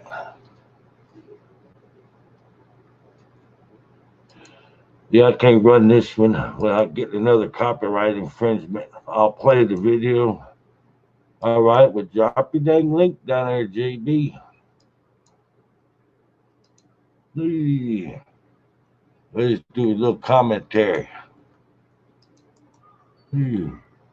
Oh, past life explorer don't mind.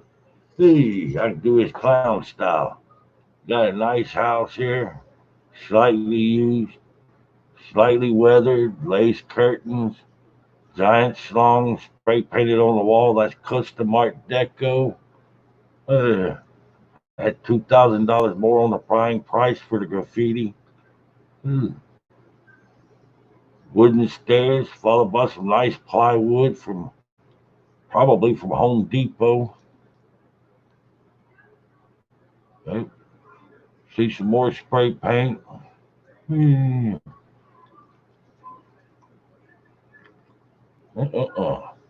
Nice brown waste paint. Nice Exorcist green puke color paint.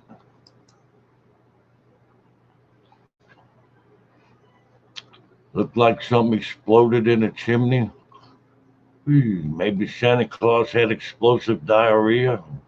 Things that make you go, Antique wallpaper.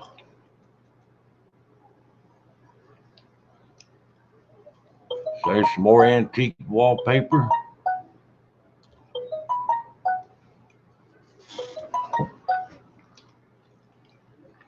Oh, look at that. There's no toilet, though. Somebody slaughtered it. That's why you have to go to the little shit house out in the yard. Yeah, thank you there, Brother Ryan. Over there, looked like somebody sprayed some white gravy on that door. That's the word for today, white gravy. By God. All right, after by years. Art. Oh, Art. They think he arty. I think he witty too, by God. All right. There's some antique ceiling right there. The original plaster by Who Flung Dung. Door was done by Who Flung something else, but I'm not saying it here on my channel. Look at there. Nice little recessed window there, just right for kicking the eggs out the window. I mean, for it to accidentally fall out the window. Ay, caramba. Oh, God.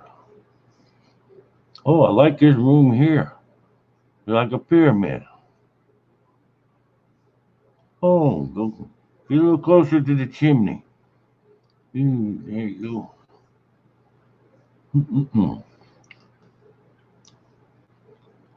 Look at that. There's a door like they don't make them doors like that no more. Old skeleton key locks. Yeah, man. It's like somebody was playing with power tools on the floor in there. Yeah, that's a good joke there, JB. Hey, maybe you'll sing us a song after a while. You ever heard that song? Just blow me a little kiss. Just blow me a little kiss. Ha ha. Look at that. There's black stuff on the floor. Yeah, a hell of a knee burn there. I bet somebody didn't shit right for a week after that one, by God. Nice chimney. What the hell exploded in it? Over there.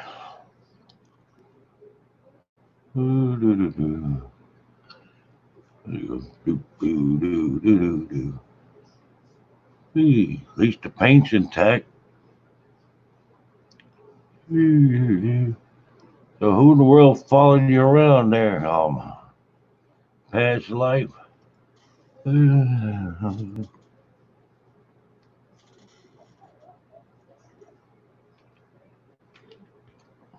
I bet if you fell down them stairs, you go, by God, by God, by God, by God. Every step on the way down, you'd be going, by God. The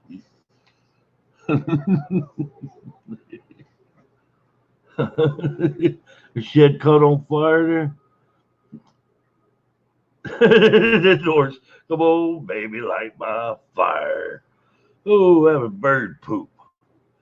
Oh, look at there. Got a can at the bottom of the stairs. That might be some of that damn goober lube I heard about. I bet you JB got some goober lube. By God.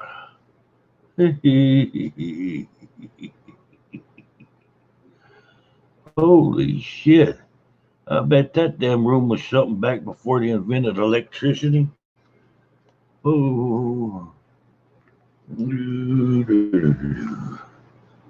What? No.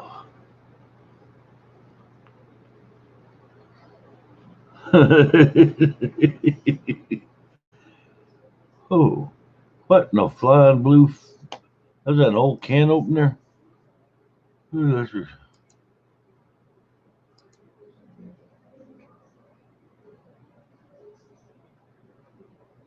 Yep. That's an antique can opener. Of course it's busted. That's why they left the son bitch attached to the wall. If it was any good, a goddamn crackhead worked his salt with a stole a hammer, pulled it out the wall, went to the pawn shop, got him a rock.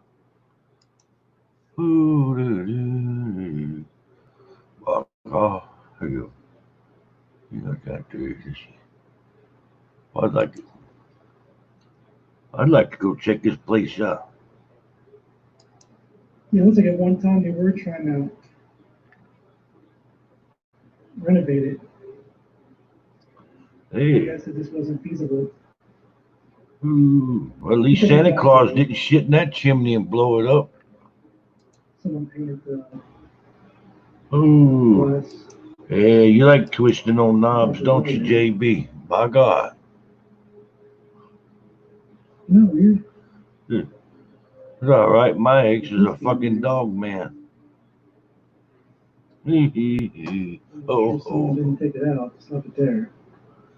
Bump, bump, bump, bump, bump, bump. My scrotum. Past Life is a good video, bro.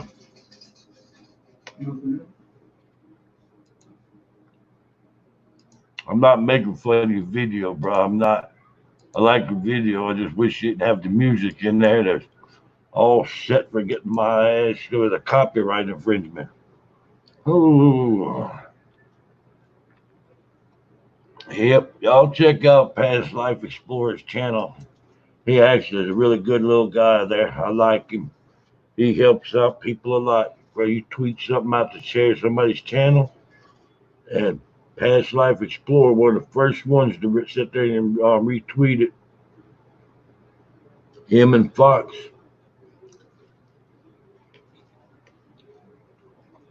Yep. Past Life's a good guy. I like him.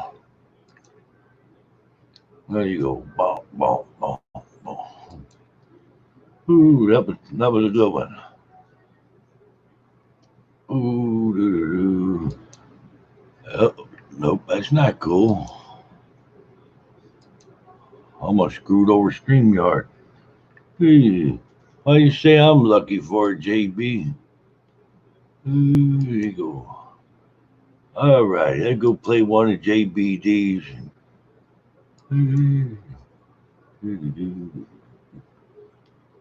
Bacon humor.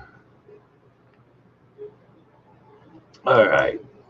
JBD got pretty good sense of humor. JBD, I hope none of this shit is copyrighted.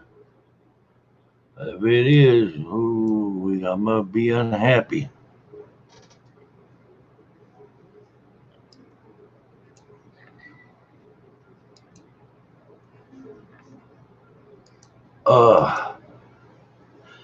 That too sexy for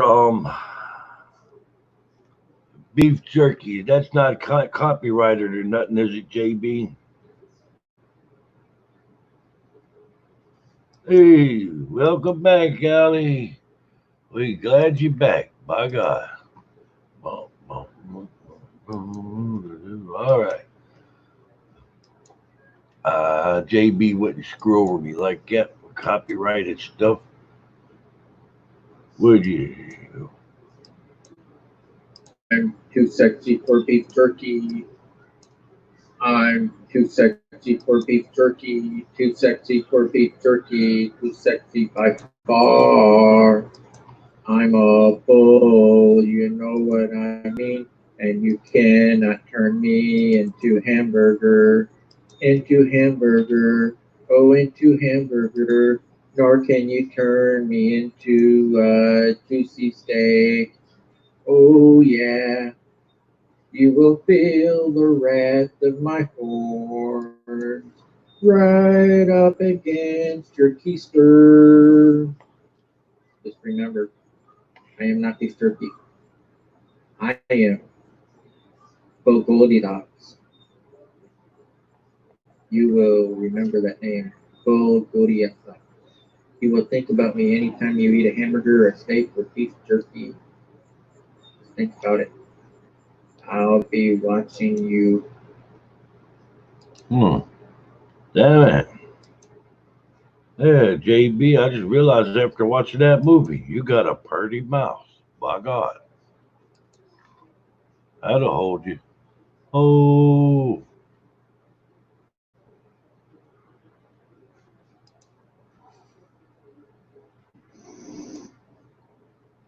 Come out.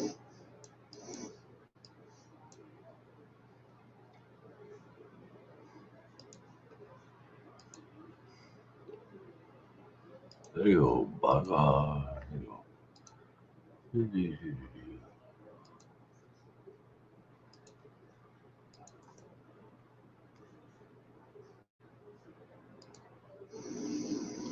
The zombies will come out tonight. Bet your bottom backbone that tonight zombies will come out. Just thinking about tonight. Clears away all the cobwebs. Till there is none till tomorrow night. That's some pretty good shit, JB. All right, if y'all would check out JB's channel there. Hey. Oh, what you doing, Allie?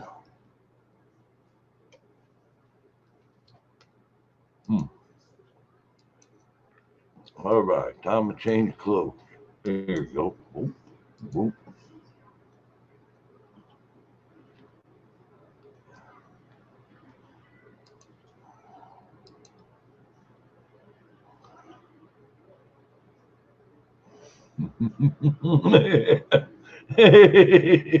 Right. Glad you're back, Allie.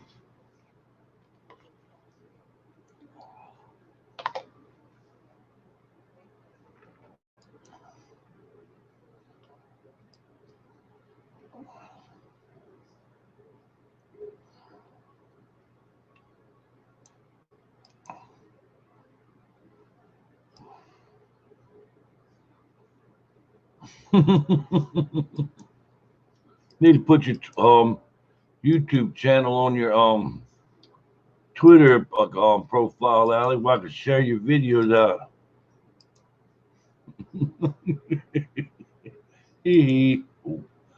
All righty. Let me get back and get a straight face again. But,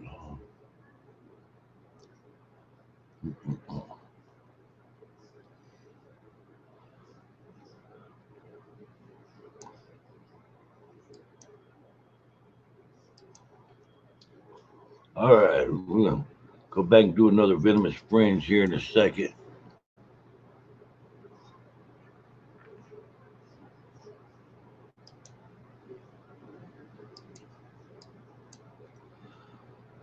All righty, go here.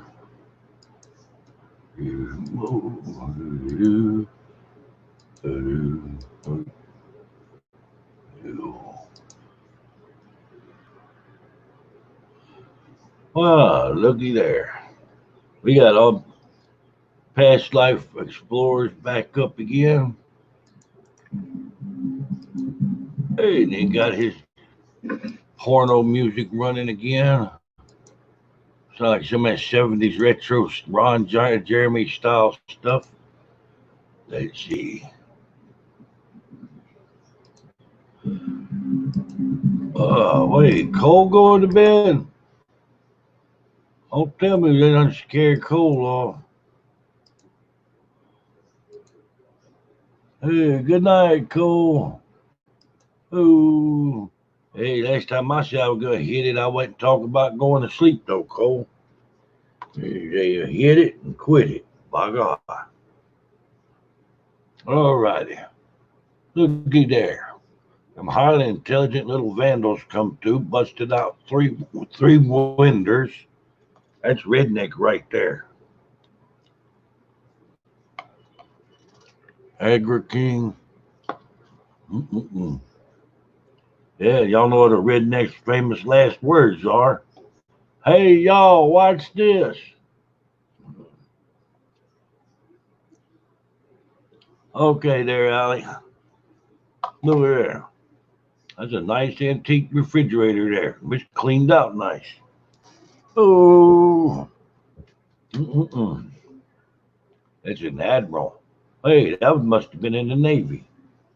Ooh, it won't be in the Navy. What the fuck is that? Let's see. How interesting. Wow. Go up them stairs. Look like a nice night for a back injury. Or get splinters up in your rectum, by God.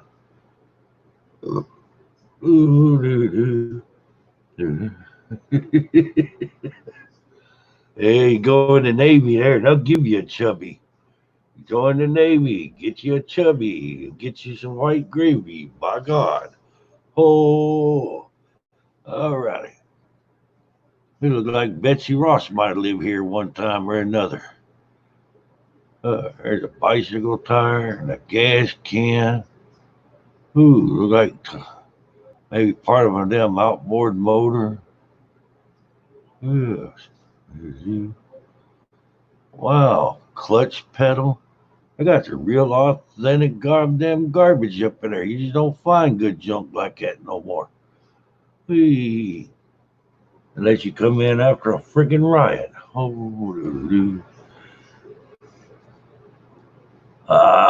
Hey, there you lost. There goes Quest. My God.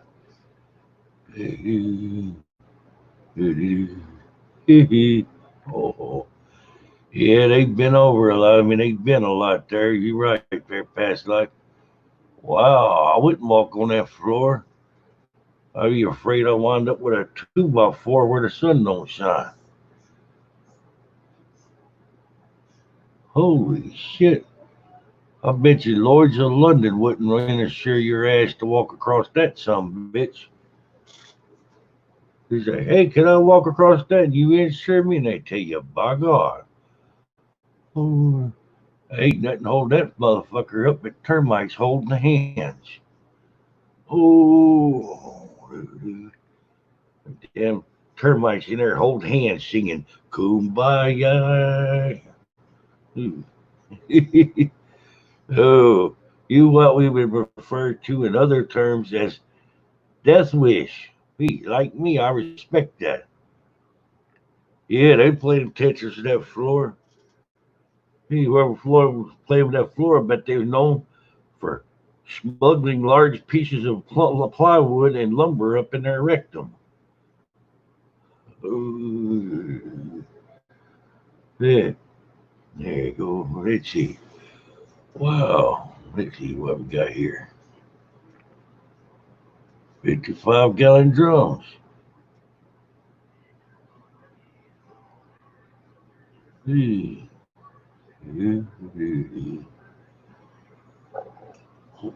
What the fly the hell is that?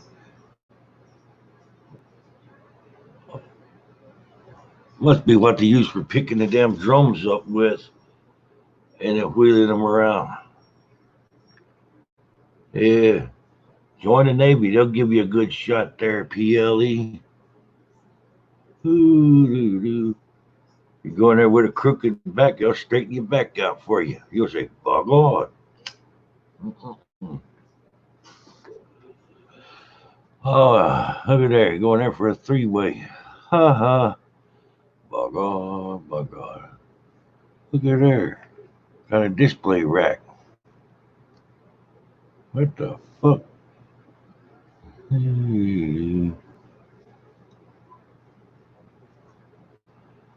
Hey, a calf starter? That sounds like a bull right there. That's a calf starter. Ooh. My God, is she?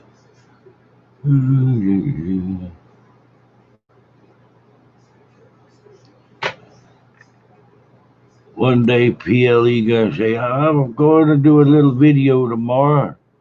20 years later, they'll be like, where did PLE go? I don't know, but I think he might have found Jimmy Hoffa, by God. Haha. Shit. I'm talking shit, bro. You ought to see that damn abandoned church I go in. That some bitch is shifting and over. You can see it fixing to go.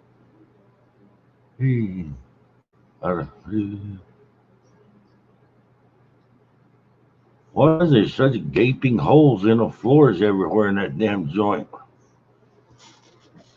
You jump in that damn pipe and slide down it, you might find you a goddamn oatmeal cream pie past Life Explorer.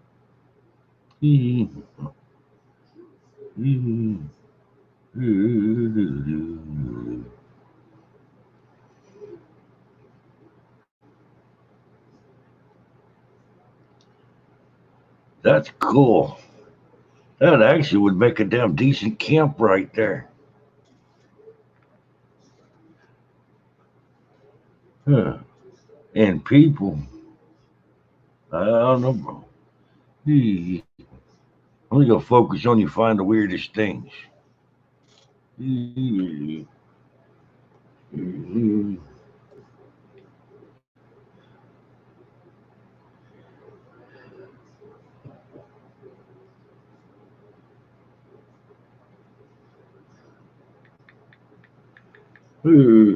Hey, you make a goddamn cat lose their mind in there. You throw a cat in there, tell me shit in the corner. That damn cat won't know where the shit will go blind. By God.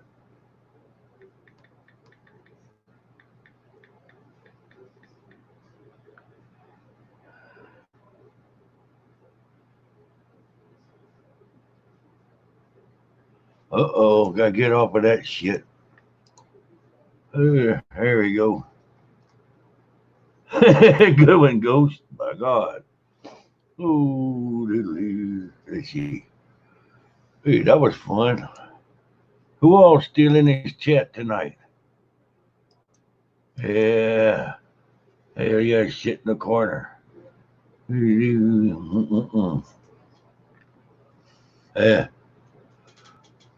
You know what the difference between Bank better not tell that one. Started telling a joke and I thought about it. Yeah, I do that sometime. Hey, there you go, Ghost Quest. Ooh, I like letting them rip in elevators. You know, fire in the hole. My God. All right, let's see. That's little short ones.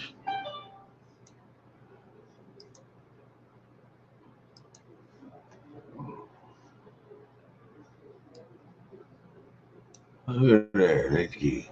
Back to the venomous friends.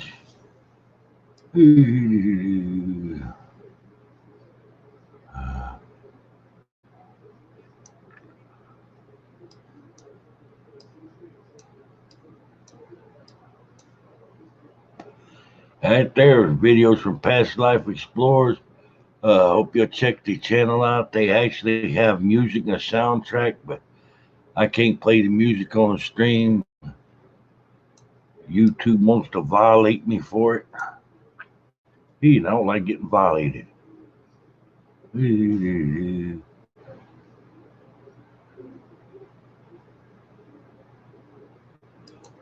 Yeah, and I think I'm gonna finish out the stream right here with this one right here.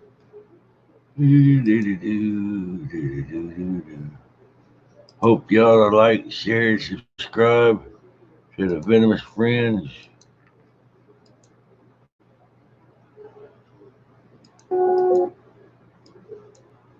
Let's see.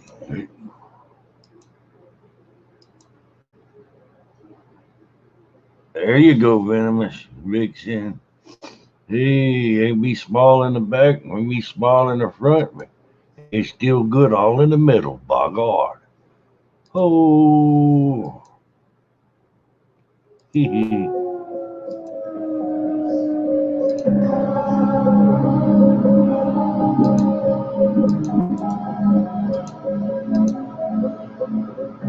Yes. All righty. Good night there, JB. Everybody's clear? So everybody sounds the same?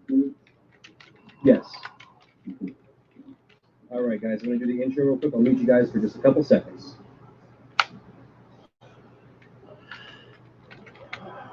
Good evening, ladies and gentlemen, and welcome to the Venomous Fringe. My apologies for the quick delay. My name is Chris Fringe, and guys, welcome to the Venomous Fringe. We're back, and we are doing pretty good here tonight because I am joined with the Paranormal Roundtable. You guys know them perfectly. You know Josh Turner. Josh Turner from Dogman Encounters to the BDRP. Josh has been all over the world and also discussing various Dogman platforms from left to right. And tonight we're going to be joining with him and his roundtable.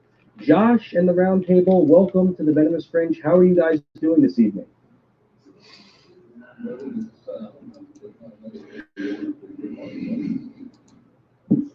It's pretty good on my end. Everything. It's good to be on your show, man. We've been friends for a long time. So It's very incredible, isn't it? How, like, you know, we've all been, we've known each other for so long, and here we are doing the show. I mean, it's really glad to have you guys on. I'm very honored to be talking to you guys, and we're going to be discussing the best cryptid in the whole wide world, for an art of beliefs, right? The Dogman. Absolutely.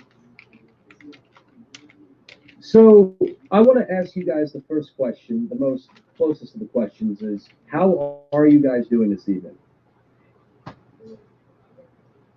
Yeah, absolutely.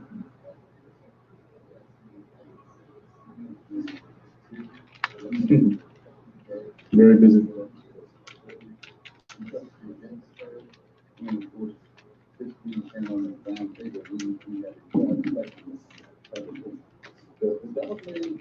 It's always just at the forefront because it's just so unique, and for a lot of people, they think it's something out of a fairy tale or movie. You got people that do.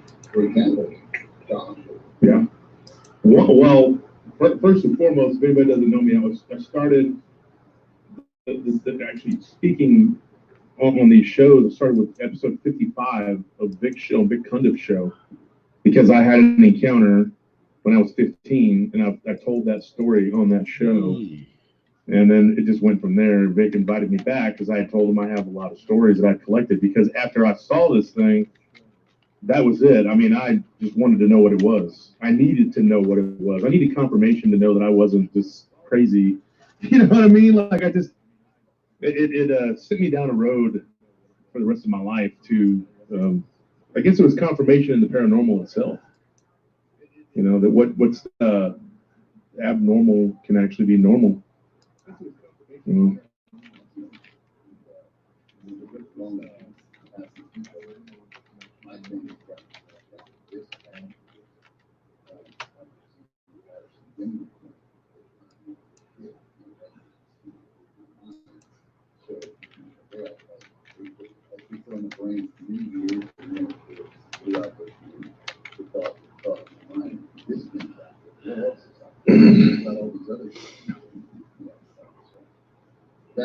That's how I got into this. And it's just an interesting topic because one of my personal mottos is normal, boring.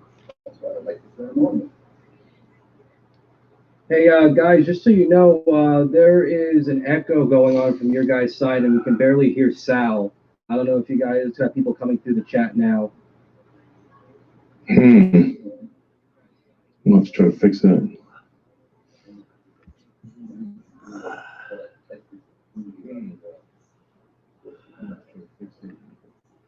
You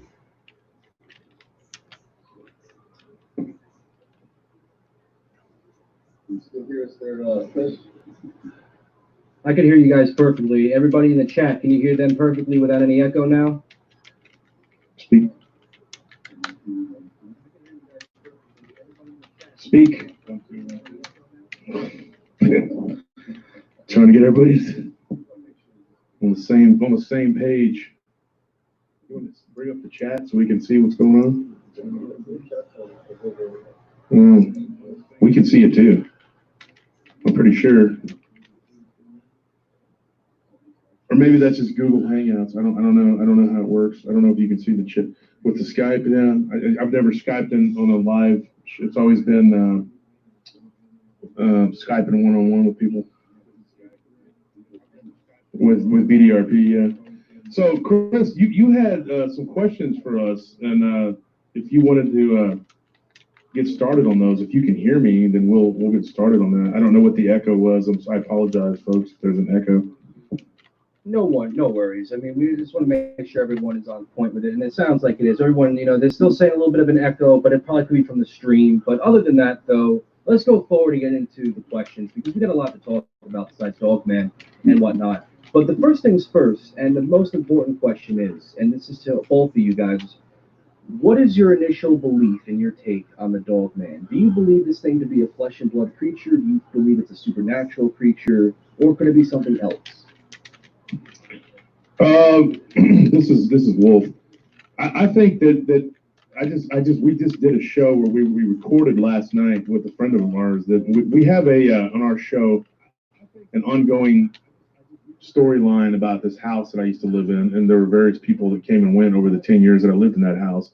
And so he came on the show, and we actually, after we were done talking about that and his experiences in the house, he's kind of a field researcher, amateur. He does his own thing or whatever. But he said that we started to talk about theory and what he thinks these things are. He believes that they are some sort of like prehistoric, like throwback, something that has lived for a long time, and that they actually are now, we're just starting to run into them more frequently, because of the development and things like that. Whereas I believe that is possible, that there is a some sort of throwback, prehistoric something maybe. I've even heard people make theories that there were like some sort of dire wolf that evolved into being able to stand upright, and then the record ends with the dire wolf, I guess, in the Pleistocene era, where it's gone. You don't see it anymore, but maybe that's what we're seeing, and that these things learned to stand upright because it was more beneficial.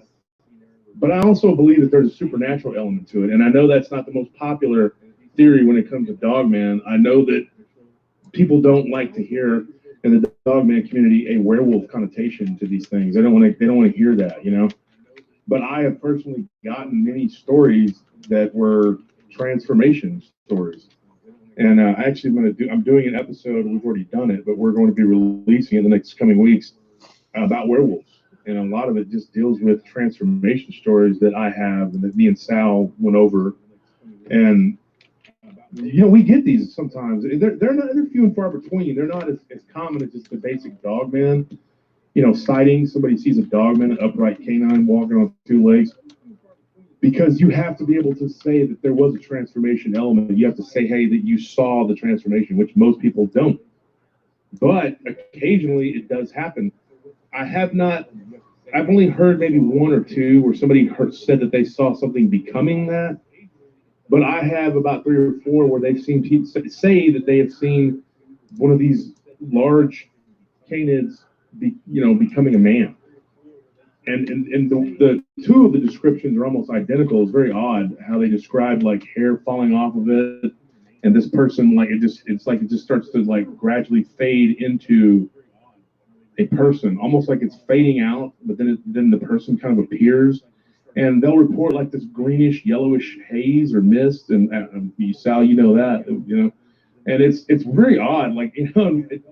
I don't know what to make of it. So, you know, when you hear enough stories and you've gathered enough intel and you've talked to hundreds of people, you know, you eventually start to pull the threads and you'll see these common threads. And then that's one of them. That's one of them that you'll hear. And when you hear it, you know, one time you're like, okay, this person could literally be crazy, you know? You know what I mean? And you got to be careful with that too. People will mess with you and they'll just want to get, or they'll just want you to tell their story or whatever. But then you'll also get another person that'll come on and not have any connection to that person at all, not have ever met that person, and not have any interest in, you know, just telling their story. And you'll hear the same kind of description. Then you kind of go, well, there's something to that. There's something to this weird, you know, this werewolf type, you know, whatever, this, for lack of a better term, chemotherapy, instant chemotherapy going on with this wolf-like creature that you would look at and say, oh, that's a dog man, and then it becomes a person. And people will say, well, skinwalkers, but the skinwalker stories I get, you know, that's a whole other ball of wax. It seems to be more like they don't seem to transform completely. They look weird or kind of, you know, like obscene, I guess you used to say. And those skinwalker stories tend to be kind of the same thread too. I believe that the skinwalkers are mimicking the dogman. That's what I believe. And I believe that they can choose an animal and through some sort of like magic or whatever, you know, I don't say magic as in like, you know, I don't know how to describe magic. I'm just saying something, and magic is in being something we don't understand. Some sort of sorcery using some sort of diabolical whatever they are able, or some sort of an illusory, you know, type whatever. They create this image of themselves, but it doesn't stick. You know, you get that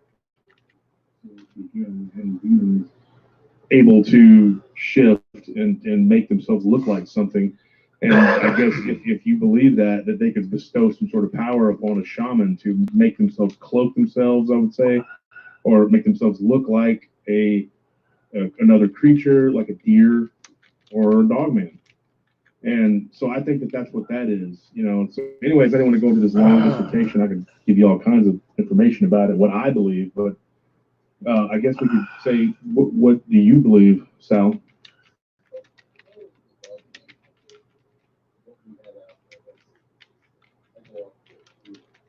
Sal, I don't mean to cut you off, but can you just speak up a little bit real quick into the microphone so everybody can hear you? It's still a little low. Still a little low.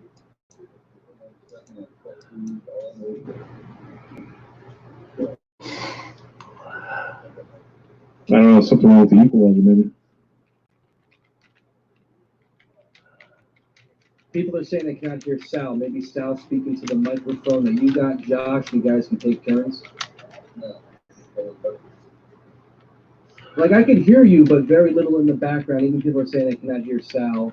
And I think it's just because where you're at or how when it progresses to the microphone. Well, you're right up on the mic. It's got to be something going on with the equalizer. That's all I can think of. There's something technical happening. Congrats to Holly. Congrats to Beyond the Veil. Okay. And congrats to Leslie. I can hear you a little bit, but never, like it's very low. Beyond the Veil's $18 for it. Hey, I'm 24.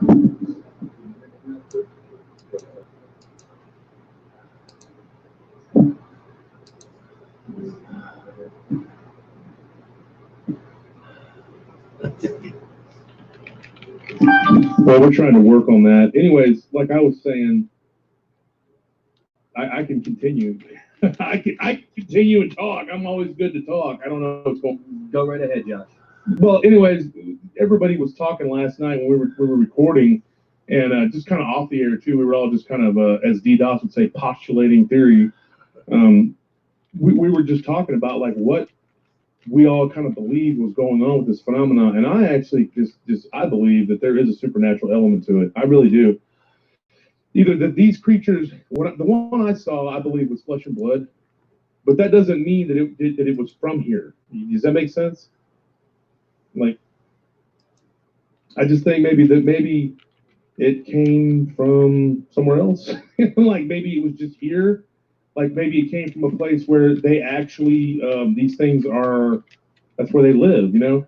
I know that I've read a lot of different, and I don't want to get off into religion and all this other stuff, but I've read a lot of different stories about where these things, what these things are, and where they came from. And I know that when you read, and I'm not Islamic, I'm a Christian, but I actually have studied some of the Islam regarding the jinn, and I think it's very interesting that they, you know, when it talks about in the Quran, and I believe in the Hadith too, it talks about how the jinn, which is actually kind of a catch-all term, just like Christians, everything's a demon.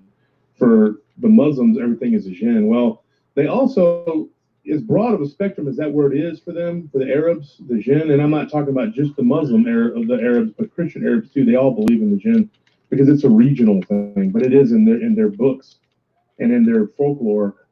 They talk about the calf, which is it's a calf, however you want to say it. And they say that they live beyond the Green Mountains, and basically they live at a right angle to a right angle from where we're from, which is like another dimension, which is like the fourth dimension. If you look at the theory of dimensional theories, and I believe because it says that they have neighbors. That's always been funny to me. Just like, you know, I was talking about the book of Job and you know, Job 1:7, when God talks to the devil and he asks him where he's been, and he talks about having been upon and within the earth. Those are those kind of passages that you're like, whoa, wait a minute, what is that? Like, he was walking around inside the earth, you know? The same thing is, it caught my attention when I read that about the jinn, that they have neighbors. And when you have such a broad catch-all term for them as the jinn is, like, basically could be any kind of spirit that's not clean, but yet it says that they have neighbors. Now, who are these neighbors? What are these neighbors? Could those neighbors be cryptids that when they come into our world are flesh and blood? I don't know. I mean, like I said, I'm just like speculating, postulating whatever theories, but that's something that I've always found interesting, is like just studying that and trying to figure out like what that could be. Because you get stories all the time about shapeshifters. I mean, I get stories about people whose eyes turn black, people whose eyes turn reptilian or cat-like. People see these people like change, literally their faces change. You know, their faces almost look demonic. People claim that they've seen shape-shifting taking place. You know, who knows? I mean, but if you're just talking about the flesh and blood creature that everybody calls Dogman, you know, then if it is something that is from here, then I tend to believe that it is something that's been here a very long time. It is another species of being that just inhabits this planet. But we could also be talking about all of the above. There could be all of these different spiritual aspects of this creature. There could be, you know, like several different things going on at the same time. Does that make sense? Makes a lot of sense, and that's why I like when I ask these type of questions, because a lot of people have different beliefs. Some people believe in the supernatural because of the facts of them maintaining supernatural abilities, and then you also have the belief of them being flesh and blood because of them actually bleeding and them actually having the same amount of pain and feeling as much as humans do. But in senses like this, and when it comes to Dogman, I also ask this when we talk about supernatural. You hear all these cases, and people have mentioned religion in the chat. Do you believe that these creatures could also be creatures that are part of the abyss, that are part of the Bible when it comes to religion, that at the end of the days are creatures like these monsters are supposed to come out and wipe out humanity? When you hear stuff like that, what is your initial thought process of that? Like, what's your opinion? I've always thought that. I do believe that that could be part of it. You know, I think that every religion has some element of truth. You know, even though I'm a Christian, I'm not one of those that's going to totally dismiss any that some of these other religions have some sort of validity. But because they all talk about these types of things, and there's always this big end, Armageddon. You know, heck, even the Vikings, the Ragnarok. There's this big cataclysmic end. You know, you got the Avengers, you know, with Thanos. I'm just kidding. I'm just throwing a joke out there. No, seriously though, you got this big cataclysm that takes place, and then all this. You know, I know that we were talking in the VDRP interview. If you listen to it, we talked about how they were saying I say they as in the people in the chat room, me, Armando, DDoS, we were all spot postulating, as Dee says, about what these things are. And I know that it talks about that in the second coming, when Christ returns, that it will be like the days of Noah. And if anybody knows about Genesis and the days of Noah, of course, the Nephilim, and what was going on with that, and of course, it ties into the book of Enoch. Now, I'm a strong believer in the first book of Enoch, the real one. And anybody and everybody who will take the time, whether you're a Christian, a Muslim, whether you're of the Jewish faith, or you're a Hindu, Buddhist, it doesn't matter. Atheist, agnostic, you're an Odinist, whatever your belief is. If you just take the time to read that book of Enoch, it is a very odd book, and it is referenced by Christ and several prophets. And so when you read that, you start to go like, what is this? Like, what are they talking about? Because you got the Watchers, the angels, and they're the fallen, Now, this is after Lucifer and his angels fell. And what was going on with that? You know what I mean? Like, what were they doing? Were they doing genetic manipulation? Is that what they were doing? Were they just breeding and just creating these chimeras, and the Dogman or Wolfman or whatever was just one of them? And then everything after that maybe was just like the werewolf theory and all that, the whole, what would you call them? Lycanthropes, whatever. Maybe they were just imitations, like the shamanistic imitations. They were just imitating that. Or were these actual living creatures that they created? Because if you're going to create a guardian type race to protect your interests, then you would go with the canine. That's my opinion, because canines are going to be more obedient. And so if there was, I've had people tell me that they believe that they were Atlanteans, like the Atlanteans created these dogmen to protect their knowledge. I've heard people speculate that they were created. Armando, I know his mic's messed up here. That's unfortunate, but you Armando, have talked about Sitchin and his work, and you've tried to actually, you've read all of his books, and I'll let you postulate on that. Here, I'll just pass the mic to you. All right, you there with us, Chris? Yes, I can. Great. Now, as far as the what I was going to start out earlier is that we have the information out there. We have accounts. We have people seeing them that it's a flesh and blood creature. And to me, the whole Dogman phenomena with this cryptid, I leave the supernatural option. I leave that open, because from my point of view, my own thoughts, I don't know, so I leave it open. I'm better off leaving it open than just shutting it down.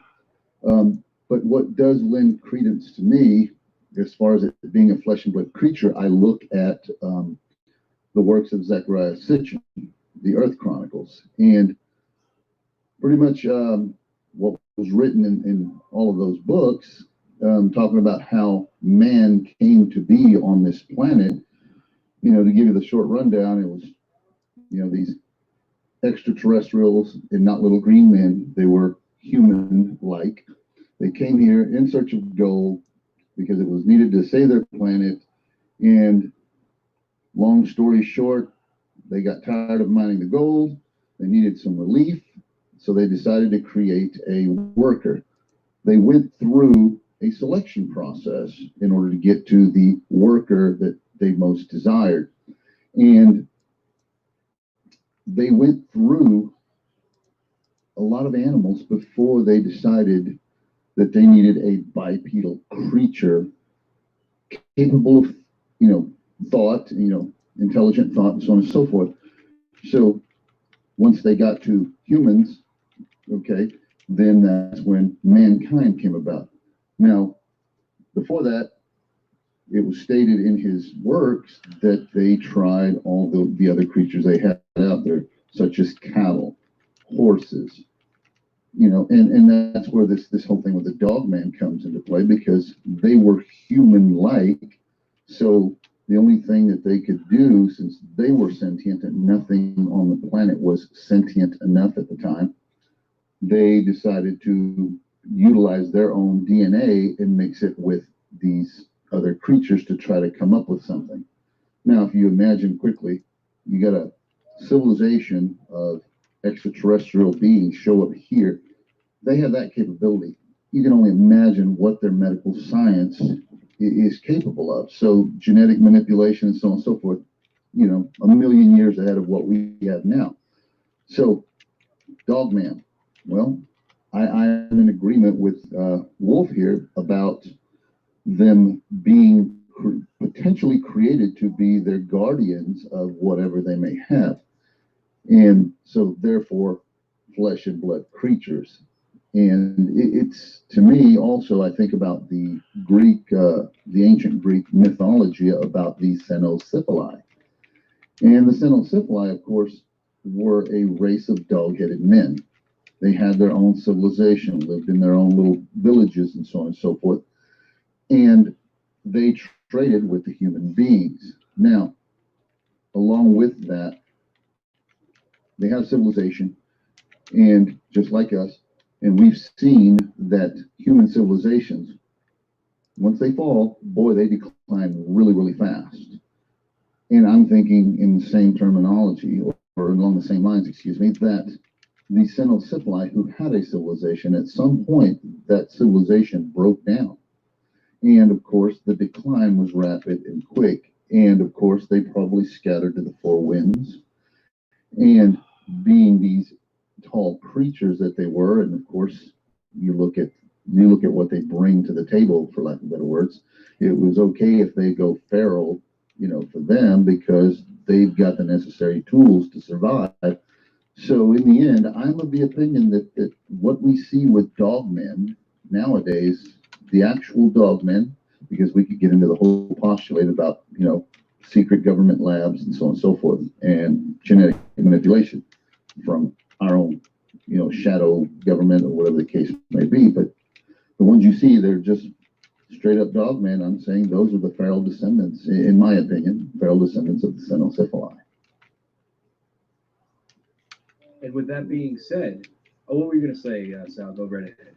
Oh, no, I'm sorry. I was just going to hand it back to you. No problem. And with that being said, do you two, under the belief of what you guys have just mentioned, do you believe that Dogman is evil? Well, I'll take this one first, Wolf.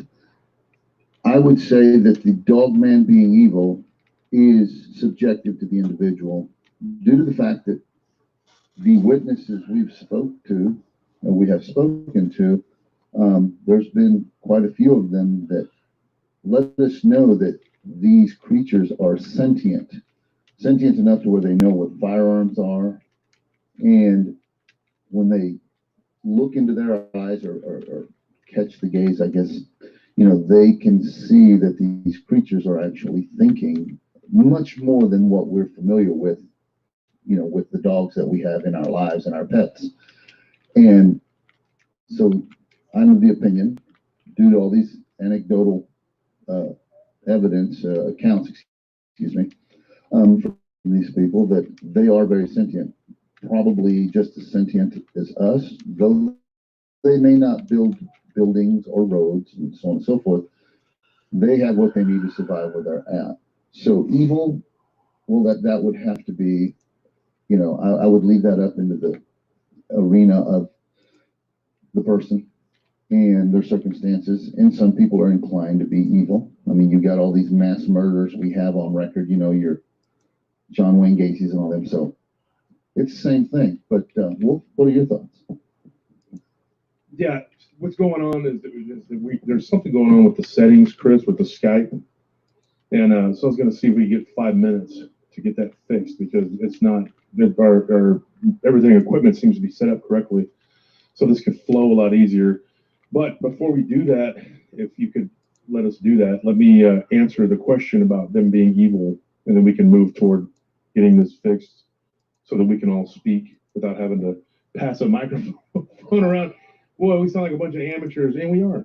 And so anyways, we're over here trying to figure out what's going on with the sound, guys. I apologize. I don't know why this thing is doing that. So these internet things are so sketchy at times. I am of the opinion, when you're talking about any sort of werewolf or the lycanthrope aspect of it, or any of this shaman, skinwalker, that's all evil. There's no doubt about it. There's nobody that's going to be like a born again Christian or devout of anything, faith, whatever, that's going to be like, yeah, I'm going to go change into some sort of animal and go rampage around. No, that's the only reason you would do anything like that is for mischief. To me, I mean, that's just my opinion. I don't see the point. Anything I need to do that is of God, I can do it in the flesh and blood. And try to do it correct. You know what I mean? I don't need to go and become a 8-foot tall bipedal wolf creature and run around terrorizing people. That doesn't really, causing fear for no reason. Now, the Dogman, and I do believe in Dogman. I do believe that there is a species of whatever running around. Like the origin, as far you could speculate all day about that. But what it actually is. But what I do believe, the Dogman itself, if you're talking about the cynocephali, like me and Sal have talked about, I'm not a real big believer in the Sitchin, because I think that he just kind of had a lot of, to me, he just made stuff up. I don't think he made stuff up, but I think he took what he believed and then just kind of turned it into like a very convincing theory, which I think that anybody that's, is pretty smart could figure that out. I think he's a very brilliant man. And I think that he figured out like what he thought was correct. And so he wrote it all down. But if you're able to write, and speculate really well, you can convince people that that's what happened. I don't believe in that, honestly. No offense to you, Sal. We've agreed to disagree on that. That's not my belief. I don't believe in inkies and all that other stuff. But I believe there's something happened. I do believe that there were gods as in like little g, but like the Watchers, there was something. Were they called Inky and whatever? I don't know. I know Gilgamesh had Enkidu, the Enkidu, which was like a hairy man, whatever. As far as evil, Dogman being evil, I think that there are some that are evil, absolutely. And because when you've filled it as many stories as I have over the years with these creatures, yeah, I think they're evil. I mean, if I had to put a number on, a lot of people aren't going to agree with it. All righty, all that was Venomous Fringe.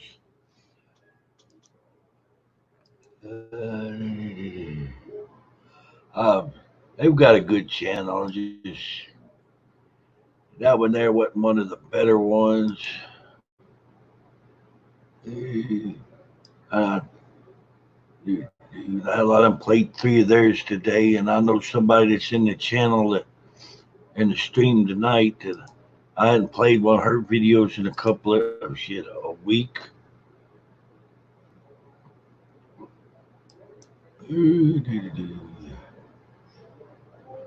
Oh, let's see.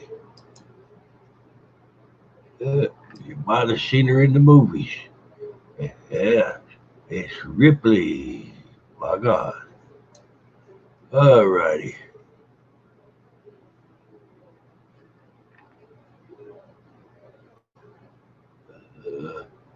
I've been going a little spree here, sharing out some of Ripley's videos. Hadn't played Ripley's in a little while, and she's really nice.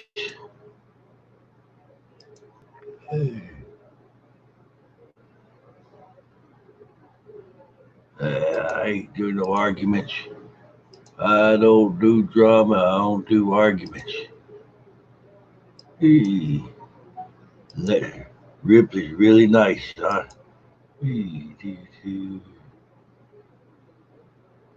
Awkward. All right, we're gonna see about playing about 3 of Ripley's, the shorter ones. Yeah, that was awkward. Hey guys, welcome back to my channel. That was a really awkward situation. I took my little girl over to Family Dollar. She wanted to do this little shop with me video for her YouTube channel, and everybody was staring and looking at us all funny. It was awkward. It felt weird. I've never done that, and I don't think I'll do it again. I didn't like that feeling, but she enjoyed it. She just absolutely loved it. She thought it was the best thing ever. But I did record just a little bit, not much. I don't. My little girl. What? Come here.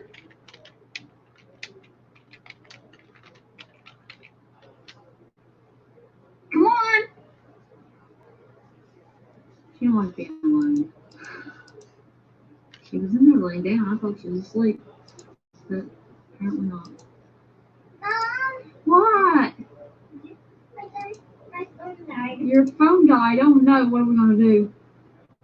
We'll have to charge it. You gonna say hi?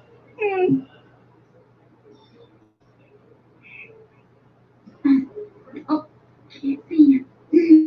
Say hi. Say hi, you two. Hi, you two. Having fun. Tell them something about yourself. I like you. You like them? Them? Mm-hmm. Yeah? You like being on camera? But anyway, the Family Dollar shopping experience was very weird. I may include a couple clips in this video. I'm not sure. I might. Just for the heck of it. But this is just a little telling you about my experience video. Kind of a crap video, I'm gonna call it. So anyway. And about the subscribe. Like and subscribe is what she's trying to say. Alright. We'll catch you next video. Guys, we're going to the store. I'm vlogging too. She's vlogging too on her YouTube channel. It's called Whitley's Show if you want to go and subscribe and like her videos too. There's baby. If you was wondering. Alright, Whitley, move your camera around a whole lot.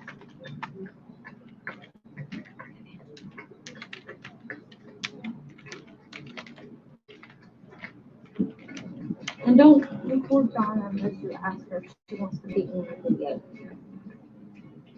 I might have a cut in my video because I'll probably pause the video or stop the video until I get to where I'm going in the store. I don't want people looking at me like I'm crazy, talking to myself.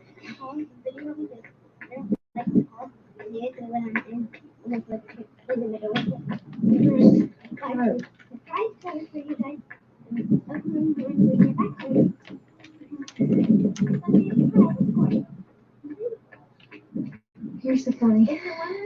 Alright, well, I'm going to put I'm going to pause it right here. I'm back.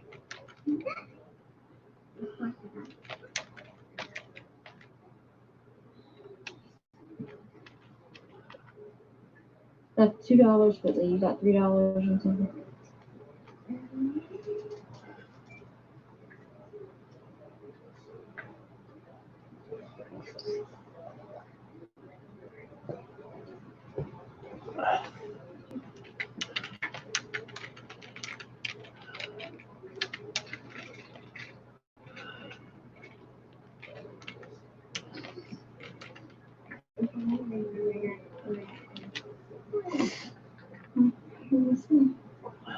See you guys.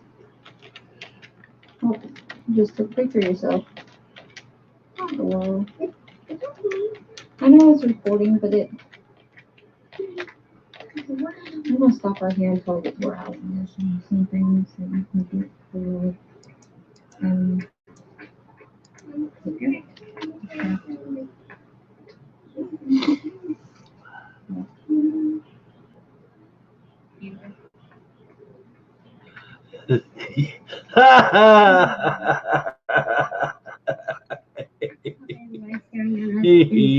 Because we're recording. We're talking to a camera. What the heck? Yeah. Find your stuff. Wait, just because find it. Just find it. Very quiet now. Hey, what kind of necklace is that you were wearing there, Ripley, with the crescent moons facing in either direction? My God. You don't have that much good stuff here? Yeah.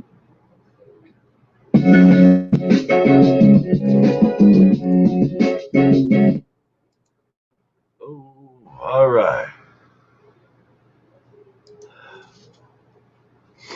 Yep, I like that necklace you're wearing there, Ripley.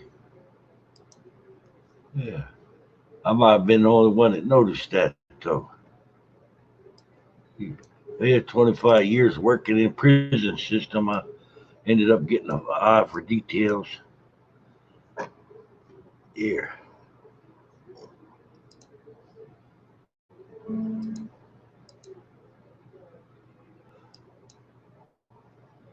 There you go, analytics. Gotta check your analytics. My God. There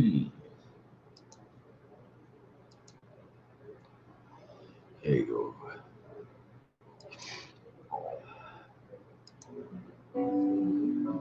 Hi guys, welcome back to my channel. This is Elizabeth. Today I'm going to be making a video about 10 things about me.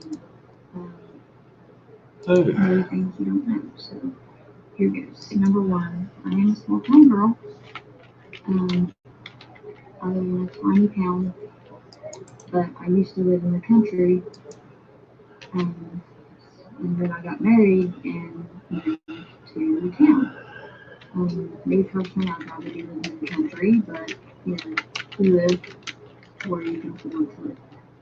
So, and I like living in town. It's more convenient to be living in town because you're close to the store, so you just walk wherever you want to go. So, number 2, I am a mommy of 3. I have 2 girls and a boy. My oldest girl is Lily. She's she's now 8.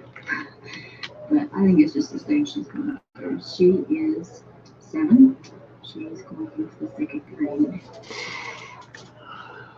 She loves playing softball and making little music videos. She has a lot of fun doing that. And then I have a 3-year-old daughter.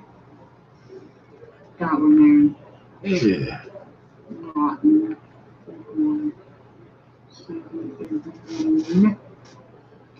I'm not gonna say everything she Well, I'll does. tell you what, Ghost, after this, we can take a break here if you want. Pause while you go cook dinner. We just stay here and talk. Hold up on sharing out the movies or the videos. So, therefore, she's rocking. And our son, he is 13. He has Asperger's autism. He's a very smart child. Loves to draw. Can count very high. Speak in different languages. He's a good kid. Don't bother anybody. Sticks to himself. He loves the computer. Number 3. I have a major love for animals. Reptiles. Lots of lizards.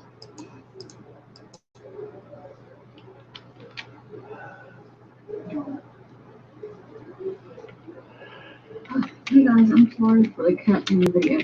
Hang on a second.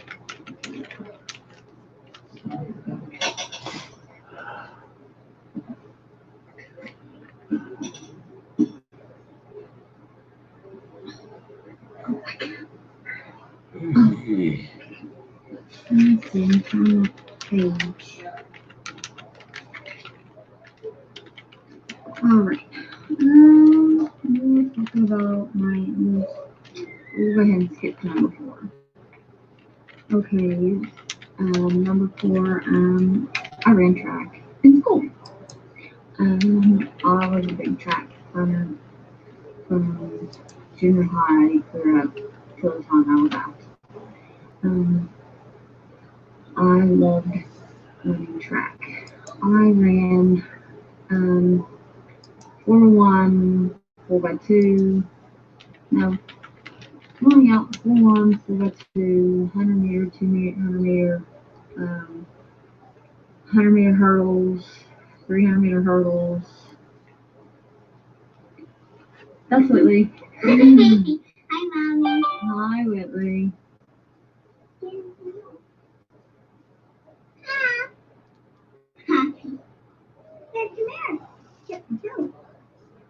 You gonna say hi? Those are my brats.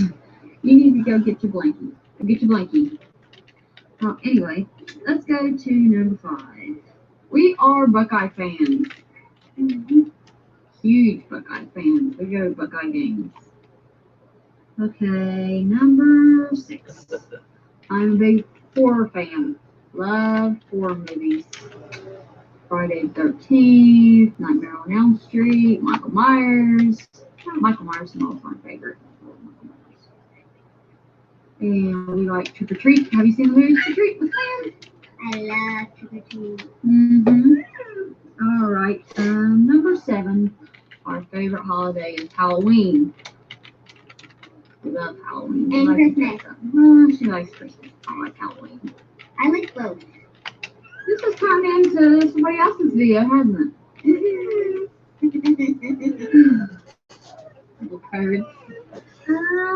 Number 8. I was a preacher's daughter. My dad used to be a preacher. We were in church every, I don't know, probably every day if we could find a church to go to. He was in the church preaching. I lost 2 babies. I have what you call 2 ectopics. So I only have 1 tube now. But thank God that's tied. Can't have any more of you guys running around. And number 10 is I love to go camping. I love the outdoors.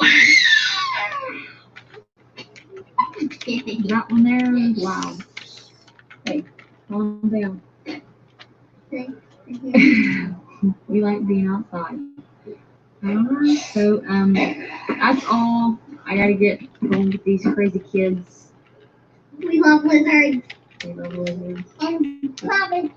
And Shomar lizards. Alright, so thank you guys. Like and subscribe. Like and subscribe, and I'll see you on next video.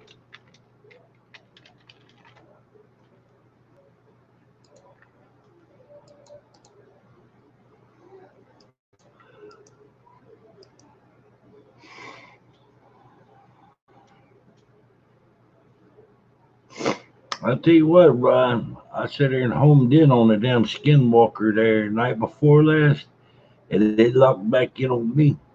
Whatever it is demonic in nature. It's magic. And it was nasty.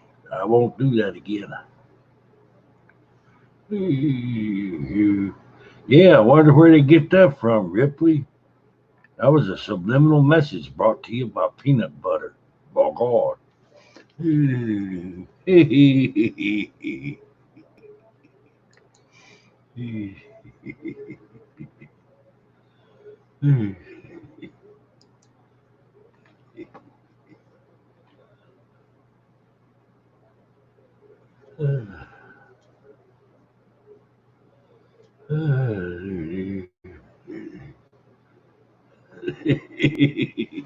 Oh, thank you there, Leslie. We love you too.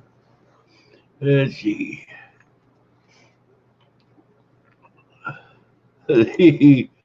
That's original. Fuck off.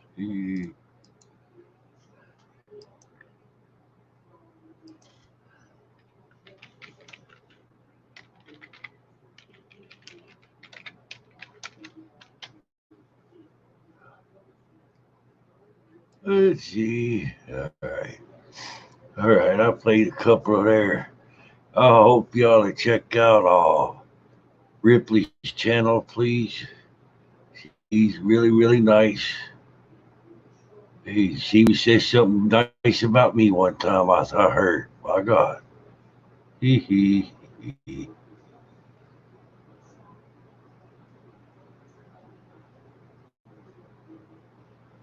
Let's see.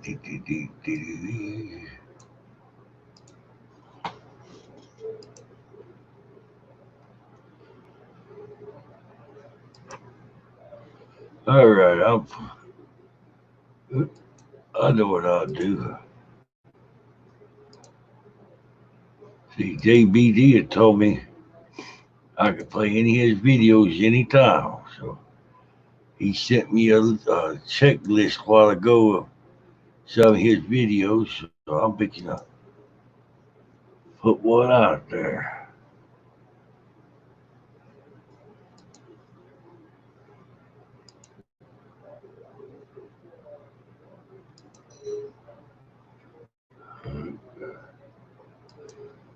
Alrighty,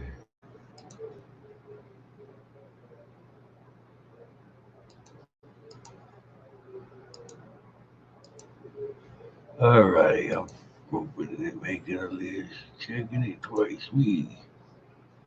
Oh, making sure it's peanut butter. It'll be nice. My God. Good evening. A few of you have asked me how the weather has been. Well, you've seen me before. This is how I look now. It is so hot outside. I have become a piece of bacon. I am not happy. People are looking at me and licking their lips. They're smiling. Then they try to grab me. I gotta run. You know how hard it is to run without legs? Oh my gosh. I'm like an inchworm.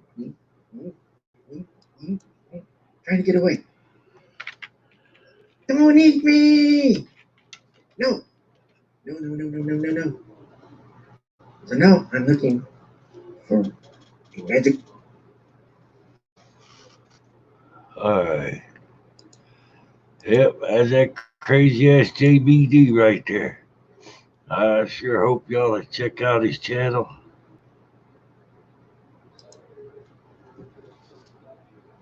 How's it going? Justin.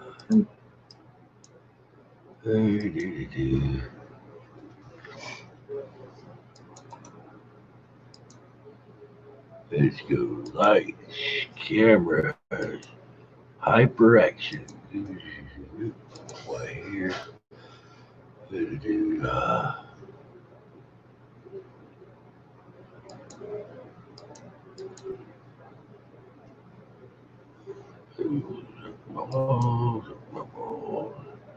How's it going? Justin from JBD Camelman 73 here. I want to share something I wrote back in October 27th of 2017 at 9:30 p.m. One of my writings. Life, it stabs deep like a knife, igniting a fire that rages out of control. Like rats in lab cages, the mind runs through mazes, creating a tunnel vision engulfed by a haze. Life, it can make you smile and want to stay a while as you turn the dial back on the clock. Not wanting the boat to leave the dock. Life, it can crap on you like a huge slap in the face as minions laugh, creating a dislike for all the world. Life, we all have a different one. Some can change theirs while others can't. Life, it's never fair to all, yet all are delusional in believing it is. Yes, it is. It is the day, night, and everything all around. All life ends. As it was created, so in the end, the so-called lucky ones also meet the reaper.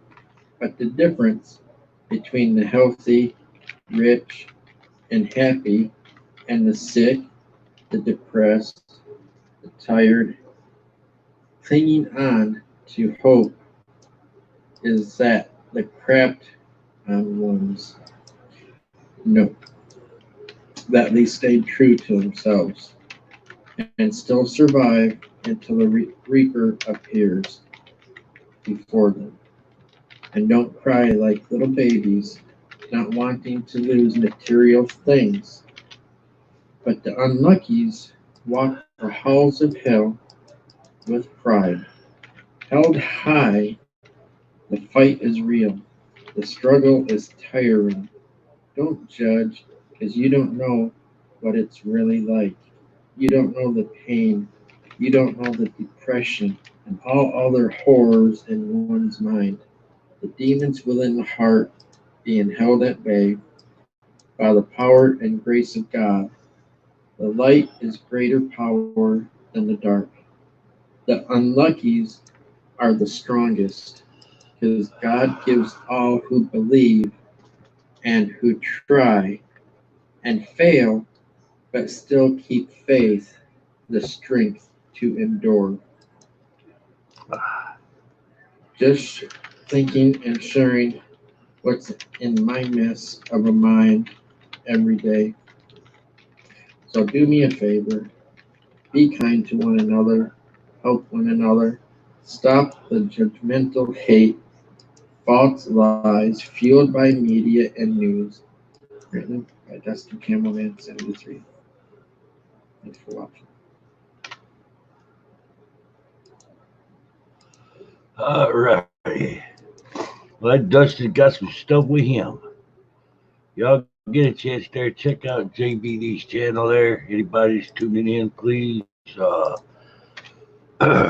just tell anybody that's just now tuning in, you drop some links to some really good channels. Hope y'all check them out, take a like to them, hit that subscribe button for them so their channels can grow. Ooh. Yeah, and I want to say thanks to everybody that tunes into my channel, or our channel. I don't call it my stream, really, it's our stream. We're all family here. We all work together here. Hope y'all hit that like, share, and subscribe button for me. I'm trying really hard to get to where I can get to monetize, because then I can start in the live streaming off of YouTube and hitting cemeteries and taking y'all on nice little adventures with me. Hey, or maybe not so nice, because I do like demon hunting and I do like provoking the crap out of them. Hey. Yep, you ever want to aggravate a demon, just ask them if they suck eggs. You're going to hear all kind of stuff, by God. But that's enough about me. Hope y'all check out the people that come in here every night. They share these videos. Check out, thank you there, Ryan. We love you too. Check out Venomous Friends, All Things Paranormal Leslie, Fox Adventures, Ghost Quest USA. They got Allie, Past Life Explorer, All Things Paranormal Leslie. There's just so many good channels here that's been here tonight. I can't call them all off. Beyond the Veil, Holly's Lore, Show Me the Light, David Tier, the Backyard UFOologist, David Vingman. Yep. All righty, here we go again.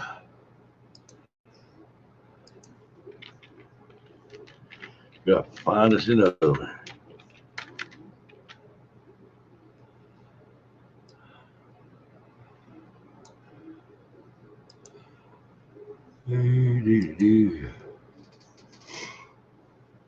Careful.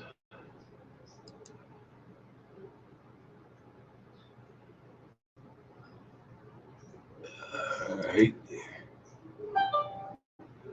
Let's see. My God.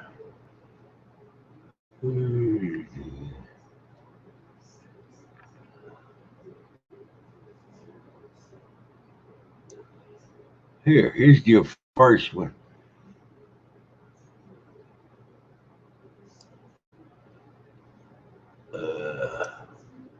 Haunted theater, haunted graveyard, hotel.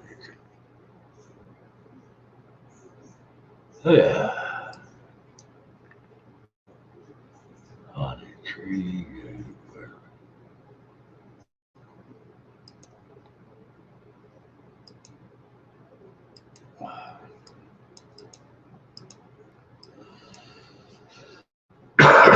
All righty. We could drop one here for all things paranormal, Leslie.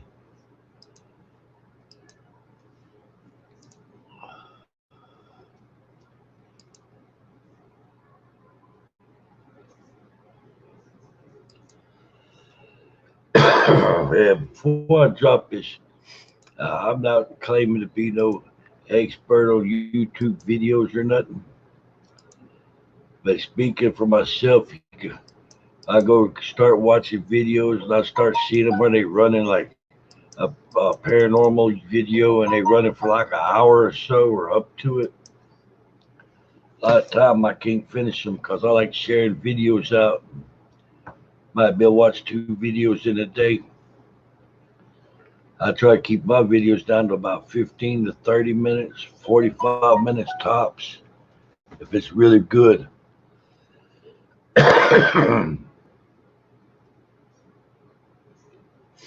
Oh, I know you had a second channel, Leslie. But usually about 15 minutes is a good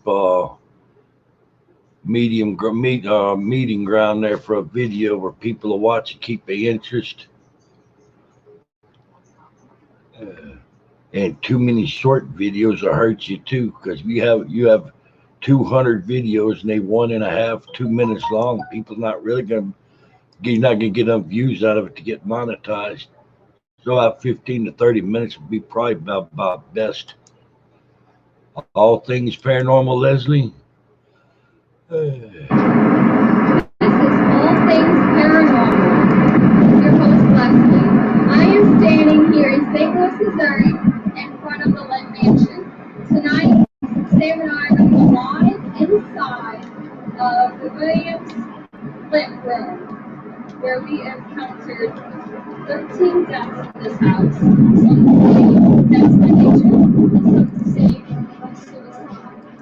And the question still remains, the little boy that's supposed to be haunting the attic, third floor,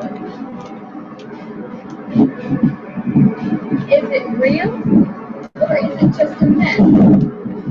Will we find aberrations, orbs? Are we going to find shadows? And who's to say that people really die mysterious? Or were they really murdered? We'll find out at the end of our overnight stay whether this place is really haunted or not, and whether the little boy was just a myth.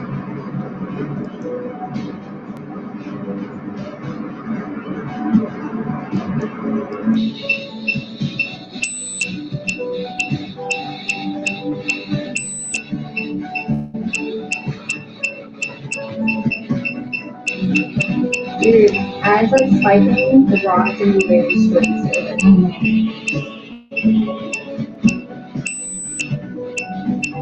Bony. Leslie's a little bit bony, isn't she? Guys, are you calling me bony?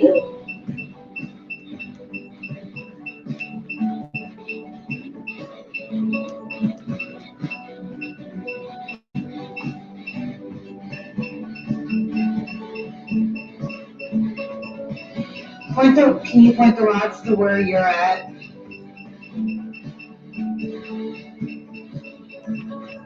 Dude. I told you I felt something touch me. And that's spiking. That's the highest.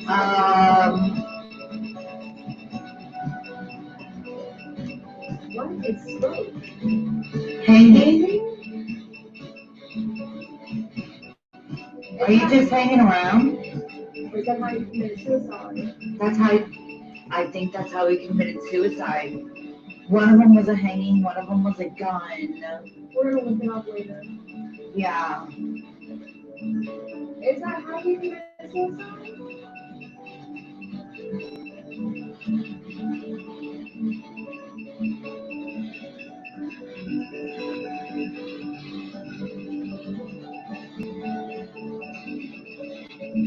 Where are you right now in this room?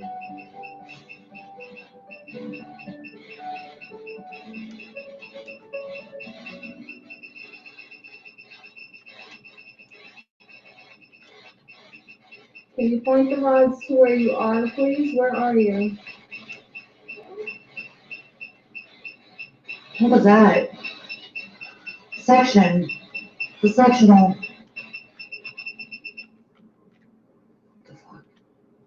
Where the rods? And you said you felt cold right there earlier. Yeah, I felt something do this. Like literally doing that to me.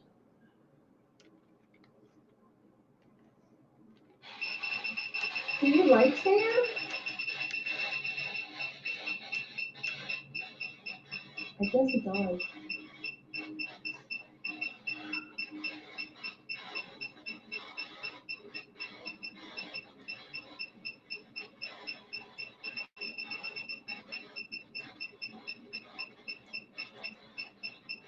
I've been here before.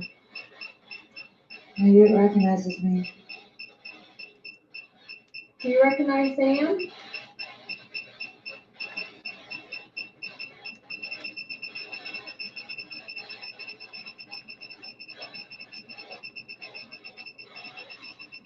The lights just go down? Yeah.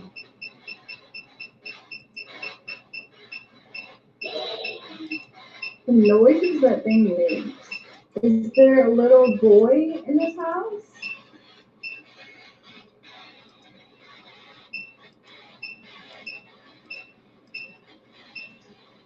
The little boy you guys had hidden in the attic?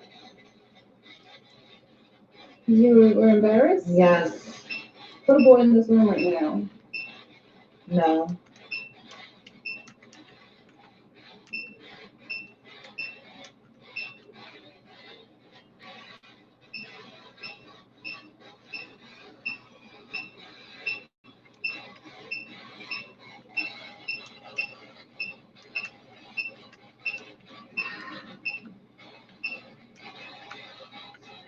The egg smell? That sulfur smell, yeah. Boy smell. So no, the little boy's not here right now with us.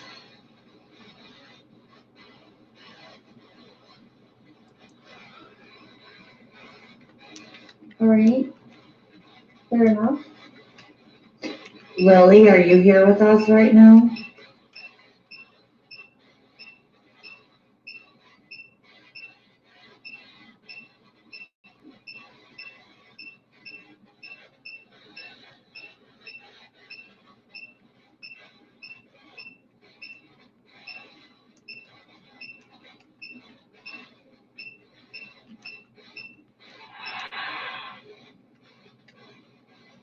Corner.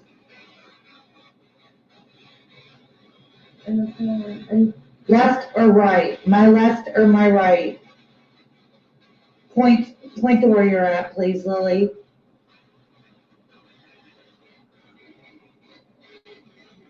By using the dowsing rods.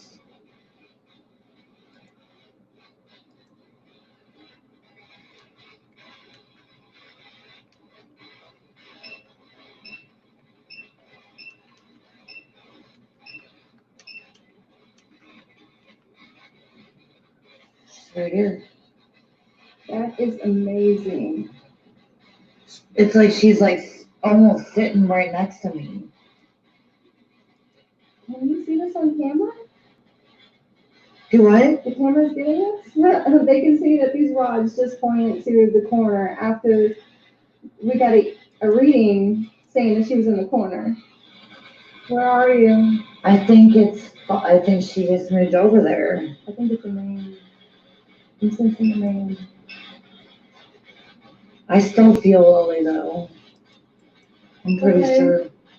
William, are you here?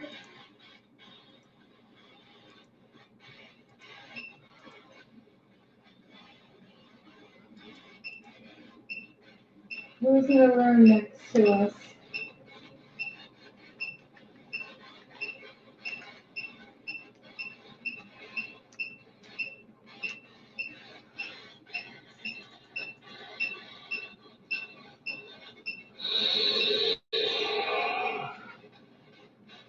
Limp. Holy cow! William Limp or Lily Limp? Wait. Put it up to the camera. Hold on. It's blurry. Wait. I lost focus for a second. Okay, put it up to the camera.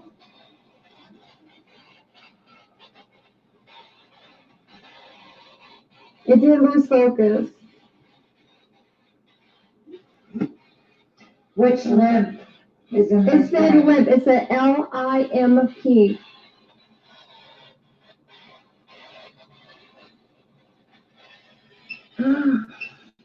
It's still like out of focus.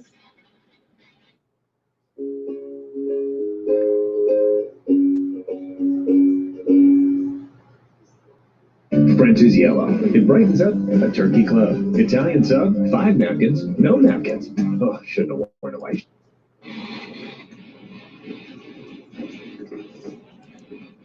All right, you made us open up the window.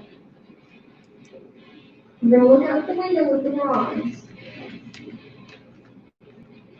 Yes or no? Keep still. Please keep still. I know you're nervous. You get anxious. The brewery. Did you get killed right outside here? They just pointed to yes. Sam, that's a hard yes. Look at this. I see that. Oh my god, it's just like,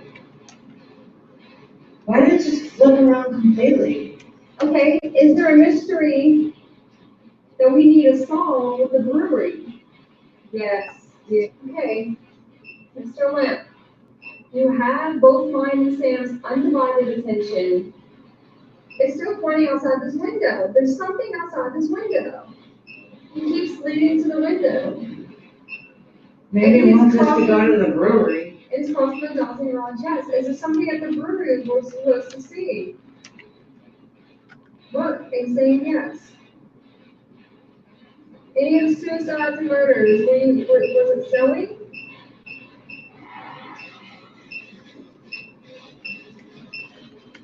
Just says groaning. That one I don't get. Groaning and pain and some murder. And it's pointing back this way.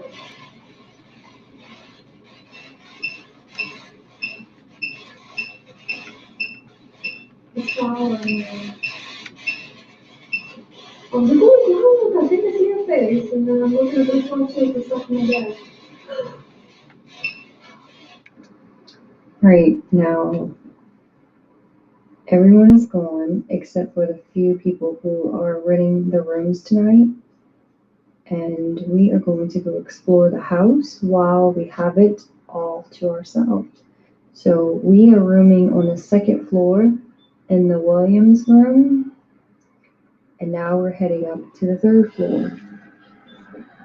The third floor is going to lead to that attic where they said the little boy lived. These stairs are so squeaky. It's kind of creepy. It's getting dark.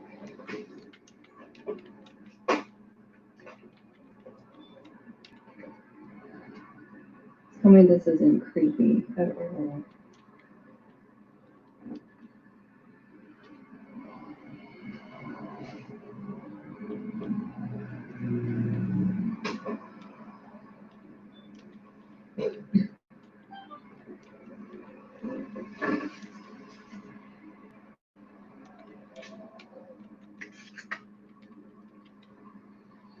All the way down.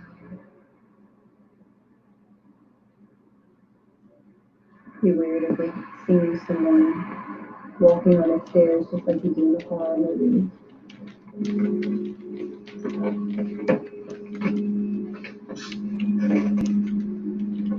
Oh my god, it keeps creaking.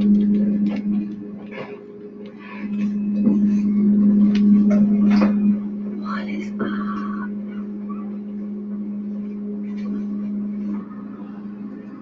Did you hear that? Did you hear that?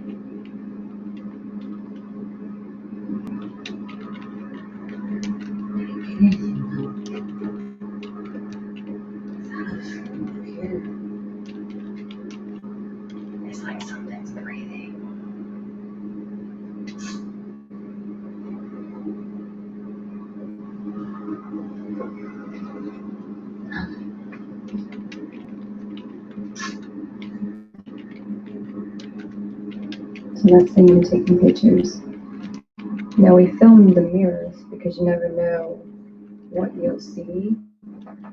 It's not because we like selfies in the mirror type women, we're not. Mirrors are gateways to the other side. So we always look, filming pictures to see what we could capture.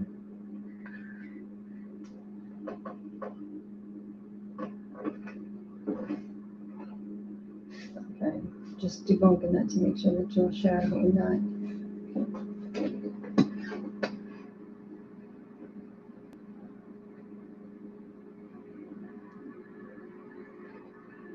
Keep thinking something's gonna walk out of there.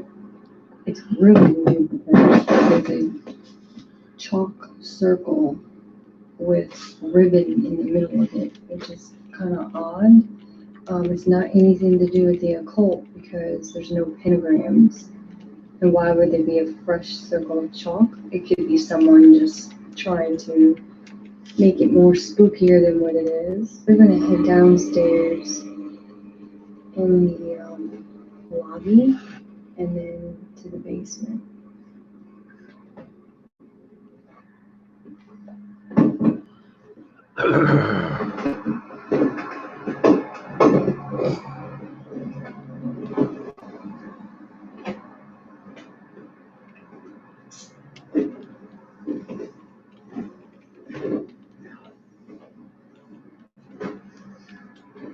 There's so many flights of stairs just to get down.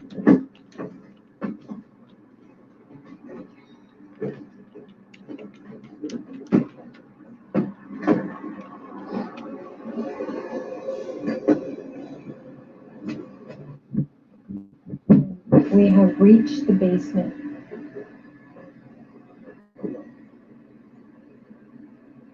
Another mirror.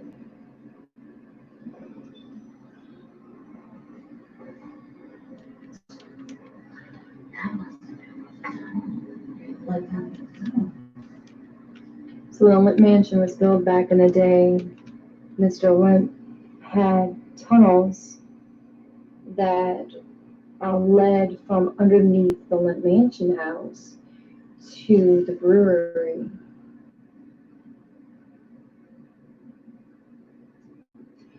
So the tunnels that I mentioned earlier, that were the Cherokee tunnels, are below this mansion. They go all around the general area for a couple of miles each way. There was a specific route that William Limp had built a spiral staircase. Did you hear that? It's the water. No, I didn't hear water. I heard like a bang behind me. Behind you. Must have been from upstairs because I can't hear it on this side. It came from the staircase, but going up.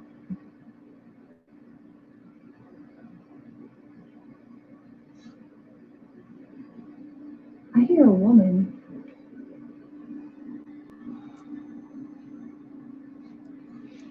I hear a woman channeling in my right ear.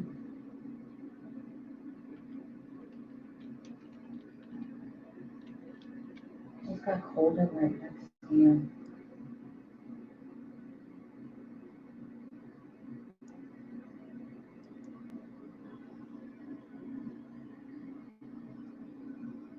So anyway, about the staircase.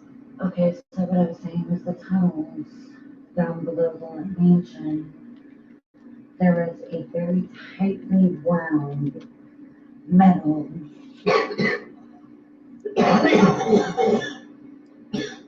You okay? I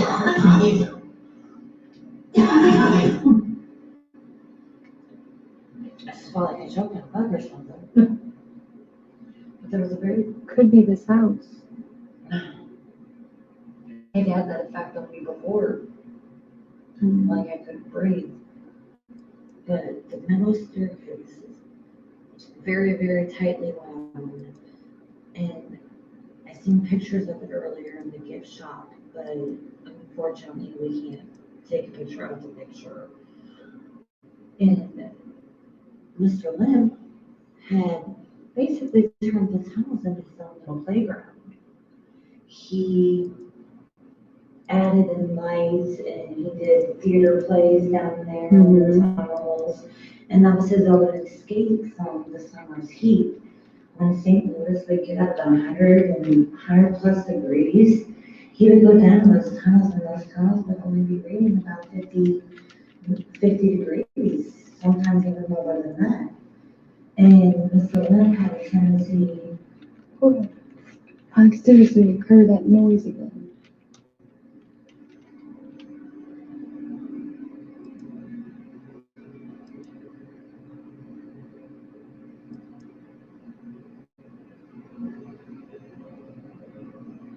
Who is there?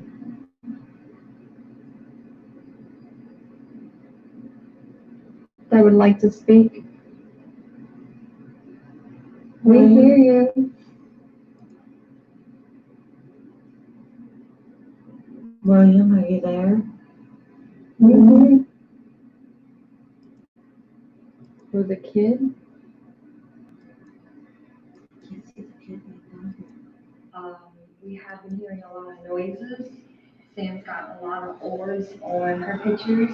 I have not reviewed my current pictures yet, so I don't know what I have. All right, everybody. That's paranormal. All things paranormal. Leslie. I'm dropping a link in the chat where you can finish watching the rest of the video. A little teaser right there for you. Now we're going to go over there to another channel that I didn't even know she had. Hope you do like I just did. Hit that like, share, and subscribe.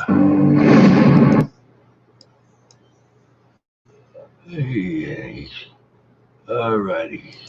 And don't forget to smash that bell, please.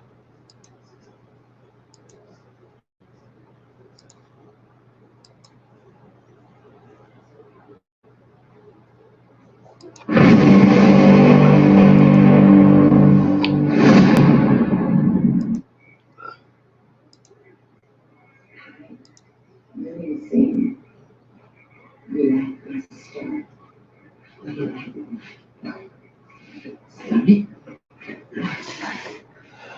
Hi. Let's see. Do you want to go out with me? Do you want to go out with me? Yes, I do. Thanks. Let me just sit back. Yes, I just want to be famous. That's why I came to be with Leslie. She's going to get me famous with her big family. Hey guys. Hey guys. You were watching? Focus, focus. Hey guys, it's the zombie apocalypse. Look, lights off. Lights on. Lights off. Lights on. I don't know, it might be. How about you? You. I have no face.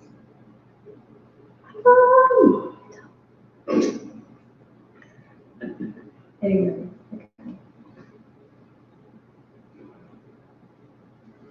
I am Paranormal Leslie, and you are watching All Things Paranormal.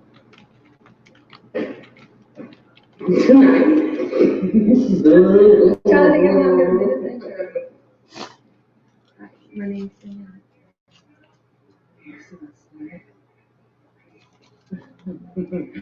How y'all doing? What do I say? Hi, I'm Sam.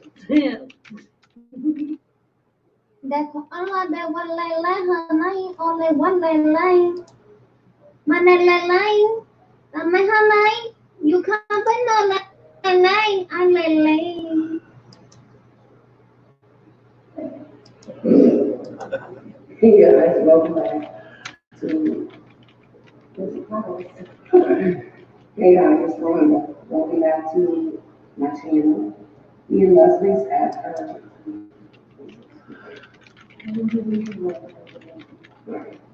Hey guys, it's Rhonda. Welcome back to my channel. Tonight I'm at Leslie's empty house now. She's moved to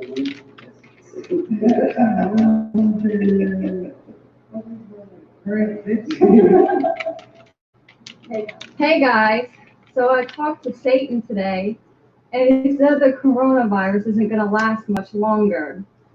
Bitch, you a motherfucking lying. Lying bitch. Satan, where'd you come from? Shut the fuck up, boss. Light your ass on fire. What you laughing at? The fuck you laughing at?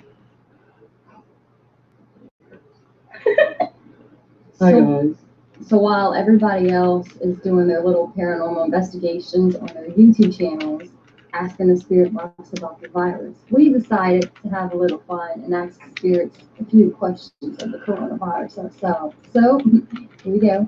I hope you guys like it.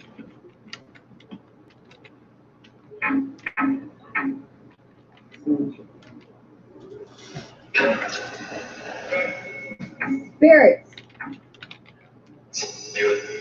are we gonna get the stimulus check from Donald Trump?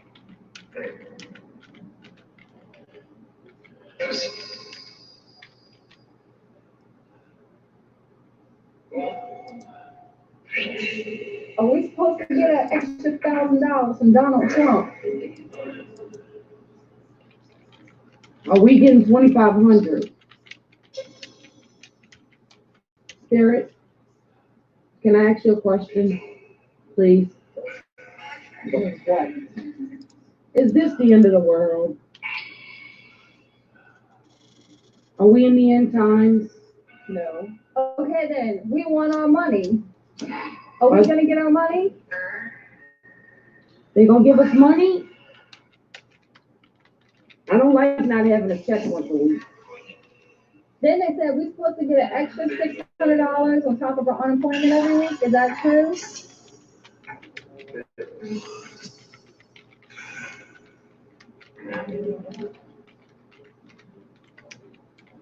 How come my unemployment never came yet?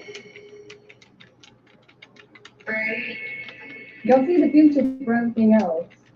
Y'all can't tell us about money. They talk to us when we do something. We ask the questions about who's playing with our money. They don't want to answer.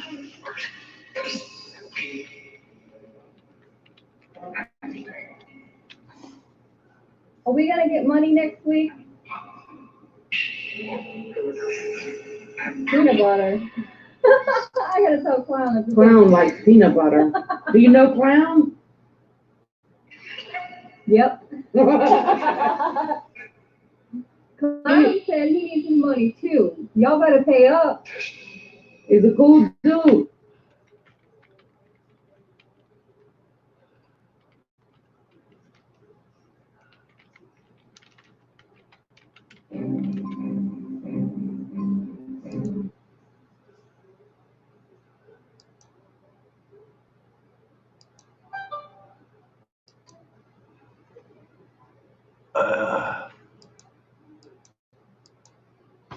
Yeah, I had to shell out that when they started over into.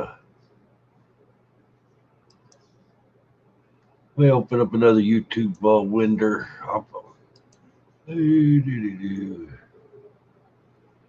Alright.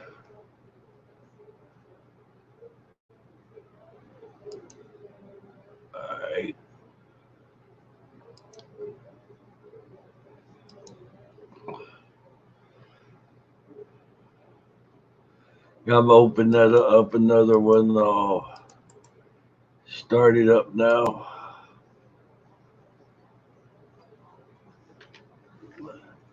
All right, buddy. That's some of the bloopers from All Things Paranormal Leslie. Oh, wait, I just dropped my own dang link in the channel. Bloopers running wild. Hey there, paranormal adoptee. How you doing?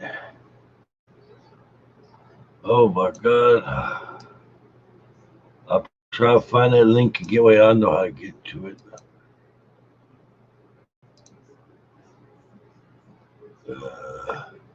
I shared it and I saved it in my library.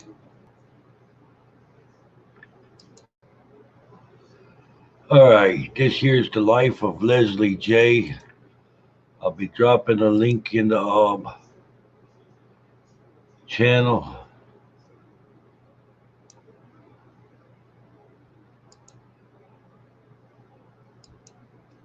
Ooh, hope y'all hit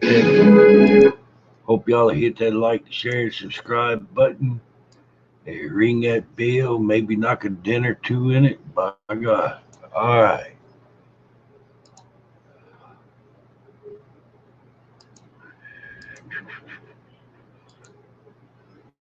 Here.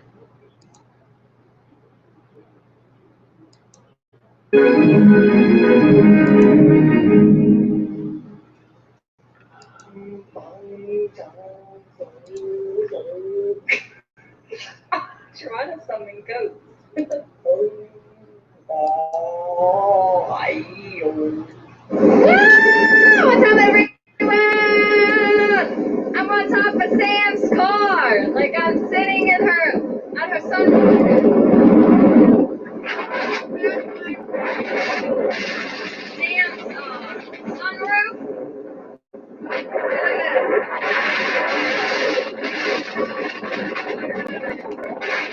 Enjoying the wind under this soon-to-be full moon. Back looking. Wow. Is it gorgeous?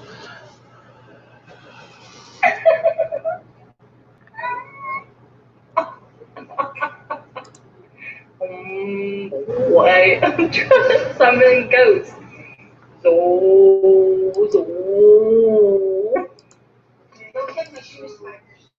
Hi, I'm Jordan. Hi, I'm Jordan.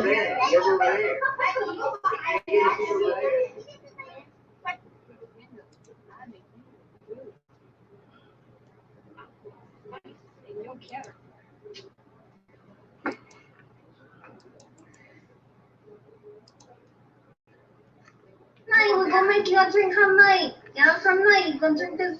You take baka! You want the whip? She wants the whip. She wants the whip. She gonna want the whip. She wants the whip. She gonna want the whip. Spice me, day. I can't drink that. I'll pop you on the table.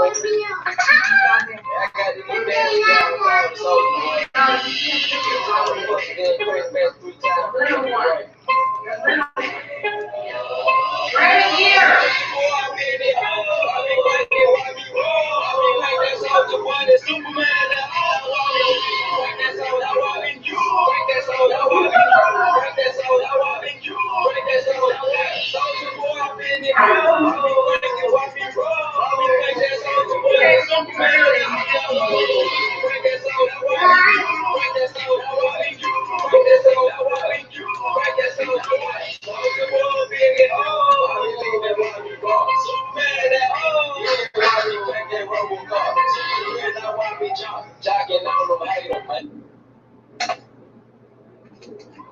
I'm using my airsoft gun. It's empty. And this is why my friends hate me. Watch this.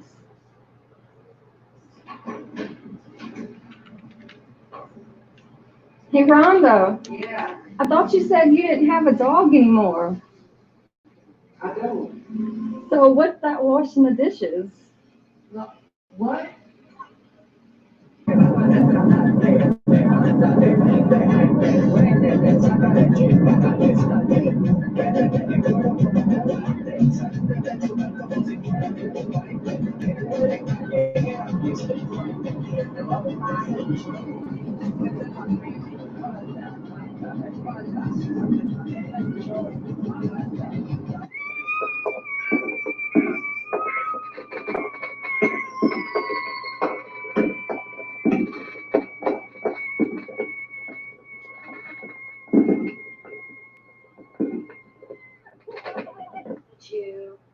Nikachu.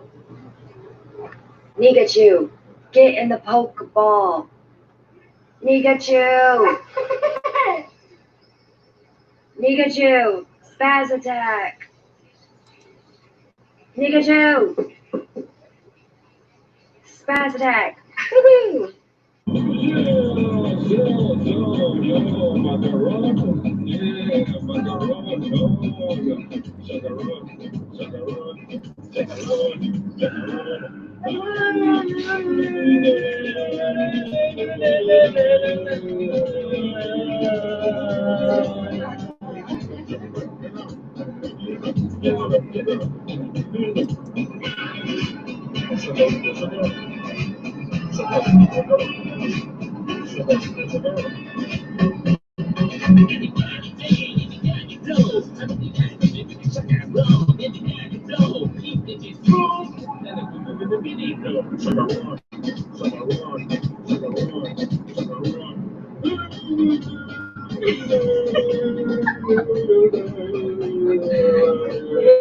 Your reaction.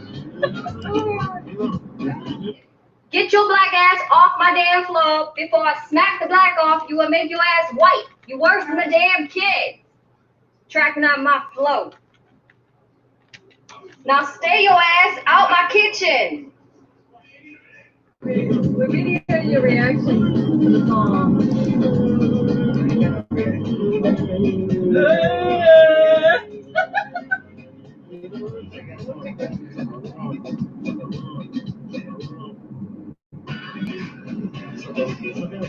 I was sleeping and then she woke me up to that other song. Sack and potato. Yeah,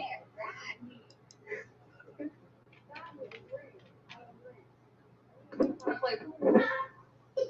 And I'm trying to find a triangle that you put the balls in. The rack. The rack. Alright.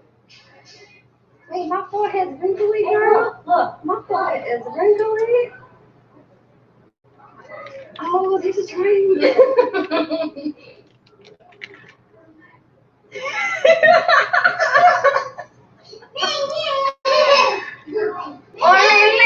Why you look like that? Why your eyes closed all night? I can't see. I can't see.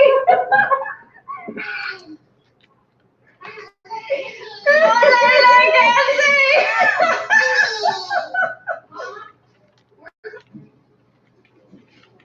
Oh dear.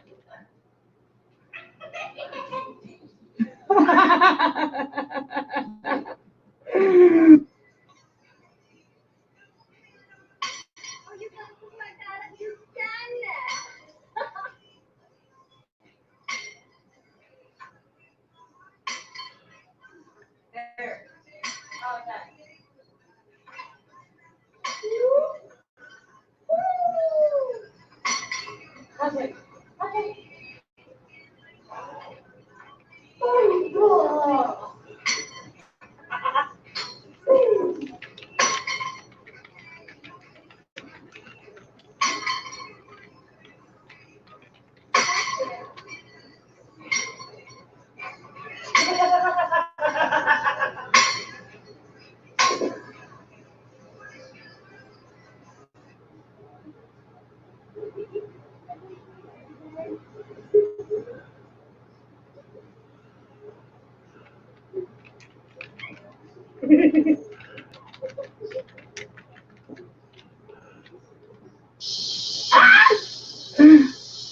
Feel the energy. On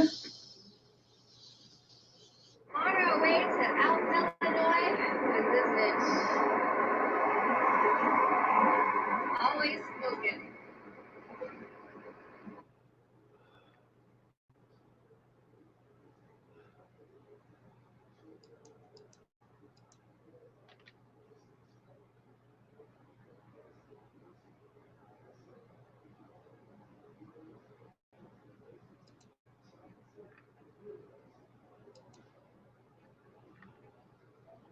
That was good. I like that. That's all right. Hope you have the I'll go back here. So I'm gonna have to open another YouTube window up. Again, I need.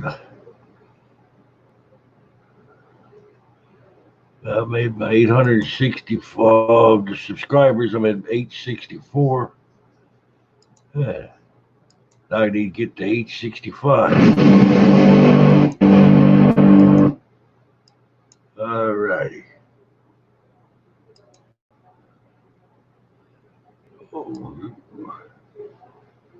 paranormal. Dang it. How many? You made a bunch of these too. That's cool. All righty.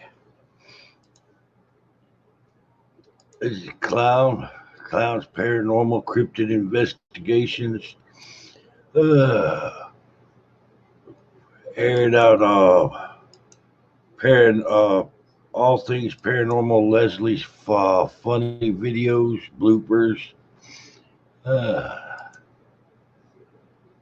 Name's so new to me, it hadn't quite stuck in my thick head yet. By God. There's Paranormal Leslie J, if I remember right. I hope she don't shoot me for saying it wrong. Dude.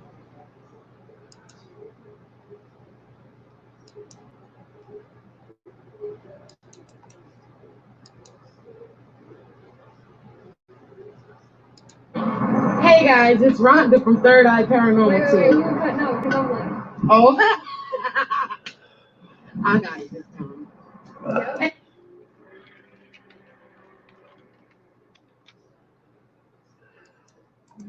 Do I look good? Do I look good? Do I look good? Do I look good? Yeah, baby. I'm about to review that.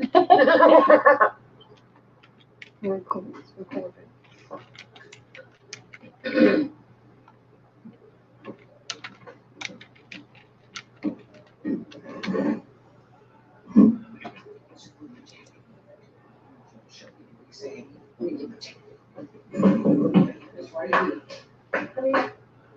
Haven't even started the session yet. I hear chicken support. I hear cats fighting.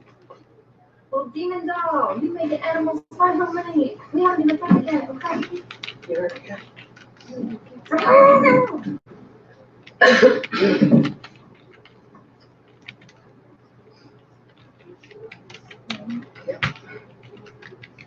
Welcome back to All Things Paranormal. Welcome back to Ron's backyard. Until next time. On All Things Paranormal. Leslie. All Things Paranormal. You gotta say it like All Things Paranormal. No, not That's what I was trying to do. You sound like you're dead. Huh? Sounds like. You sound like you're dead.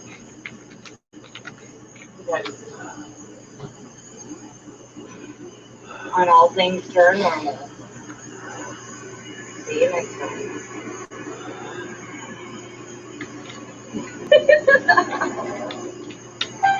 Shawmut Battlefield, 1812. We got to explore it. I was trying to point to the side over there and said 1812, but 1815. the one above it says 1812, but I almost got you in the face. Booty, booty, booty, booty, rocking everywhere. Rocking everywhere. Oh, you missed it. Wait, we're supposed to film the intro. Oh, shit. We have too much fun. Anyways, yeah, okay.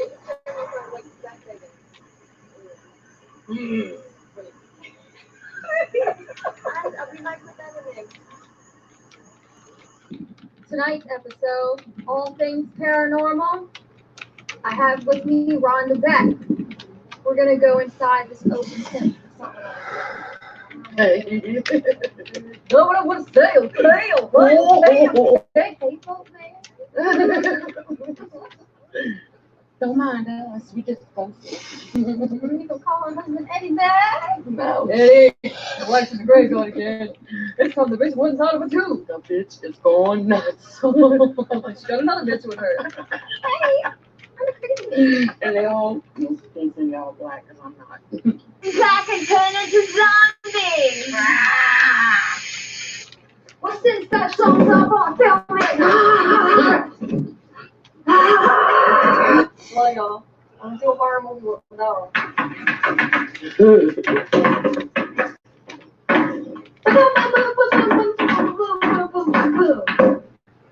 Sorry, I don't mean to have disrespect. Hi. No, don't you put that in there. Alright. My name is.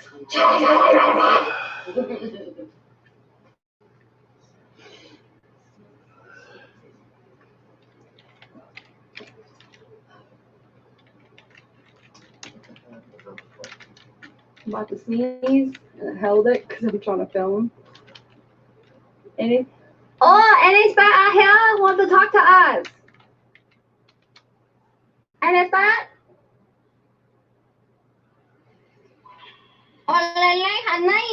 And the ghost out here want to talk to me.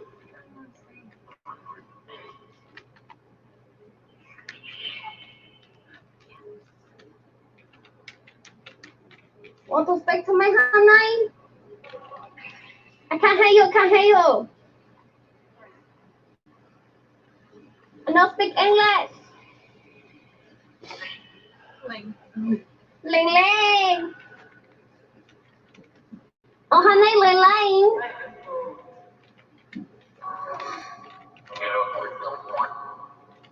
Oh, you speak another language? Welcome back to All Things Paranormal with your host, Leslie. Yes, Today's episode, we return. Do it louder. Hold on. I'm gonna come up. Scream. Yeah, I'm saying with the wind you have to go louder. Ready? Welcome back to All Things Paranormal with your host, Leslie.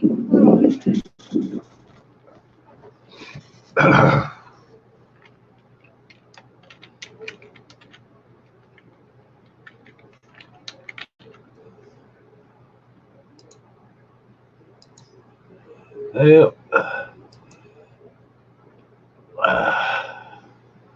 yeah, Leslie, there but one cemetery that scared the hell out of me. I've been in it a few times around the edges, and after the last time, off of some shit that happened out in that cemetery, I swore I would never go back again. But now I'm thinking about it.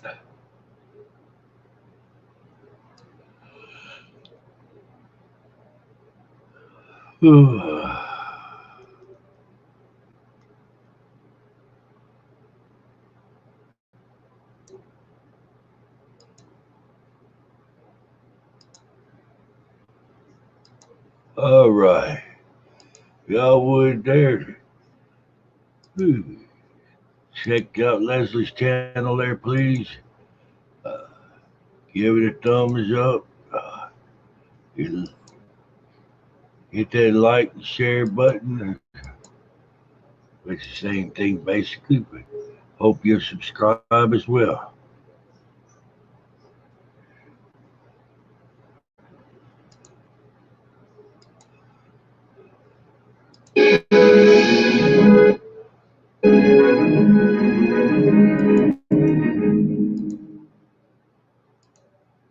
And I have a special guest for you tonight.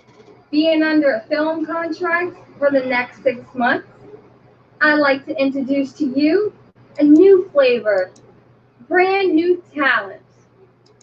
You're gonna love it. I'd like to introduce to you a new flavor, brand.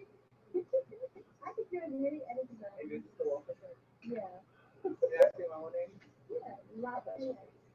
I will.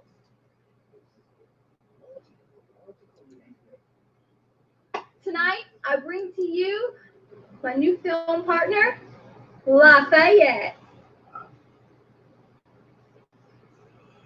Yeah, there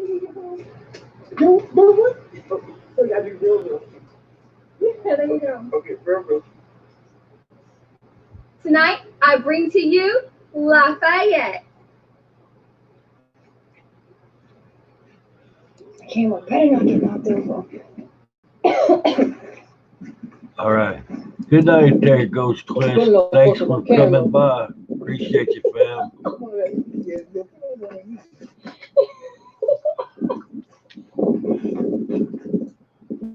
I freaked out Marcus and I told him my alter ego's Tyrone. He goes, "You a black man? You goddamn straight."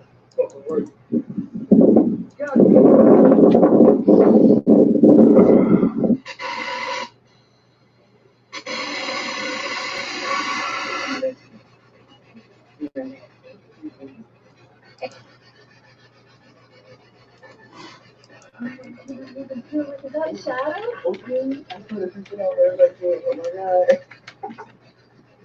That's a shadow.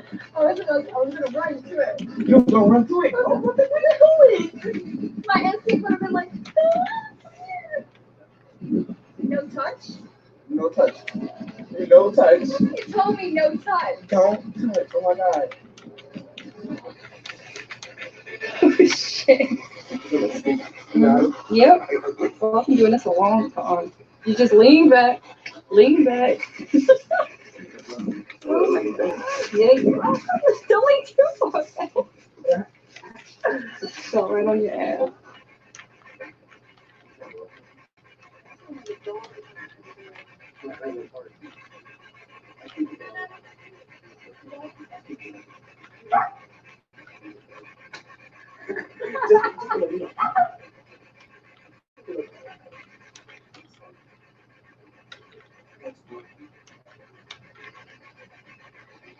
Oh, I thought that mask was floating in air.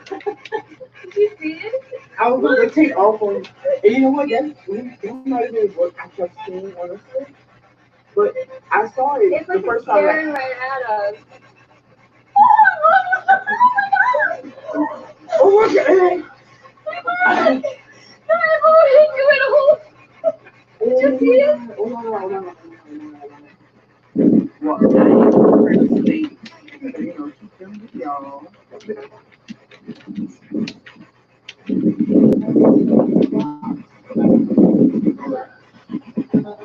Yeah, let's make one.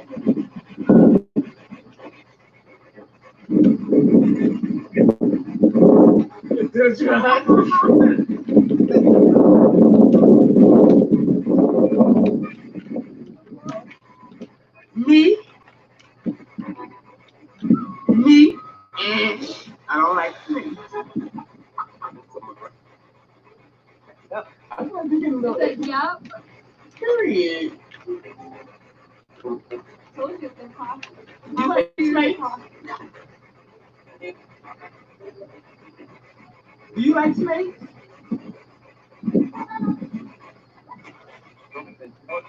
Okay.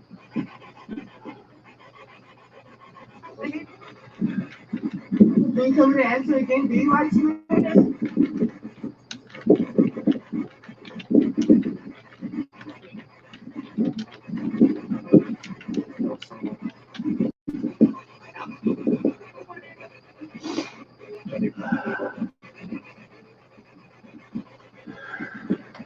My bad.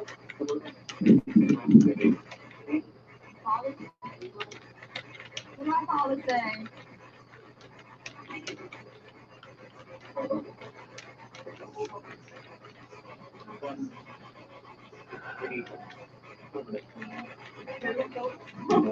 Do you see those songs we I smoke hella weed? Let me try to get you. Let me do this. July.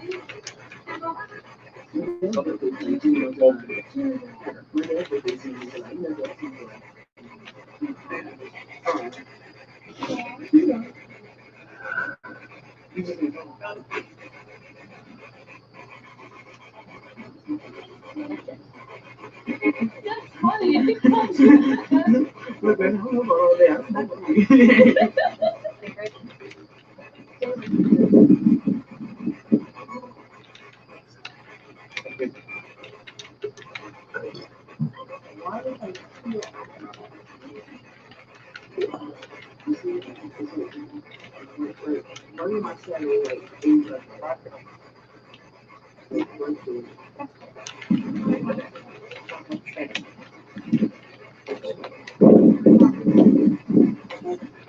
What are shadow.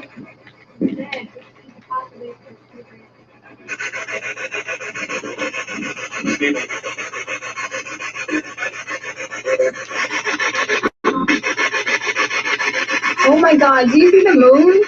How creepy? Let's say this.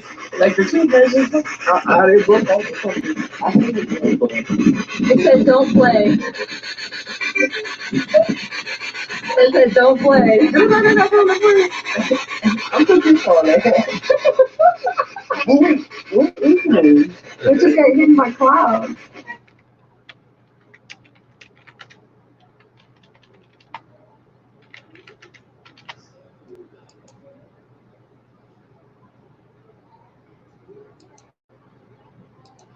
Alrighty. Yep, it's Leslie's blooper channel. Ethan. Hey, there's a link to it. She got a lot of crazy stuff on there. Hey, yep, you want a good laugh, you gotta go check it out. Pause. See, I wish you had them on a playlist. You just started at the first one, and you had it on a playlist there, Leslie. You just roll them nonstop. Now, that would be so cool.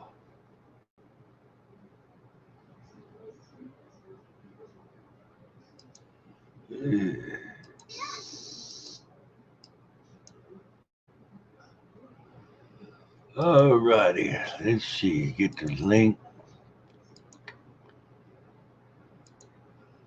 I'm opening up another YouTube window. Yep. Yeah, Ethan. Leslie has a brand new video out tonight. Through the Veil has a brand new video out tonight, and I have a brand new video out tonight.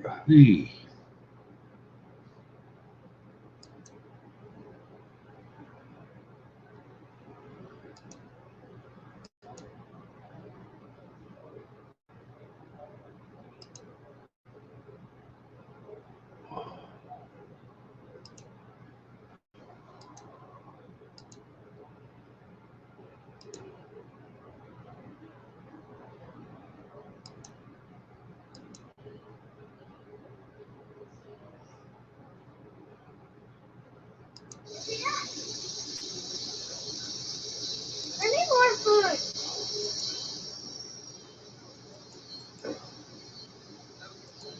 Come on. Oh yeah, playlists are good. I'll put my best videos in a playlist and name it best and drop them, share them out on the Twitter. Oh, that's a good stuff, Leslie. Absolutely.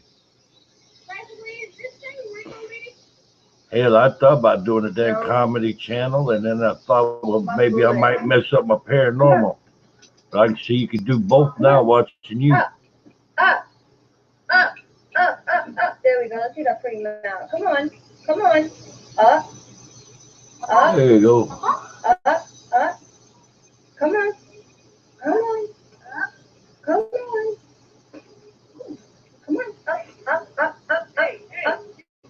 What? Come on. I'm just reading about how fast they are. You went. No. It looks like hell. What? We just found. Oh, fuck that. Come on. I'm trying to get over here. Nobody thinks I still got food. Come on. Don't be afraid. Don't show fear. Don't be afraid. He's not going to jump out. I have faith he's not going to jump out. How fast are they? They're fast. Come on. I just want to know how fast.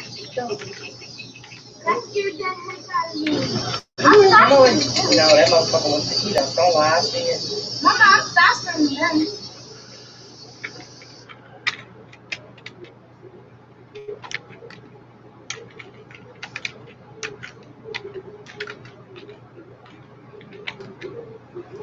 All right. Whoop.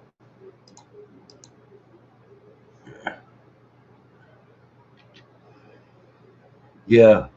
Oh yeah, alligator can come out the water at 25 mile an hour, and for a short burst, can hit 25 mile an hour. They can actually can snap a damn quarter horse in a short jump. You got only one chance. Alligator come out on the bank to get you is run in a damn zigzag fashion. You go serpentine, serpentine. Alligator ain't designed to hang no hard, sharp corners. As long as you running like in a Z shape, they're a reptile. They'll slow down.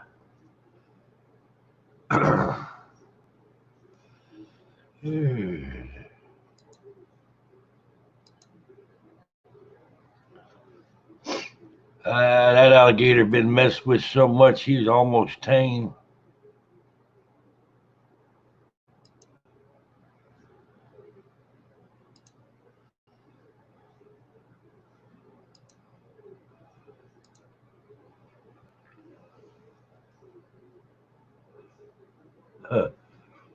Crazy thing is you could hold an alligator's mouth open all day long and hold their jaws. They don't really have closing power.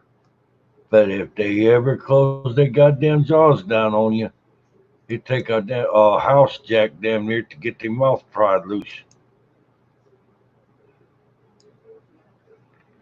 Here we go.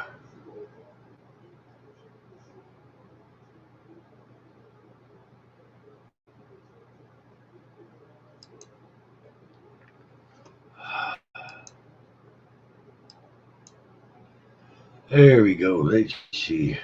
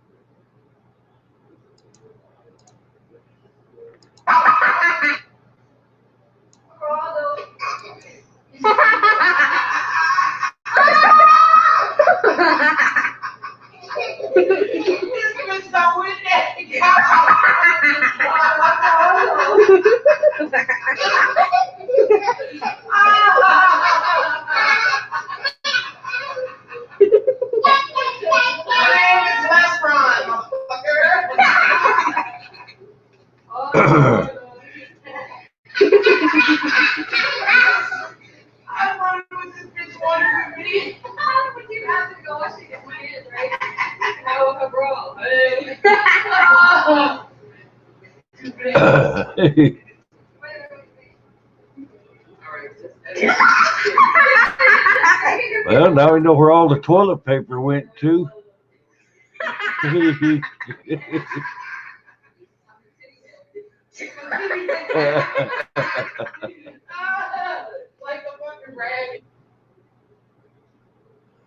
Who's the little boy that were running around there, Leslie?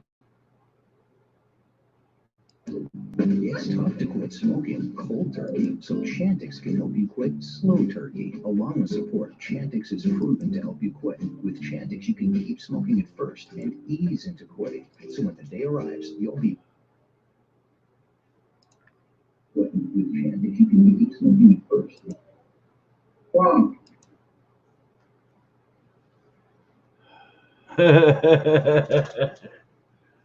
Hey. Yeah, Rhonda got a pretty good sense of humor too.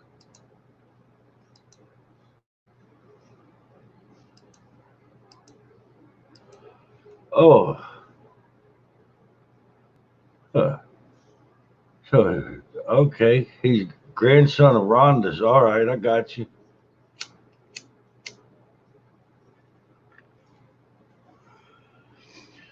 It's been fun. See, I still got 2 videos to edit.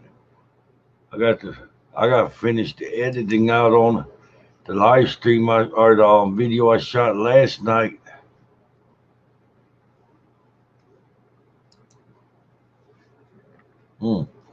Oh, the towel? Okay.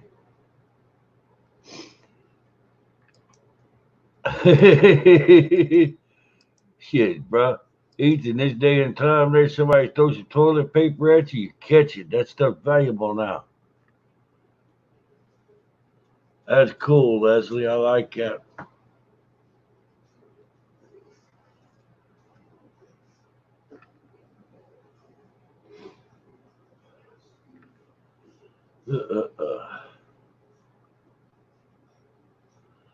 That'll work. Yeah, Rhonda there got a pretty good sense of humor. Huh. Hey, y'all want me to play my new video out? It pretty much is there, Ethan. Shit. Right about now, they catch somebody toilet paper in somebody's house, and they probably want to give them a felony for it. By God.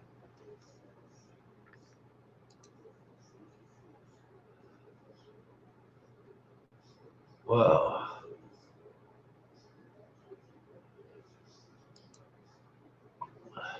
Toilet paper slinger, huh? All right. Let's see.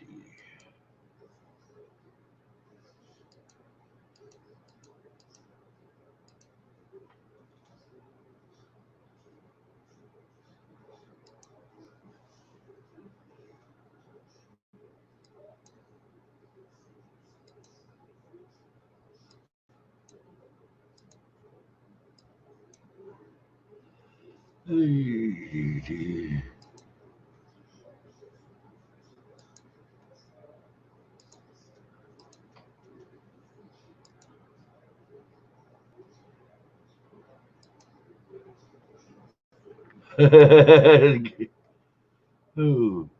Oh, my new video? Cause I like sharing out other people's stuff. I don't normally play my own.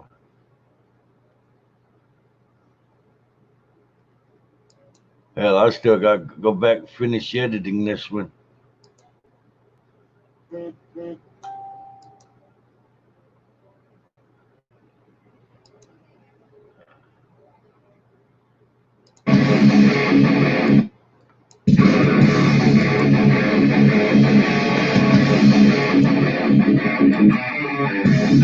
Good one, Leslie.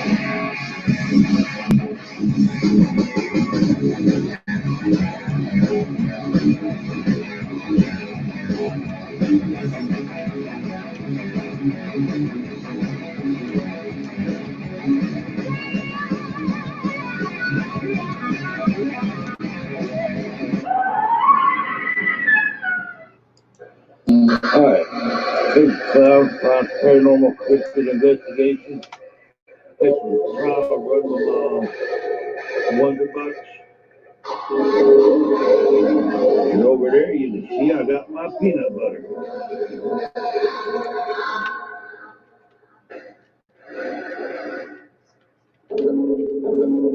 All right. Anybody here?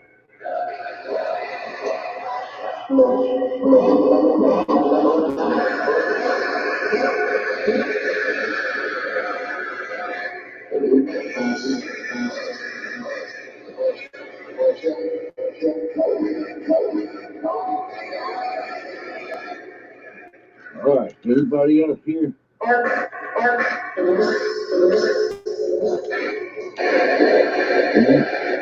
Can you get a little bracket out the back? I'm about a kilo silver bar. The keep stand, if you will.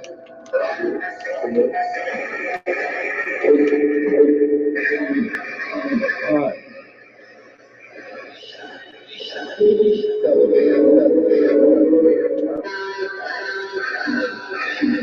All right. Anybody here?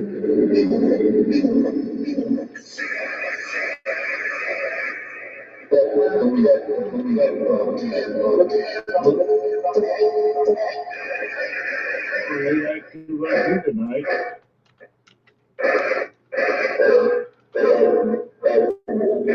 All right. Anybody out here want to talk tonight?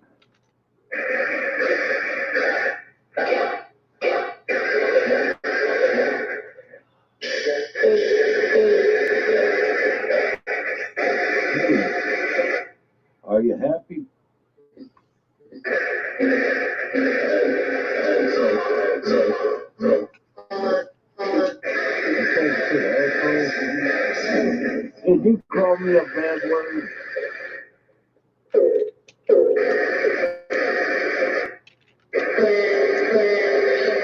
Oh, only one of y'all in the car, please.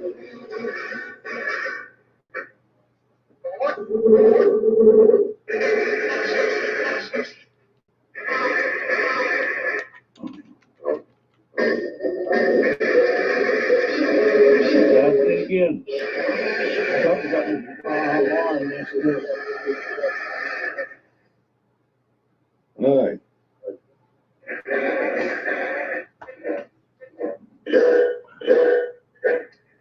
Y'all want to talk tonight?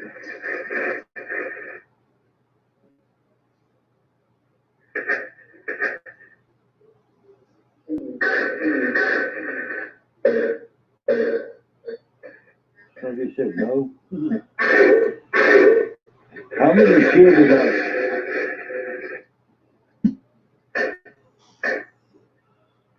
How many are here tonight? How many of y'all are here tonight?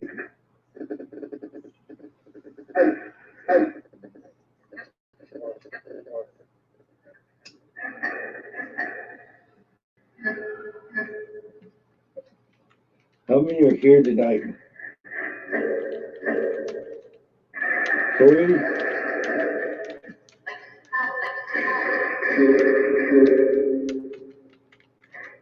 Are y'all happy tonight? I heard you asking. Please. You're not mad with me, are you?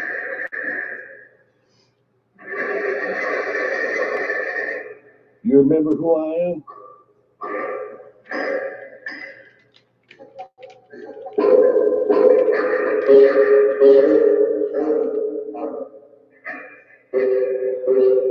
You remember who I am? No.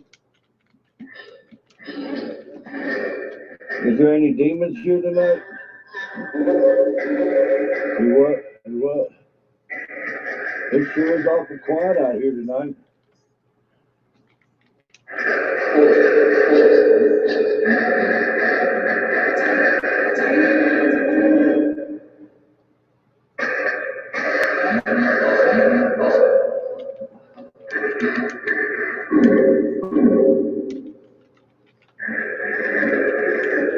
Huh. What's my name?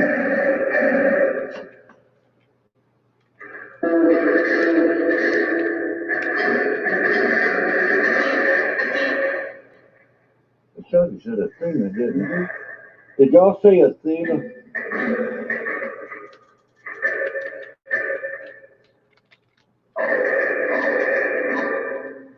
That sounds like a dog. Man, I know.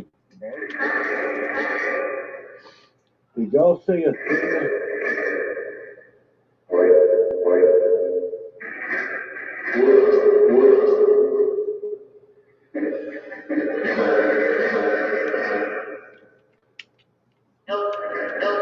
Dog?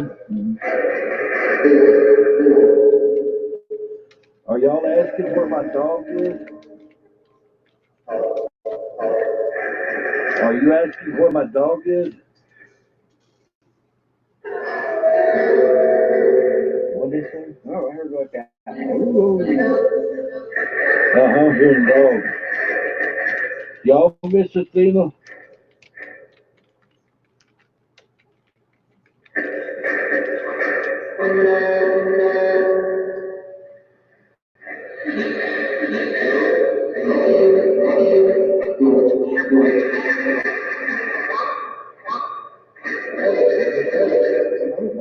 Sound like a little.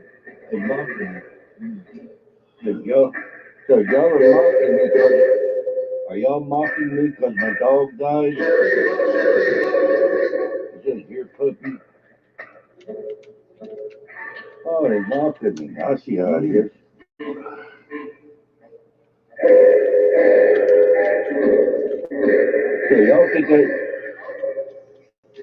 So y'all think that's funny, then Athena died. Y'all think that's funny that my dog died? Yeah.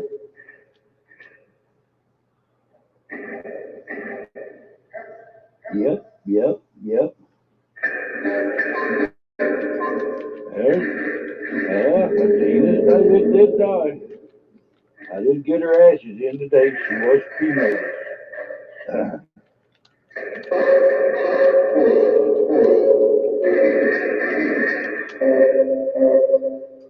But you know what? You're still dead. How about that?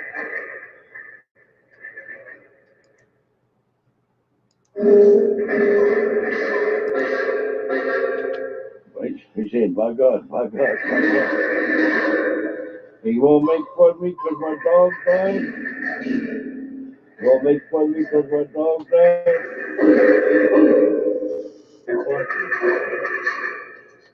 You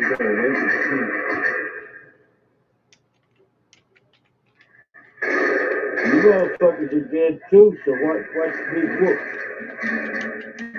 You won't make fun of me because the dog died and you're dead. How about that?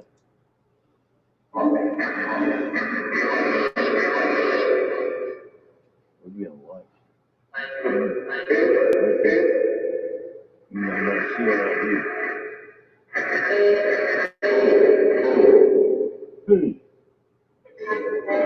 I thought y'all liked Athena. You don't like Athena?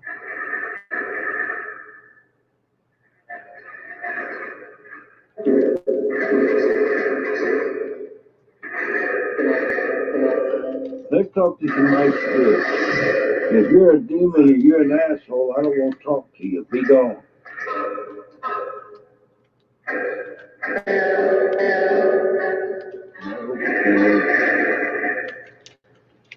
Yeah.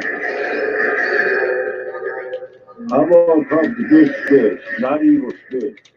Is there any good spirits here?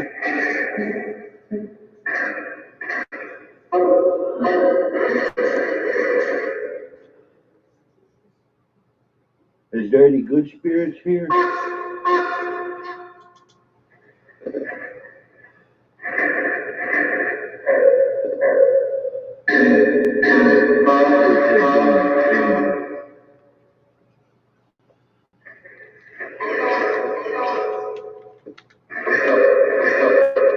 Is there any spirits here that need any help?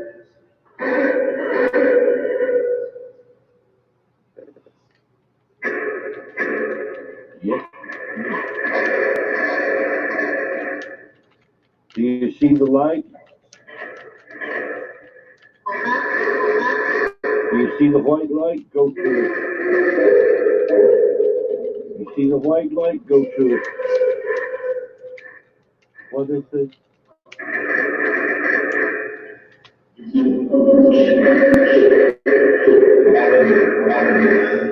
You see the white light? Good spirits, go to it.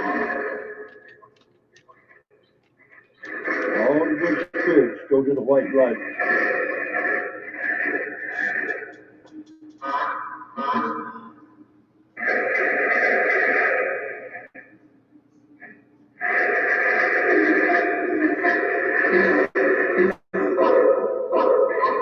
Hey, Roddy. Run, run.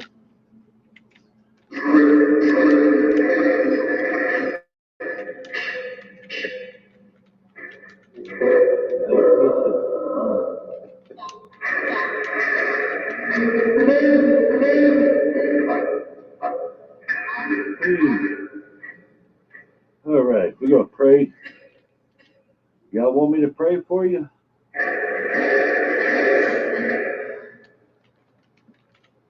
How many here love Jesus?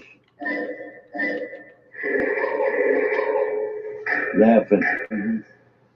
How many of y'all love Jesus?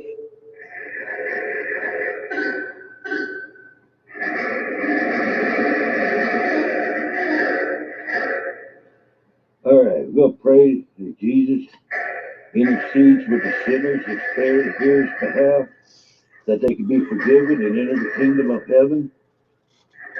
So they can know peace in the afterlife.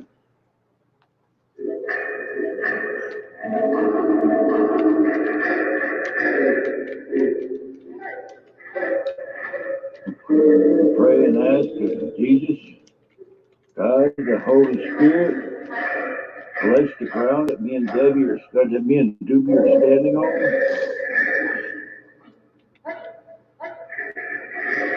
We ask that the ground that we're standing on become holy and sacred, that no demon, or evil spirit, shadow person shall flourish here, that they shall instead be rebuked and denied entry to this land. Amen.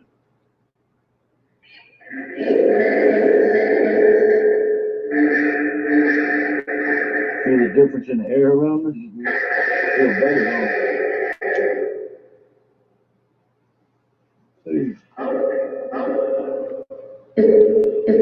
We ask that all the evil spirits and demons that come into the cemetery be routed and sent back to hell from whence they came. They be put out of the cemetery and not allowed here anymore.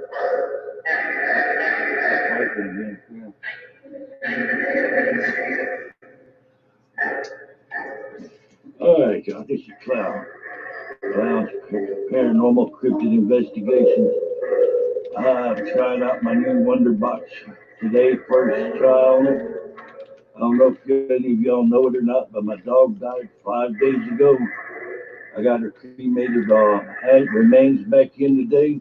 And the demons here thinking it's funny to keep telling me dog and making barking sounds and laughing. Anyway, yes. You think it's funny she died, don't you? I'm gonna get another dog. Yeah, I'm gonna get another dog. And I'm gonna bring her out here. I'm gonna let her sit all in the cemetery. How about that?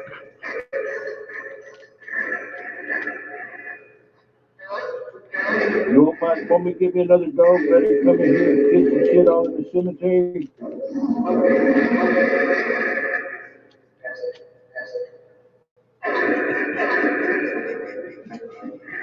Hey, you won't like that, will you? How many of you demons out here like sucking eggs?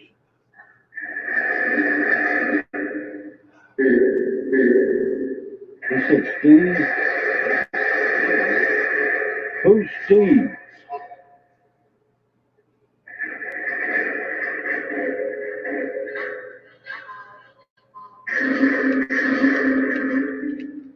All right, yeah, how you do a proper intro earlier? You know me, this is Clown. And over here tonight, we got with me, we got Doobie wearing an Ace Explorer shirt. You want to get merch like that? I've got it in my store. You look up on Teespring's in the description box. Like I've got ones like this. I even got some of them that's got a famous pictures on them. Anybody want to get clown merch or donate money to my paranormal investigation? I'll have a PayPal link in the description box too. Money together to help for defray costs on buying more equipment like this Wonder Box that you would not believe how much it costs. I'm not leaving. Bite me, bite me, bite me.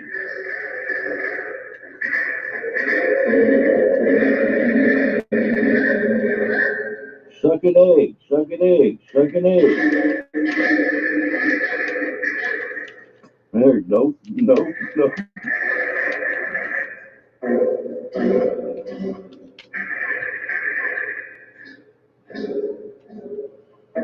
How many of y'all out here love Jesus? None. Y'all don't love Jesus? What's the matter? Your feet smell and you don't love Jesus? What about that witch? That witch still gone? Y'all I didn't like that when I got rid of that witch, did you? Tell you what.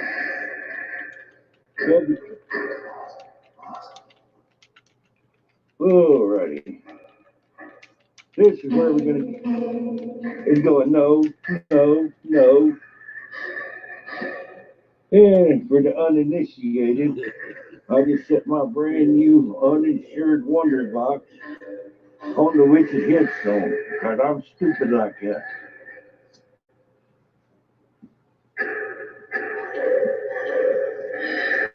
Witch, you have anything to say?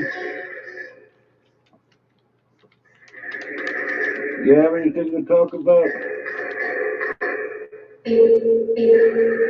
Believe ain't something to talk about. How about a new topic to talk about? Stuck an egg.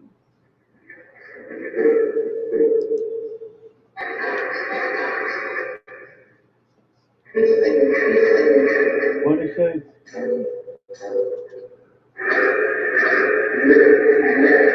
I'm gonna turn the volume up. All right, how about that? Now I can hear you better.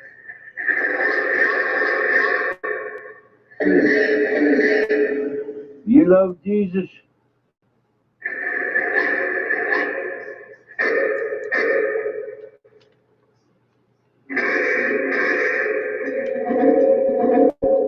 Hey. How many of y'all worried about busting the gates of hell wide open when Jesus comes back?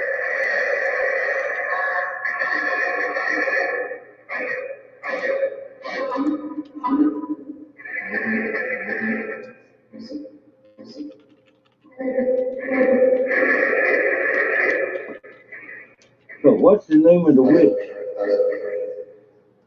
Tell me the name of the witch.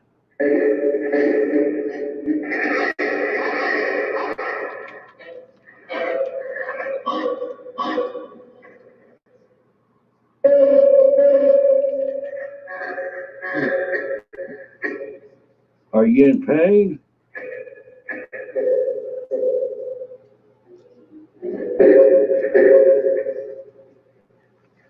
Tell me the name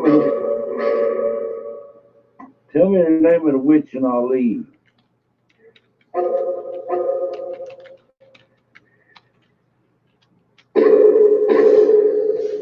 That's a straight up demon right there. Hello there, demon. Why don't you go someplace else? You're not wanted here. They don't acknowledge evil. They don't like evil. They don't like demons.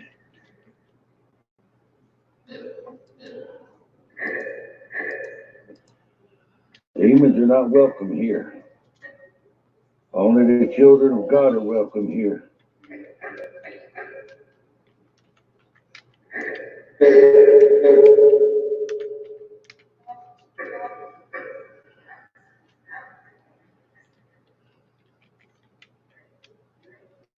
It says pray, pray, pray. Can y'all see the white light now?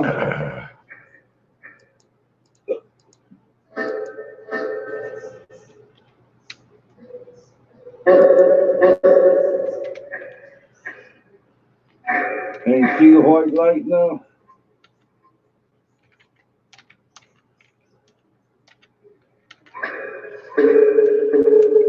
Well, we surrounded up by demons in there. Like, absolutely.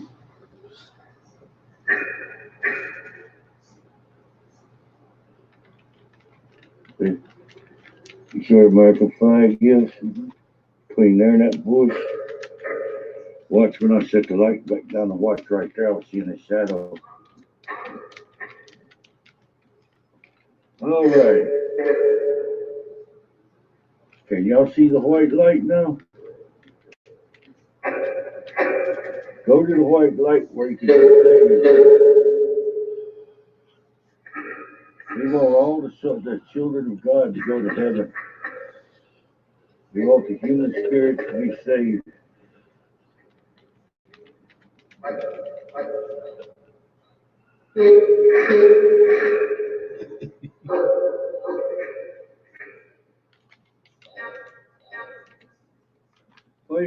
know. You ain't got no say in this. You ain't nothing but a demon. Demons have no sway over the children of God.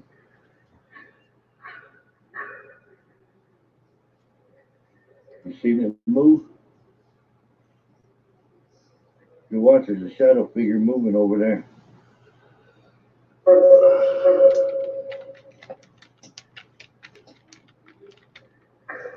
All right, do me a favor. Let me see. Oh, put this and this back in my backpack and any randomness. Nah. All right, y'all. Here's your clown. I tell you, I'm gonna make a tour of the cemetery. Why don't y'all come along with the ride for me? Before I forget, I want to say thank you to all my family, people that subscribe to my channel, followers on Twitter, people that help out each other. We all family. I love y'all. Let's make a walk. Let's see what we can find. It just so happened I know the place they don't like me going to.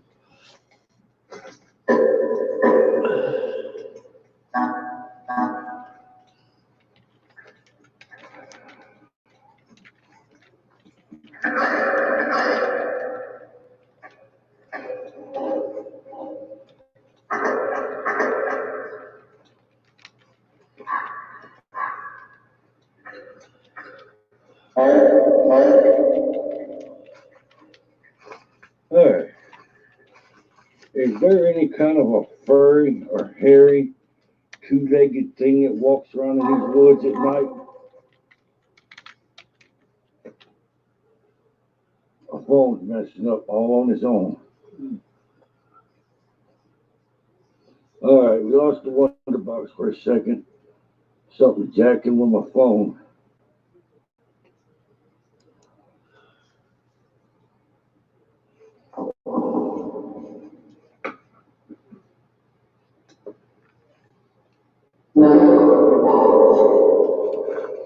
Alright.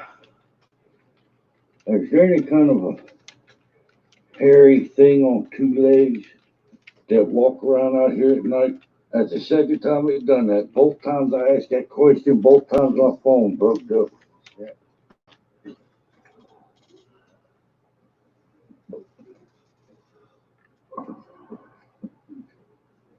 Something messing with my phone Alright. I'm gonna ask again. Is there any kind of strange, hairy, two-legged thing that walks around out here at night?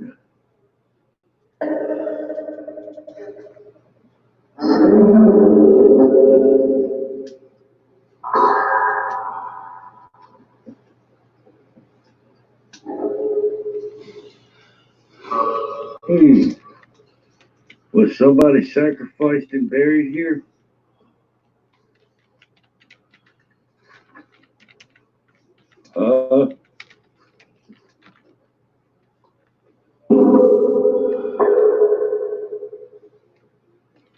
Was somebody sacrificed and buried here?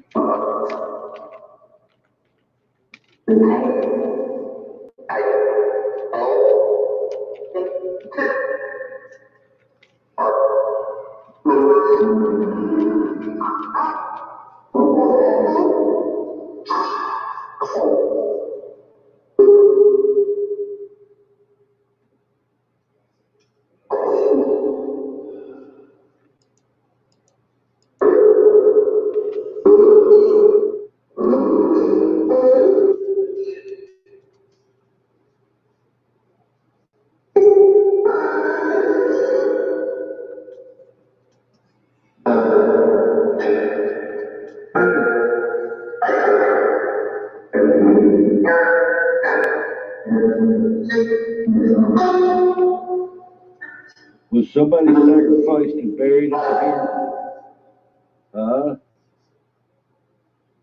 Was somebody sacrificed and buried out here?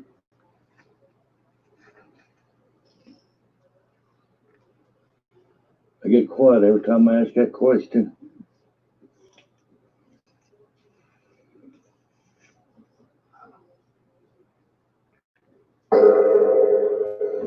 Was somebody murdered out here?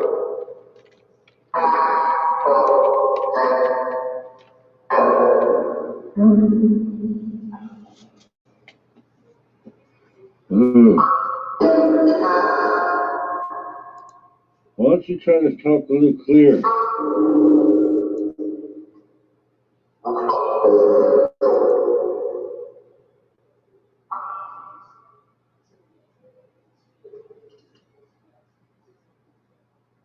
All right, let's try this again. Was anybody murdered out here?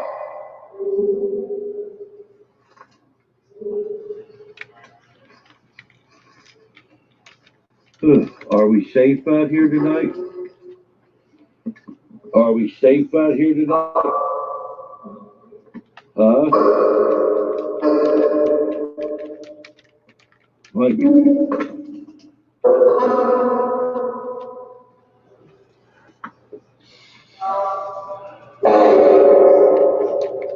are you talking about? Say it clear where we can understand you.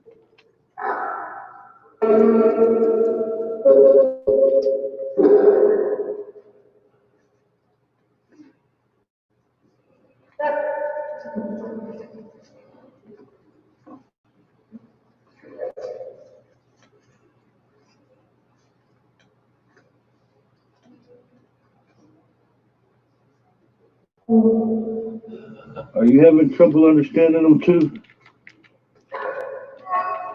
What?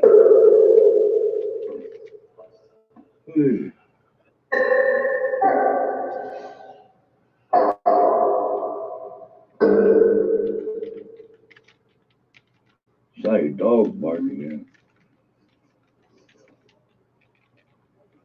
Who's here tonight? Who's here? Who's here tonight?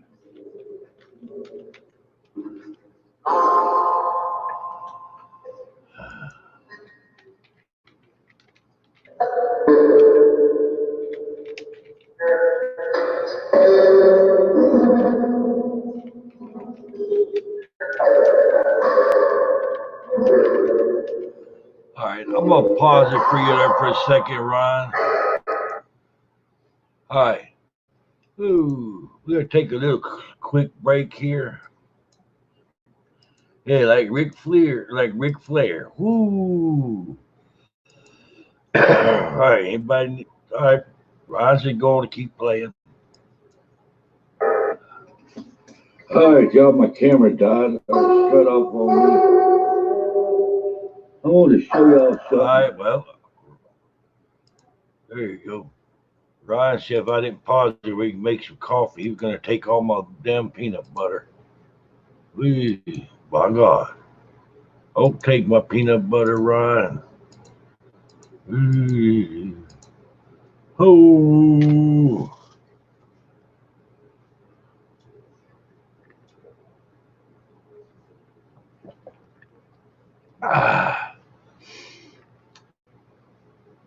Yeah, we could take a little quick break, intermission here. For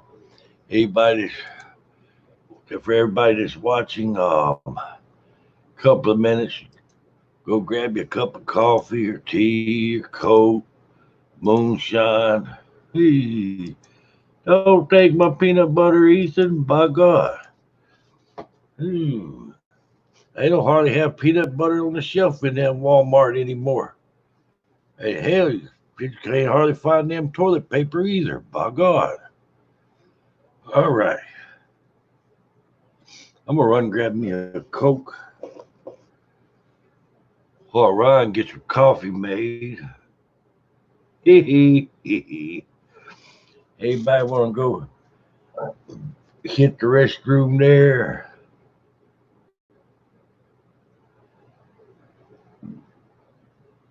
All right, Allie. Well, we tickle pink here. You come back by in. Thanks there. We hope you have a good night. I say we because I got a mouse in my pocket. By God, I'll feed him peanut butter. Oh, yep. I hope you sleep good there, Allie. Yeah, hope you'll be back around by tomorrow too. Monday, unless something changes, Leslie should be on panel there Monday. So Monday night, unless things changes, all things paranormal, Leslie will be on panel Monday night. Dang it. Oh, I'm gonna stretch my back, see if I can't pop a kink out that son of a gun. Yeah, I need to start back to walking. That virus hit and I stopped walking. I was sitting there yesterday looking outside. I actually went outside for a minute, thought about walking, and thought about didn't have a thing and how strange I would feel.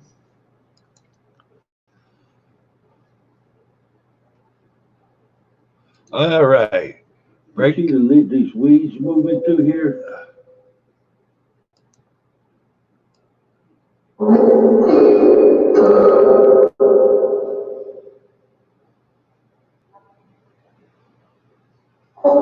You see that moving? But you look over here, you see stuff move around, but there's no wind. There's no wind. Bro, I wish a dog man would show up. Hey. Hey. I know there was a Bigfoot sighted out here, but might have been a skinwalker. Do y'all know what a skinwalker is?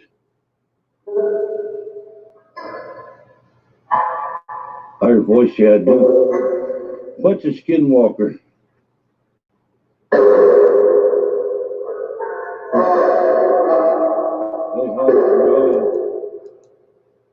How they run. Y'all know what a skinwalker is?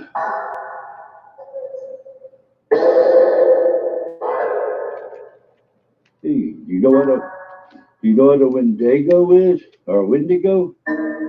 What's a Wendigo?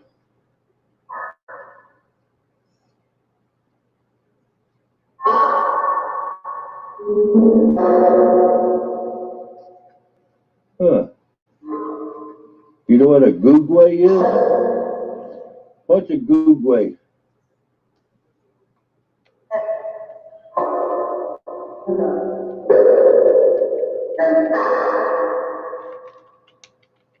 You don't know what a skinwalker is. What? You notice you get excited when I ask what a skinwalker is. Are you afraid of skinwalkers? Are you afraid of a skinwalker? No. Hey. Are you afraid of a dog man?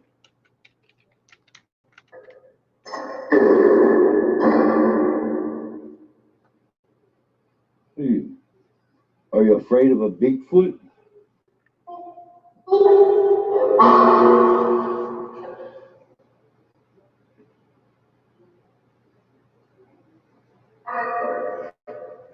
If there's any kind of evil spirit or evil being of any kind out here, make yourself known. I call you forth. Show yourself. Is there a demon here?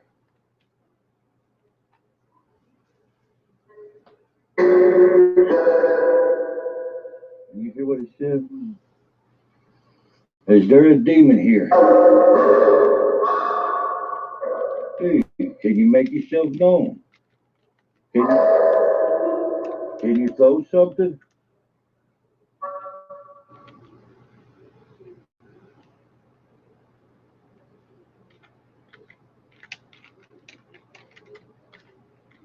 Hey, are you afraid of witches? Look right straight ahead. Come here. You see between the two trees straight ahead? You see the black thing in there between them? What is that? Let's go find out. Y'all know what a skinwalker is? Tell me, what's a skinwalker? You don't know what a skinwalker is. What's a Wendigo? You know what a devil ape is? What's a devil monkey? Have you heard of the goat man?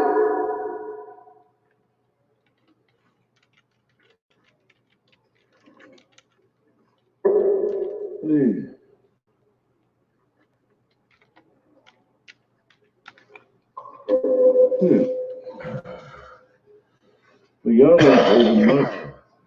You know what an egg is? Hey, you find your egg and you suck it. Let's get ready to suck it. That's how we do that clown style.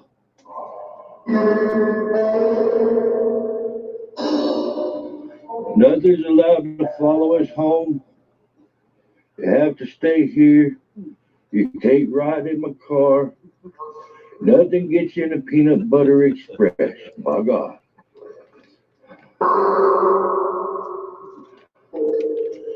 All right, everybody. I'm going to sign this one out. This is Clown. To be moved. This is Klowns Paranormal Cryptid Investigation. There's Doobie walking around. Say hi, Doobie. Hi, Doobie. All right, we winding this one up. Headed back to the house. We're going to go through this. See what we can find. And we'll see you in a few.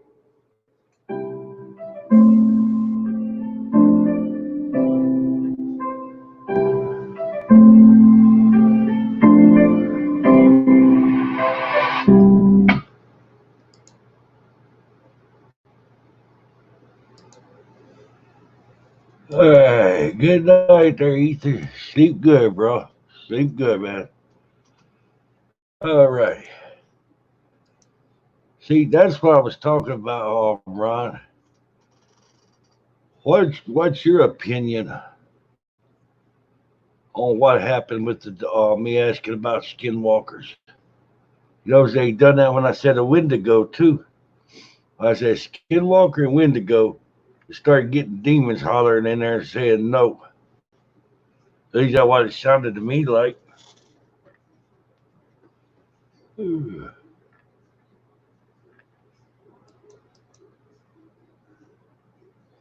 what it seemed to me like too, Ron. Psychically, I was scanning for a skinwalker a couple of days ago, Ron, and I think I found one out there in Arizona. 1 second, he kind of looked like almost like a zombie to me. Then a second later, he looked like Indian shaman, only dark gothic looking. It's like by a storage building. There's brown brick walls for buildings on either side, and there's this dang dark, dank looking alleyway. What it seemed to me like is he kind of put off the same amount of power as like a strong demon. But it wasn't a demon. It's more like a living sort of energy. I haven't never really sensed anything like that before. I'm wondering if maybe them skinwalkers aren't absorbing like evil spirits, kind of like a parasite growing off the power from them and using the abilities. I mean, from what I understood, skinwalkers can take on shapes of animals and stuff.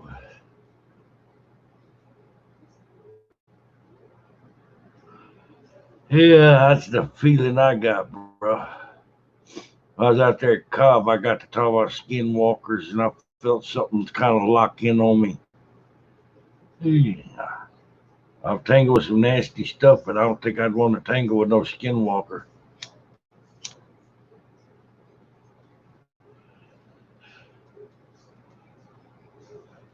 But I'm starting to get the idea, though, that if one were crazy enough to do it, like me, I might could sit down and do a summoning circle, could actually highlight one and draw them in.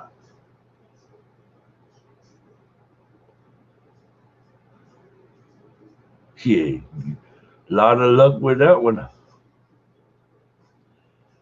I don't know how in the world you'd find out a skinwalker's name. I mean, I've got an idea on it, but it would cost. Could go to friggin' like a Ouija board maybe or something and start checking that out. Dowsing rods, I Ching, tarot. Might could come up with the name. Hell, you see what happened when I was sitting there asking the damn spirits about the skinwalker, and they freaked the hell out. They was saying no, they wouldn't want to talk about it. That was my whole idea on that, going out there on that trip, was to see if I could get the spirits to tell me anything about what had growled at us that night. And they're not wanting to talk about that kind of stuff.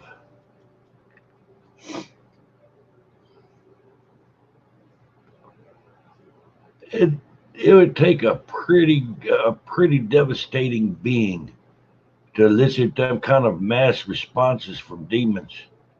Because you get out there, get to talk about God like I was, you hear a couple of them laughing. You say that damn S word, and they was all, it seemed to me like it was freaking out.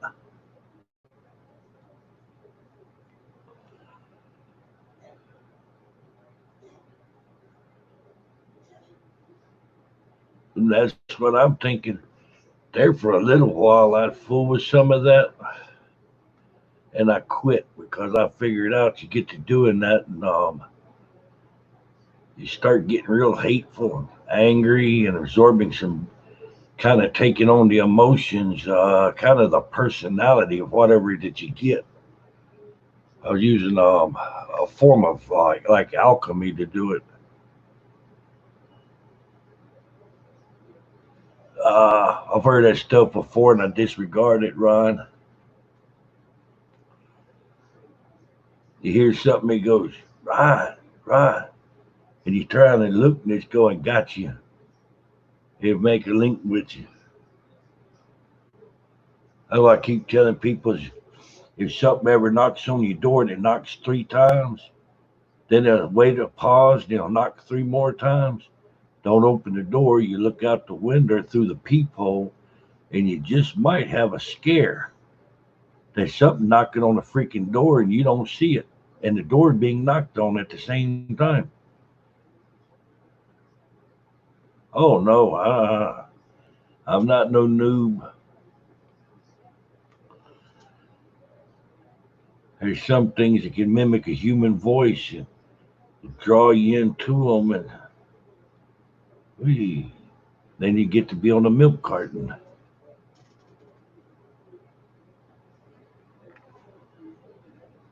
That's not cool at all.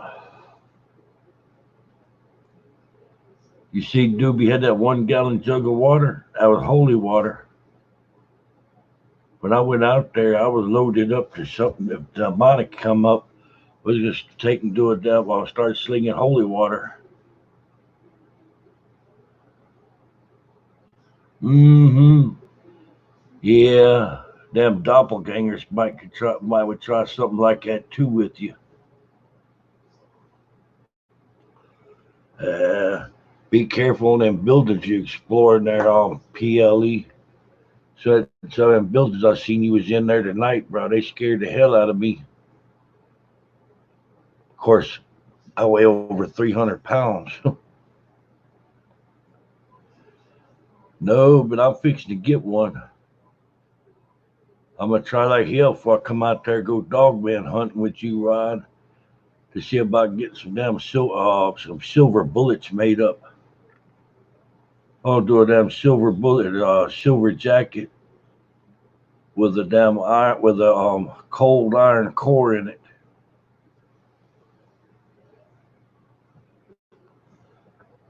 Do that in a 300 grain, putting that damn Castle Magnum I've got. If it's demon or dog, man, her Wendigo, and you shoot it, that silver gonna rock its friggin' world.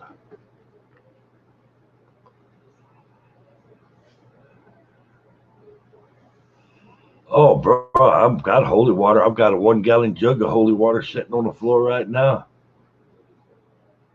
I was there and get the distilled water from Walmart, put salt in it, and then set it in front of the TV, and then play out exorcism rituals in Latin over it for 3 or 4 days. Do some praying over it. Oh yeah. But the only thing is I'll need to get like one of those water packs, like one of the leather canteens or a canteen, something to put the water in, because a 1 gallon plastic jug collapses easy. You drop it and it'd be burst and waste it. Wine skin, that's what I was trying to say.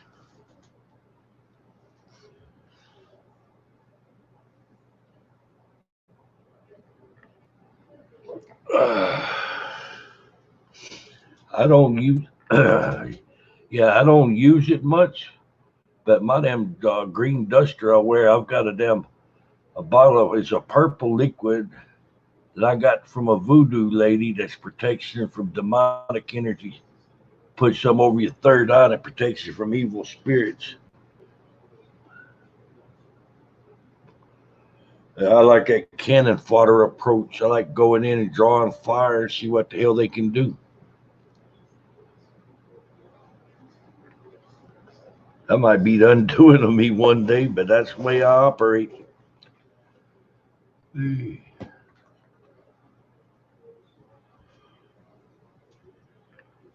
Hey, well, come on, panel there, Ryan.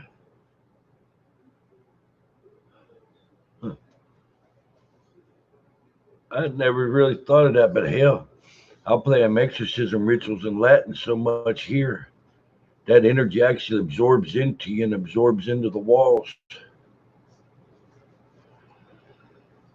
See, the reason why I quit slacked up on it on playing exorcism rituals in Latin is I discovered something. Exorcism rituals, the energy actually absorbs into you, and it makes you bulletproof. They're pretty good against demonic energies. And then when you try to do a damn spirit box session, it throws the spirit box session out of whack.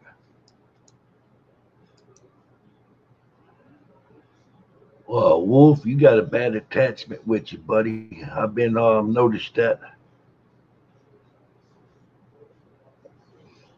Wolf, I got a question for you, and I bet the answer is yeah. I bet you got a box of salt at your house. Next time you go to shower, wet yourself down under the shower and pour a box of salt on top of your head. Rub it in on the crown area, rub it over your body, and just stand there just for a couple of minutes and let that salt soak into you. Then let the water run on you. And you just don't just imagine, that when you're doing a prayer, that the light comes through you, pushes the evil out, the darkness. So it's like you're glowing gold, and the black stuff runs out, goes down the shower. That water will cleanse you. Hey, what's going on, Clown? What happened, brother? Not much. I shouldn't even be awake right now, but here I am. Shit, I shouldn't either. Yeah, you've been going for what, 10 hours? You've been going for about 10 hours straight? Just made 11 hours. Wow. That's impressive, dude. Brother, 2 nights ago, I had to shut down. A little over 13 hours. My ass went numb. I had to get up. You're welcome, Wolf. I swear to God, when I got up, my chair went.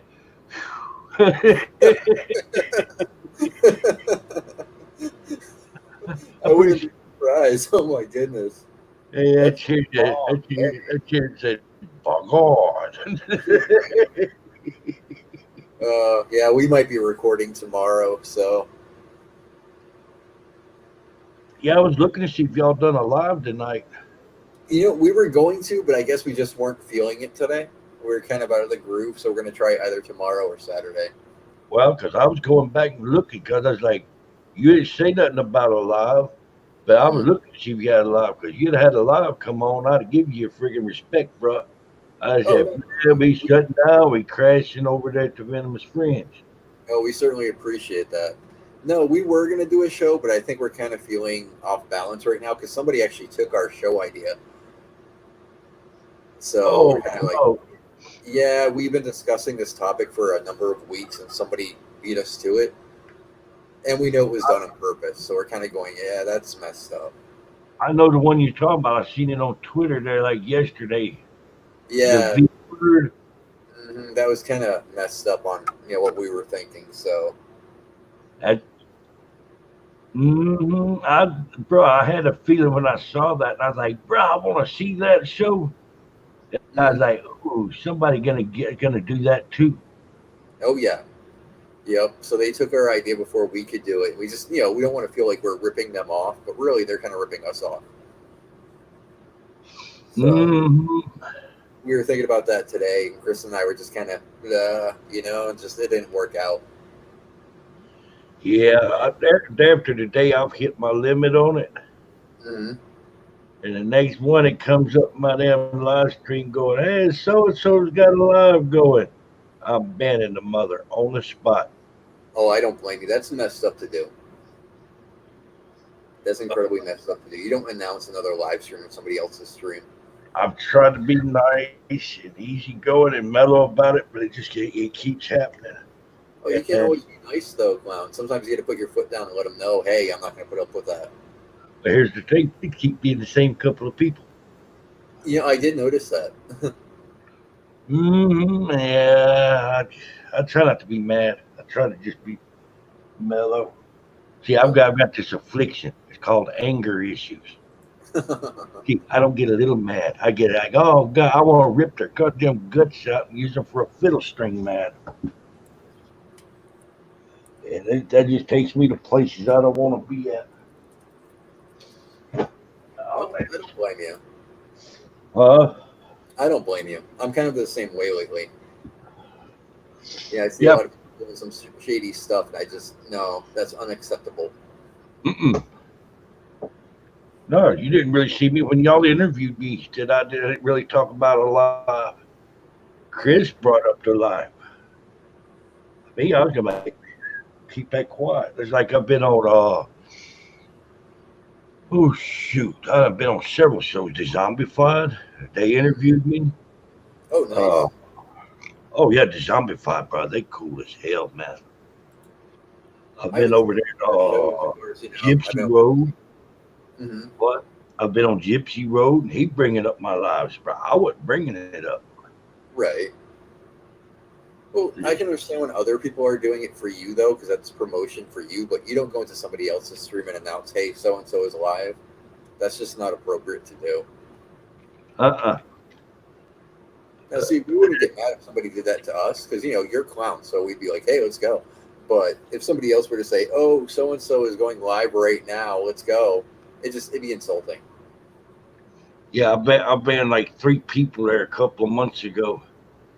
They put it one time, oh man, she gonna have a live, and the guy goes, oh yeah, let's all go to her show, and I'm like, you're all blocked.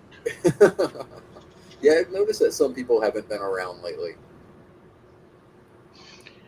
I've got somebody. I've had a couple of people backstabbing on me for a little while now. Yeah, I know what that's like. Bro, I was rolling from hitting like 200 to 279 views on the night, on a good night. Right. Boom, 40 views. Oh, wow.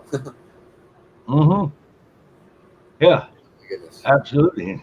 And that's some superior backstabbing going on. But Oh, I just kept rolling and pushing. I'm getting back up there to the 200 mark again on views. You put a lot of work into this. You really do. I'm impressed. Oh, thank you. Well, I ain't doing it all for me exactly. I'm doing it for other people. Like tonight, this made like the third video I've ever shown of mine. I'm always showing That's other why I'm so impressed. I mean, not a lot of YouTubers out there do it for other people, but you do, and that's really cool. That's unique to see. It's pleasing to see too. Well, I am helping out people, and I'm backing away from on Twitter about sharing so many people that I'm tired of doing sharing out 3 or 4 videos on somebody every day for like 2 months, and they happen to go, "Oh, let me check your Twitter page," and they hadn't shared out one freaking video of mine. That's terrible. I retweet everything you put out there, so. I appreciate anything I see of y'all's. I tweet out. We work together. I definitely appreciate that you do that. That's why I keep telling people it don't matter if you're paranormal, if you're cryptid, we all family. Hell, I know I had a lady on here the other night. She's like, "But I don't do paranormal." I run one of her videos and shit. She was doing damn makeup. Well, we're all one big family here on YouTube. We got to help each other out when we can. What it's supposed to do. Yeah. And the good thing about that is, if somebody trying to backstab you, and I don't think anybody ever sees out of you as good things, after a while you get a damn shell on you like a turtle. Mm-hmm. True enough. Yeah, I've been saying for a while that paranormal people got to get together with the cryptid people more often. Because we can actually accomplish so much together. Individually we can do a lot, but together, oh boy. Mm-hmm. Yeah, between you and Leslie, bro, y'all bring in all kind of views. But I'm trying to stagger it because I don't want to put too many of Venomous Friends in it. Not some of the other channels. I'm not going to say smaller or not as good, but you kind of even it out. It's like we got Past Life Explorer in here. It's a good little job, bro. Fast as you can tweet something out, Explorer's on it, and he's sitting there and he's retweeting it. Yeah, I subbed to him just a little while ago. That's it, Wolf. We're going to ride together. Exactly. That's what I was saying. When we get that get together going, I'd really like to have equal number of paranormal people with cryptid people. Because you get those different theories where people say Dogman's a demon. Well, let's have some paranormal people prove it or disprove it. If I can get in there to where one's left tracks at, or a sign, pig, chewed bark, clawed bark, something like that, I can sit there and look at it, see if it's a demon or not. Honestly, from my experiences, I really don't think that they are demons. I really don't. There's just I don't either. To suggest that they're not. I'm going to tell you why I don't think they're a demon. They got cast down. They're in another plane. Oh, yeah. Some of them can actually manifest themselves in this plane. But for how long or just what are they capable of doing while they're here, I don't know. It's really interesting you say that, because that's what I was telling Chris the other night is, not all of them are, natural beings, but some of them are manifestations. That would explain why they disappear, why they appear in mist, or why they have the glowing red eyes. Mm-hmm. I've got an exorcism ritual dagger that I've done a lot of work with. It's furbus that them Tibetan monks used to pray with. And I've been thinking about what would have happened, like that blockhouse demon that appeared that night and looked just as real as could be. Looked like a sock puppet. Didn't have eyes, nose, mouth, hair. There's a pinkish color. Didn't even look like he's wearing clothes. There's no muscle definition showing. It was just looked like something had been stuffed. All right.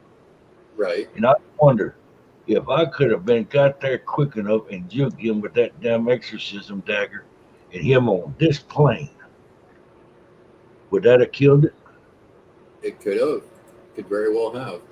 And Wolf King, I've heard the whole theory that Dogman's Nephilim, but I don't buy into that. I've done a lot of research and it doesn't match up. What I understood about like with the Nephilim was like angels were breeding with humans and they created giants, Yes, not that's the form thing. things. Yeah, if you look into the Bible, they actually say that they're the children of divine fornication. So Yeah. they weren't supposed to be, but they were supposed to be giants amongst men. And if you look at the actual physical description that's in the religious text, Dogman, Sasquatch, none of those match up. The only thing that matches up to the Nephilim would be the mountain giants. You see, I've got an open mind on it. Till I sit there and have seen it, Mhm. and it can be established. I would say, who knows? The only couple of things I believe them Bigfoot or somewhere around a human intelligence, dogmen like that, they got the brain pan for it. Right. And I don't think damn Bigfoot is of this world. I think they damn a damn dimension hopper.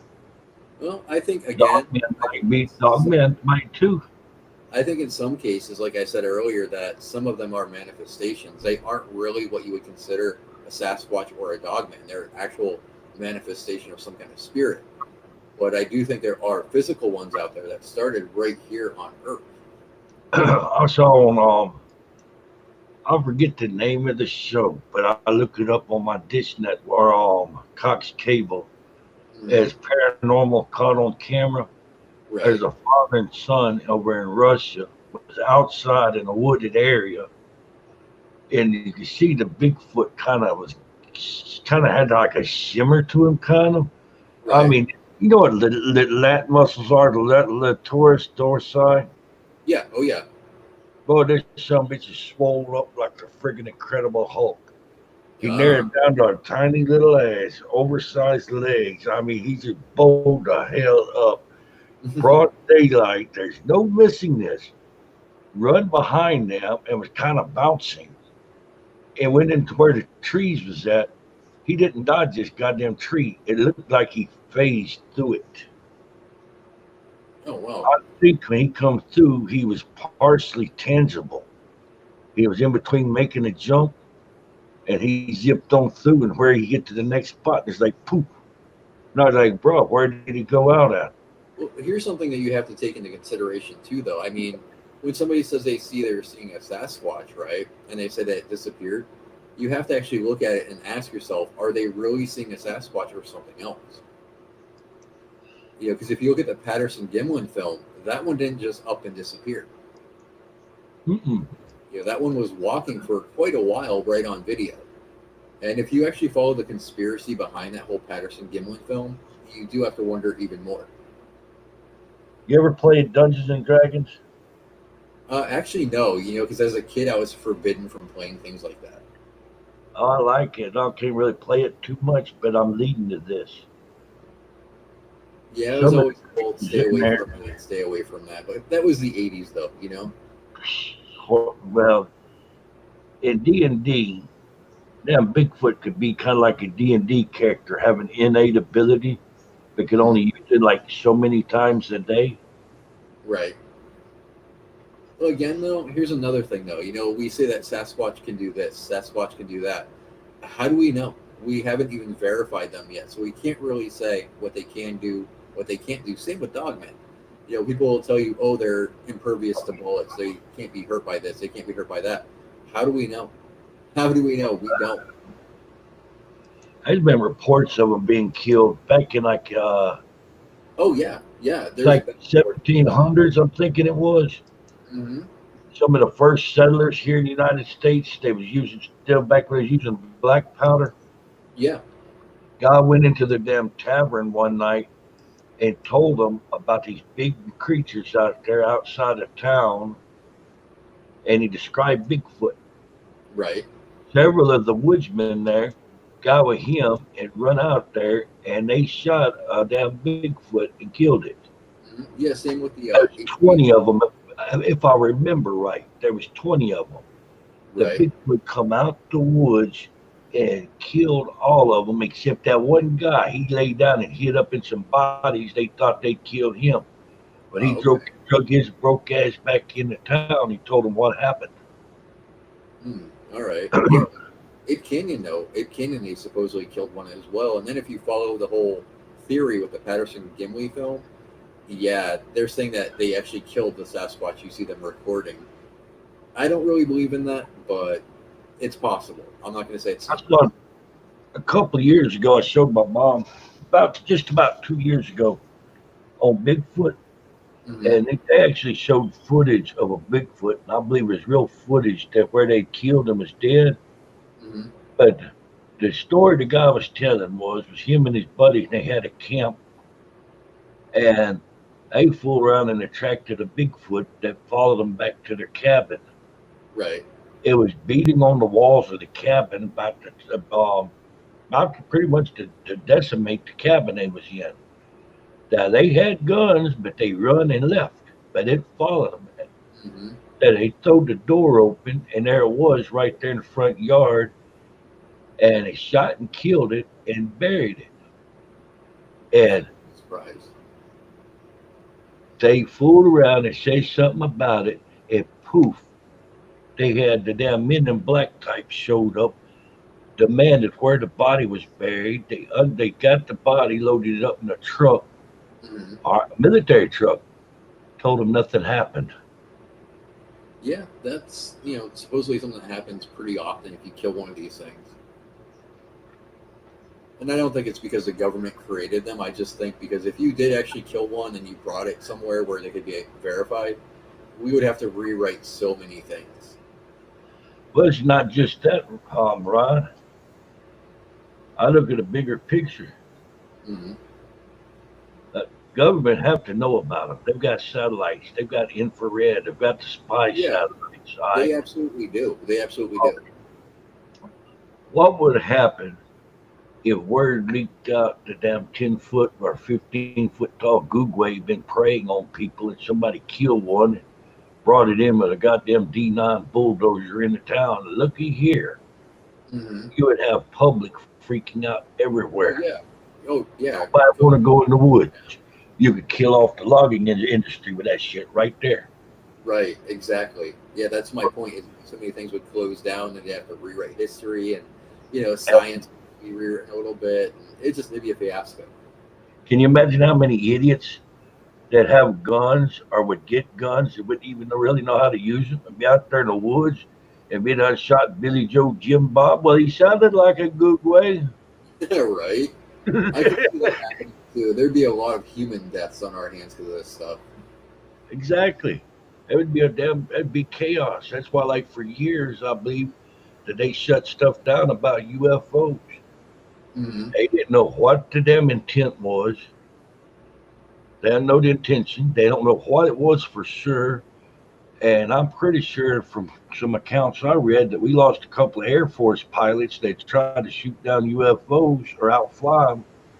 Yeah, I've heard about that. Yeah, they figured out, bro, we got to leave this shit alone until we can figure out what it is. I read about an account of a New York newspaper editor back in the 50s. There's between the 20s and 50s. I don't remember the exact year. I'm sorry. But the long stories on it, the short on it is, he got to printing out stories about UFOs. He got to getting calls telling him to that's stop. Project Blue Book, isn't it? That was before Project Blue Book, bro. Oh, okay. This was the mother friggin' Men in Black that they want to pushify and make comedy movies out of, sci-fi movies out of. They got to calling this guy and killing him, the editor, to quit making putting these newspaper accounts. And that was back when the media was the media. The public has a right to know. Right. Black cars, black windshields, black men in black sunglasses got to parking up around his house, got to watch him, got to follow him around. He wouldn't quit till they come up in his office one day, opened the window and had him held by his necktie and dangled him out from top floor on the newspaper agency. And once they had him hung up there by his neck where they could drop him, they decided to quit printing stories about UFOs or anything else. Yeah, a similar thing happened during the whole Flatwoods Monster incident. What happened? Nurse actually witnessed the crashing of what they said was just an aircraft. but she said it was a UFO, and she actually saw an extraterrestrial emerge from it. And there was actually another guy, a military guy, who saw the same thing she did. And so they reported it to a radio DJ, and he started writing stories about it. The Men in Black actually showed up, and they took all his stories. They shut him down. They wouldn't let him go back on the air. And they pretty much forced the newspaper to write that it was just a downed military aircraft. Yep. Despite the fact, though, that anybody within a certain radius of this crashed vessel, they actually suffered burns like they were exposed to mustard gas. That is radiation burns. Mm-hmm. Yeah. I've read many accounts of that, of they're finding either pyramid or triangular shaped burns in the grass, or sausage or round shaped burns. Right. And then people look barefoot and walk out there, look at these strange designs, and their feet get burned up. Mm-hmm. Yeah, I don't mean black and crispy. I mean blisters. Oh yeah, like above 3rd-degree burns. Mm-hmm. The kind of shit to make a Geiger counter happy. Yeah, it's scary stuff. It really is. I tend to keep the UFO stuff though separate from the cryptids. Bro, I don't even want to tackle up on UFOs because I wasn't kidding. So I started playing Venomous Friends videos. I wasn't having any kind of hassle with YouTube. Bro, I got to playing these Venomous Friends videos, and I got to getting them copyright infringements and whatnot on me right and left. Bro, I done played many videos of all things paranormal, Leslie. Right. No incident. Got to play in Venomous Friends videos. One of her videos, the intro was copyrighted. They give me a copyright infringement. Not a strike. Not a strike. If you they ever give the monetization of the video to the band. Oh, okay. I had to mute to them music portion of her intro out. Oh, okay. Well, if you ever get one from one of our videos, just let us know, because you shouldn't get anything like that. Because there's nothing that's copyrighted on there. I hadn't had no hassle with y'all, bro. Okay. Good. I just want to make sure. I don't want you to get busted for something stupid. Nah, I'm watching. I know how some people can be, though. They get offended if you're using somebody else's video, and they'll be like, oh, we got to take this down. Don't worry about it. You have our permission. Both Chris and I say go for it. I appreciate it. Well, no problem. We don't know what you're doing. Hey, I've got such big channels, bro. I don't know if I'm really helping you that much or not. Oh, you are. You're helping us far more than you know. You really are. So we'll be giving you some shout-outs pretty soon. I'm trying like hell to help everybody. I want to see y'all get on up there. You're doing a very great job there, Clown. You brought a lot of people together. That's something to be proud of. That's what I've been trying to do, is bring everybody together. It's a good thing. It's a good mission to have. Like I said, not enough people do that. Especially right now with how things are. People need to come together more often. A lot of them aren't staying into it for themselves. See, Leslie, I like her. Hey, she'll say what's on her mind. But here recently, she called somebody's name that I didn't call, and I won't call because they got a little left click over there in Paranormal that's against me. Oh. But she out and out called him a fake. Oh. Yeah, this joker here, you help promote nothing for nobody but like 2 or 3 people. Be able to sit there and be all pissed you wanting everybody else to share videos out. I got bro, dig this. He had the damn little that little app on Twitter you can get to show who follows you or who unfollows you. Right. Had never give me a shout out. I ain't never done nothing to help me. Nothing. And my God, as soon as I unfollowed him on Twitter, I got a DM on the spot. What did you unfollow me for? Oh, so he just wanted the numbers. Mm-hmm. That's disgusting. Absolutely disgusting. Yeah. That's like JBD. JBD share out a Venomous Friends video, or a Past Life Explorer video, or a Wolf King video. 3, 4, 5 people would hit the like and the retweet on it. They share out one of his videos and might get 1 like. And I was getting into that myself. I actually heard somebody tweet it out, was mad because at about the 5-month mark, I hit 500 subs. I'm not bragging on myself. It's just that dedication, just push. Well, you're proud of yourself. You should be proud, Clown. You Well, it's not that I'm proud. It's the example. He was mad and tweeted out, was grousing about it. Took him a whole year to get to 500 subscribers. and then he should stop and think. What's he doing wrong? Oh, he not helping nobody. He's in it for himself. Right. Yeah. So he's got to examine that for himself and realize it by himself. And I bet you if I look back right now, I bet he's still sitting around that 500 sub mark. His channel ultimately is never going to go anywhere. See, People like that don't deserve that big channels. I'm sorry. they won't get it. Yeah, if you're going to be shady or you're going to do something like that or you're going to steal from others, you don't deserve any subs. No. I agree. I believe in helping people out and work together. You take That's why Chris and I were so furious the other night because when somebody stole our idea, this guy has a bigger channel than we do. So when he stole our idea, we're kind of going, why? Why would you steal our stuff when you have more subs than we do? You gotta be sneaky. See, every 2 different people that I talk to, and I have this idea for something I'm wanting to try. Right. And I talked around to 2 or 3 different people on the idea because nobody's doing it. Then I sat back and I've watched to see if anybody starts using my idea or not.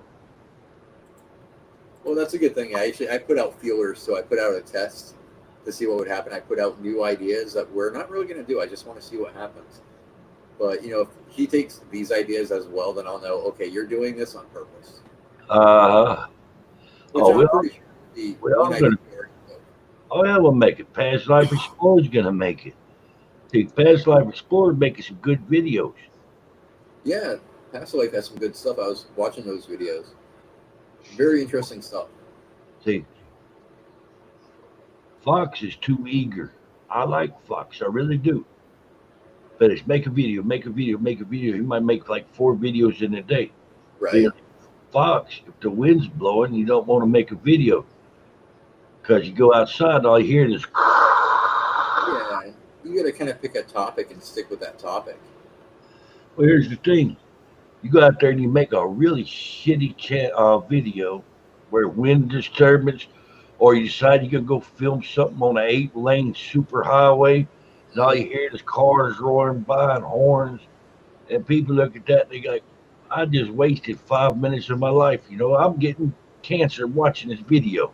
Right, yes. Then I gotta come back. Yeah, that's why, right now I'm not actually able to do anything just yet. Of course, because of this, isolation bull crap. But once I get better cameras and we can actually go out freely, oh yeah, man, I'll be making all kinds of stuff for people to see. But see, that's one thing I've been meaning to ask you about. I'm all the time putting you out there in Twitter for people to get to you on, get followers on Twitter. Right. You're welcome, Past Life. But I don't know if you guys are going to start doing a YouTube channel or not. Because I intend on doing it's a supplement to the Venomous Fringe, but I'm going to put up, the footage from when I go out on investigations and solo videos where I'm talking about different cryptids, giving my own idea. Do you have any? Because last I looked, you didn't have any videos on your YouTube channel. Not yet. We're waiting till this is over until we actually, can start going out there and doing stuff.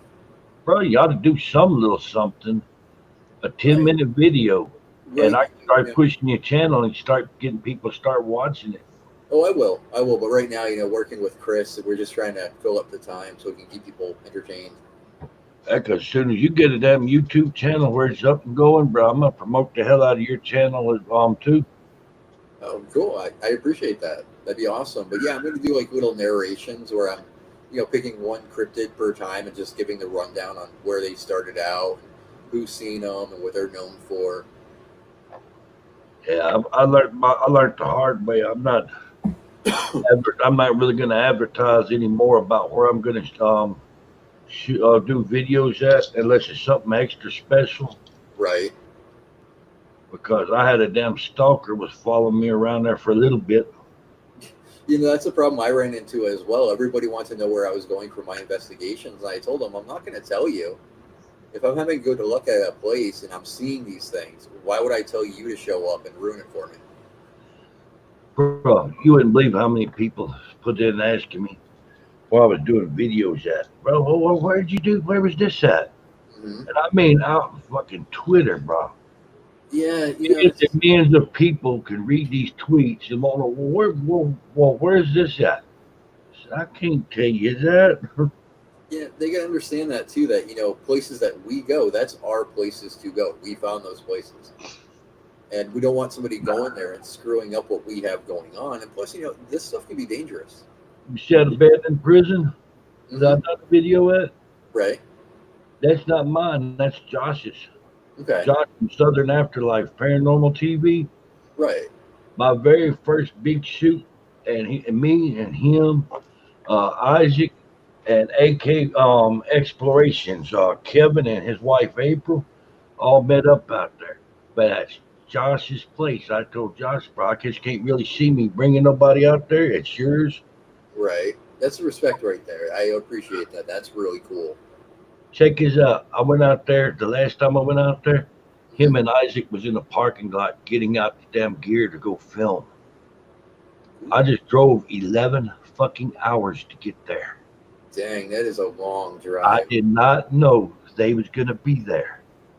And I get out and it's like, oh man, I didn't know y'all was gonna shoot. Yeah, we doing the anniversary. This is our 1 year together. Blah blah blah. It's like, well, I said, I guess I'm gonna go get in the car. I'm gonna go leave, go back to the house. Then this is your place. I'm not wanting to spoil it. No, we just gonna go to the infirmary. Where we wanting to go to? I'm wanting to go to A block. Josh said, we're gonna go to A block. Then we'll go to the infirmary. If you need anything, give us a call. Now that's respect right there. That's cool. That's how I roll. Well, see, I'm worried that if I were to tell my locations to anybody, that someone who's never done this before would go out there and get hurt. And if they did get hurt, it's kind of my fault for telling them. Well, there's another consideration in on that too. You tell some bitch with an itchy trigger finger to decide they want to kill one, Exactly. and they get up there and shoot one and wound it or kill it, and there's more out there that piss off their community, and the next person that goes in there, it ain't gonna be they sneak around and watch. They're gonna come swarming out the freaking trees to kill somebody. Right. That's It actually goes that's from, a big concern. That's a very big concern. yeah, it go from passive aggressive to just straight out territorial. Anything that goes in there gonna come up missing. Yeah, that's something that you have to be very, very careful with in the cryptid world, because everybody wants to kill these things. Nobody wants to study a live one. They're all, kill them, kill them, kill them. And it's just, no, we're not going to learn anything by killing them all. I wouldn't be against if we could get them tranquilizers, maybe could trank one and catch it and bring it back. Oh, I would be all for that. I mean, don't kill them. Do you have to kill it to study it? No. You could trank it, bring it to a place, study it for a little while, and then return it to the wild. You don't have to kill it. You don't have to kill them all. To kill them all because you think they're demons or whatever, that makes no sense. That's genocide. You see, past life is smart. He said he'll never tell how he gets in to do his explorers either. Yeah, I'm the same way, Pat. So, if somebody asks me, oh, how'd you get in there? I'll tell them I have my ways. That's all you need to know. Most I'll ever say is, and I'll say it in the video, is remember, it's only trespassing if you get caught. Exactly. I ask that question all the time. Oh, how'd you get there? How'd you get there? How'd you find that place? And I just tell them that's for me to know and you not to find out. That's it. Stop I pressing. can take something that would be cool as hell if it could be done. Either through food or through a damn dart gun, is to hit one with a GPS tracker. Mm-hmm. Could you imagine if he could put a GPS tracker in food and have eat it? That would be cool, but I mean, that would have a danger to them, though. Because if you stop and think, if somebody got a hold of that information, if they were a trigger-happy idiot, they would go out and they would kill them all for the sake of killing them all. Mm-hmm. Yeah, people are stupid. I Yeah, like and dodo bird. I am so anti-kill that people get mad at me for it, but I'm just, I'm a scientist. I want to learn about them. I don't want to see them mounted on a wall. Dodo, you want to see one? I think he got one in the museum. We got here to the United States when we was colonizing. The dodo birds would walk up to a person, they'd hit him with a stick, kill him just to kill him. Yeah, exactly. Tasmanian tiger. Mm-hmm. I'm hearing that they might be stealing some stuff, though. I don't know if it's true or not, but I've heard that there's been some people have seen Tasmanian tigers, though. Yeah, actually, as of late, it's actually a very interesting thing because Tasmanian tigers, along with an ocelot that hadn't been seen for over 100 years, this ocelot just roamed into town. Just casual as can be, just walk into a town and just stood there eating the garbage. So it's kind of exciting. Uh-huh. For an extinct animal, or what we thought was extinct, to actually come back from that, that's amazing. That is awesome. Yes, it is. I hope the fire they had in Australia didn't kill them off. Oh, no. They, there was more coming out. More people are seeing them now, more than ever. Well, they're running out of shortage of that stuff to forage, so they're going into where the people are trying to get food to survive. But see, people think they're running out of stuff, but nature takes care of its own. Bruh, here's one thing I don't think anybody really considered. I grew up with kind of a farming background, but you burn a tree, the nutrients from that tree fertilizes the ground. Oh yeah, that's why we do controlled fires, because the burnt ground actually gives birth to new life. Exactly, and that damn big ass fire they had in Australia, as tragic as it was, in the long run, Australia will grow back and be stronger for it. Yep, exactly. So there's a lot of things that could survive off of that. We don't know what's growing out there, so there could be plenty of nourishment for anything. We never know. I got places in Australia I don't think anybody's ever went into before, not even the Aborigines. Probably not. I mean, it would be safe to say, yeah. Yeah, very safe to say. Got so much poison stuff in Australia. Like out of the top 10 most venomous spiders in the world, Australia has 9 of them. Ugh, spiders. They got the most venomous snakes in the world. Oh yeah. Number 1 and number 2 venomous snakes in the world: woodland taipan, forest taipan. Australia. Yeah, a friend of mine who lives in Australia, he actually sent me a shirt a long time back, and it's got all these pictures of the snakes and everything, and it says, "Welcome to Australia, the land where everything basically wants to kill you." Uh-huh. You know how bad a damn woodland taipan or forest taipan is? Yeah, pretty damn bad. All right. One just bit you in the leg. I immediately run to the car, 1.5 minutes, 2 minutes tops, get the antivenom, run back and inject you with the antivenom. Chance of living is real good. The chance of losing that leg is almost certain. So it's kind of like the 2-step from Vietnam. Uh-huh. Yeah, you don't live it long at all after one of them some bitches bites you, bro.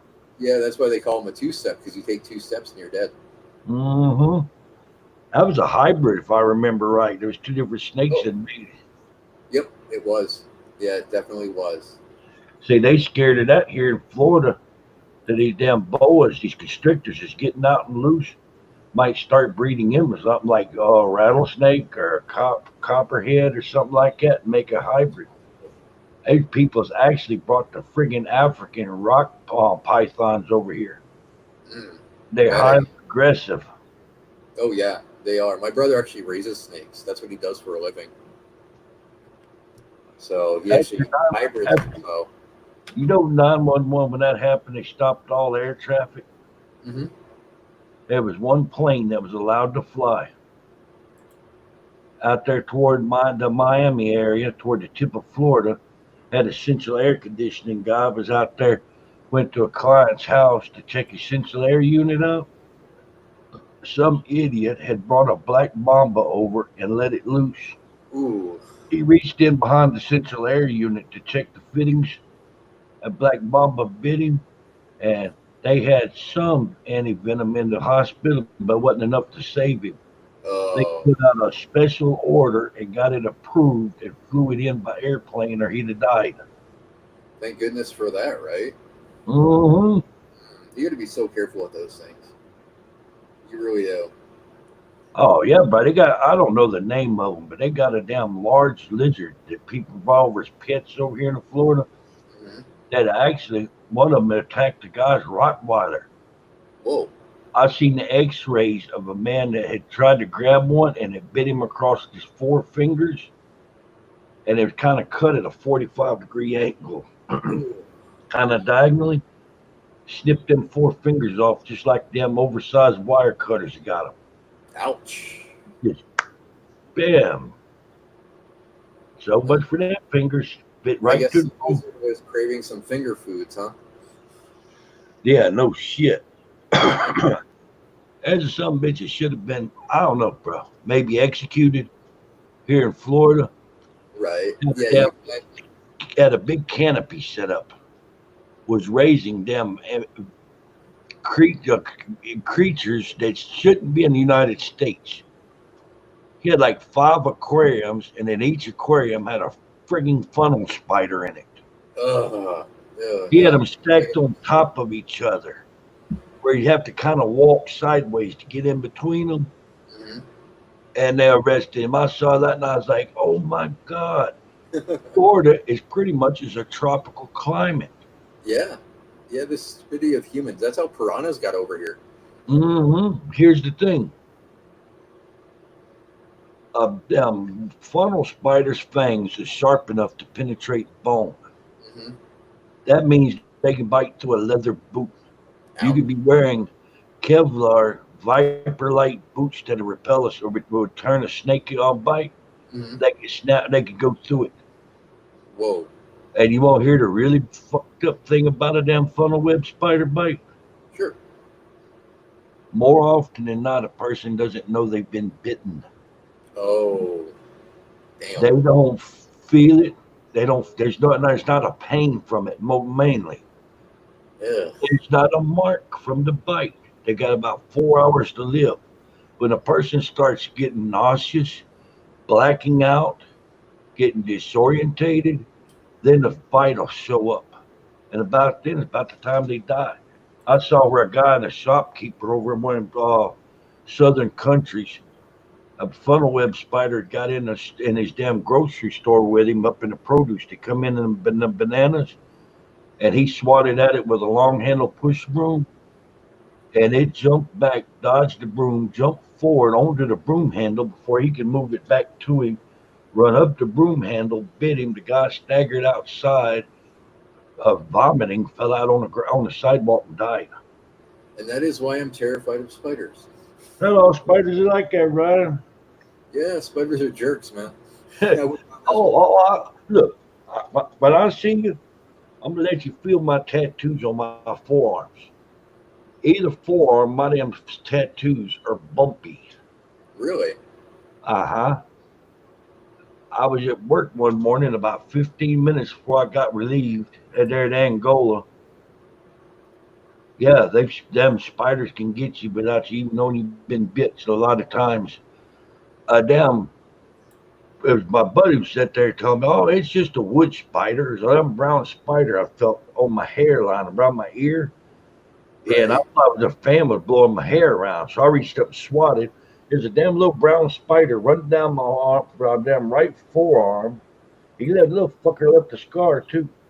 Oh. And he bit me, and bro, I slapped him off and I popped him enough to kill him without destroying the body, where it could try to identify what it was.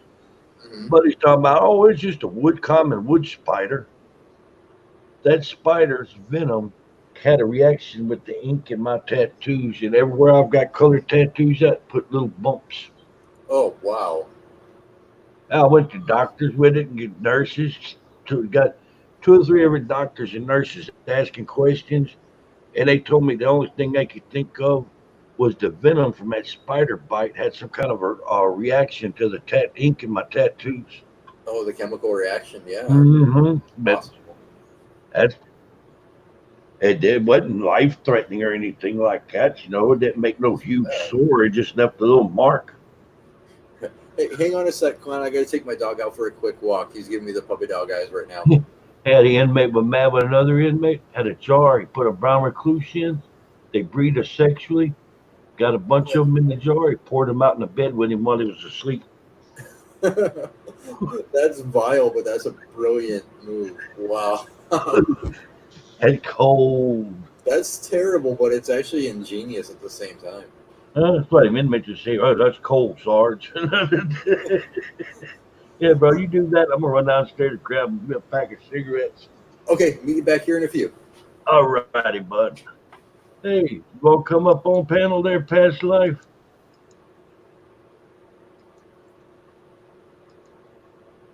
Past life, you want to come up on panel? You're welcome to. You still there, past life? There you go. I got something else that's going to be in my show there, past life. Hey, you got mods now.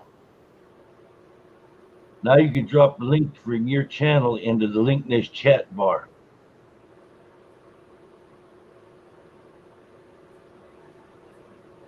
You don't have to become a panel. I was asking if you wanted to. But only thing is you don't fucking go around and banning people. But if a troll come in here and start cussing people out or talking racist crap, banned on the spot. You're welcome there, past life. Somebody comes in here like one did on me here a few nights ago. It comes in and says, "Hey, clown, fuck you." He was banned like that. One mod, before I could do it, one mod had deleted his comment, another mod deleted him.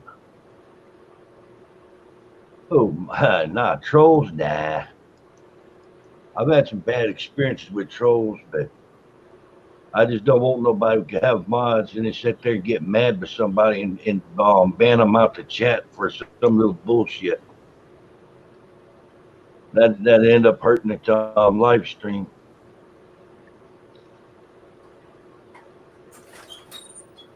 You might not believe me there, past life, because you see a lot of people got mods in the channel, but I don't give mods out to everybody. I'll sit there and watch somebody for a while.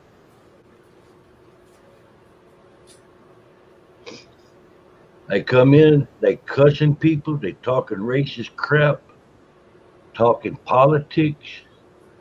They come in with this keywords right here.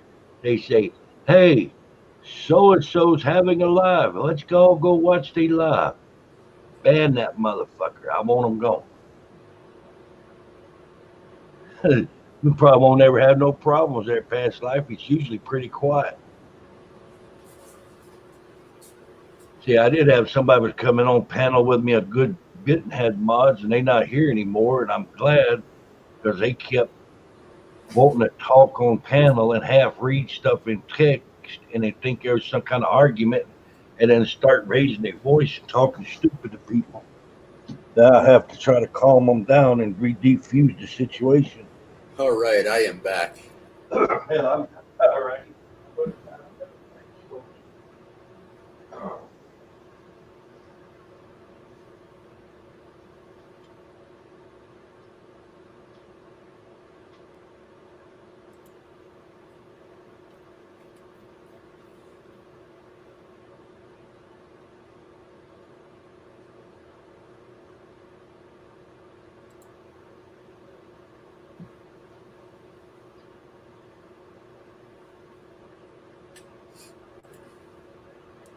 All right, I'm back.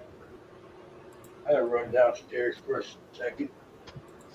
Yeah, I was telling on past life there. We have past life mods because I know he's good. Mm-hmm. But somebody come out with racist crap or cussing people.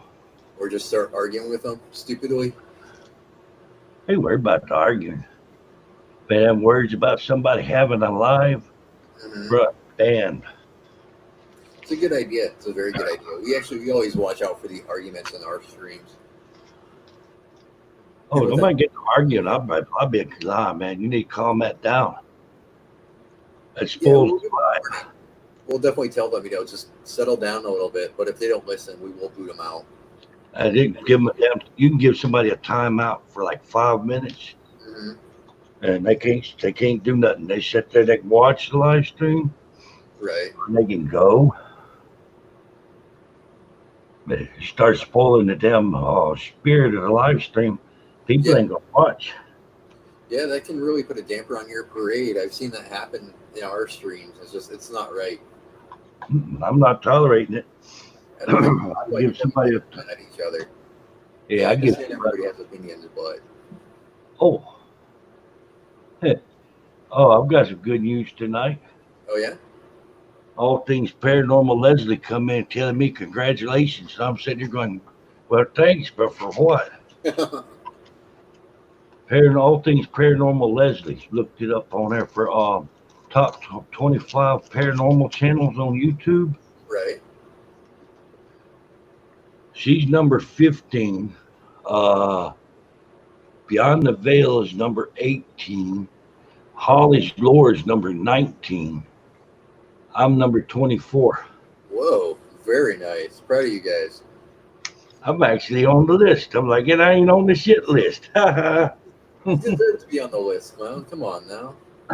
You do. You need to be on that list. You got a good channel. You really, your videos are always awesome, man. I love them. I always doubt myself. No, you shouldn't doubt yourself. They're great.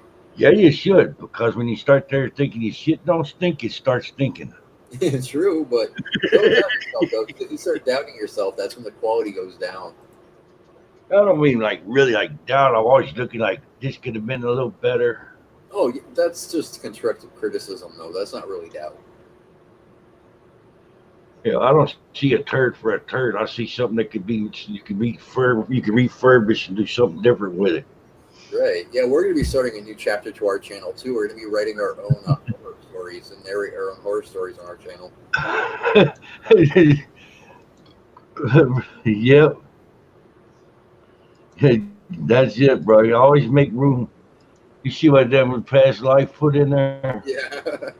Hey, past life, at least you're on the list. We're not even on there yet.